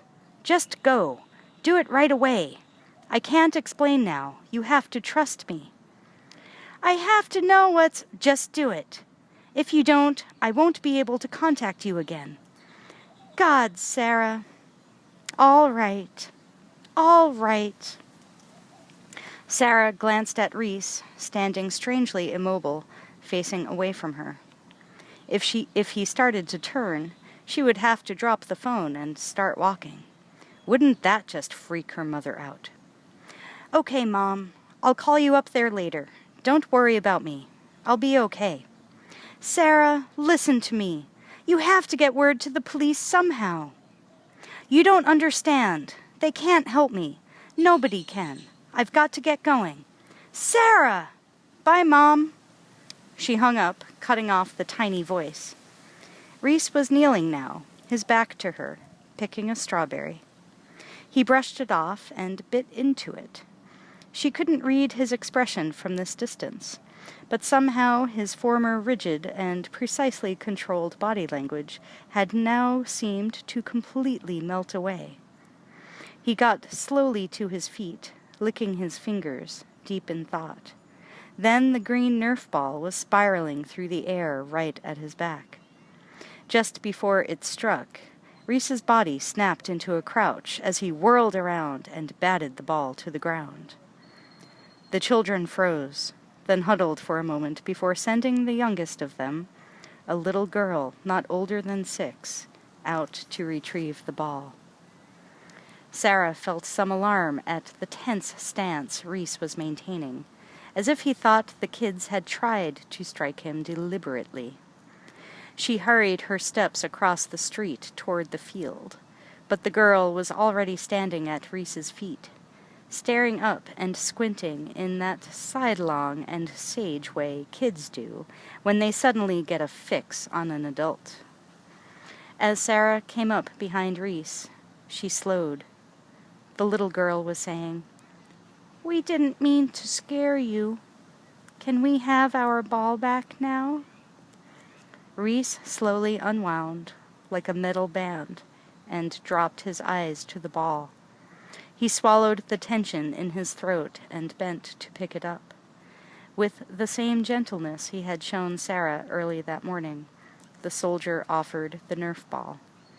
The girl hesitated, looking into those wild eyes from another time, perhaps sensing the horror and despair there. But then she sensed something else, something stronger and much more benevolent. She began to smile as she grabbed the ball out of Reese's hands. Immediately, she wheeled around and held up the object of her mission and screamed triumphantly, "I got it! I got it!" Just then the setter completed its high arc, initially aimed at the ball in the child's hand, a bit lower than desired, smacking the girl against Reese's legs. The dog scrambled after the fallen prize. A moment later, it lumbered into the knot of youngsters and dropped the now slobbery ball in their midst. Reese helped the stunned girl back on her feet. He was wearing something a little like a smile, but it was too new an expression for him to get quite right. The girl primly pulled down her dress and sniffled with solemn distaste. "You smell icky," she announced, then pranced off to rejoin her friends. "Kyle, are you okay?" Furrows like the ones on the ground began to form on his forehead. He wanted to speak, but some powerful inner force resisted it. Finally, his mouth began to move, forming words that were all but inaudible. "I wasn't meant to see this," he said simply. When he reopened his eyes, Sarah was amazed at the lost expression there, almost as if he were about to cry. "They briefed me. I have seen pictures, maps. I'd heard the stories. But I didn't expect—" He was having trouble speaking again. Sarah moved closer. "I'm all wrong here. I can't stop wanting to be a part of this." He had no vocabulary to encompass her world. Sarah made an effort to touch his shoulder. He was locked on her face, oblivious to her touch. She tried to soothe him with words of her own.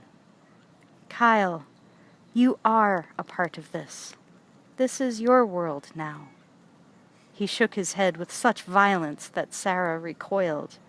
"No, no, no," he was muttering. "Don't you see, Sarah? I can't stop for anything. I can't be anything but a soldier with a—" And here he stumbled again, but more from emotion than lack of words. "Kyle, Duty!" he interrupted. Reese realized he wasn't making much sense.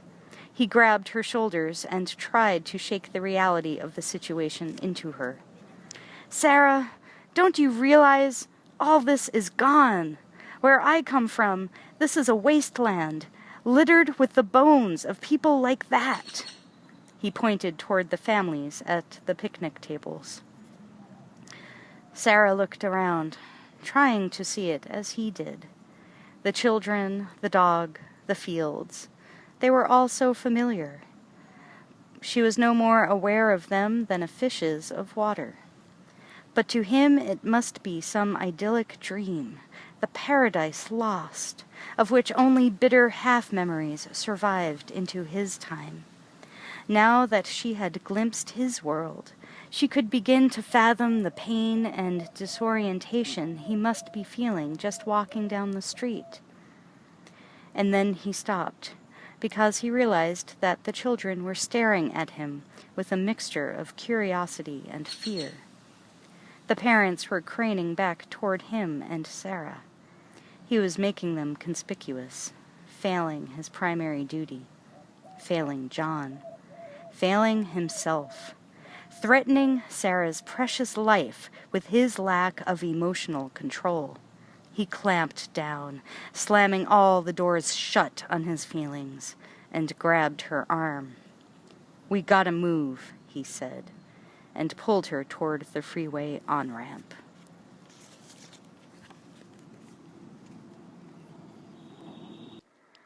Panama Hotel, 11:52 a.m. A knife slit of hot sun fell across Terminator's back as it sat on the bed, considering options. Automatic heat diffusers shunted off the excess thermal energy as the machine's brain electronically communed with itself. The probability of locating the target at the address the cyborg analyzed as the mother of Sarah Connor was high enough to initiate an attack run. Methodically, Terminator gathered up the tools required. There weren't many left. At the conclusion of this run, if it was negative, the cyborg would have to relocate the base of operations. Oceanside, 1:23 p.m. Sarah and Reese stepped down from the semi's cab after thanking the burly driver. As the truck thundered away, Sarah tugged Reese toward the Tiki Motel across the street. It looked paperboard sleazy, the flat roof bordered in broken neon tubing, the entire structure leaning to one side, but it had beds and showers. As they approached the place, Reese gazed at the uniformed Marines strolling down the street in groups, out for a cruise away from Camp Pendleton, just north of town.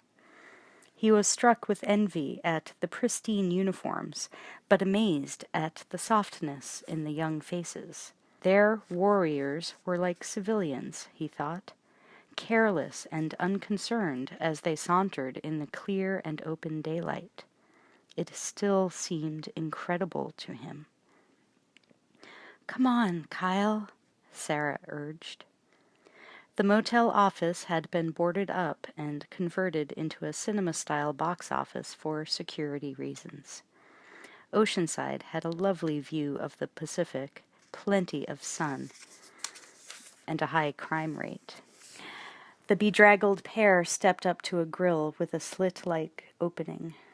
Reese dug in his pockets and pulled out a knotted wad of dirty paper money. "Is this enough?" he asked her.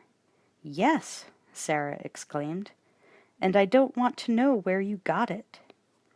She extracted the required amount to cover the overnight rate and spoke into the grill. "We need a room." "With a kitchen," Reese added. While Sarah dealt with the board manager, Reese turned his attention to a large, dusty German shepherd tethered by a chain to a weathered doghouse alongside the office. It had just finished slurping water from its bowl. Reese caught its eyes. The animal was old, maybe 10 years, but Reese could still detect a muted spark of fight behind the now limpid brown eyes. Reese slowly approached, extending his hand. The dog hesitated only briefly, then got up and met Reese halfway. It licked his hand affectionately. He had cleared canine check again.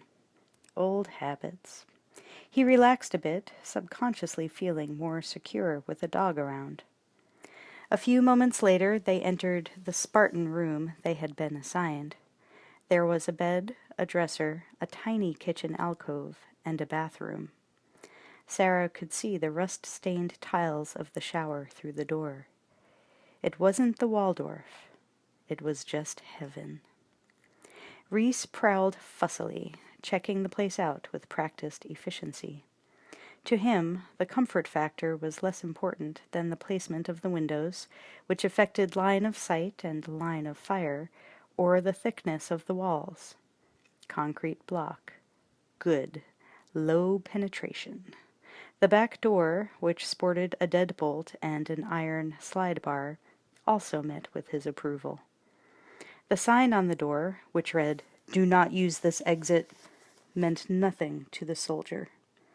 Even though the last one to paint the room had sloshed a coat all across the threshold, Rhys would loosen it. Sarah collapsed on the bed and said, "I'm dying for a shower." Rhys glanced down at her as if that were the least of his priorities. "I've got to go out for supplies," he announced, and started for the door. "Kyle, wait."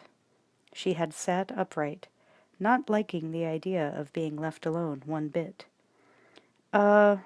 We should change your bandage." "When I get back." Then he saw the look in her face and realized what was troubling her. He walked over and tossed the .38 on the bed beside her. "I won't be long." He pivoted and got to the door fast. The sooner he took care of business, the faster he could return. Sarah watched him leave and sat in the slatted light from the blinds listening to the muffled traffic. She looked down at the snub-nosed weapon. It looked brutal and threatening, although she knew from her experiences with the cyborg that the gun could not stop it. Perhaps Rhys left the weapon so that if the machine found her while he was gone, she could use it on herself. But no, Rhys would never want that. His whole being was canted in the direction of her survival. He would want her to go on living until that right was forcibly removed. Then why leave it? It certainly didn't make her feel better. She nudged it tentatively, then picked it up. There was a sharp, snarly kind of oiled metal smell to the weapon that made Sarah feel small and weak. But somehow it felt right in her hand. Of course, the thing was designed to feel right in a human hand.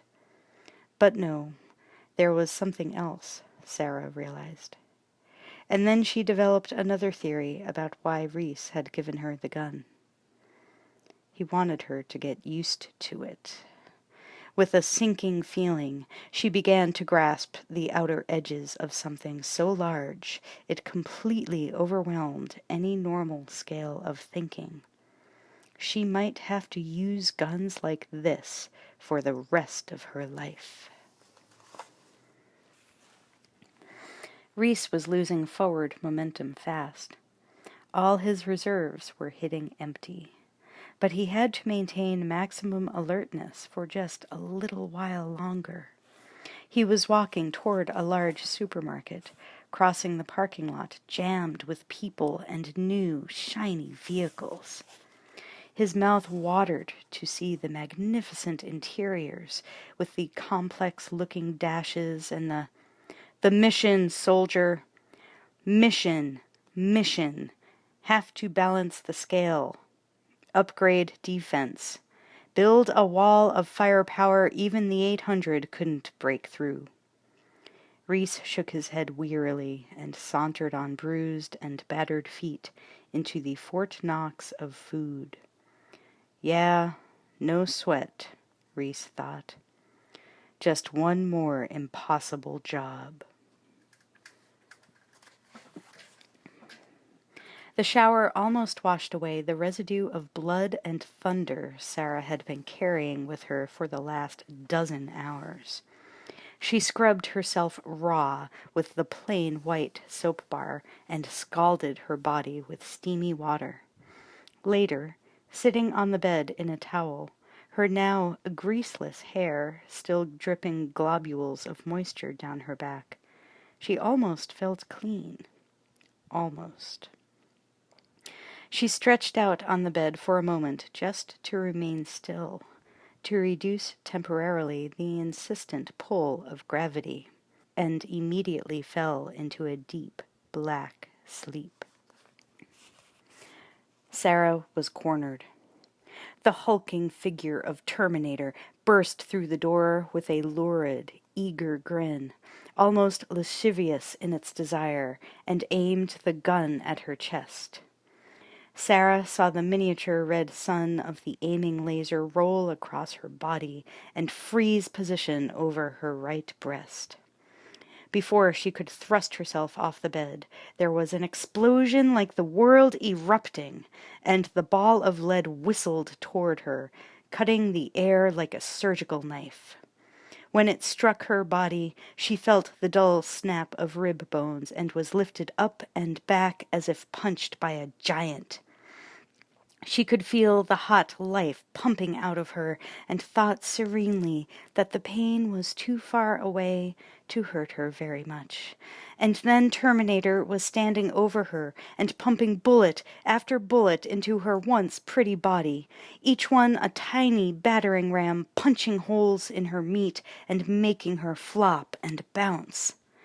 Then she screamed, because it was not just death happening here, but mindless, insane, and unfair mutilation.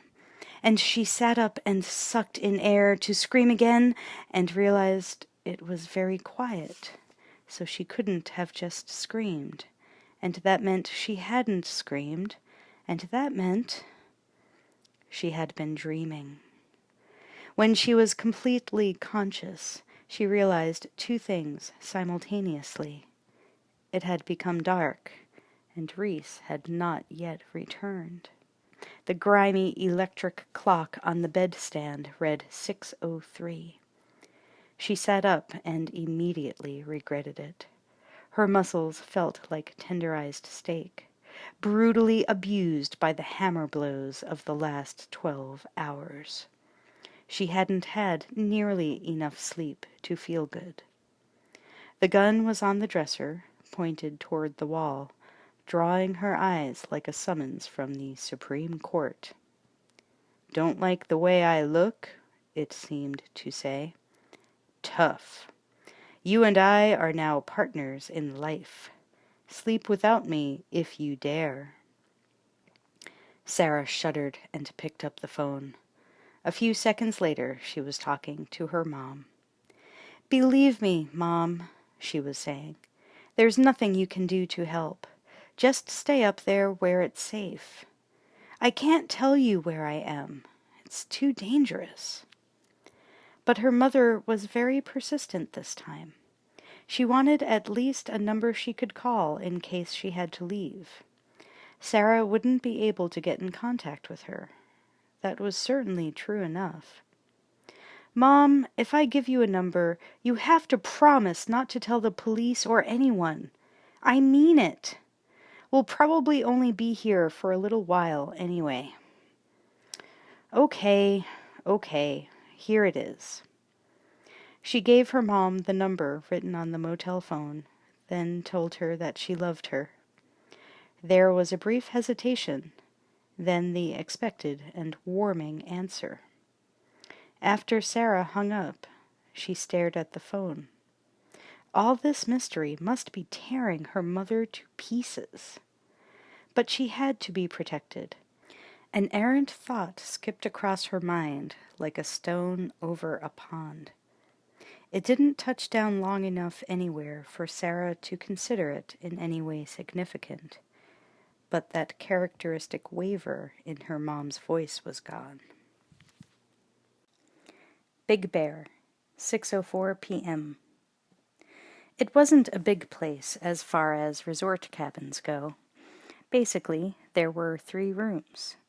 A loft bedroom connected by steep stairs to a large downstairs area, split into a kitchen area and a living room. The door hung loose on its hinge like a torn ligament. On the floor underneath an overturned chair lay the body of Sarah's mother. The ambient temperature inside had come down in the last 10 minutes to something close to the 34 degrees outside. The blood on Mrs. Connor's head had thickened. Her sightless eyes were staring blankly up at the thing in the desk chair that had murdered her. It was holding the phone to its ear, listening. "I love you, Mom," said the voice on the other end. Terminator hesitated for the briefest of moments, considering its options. Several verbal replies were passed over until the cyborg selected one that had the lowest factor of error that could alert the target to the digital synthesis of the voice of the battered woman at its feet. "I love you too," it said, and hung up. It did not smile as it dialed another number, nor did it look down at its recent kill. It waited with the patience of the dead until someone picked up on the other end of the line. "Tiki Motel," the voice said. Then it spoke again, this time in its own voice, precise, clean, conscienceless, and somehow devoid of any human perspective. "Give me your address there," it requested blandly. Tiki Motel, 6:27 p.m. When the man came to the door, Sarah's heart froze. He knocked once, twice more, then once again. Sarah gasped with relief and unlocked the door. She wanted to throw her arms around Reese and kiss him, but he was pushing past her toward the kitchenette before the thought fully blossomed. She locked the door again, her body rush taking its time slowing down, and faced Reese. She wanted to tell him she was glad he was back. Very glad. But he was putting 2 grocery bags on the counter and tearing them open perfunctorily. Several bottles rolled onto the stained tiles. Sarah glanced at them in confusion, reading the labels. "What have we got here? Corn syrup, ammonia, mothballs. What's for dinner?" Reese didn't rise to the limp attempt at humor. He was unpacking another sack filled with ammunition for the .38, road flares, tape, scissors, a small pan with a strainer, and matches. "Plastique," he answered, distracted. "Plastique? What is it?" "Nitroglycerin, basically. Bit more stable. I learned how to make it when I was a kid." Sarah stared down at the smelly bottles and sighed. San Bernardino, 8:12 p.m. It was coming down the mountain like the Grim Reaper on a Kawasaki 900cc motorcycle. All the way it maxed the cycle to a friction breaking point, many times narrowly missing a nasty slide off the steep and winding roads into the ravine far below. All this effort to intercept such a fragile biological process as the life of one young human girl. These soft, warm, wet machines were so easy to destroy, their systems so weak. A tiny bit of tissue removed here and there, or a single heartbeat missed, was all it took. Had it been designed for emotions or even value judgments, Terminator might have felt some professional shame that the process was taking so long. But of course it didn't. It felt nothing and would simply grind on indefinitely until it succeeded in its mission or its nuclear power cell was depleted, whichever came first. And at this rate of power consumption, the cell was good for at least 20 more years. Terminator opened the cycle throttle all the way and weaved through the light traffic on the southbound 215. Fortunately for the highway patrol, none of its officers noticed the cyborg traveling at 98 miles an hour. It was navigating a line from one death to another, crossing a sleepy desert city to the final death, the only one that mattered, the one that it had been created for. Tiki Motel, 8:42 p.m. If you squinted your eyes and didn't pick out the details, Kyle and Sarah could have been a couple preparing dinner side by side, a heartwarming domestic image. Instead, they were making the old guerrilla mainstay recipe, pipe bombs. They were in the kitchen, beside each other at the small plywood table, which was now covered with utensils and containers. Reese was holding up one of 8 10-inch sections of plumber's pipe. He was pressing the last of the high explosive putty they had just made into the pipe with a plastic spoon. Leave a little space, like this. Make sure there's none on the threads. Sarah watched him gently scrape off the excess and then thread the end cap on. Screw this on very gently. He helped her get started. Then, when certain that she could complete the pipe bombs without his assistance, Reese went to work on the back door. Sometime later, when Reese had it operational, he came back to the kitchen to help Sarah make the fuses. Street-lit patterns cast by the thin drapes waved gently on the walls. Sarah watched the shadows in the dark room, hoping that the swaying would put her to sleep. But she couldn't sleep, only stare at the ceiling. Reese was an unmoving silhouette at the window, squatting where he could see out the slit between drape and wall. He might have been a statue entitled, quote, Vigil, unquote. Stripped to the waist, his body looked lean and hard in the stark streetlight, the raised scars like insignia. Sarah shifted her gaze to the table. The completed bombs lay neatly in a row next to a nylon bag, which had already been stuffed with a lighter, some packages of food, and various other incidentals for survival on the road. Across the way, sitting in a chair by the window, was Reese. She got up and walked over to him. He looked at her only briefly as she sat beside him on the arm of the chair, then went back to peering out the window, watching, his .38 in his lap. At Sarah's unwavering insistence, Reese had bathed. His face stubble was gone, showing smooth pink skin, his hair clean and damp. He was wearing the new jeans he had purchased earlier and tennis shoes. Across his naked back, ragged scars marred the flat expanse of tensed muscle. It was like a road map of agony, and Sarah was filled with a sense of futile doom. Flesh was no match for machine. "Do you think he'll find us?" she asked. "Probably," Reese said. "Look at me. I'm shaking. Some legend, huh? You must be pretty disappointed." Reese let the shade go and faced her. She was wearing no makeup. Her hair was tangled. Her lower lip quivered. "I'm not disappointed," he said in as neutral a voice as he could. Sarah looked at his eyes, looked away.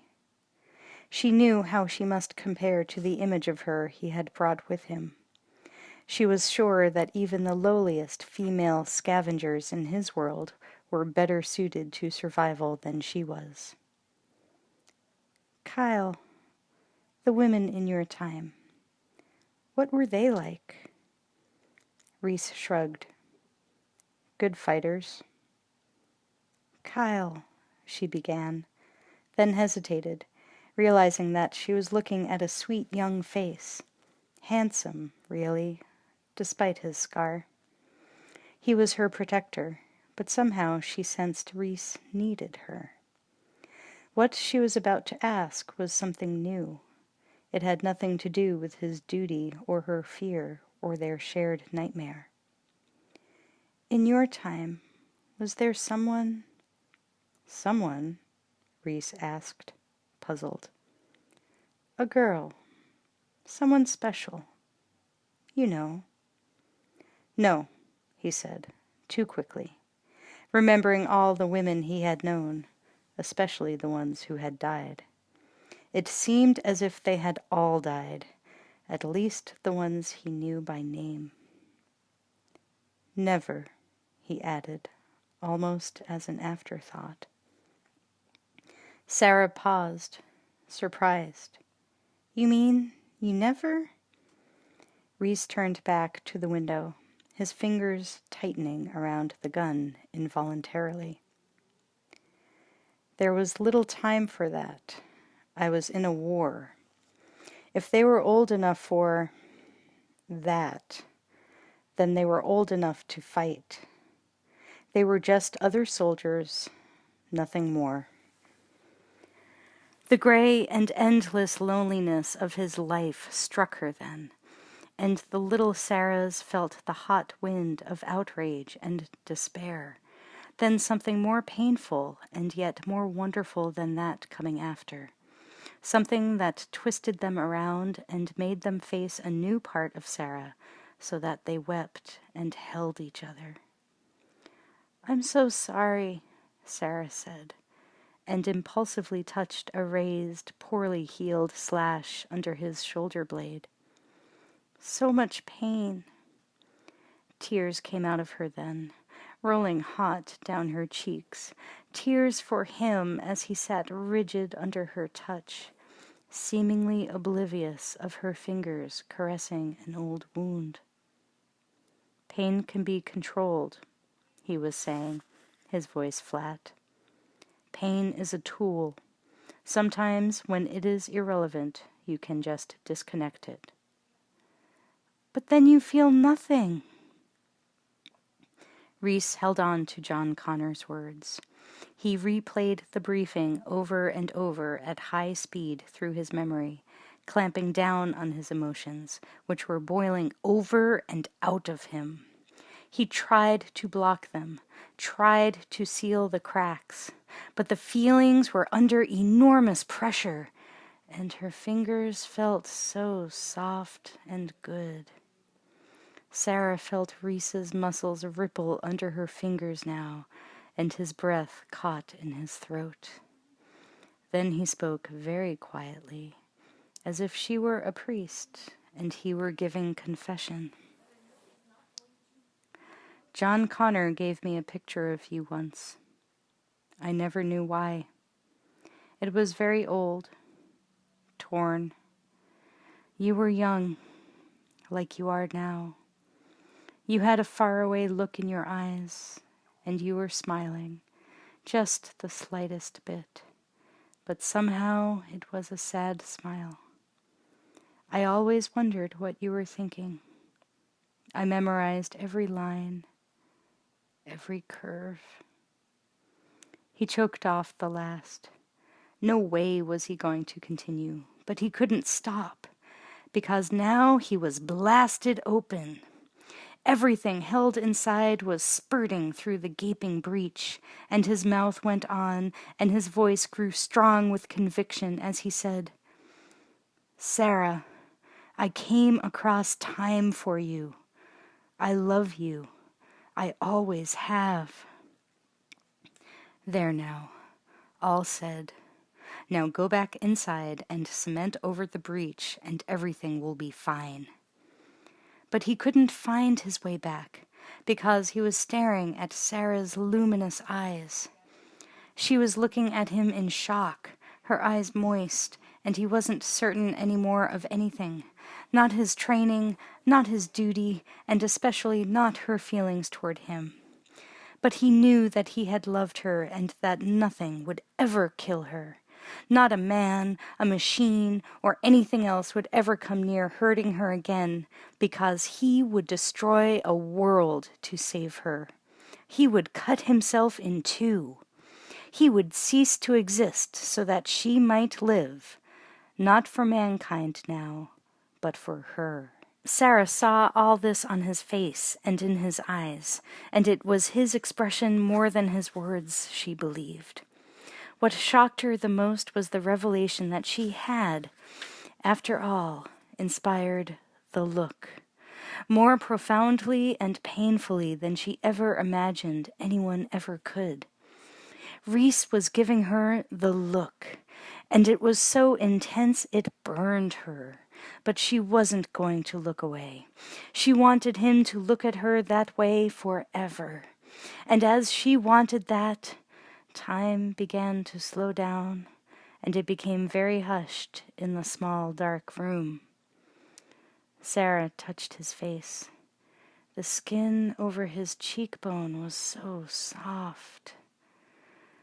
Suddenly, Rhys remembered the way back. It was dark and cold and hard, but it was important that he start toward it now if he really loved her. Wrenching himself to his feet, he walked away from her. "I shouldn't have said that," he hissed through clenched teeth. He stood over the table and began methodically packing the pipe bombs into the nylon bag. For a moment, Sarah went weak with disorientation. He was moving like a machine, like a cyborg. He was hiding in the machine from her. This she could not bear, and she came to him, pulled him around, embraced him, kissed his neck, his cheek, his mouth. The rush of feeling seemed to flow through her arms and mouth into his body and melt his rigidity. Rhys knew the way back was lost forever. He let out a soft whimper as a part of him died and another part grew stronger. He pulled Sarah tighter into his arms, crushing her to his chest, and drank from her mouth. Somehow they were on the floor by the table. He couldn't feel it. There was nothing around him but Sarah, and he wanted her and pulled her closer and closer. She was kissing his scars. She was taking away the pain and altering the purpose of his life. She was a thief, and he was a willing victim. She was moving above him now, hovering like a tender antithesis to the aerial HKs, and he reached for her even though she was already as close as he could get her without crushing her to death. Sarah felt his need rage through his body and resonate all through hers until she was hungrily devouring him. For a timeless stretch, it was like that. Mindless clutching and gasping, without plan, both of them drowning in the first powerful wave of their love. But then Sarah began to emerge and see that he was lost now, undirected, wallowing in confused need for her. She led Rhys to the bed. Once there, she helped him get out of his pants, then guided him over her body, putting his hands on the places that had seemed asleep because they had never been truly awakened. They awoke now to his touch and cried out for release. Soon both of them were naked, making a new environment of togetherness, an environment that had never been before and would never be again. And now time did stop. They alone beat out a measured thrust of time as their bodies met at the tender, pulsing center of a grim cosmos.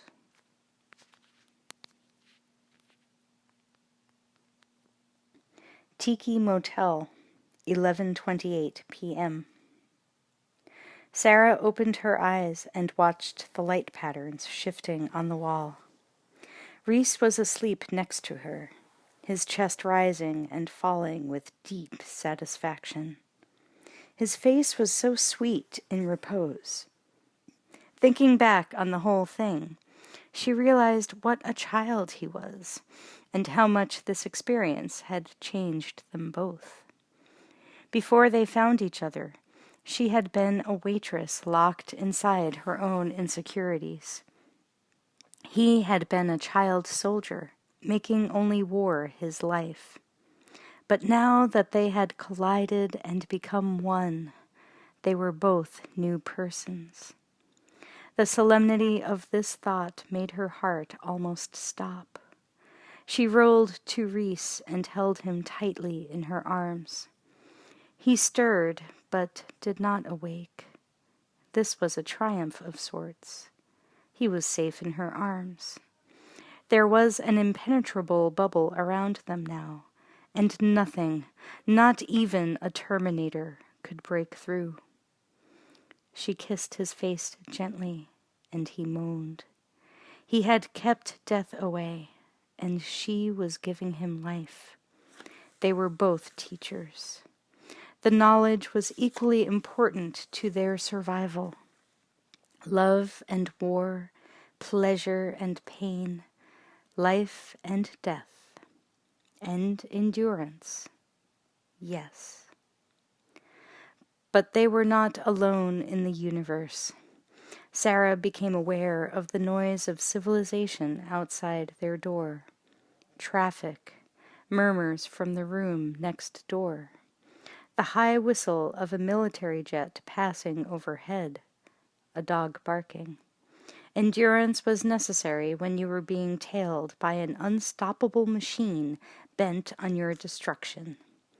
That was the kind of life that lay before them. Running from something that would never give up searching, that would keep coming after them until they were both dead. It gave the word relentless and almost physical dimension, the dimensions of a Terminator. She knew that they must change their strategy. Rhys evidently was simply here to prevent Terminator from killing her, keep her well hidden until the war, and help her emerge with her son and rally the resistance movement to turn the tide. But how could they survive as long as Terminator was in the world? Rhys had tried to destroy it before in Tech Noir. The police had riddled it with bullets, and still it came after them. Now they had the pipe bombs, and they had something more powerful than simple animal cunning. They had a feeling so strong it would fire their will, and perhaps make it possible now to turn around and wait for Terminator. To prepare a special welcome and then obliterate the bastard. There must be a way. Rhys would know. She sat up and started to awaken him, but his eyes were already open. He was concentrating on something very far away. "Listen to the dogs," he said, and the tone of his voice sent shivers like icicles through her. She faced the window and heard the distant barking of dogs. 2, then 3. Another howled. They were blocks away, some maybe half a mile away, taking up the alarm from backyards and porches, their body chemistry rubbed raw by what they smelled in the wind. A dog, sensing a world we don't see, could look into a man's eyes and know if what looked back was human. Then the German shepherd chained outside the hotel took up the alarm. Whatever it was, it could not pass canine check, and it was coming toward them. As they lunged for their clothes simultaneously, time rapidly began to speed up. Terminator walked past the office toward the target, ignoring the snarling creature, restrained only by the snapping chain, lunging at it, each step bristling with increased energy as microprocessor circuits fired up to attack speed. The details of its environment became crystal sharp and so dense with information that no human brain could have retained it all. The weight of gravity, the texture and temperature of the asphalt, the distances of all objects relative to it, the wind velocity, the ocean of sound washing over its sensors, the movements of heated bodies behind the stucco walls. The exact dimensions and qualities of everything within Terminator's field of contact were measured, clocked, and entered into the constantly updated equation of motion and mass. They didn't have a chance. Terminator stood before their door and raised the AR-180. With one snap of its leg, the door caved in, exploding into 3 large, jagged planks. The machine stepped into the room and sprayed it efficiently with automatic fire.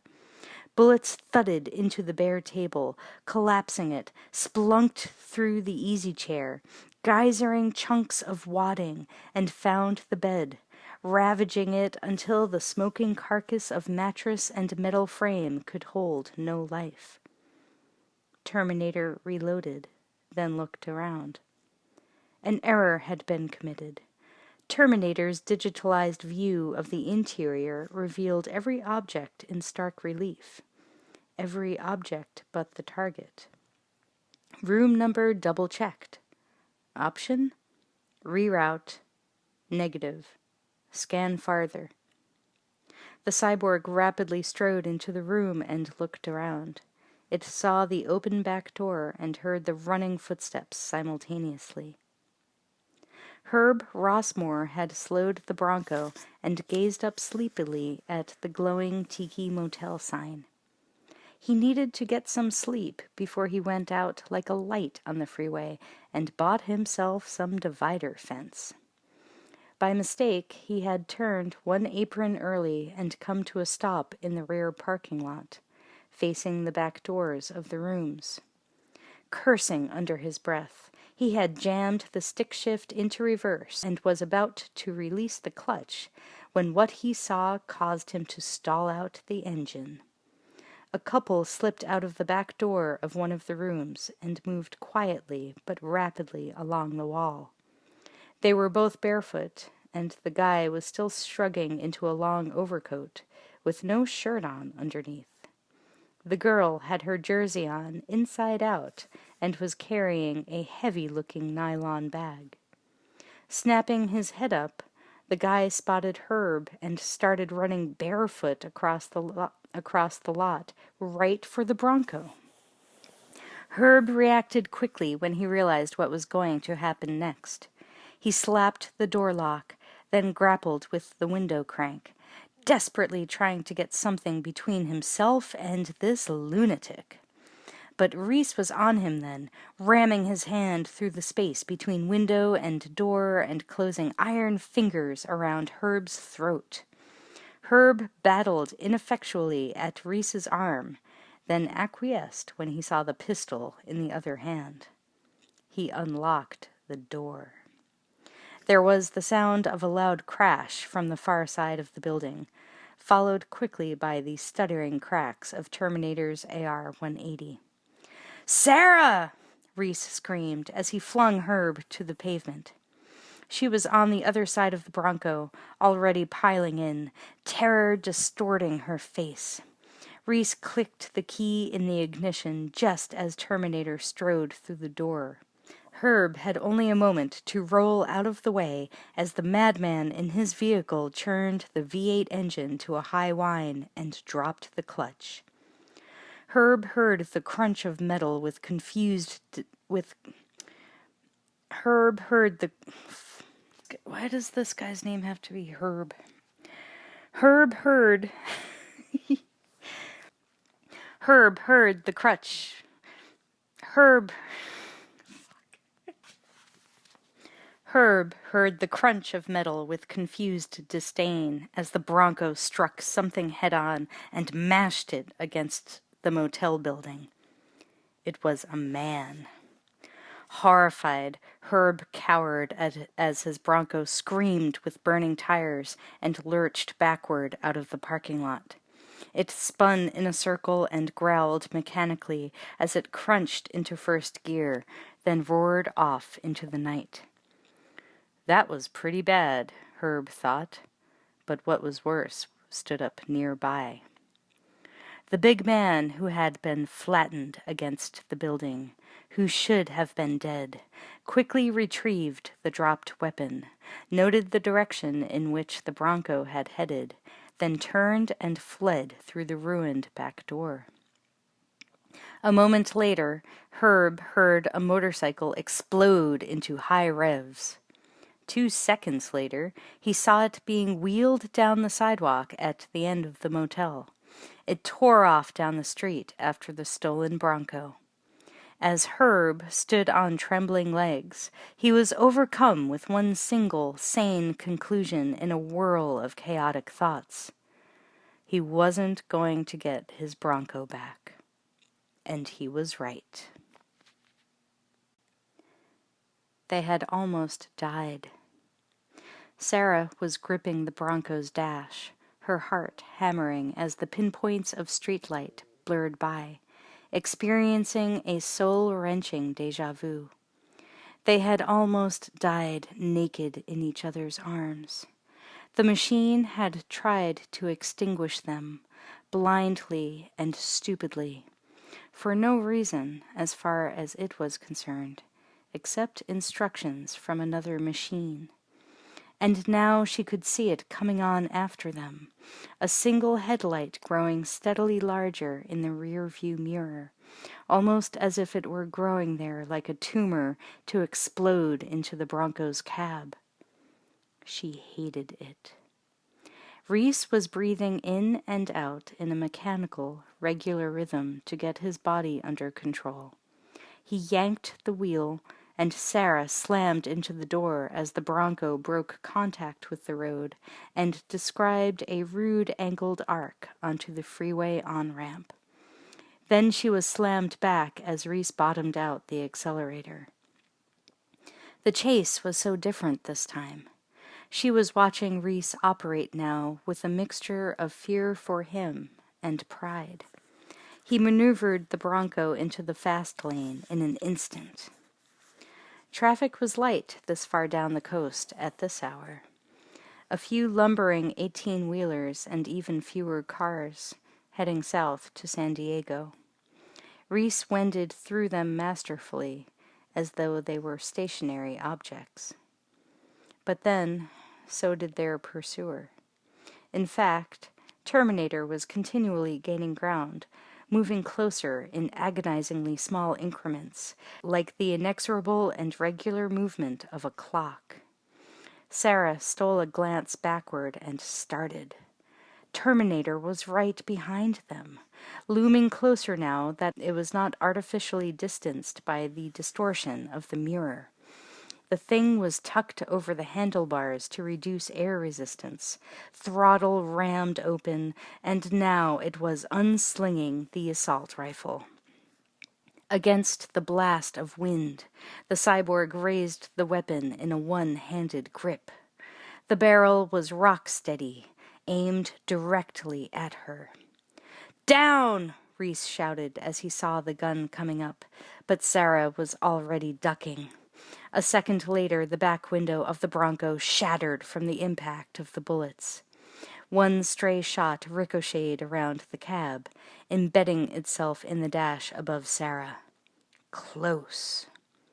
Reese swerved the Bronco, diving for cover around a tractor-trailer. Terminator leaned hard, right behind them, relentlessly closing the gap, missing the rear of the trailer by millimeters. Reese ripped the tires from the surface of the road by weaving wraith-like through the slow-moving traffic. People barely had time to register the objects that streaked around them. It was utter madness, and it got worse. Tires squealed as the back of a moving van loomed up. Synthetic flesh and metal knee ground into the road, maintaining balance in a 30-degree lean. Reese feinted right, then left, sliding toward a Greyhound bus in a four-wheel drift. Terminator fired the assault rifle again. This time the bullets struck the guardrail where the Bronco had been. A clear miss! The Bronco slipped around two parallel trucks and sped through the narrow space left by a night crew working on the divider fence. Terminator saw that it would have to throttle back and change lanes to follow. It did not want to slow. It wanted to accelerate, so it chose a different path. It wrenched the cycle past a Winnebago down an off-ramp, and without slowing, ran a red light at the intersection and climbed back up on the on-ramp. There was some wreckage in the cyborg's wake as cars swerved into each other to avoid hitting the insane motorcyclist. None of it mattered. It was just Terminator and Sarah. Reese saw Terminator roaring onto the freeway, the cyclopean glare of the Kawasaki's headlight bobbing back and forth in a tight pattern that would lead to the Bronco. "Change places!" Reese screamed over the hammering pistons of the V8. She slid under him as he kept the pedal glued to the floor. She grabbed the wheel and slipped her foot over the accelerator. "Don't slow down!" Reese said. "I won't," she answered, and there was conviction in her voice, a tone that was new to her and somehow very comforting. For an instant, Reese and Sarah locked eyes, and time froze. But then the Bronco grazed a Datsun 240Z, tearing off its side view mirror, and time exploded into howling fragments. Sarah steeled her arms and turned the wheel the way Ginger would have done, getting the Bronco back on track. Reese began digging in the nylon bag for weapons. He trusted her to drive. Their lives were in each other's hands. Literally. Terminator shot through an open pocket of traffic and fired a short, disciplined burst at the Bronco. Bullets thudded into the rear panel. One took a chunk of rubber off the left rear tire, but the steel bands held. Sparks exploded and died. Terminator gunned the cycle. Reese got the first pipe bomb out and held a Bic lighter under the fuse. Sarah yawed the truck onto the divider shoulder, inches away from the fence, grimacing as she fought to hold the Bronco on an even track, as Matt would have. For the first time in her life, she was controlling her own fate at 98 miles an hour. Reese got the fuse lit and leaned out the passenger side. He watched the fuse sputter and smoke in the wind until it fitfully burned down to the end cap, then tossed it onto the road, right into Terminator's path. The road erupted, geysering flame and smoke abruptly. For a moment, nothing happened. Then, almost simultaneously, the concussion blew back Reese's hair, and Terminator roared out of the rising cloud, undamaged. Too soon. Reese got another bomb. The AR-180 chattered again, tearing up the Bronco. Sarah feinted left, then right, her stomach protesting every radical move. Reese leaned out and waited for the fuse to burn down half an inch above the end cap. Then he let it go. It clattered on the pavement and rolled like a crazed bowling pin past the cyborg. There was another explosion, well behind Terminator, which succeeded in terrifying the drivers in the wake of this impromptu urban combat. A black Corvette spun out, stopping crossways in its lane, only to be blown into splintered fiberglass by a fishtailing truck. Ahead, traffic was thinning out. That was bad. less cover. Terminator slung the AR-180, using its free hand to grope for the last magazine. In one rapid movement, it shoved the clip into the assault rifle and whipped the weapon back into firing position. Meanwhile, Reese groped for another bomb. The Bronco sped around a chromed semi-milk tanker and accelerated into a long, tiled-lined underpass. As they entered the fluorescent-lighted tunnel, Reese lobbed another bomb. It clattered and bounced up into the air, slowing rapidly. The explosion thundered in the enclosed space. A wall of smoke formed behind them. They could hear the startled dinosaur howling of the semi's air horn, a chorus of tires screeching, and then a motorcycle punched a hole in the smoke. Terminator fired at them. The side mirror exploded. Bullets furrowed along the Bronco, whining ominously. 2 found Reese. He grunted, surprised, as the twin clubs of pain smashed into his chest and arm. The pipe in his hand dropped, fuse unlit, useless. Ironically, it end-overed into Terminator's leg, tearing a chunk of flesh off the calf. Reese slumped over the door, half in and half out of the cab. "Kyle! Oh, God! No!"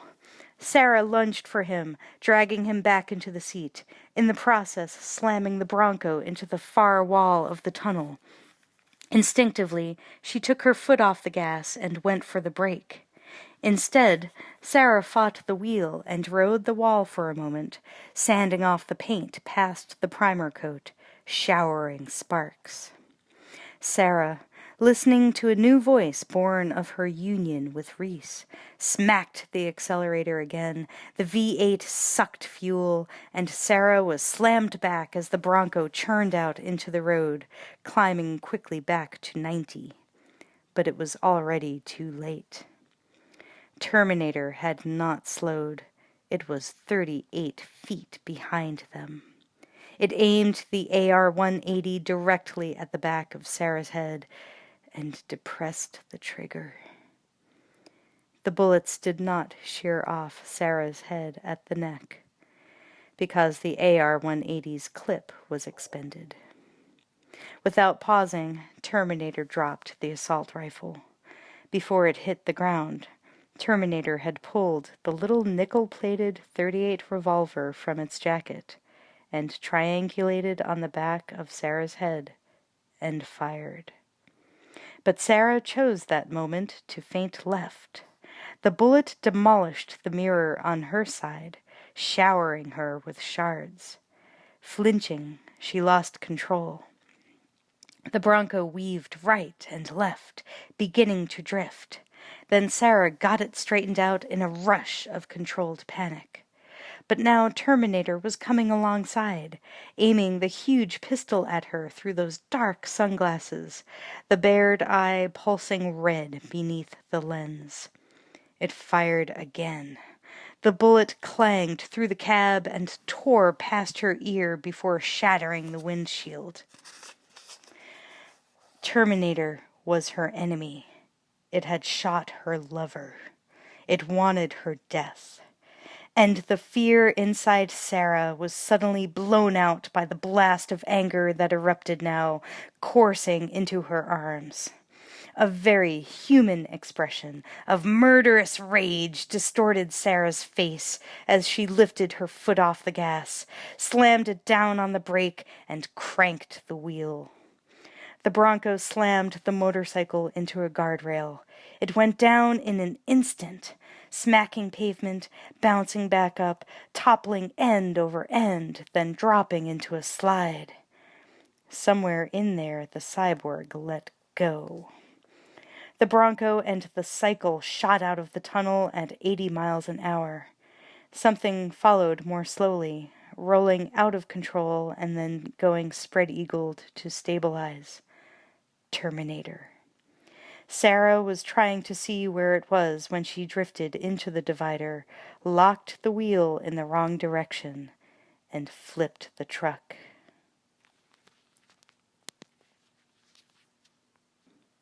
The world upended, cartwheeling around the cab as Sarah and Reese were pressed against each other and the roof of the cab. Sarah's fear returned, but her scream was muffled by the crash of the Bronco slamming back to concrete and rolling onto its back. Terminator hit a guardrail post and backflipped over the center divider. It hit the other side, rolling to a stop in the shadow of an overpass.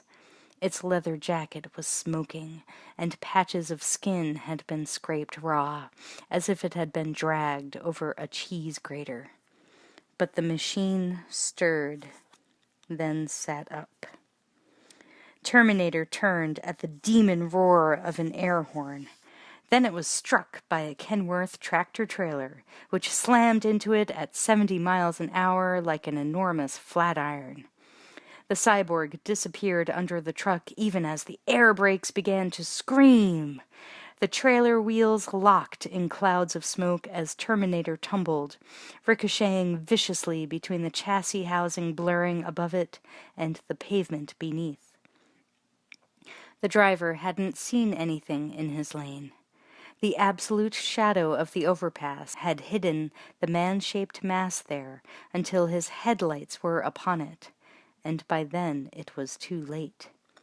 He was on the brakes in an instant, cutting in the jake and feathering the pedal to prevent the big rig from jackknifing, so that 6,000 gallons of super unleaded wouldn't wind up covering an acre of freeway. His partner was thrown forward, waking up with a nasty start. "Son of a bitch!" they bellowed, not quite in unison. The two tanker trailers slewed and fishtailed like a derailing train. "Shit, I'm losing it," the driver thought. The body came up for a sickening instant before falling back to the pavement. They could hear it thunking up underneath, slamming around, and could feel the thuds as what they thought was bone smacked the undercarriage. They heard and felt all this over the high-pitched squeal of locked tires on asphalt, over the shuddering rumble as the truck ground to a halt.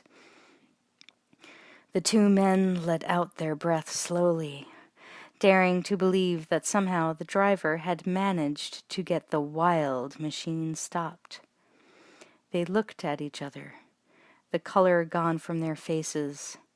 6,000 gallons of super unleaded. Fuck! "Stay here," the driver said, and dropped out the driver's door. His partner just stared straight ahead, gripping the dash. The driver didn't want to look. But you never know, he thought. Maybe the guy is still alive. Oh, God, wouldn't that be horrible? An agonized, pulverized basket case he had made. As he reached the second tanker trailer, he slowed down. It was up ahead on the road. A blood smear. And was that a lump of clothing or flesh? Momentum carried him past the end of the second trailer and into the cyborg's hands. When Terminator had been struck by the tanker, it bounced up under the cab and shot an arm onto the low-hanging exhaust pipe, then was dragged along for a moment before letting go. It aimed itself strategically and correctly estimated the bounce angle. When it ricocheted underneath the truck, it grabbed the drive shaft casing, and hand over hand, the man-machine made its way back toward the connecting disc behind the cab. But the truck suddenly braked, and the momentum caused an error in calculating the next outreach. Terminator was torn loose, bounced back, smacked the bottom of the first tanker, and then rolled to a stop near the rear trailer's tires. It immediately crawled out and surveyed the vehicle. Considering its options, it decided to commandeer the truck to continue the pursuit. As it started forward, Its internal screen displayed damage reports. Backups started kicking into the battered hydraulics, but nothing could be done about the pivot joint in the left ankle. It was mainframe damage that would require full attention later, if necessary. But actually all it did was cause the machine to limp, and it could no longer sprint up to 22 miles an hour. But it could walk. As it came around the last tank trailer, it collided with and immediately terminated the driver. Terminator's powerful fingers tore out the man's throat, then started for the cab, letting the limp body melt onto the pavement like a mass of jello and broken sticks. The partner had been sitting on the passenger side in the cab, trembling with shock. The horror of what had happened was only just beginning to sink in when a grisly apparition opened the opposite door and sat behind the wheel. The partner shrank back at what he saw. The face gouged open by the road, flesh hanging down in a raw flap. A torn open eye socket with something demoniacally glowing inside, like an alien eye. A blood-pulsing slash along the powerful arm. It stared down at the controls in the dash and seemed to be thinking about them. Then it looked up and into Wayne's eyes and spoke. "Get out." He didn't have to be asked twice. He bashed his door open and leaped to the pavement, cracking his shin, then ran, limping, as fast as he could go away from the dead thing they had killed that had stared him in the face. Terminator scanned the layout of controls in the big cab, cross-referencing with memory on the make of the truck, shift pattern, transmission configuration, and engine specifications. When its bloody fingers closed over the shift knob, it felt the massive transport machine as if it were an extension of itself. It shifted into low second and let out the clutch.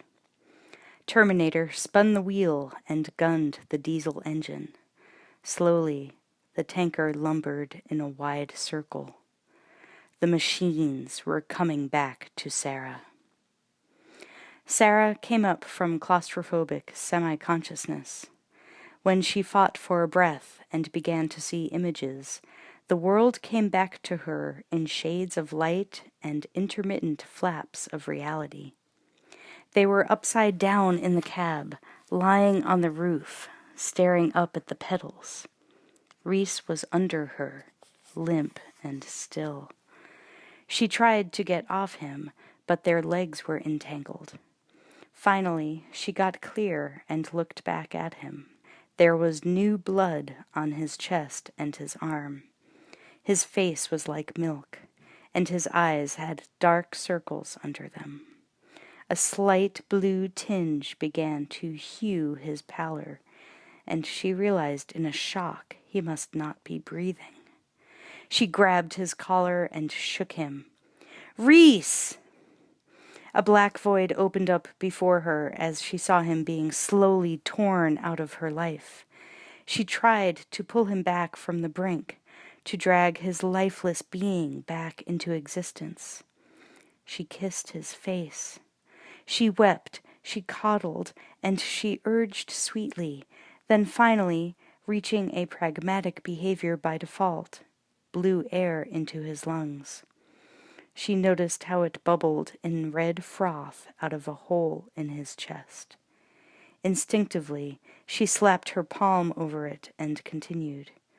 He coughed and opened his eyes. Raising a bloody hand, Reese weakly pushed her back, trying to rise, trying to protect her, to continue the mission. It would be okay if he could just... if he could... He fell back, gasping. Then Sarah looked up and saw Terminator killed. She watched the tanker slide to a halt about 75 yards down the road and squinted as the driver stepped down and walked to the rear of his truck. She gasped as a shadowy figure limped into the pool of streetlight and murdered him, and blinked with incomprehension as the thing looked calmly toward her, then to the cab, got in, and began making the long, slow death arc back toward her. The truck ground through 3 gears, lurching up to 48 miles an hour, then veered into the divider fence, smashing it flat and thundering across into Sarah's side of the freeway. The nightmare wasn't going to end. Instead, the nightmare had swollen to the size of a tanker truck, its headlights stretching out, licking at the overturned Bronco, bleaching the interior, growing brighter by the second, its engines rattling the night. Sarah snapped into action, kicking the bent door open and yanking on Reese's body, trying to get them both out of the cab before the truck flattened it. But Reese was hanging on to the rim of life by his fingernails and needed every ounce of strength to stay there.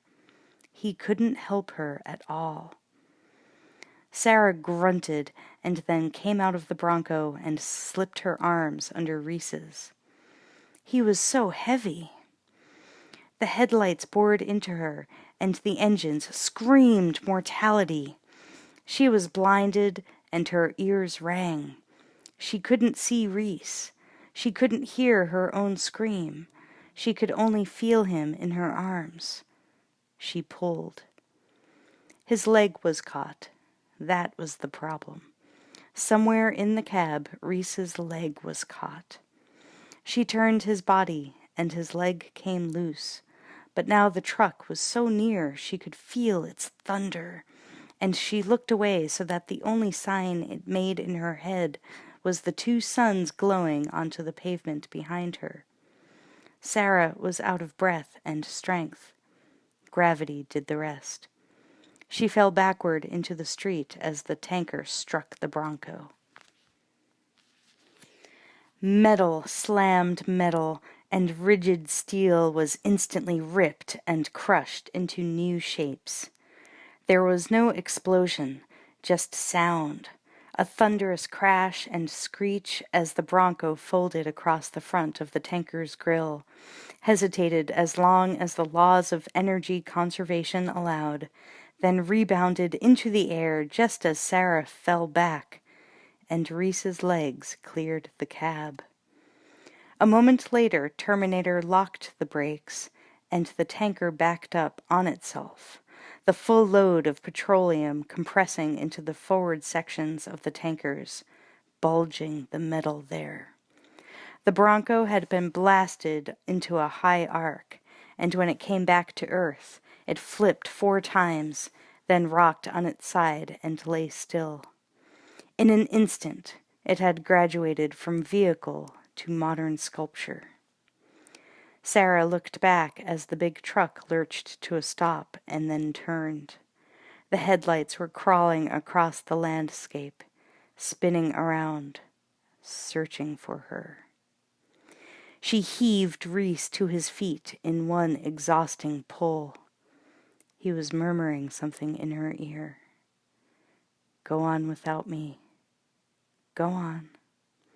She slapped his face, hard. It was a reflex. Everything she was doing was reflex now, because most of her had been put on hold. The little Sarahs had nothing to say. They'd been ripped and thrown away. She struck Reese again. His eyelids snapped up. The stinging pain cut through the dull ache in his chest and arm. There seemed to be 2 5-ton weights in his body, and he could barely move, but when Sarah slapped him, he could put all that into perspective, focus on her face, see the headlights reflected in them simultaneously with the fear, know that she was going to die unless he came with her, and since he did not want her to die, Reese took a step. It was a major triumph, but it was all out of scale with the juggernaut bearing down on them. One step was a drop in the bucket. They had to run. Sarah threw his arm around her shoulder, and they began to move. The truck was gaining speed, roaring on. Reese was searching for some reserve strength to get his legs moving. He thought of Sarah dead and bleeding, and found it. They ran. Slow, uneven strides, but better than walking, and certainly better than shuffling. But the truck went into fourth gear, engine racing, hitting 48 miles an hour. Inside the cab, Terminator estimated point of contact in 8 seconds. But Sarah was pulling Reese down the side of the freeway toward the border fence. Terminator made adjustments in contact estimation. It yanked the wheel and then squealed into another arc, now assuming point of contact at 9 seconds. Sarah saw the rig bouncing over the edge of the freeway and thundering down the ivy-encrusted slope toward them. She heaved Reese up over the fence, all but flinging him into the bushes on the other side. The headlights lighted the way ahead, tantalizing and mocking as they closed on the pair. But Sarah was now leaping the fence and pulling Reese to his feet. Terminator lost traction, and the truck began to slip on the wet ivy. It crashed through the border fence about 4 feet away from Sarah and Reese. The truck crashed through the chain-link fence and tore through bushes, then rolled onto a residential street. By the time Terminator got the transmission back into first and was gunning the truck around, Sarah and Reese were about 50 yards ahead, running into a parking lot. Terminator and the truck gained speed, sideswiping a row of parked cars. Sarah and Reese staggered and ran down the street toward the only cover nearby, an industrial park. As they were running down the driveway apron, they heard the bellowing engine of Terminator's tanker truck not far behind. Reese knew his legs were giving out. He couldn't go much farther. His entire body was closing down for the winter, the long, cold winter. But before that happened... "Go ahead!" he yelled at Sarah. She shook her head violently until she saw the pipe bomb in his hand, and he brutally pushed her onward. She understood and acted, running on, moving more slowly into the middle of the lane between several parked cars. The truck rumbled after her. She could see Reese fling himself into a deep shadow, scrabble forward, and shove the bomb into the tailpipe of the passing tanker. Terminator was shifting gears and highballing through a parked car only 40 yards behind her, rapidly closing the gap. Sarah dodged around a tree and broke into a leg-pounding run, springing all out, head tilted back, charging out of death's open jaws. But the truck was bearing down, splintering the tree, and howling pistons were screaming for her blood. She ran faster, 30 yards. She ran faster, 25 yards. Her legs were blurs. Her lungs were dying. 20. Sarah reached the corner of a building as a wave of light and heat flared behind her. She threw herself to the ground and rolled. Looking back, she saw the most beautiful destruction she could ever have imagined. A fireball grew from the tailpipe to the cab, rolling in bright yellow waves of superoxygenated gas, the liquid furiously releasing its energy. An ocean of flame enveloped the entire tanker truck, and it jumped forward into the air, angrily self-destructing at high speed. Sarah lay back behind the corner of the building as a concussive shock wave hit her like a slap, driving the breath out of her lungs. She could hear rending metal as the traumatized remains of the truck crashed back to the pavement and rolled to a stop. She had to see the thing frying in the wreckage, had to know it was finished once and for all. She leaned out around the building. Flames surrounded the truck, geysering up in flickering sheets, blotting out the stars with thick clouds of roiling smoke. Something moved in the twisted cab. Terminator. It pushed out of the bent debris, charred, misshapen, lunging down to the ground. It fell and rolled onto its back, a moving torch. Could it feel pain?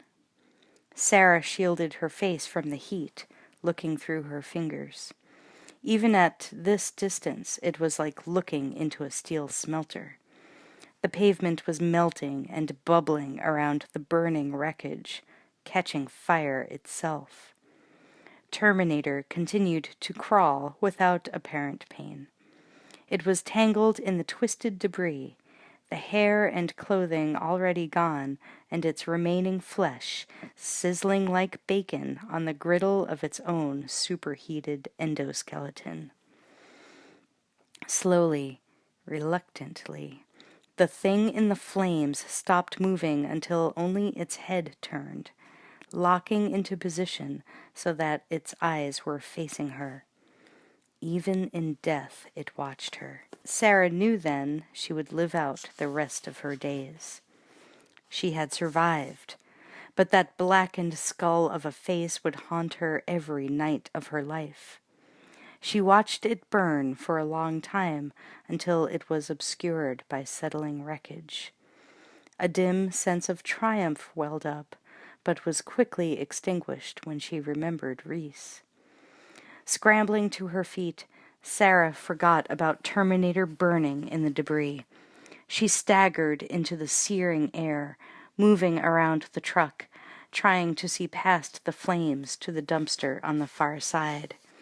But the fire was in her way, and the heat was a physical wall she could not penetrate. Her face was stretching taut, baking off the moisture. "Reese!" Then she caught a glimpse through dying flames of the dumpster. Burning gas had made a finger of light to it, and now it was surrounded by smoke. Had Reese gotten out? She needed to know if he was alive more powerfully than she wanted to live. She started to walk into the flames when Reese called her name. He was there, lunging through a momentary pocket in the blaze, held back, as she had been, from breaking through.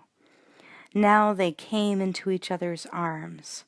There was smoke pouring off Reese's clothes. Blood caked his skin. He groaned weakly when she embraced him, but she could not be gentle now. Her body was still reacting, almost of its own volition, crushing him to her breast, kissing his face, murmuring her love. They sagged to their knees on the pavement, locked in an embrace before the raging truck's cyborg inferno. "We got it," Sarah said, rocking him now, making time slow down, closing off the heat with her body, protecting him now from the flames, from his own mortality, if possible, returning the favor of his love and protection. The lovers clung to each other, and so did not see the debris stir, did not notice the clang of metal as twisted steel was pushed out of the way, did not see Terminator rising like a phoenix from the fire. The machine had shut down temporarily to allow maximum heat shunting. As the flesh burned away and the superalloy of its chassis began to glow red, it came back online, its internal power growing in rapidly multiplying increments. It was using the fire to strengthen its energy reserve. waiting for the ruined covering of flesh to be purged so it could continue the mission with more freedom of movement. And now it rose up, smoking, purified of the outer skin, more clearly revealed for what it was, a chrome skeleton with hydraulic muscles and tendons of flexible cable. Sarah saw the cyborg now over Reese's shoulder. She lifted him, pulling him toward the building. Terminator followed on a ruined leg. If the ankle joint had not been damaged under the tanker truck, it could easily have overtaken them. Sarah reached the door. Locked. She groped on the ground for something and found a chunk of hot metal. Terminator, coming relentlessly on, was only 20 paces back. She swung the metal at the door and was dismayed when it clanged off the tempered glass without breaking it. She swung again, putting all her 106 pounds behind it, and the glass exploded inward. They stepped through the shards, entering a corridor. Terminator was drawing nearer, the tempo of his clank-scrape metallic limp increasing. Sarah slammed the hall door behind her and led Reese past partitioned cubicles. Terminator hit the door hard, blasting it off the hinges, and staggering through to spot them as Sarah dragged Reese around a long glass wall that separated the offices from a more industrial-looking hallway. There was a large metal door at the far end of the hall. The rest of the rooms were either doorless or featured cheap wooden ones, useless barricades against their pursuer. Sarah made for the metal door. Terminator clanked after, gaining speed, an engine of destruction. Sarah reached the fire door and pushed it open. Reese had all but collapsed in her arms as she pulled him through. She fought against the weight of the fire door, but it wouldn't move fast enough. The machine reached out for her. Reese fell against the door and heaved, slamming it into its frame. He slapped the bolt across the door, locking it in an instant before the cyborg impacted on the other side. Sarah and Reese staggered back. They were in a factory.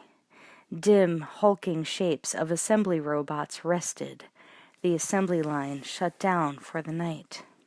It seemed almost fully automated. Terminator crashed into the door behind them, and it rocked as Reese staggered to a large breaker panel, clawing it open. "What are you doing?" Sarah screamed. "Cover!" he shot back as he threw all the switches. Then she got it. When the cyborg got through the door, as it would, its hypersensitive hearing could detect them in the dark labyrinth. One by one, the machines came to life. The conveyor belt whined into motion. Rollers squealed. Robot arms clutched futilely at the air, and mechanical pincers gyrated, conducting an orchestra of computer-controlled brutes in a cacophony of grinding noise. "The Terminator can't track us!" she yelled. He nodded, grabbing her hand, and they moved into the cavernous room. Ducking a swinging steel arm, they ran down aisles of eerily animated mechanisms. Again, the door behind them thundered as the thing on the far side used itself like a battering ram. Once more, and the door shuddered, the steel metal bulging inward under the tremendous force. When Reese stumbled and collapsed, Sarah bent over him. "Reese, get up!" His body disobeyed. His mind screamed to go with her, but his flesh had been driven past agony to numbness. Her only chance would be to go on alone, leaving him here in a delaying action. Terminator tore a hole in the door with a screech of tortured metal.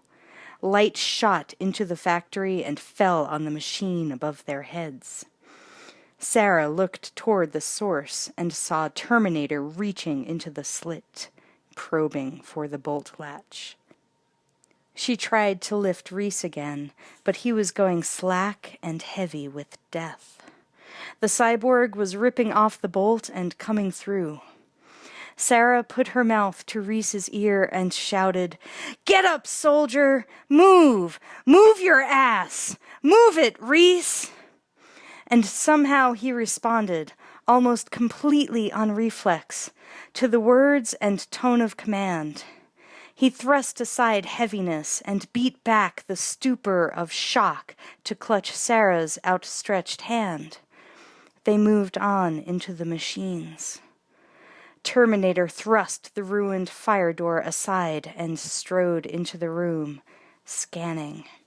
Its optics were unable to use infrared, which had completely overloaded in the fire, so it used a slow pan scan with enhanced clarification.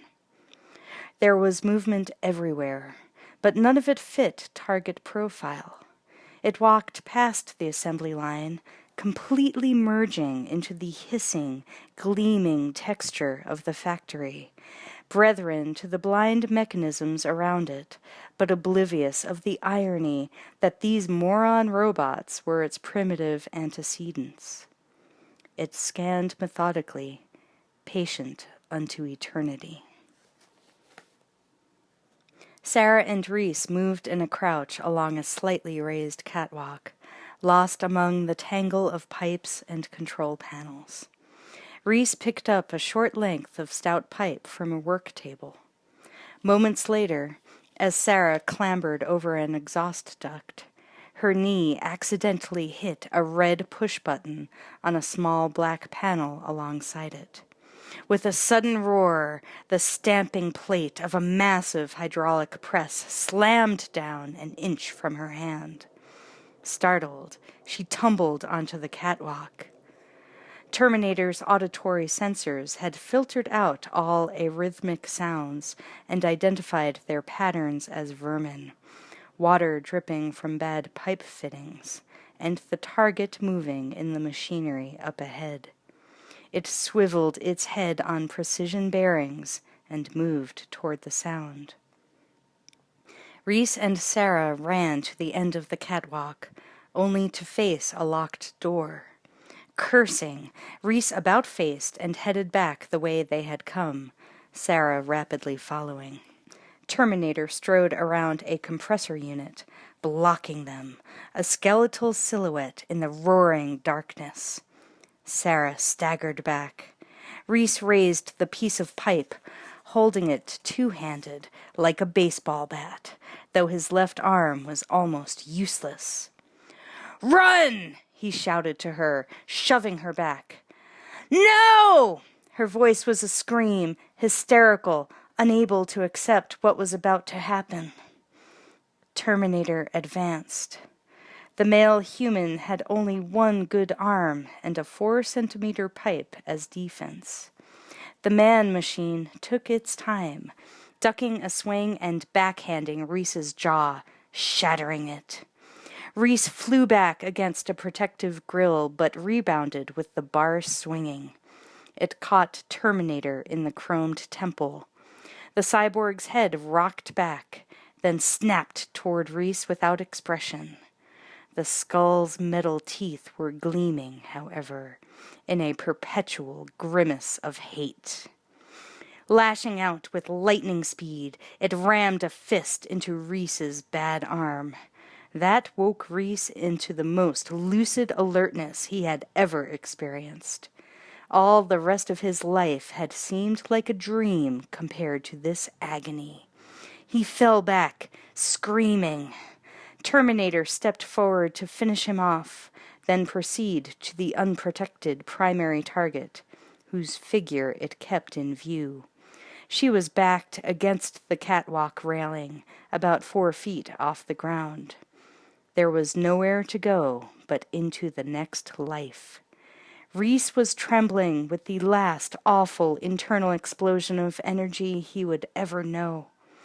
He fumbled in his coat for the remaining pipe bomb, shielding it from the cyborg's line of sight. The Bic lighter was slippery in his ruined hand, but lit immediately when he struck the flint. A breathless moment later, the fuse was burning and Reese rolled on his back, using all his strength as the cyborg bent toward him. "Sarah!" he yelled. "Get down!" She saw the lit bomb in his hand and realized in one hyper-real instant that he had no intention of throwing it. Crying out in blind animal torment, she turned and ran.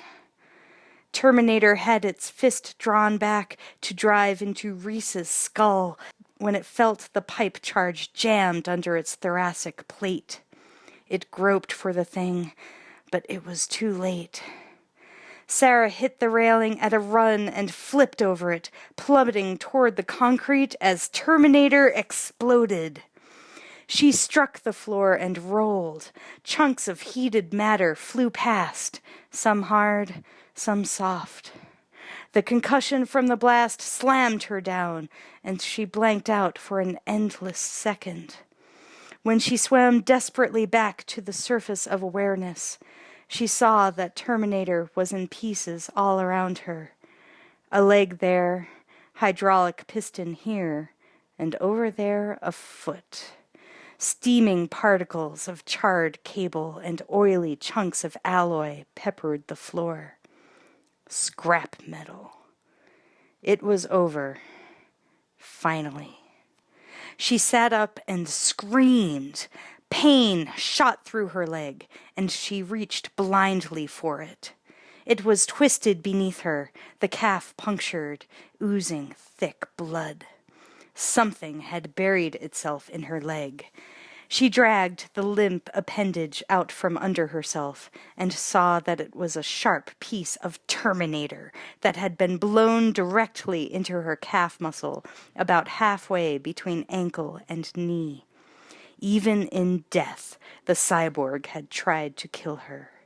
It was in her now, invading her flesh in a kind of cold rape. She wanted it out and pulled.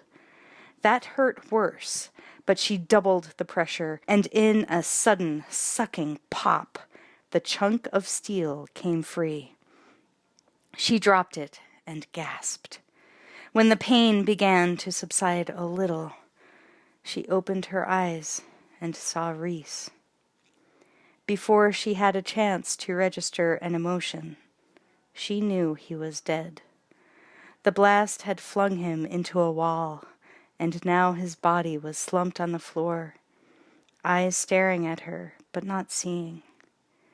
There was a strange expression on his face, one he never could have had while he lived, because even asleep he never looked this peaceful. The soldier had completed his mission.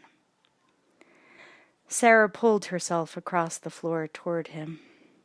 She passed a large chunk of metal and didn't realize until after it reached out and grabbed her ankle that it was Terminator, or what was left of it. It pulled itself upright as Sarah looked back and screamed.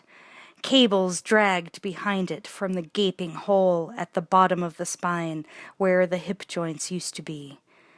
But it had 2 arms, a torso, and a head. The eyes locked on target, and it began to pull itself toward her.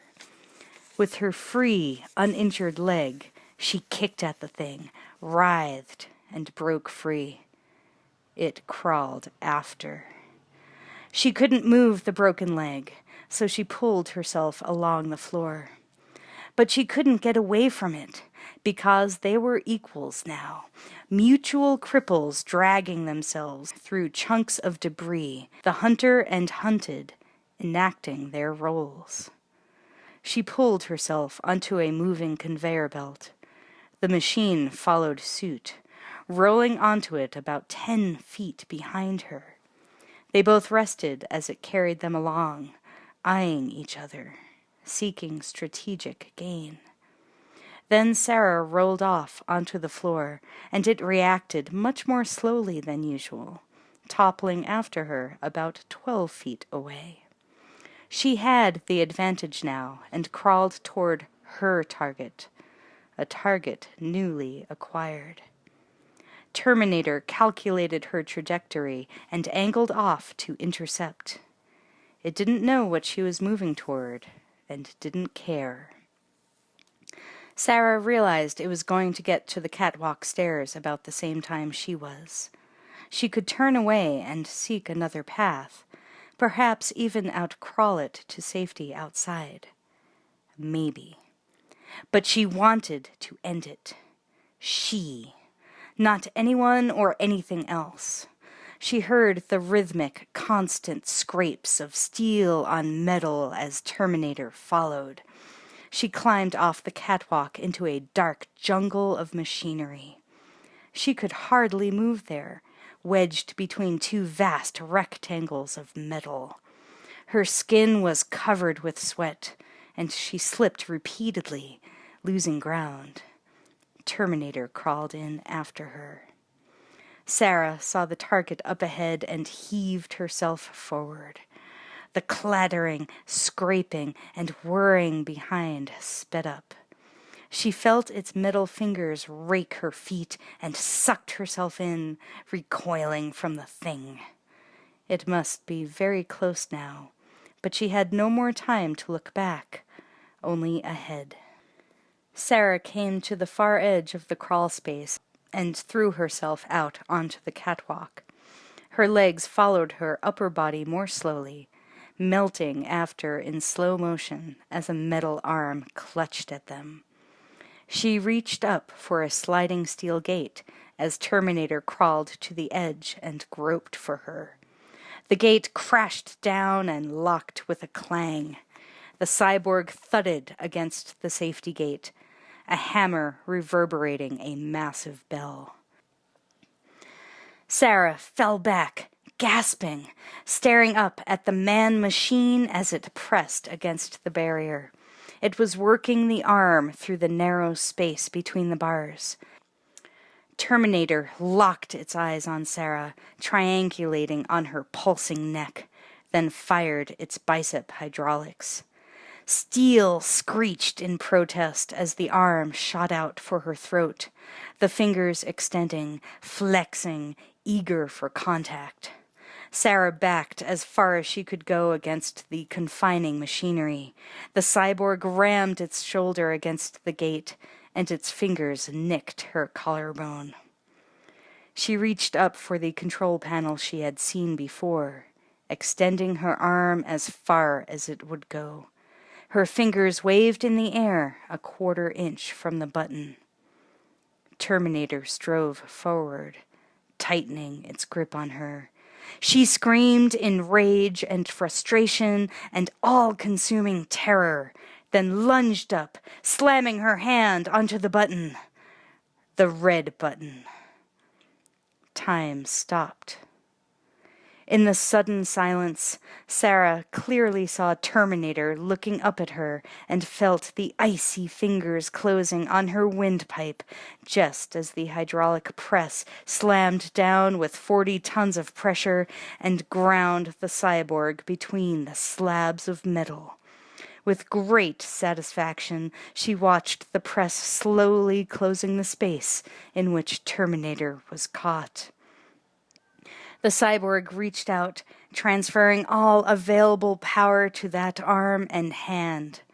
The eyes burned into hers, and its chassis sensors recorded sudden deformation on a major scale. Even the hyperalloy could not resist the full weight of the press, which screeched steam and heaved, mindless and relentless, like a Terminator. The torso was slowly collapsing, and the highly protected circuits there began to crumble into silicone dust. Power was interrupted everywhere and splashed into alternate routes that were then disrupted. The microprocessor brain overloaded, distorting Terminator's awareness. The last thing it saw, as the press flattened one of its optics and its fingers closed around the target's neck, was her expression of agony and fear gave way to utter, savage, and very human triumph. When the press ground to a halt just shy of its automatically preset distance, the remaining cyborg eye flickered, then blinked out forever. "You're terminated, fucker," Sarah said grimly.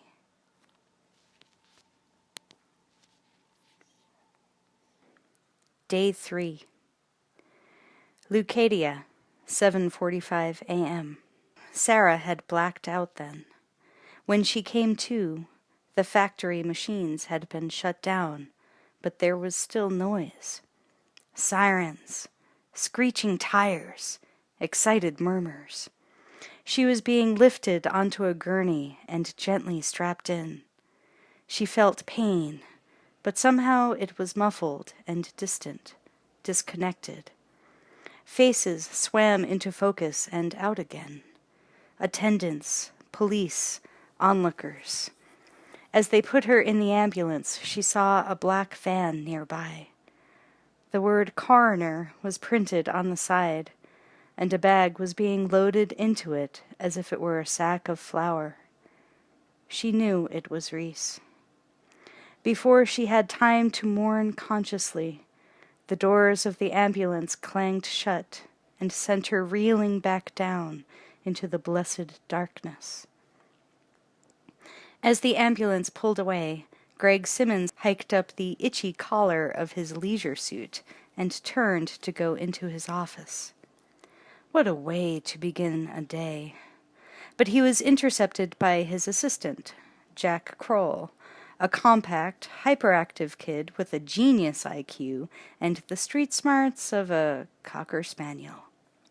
"Look at this, Greg," he shouted enthusiastically, and thrust a small electronic chip, the likes of which Greg had never seen before, into his palm. It was maybe 35 millimeters in diameter and laced with imprinted circuitry that made absolutely no sense whatsoever, although it seemed to be very efficiently connected. For what purpose? "Where do you get this?" Jack indicated the assembly line in the back of the building. "I wasn't supposed to, but I crossed the police line because this thing was—" Greg clamped his arm around Jack's shoulder and pinched his arm hard. Jack howled and tried to break free until Greg nodded toward a patrolman standing about 6 feet away. They walked into the parking lot away from the knot of co-workers and officials. Jack told Greg he had found the chip on the floor in the middle of a lot of strange-looking debris. Greg kept turning it over and over in his hands, puzzled and getting more and more excited. "Did the boss see this?" Loyal Jack looked wounded. "No, Greg, I brought it right to you. Nobody knows I have it." Greg nodded happily. "Let's keep it that way." "Huh?" Jack said, confused. "Don't you want to take it down to R&D?" "What for? So old man Kleinhaus can get the credit? We're on salary here, pal. Design techs for hire. They give a shit about us. Why make them rich?"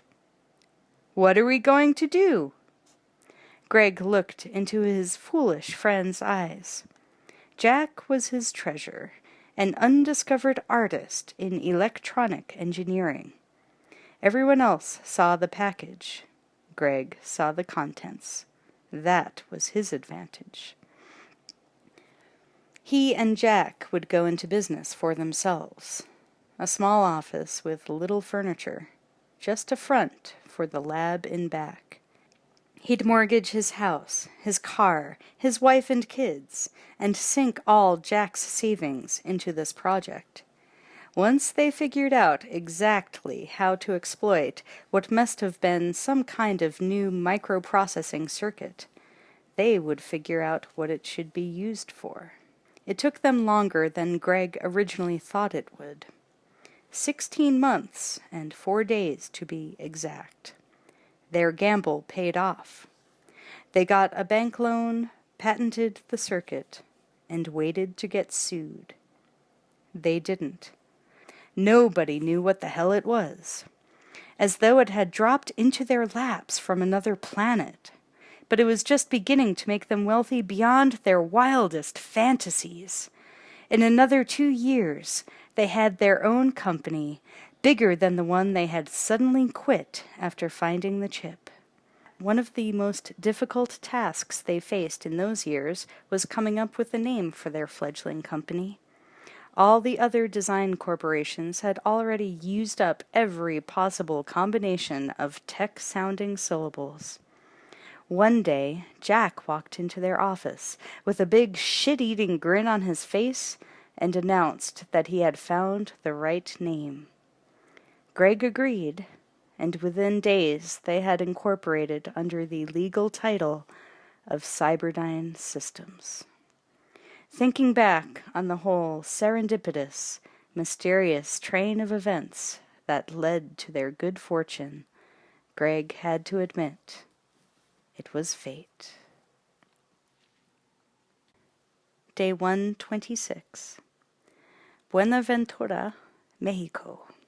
7:46 a.m. The flat scrubland was already heating up for the midday snake roast as the sun crested the ragged outline of mountains in the distance. And yet the air was thick with moisture. The weather was confused, as it often is in Mexico. Sarah took little notice as she drove the open jeep along what passed for a highway, the wind blowing her hair like a chestnut flag. She was wearing sunglasses and was pregnant.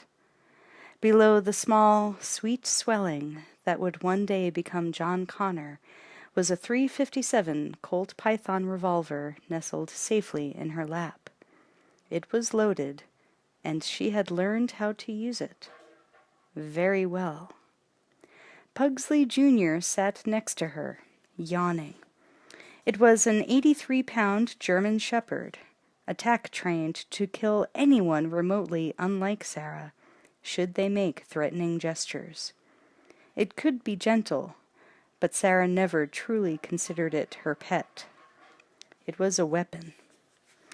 She had been driving all night, moving in the relative safety of moonlight, as she always did these days, although she knew that should another Terminator come through time, which was a possibility she could not discount, the night would not protect her. She was her best protection. But she stayed low profile more out of a sense of paranoia that chance accident might destroy all she and Reese had fought for. No inane traffic accident, no idiotic plane crash, no random act of violence must claim her life now. It was vital that she live. She had changed. It wasn't just the pregnancy, although her body had changed, with a not unpleasant heaviness in hips and breasts. She felt somehow richer in appearance because of it. The major alteration was internal, behind her eyes. She had been able to measure the full distance of the gulf between what she once was and had become when they told her in the hospital that her mother had been murdered. She had felt the whole exploded jigsaw of those horrible 3 days falling into place. Along with that had come the grief, fed by all the other life-shattering tragedies. But she had channeled it in such a way so that it did not drown her. Then she jammed it into a metal box and welded it shut. Later, when she was stronger, she would take it out from time to time and let it wash over her. And then, by extrapolating from it, she could mourn in advance for the world that would be utterly lost. taking that emotion, so real and wrenching, taking it to the nth limit. She could catch a glimpse of the future, with its loss so vast that it would forever defy all but the most abstract comprehension. And that made her stronger yet, because hate is a powerful emotion, too, and so much more effective. And so she began the plan. When she was discharged from the hospital, she emptied her meager bank account, collected her mother's life insurance, bought the attack dog, the 357 and the Jeep, then set out on the road. South. All the way to the bottom of South America, maybe. Get into the berth and raise John Connor and prepare him for the war, where it was safe from nuclear attack, where it was serene and beautiful and windblown, and she was low on gas. Better fill up before going into the mountains. She pulled into the ramshackle gas station in the dusty bowl of land alongside the highway. She turned off the cassette recorder on the dash. She had been dictating the next section of the book, the survival guide for her son.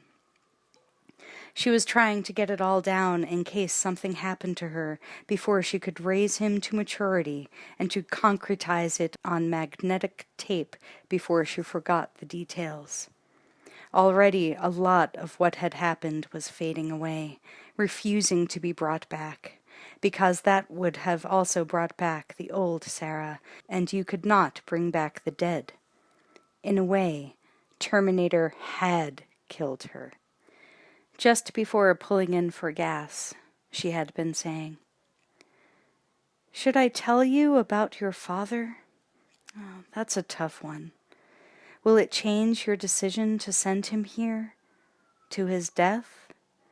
But if you don't send Kyle, then you can never be." Once in a while, when she faced this kind of paradox, she would grow dizzy and faint with time vertigo. You could go just a little mad thinking about it. She stopped the Jeep's engine, slipped the gun under the seat, and got out of the vehicle to stretch her legs. They were plumper now, even more pretty, and the scar had almost healed. The pin was there, holding together the bone Terminator's debris had shattered, the same pin Terminator had been fruitlessly searching for in the legs of those other Sarah Connors. Those poor women. Sometimes she felt an irrational guilt, as if those innocents had died for something she personally had done. In a way, they had. She just hadn't done it yet. How strange, she often thought, to be making history and all the time know it and know the impact. It made her feel significant, but then insignificant, simultaneously. Almost as if she were a cog, a puppet of fate, a mere link in the causal chain. She knew there was more to it than that, of course.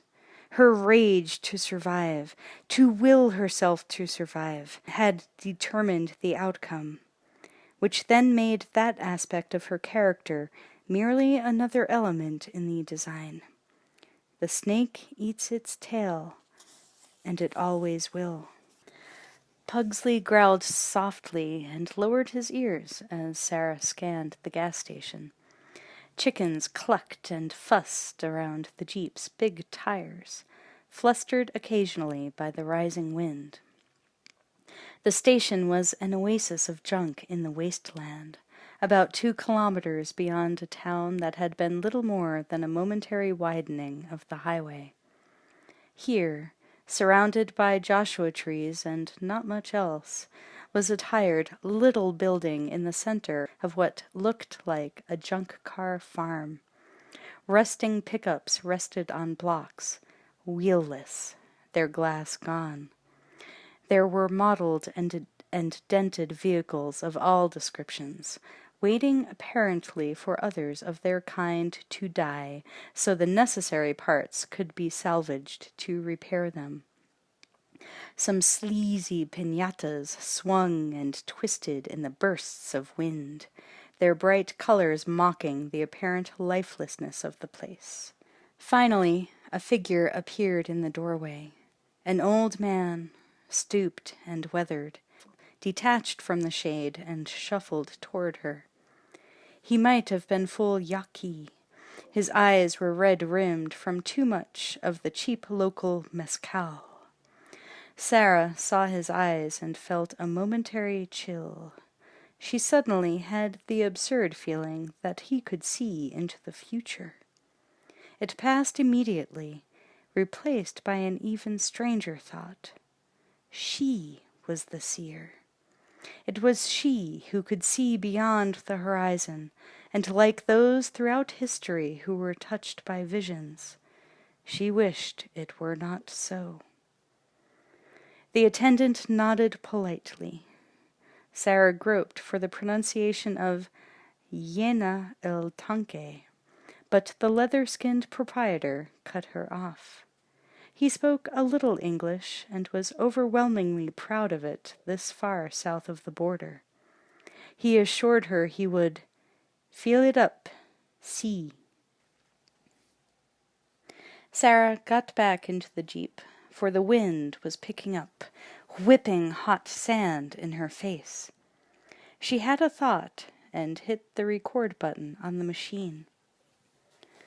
"I suppose I'll tell you about your father. I owe him that. And maybe it will be enough if you know that in the few hours we had together, we loved a lifetime's worth." She was struck then by how inadequate those words were. They could never convey the strength of emotion or the rightness of it. A snap whir startled her, and Pugsley sat up, alert. But it was only a little Mexican boy, maybe on the near side of 10. He was holding a camera, an old and dented Polaroid he must have, quote, liberated, unquote, from a passing turista. A photograph was rolling out the bottom slit. The boy spoke to Sarah too rapidly for her to understand. When the attendant came up, she asked him to interpret. "He says you are very beautiful, Señora, and he is ashamed to ask $5 American for this picture. But if he does not, he says his father will beat him." Sarah eyed the scrawny, grinning kid in his Hold t-shirt and then said, "That's a pretty good hustle, kid. 4. Quattro."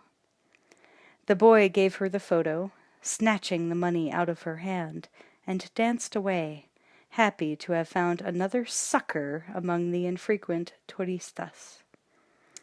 Sarah watched the image form with a sense of her own future coming together.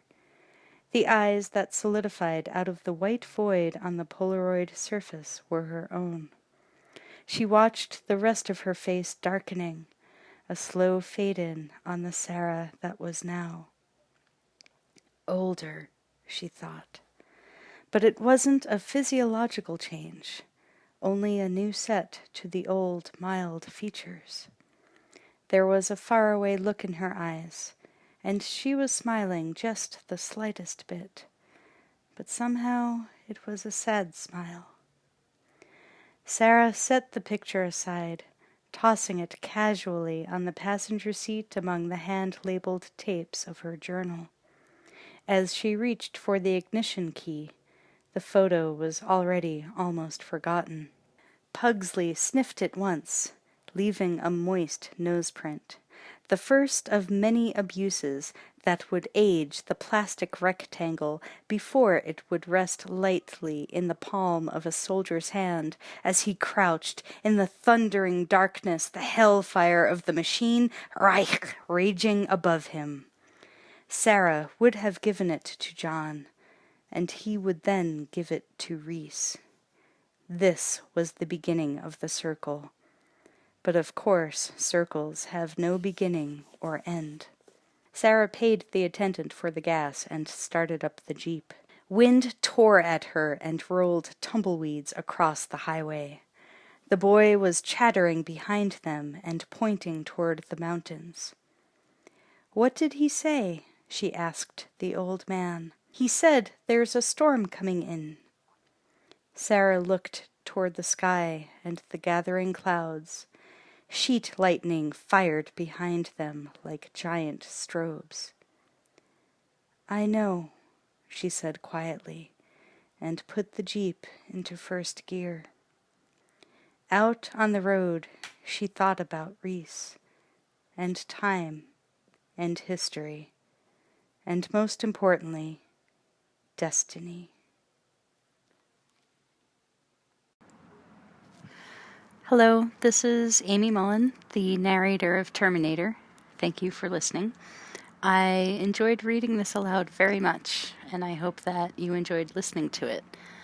Back in 1984, when VCRs were still a pretty new thing, and not a lot of people had them, and there weren't a lot of videotapes around, my family had gotten hold of a recorded copy of The Terminator, and it was one of the few movies we had, and I just watched it over and over and over again, and fell in love with it very much to this day. I love Sarah Connor, I love the story, and this novelization, I feel, is actually pretty well written. It's been my favorite so far. So thanks again for listening, and maybe turn off some machines tonight. Thank you.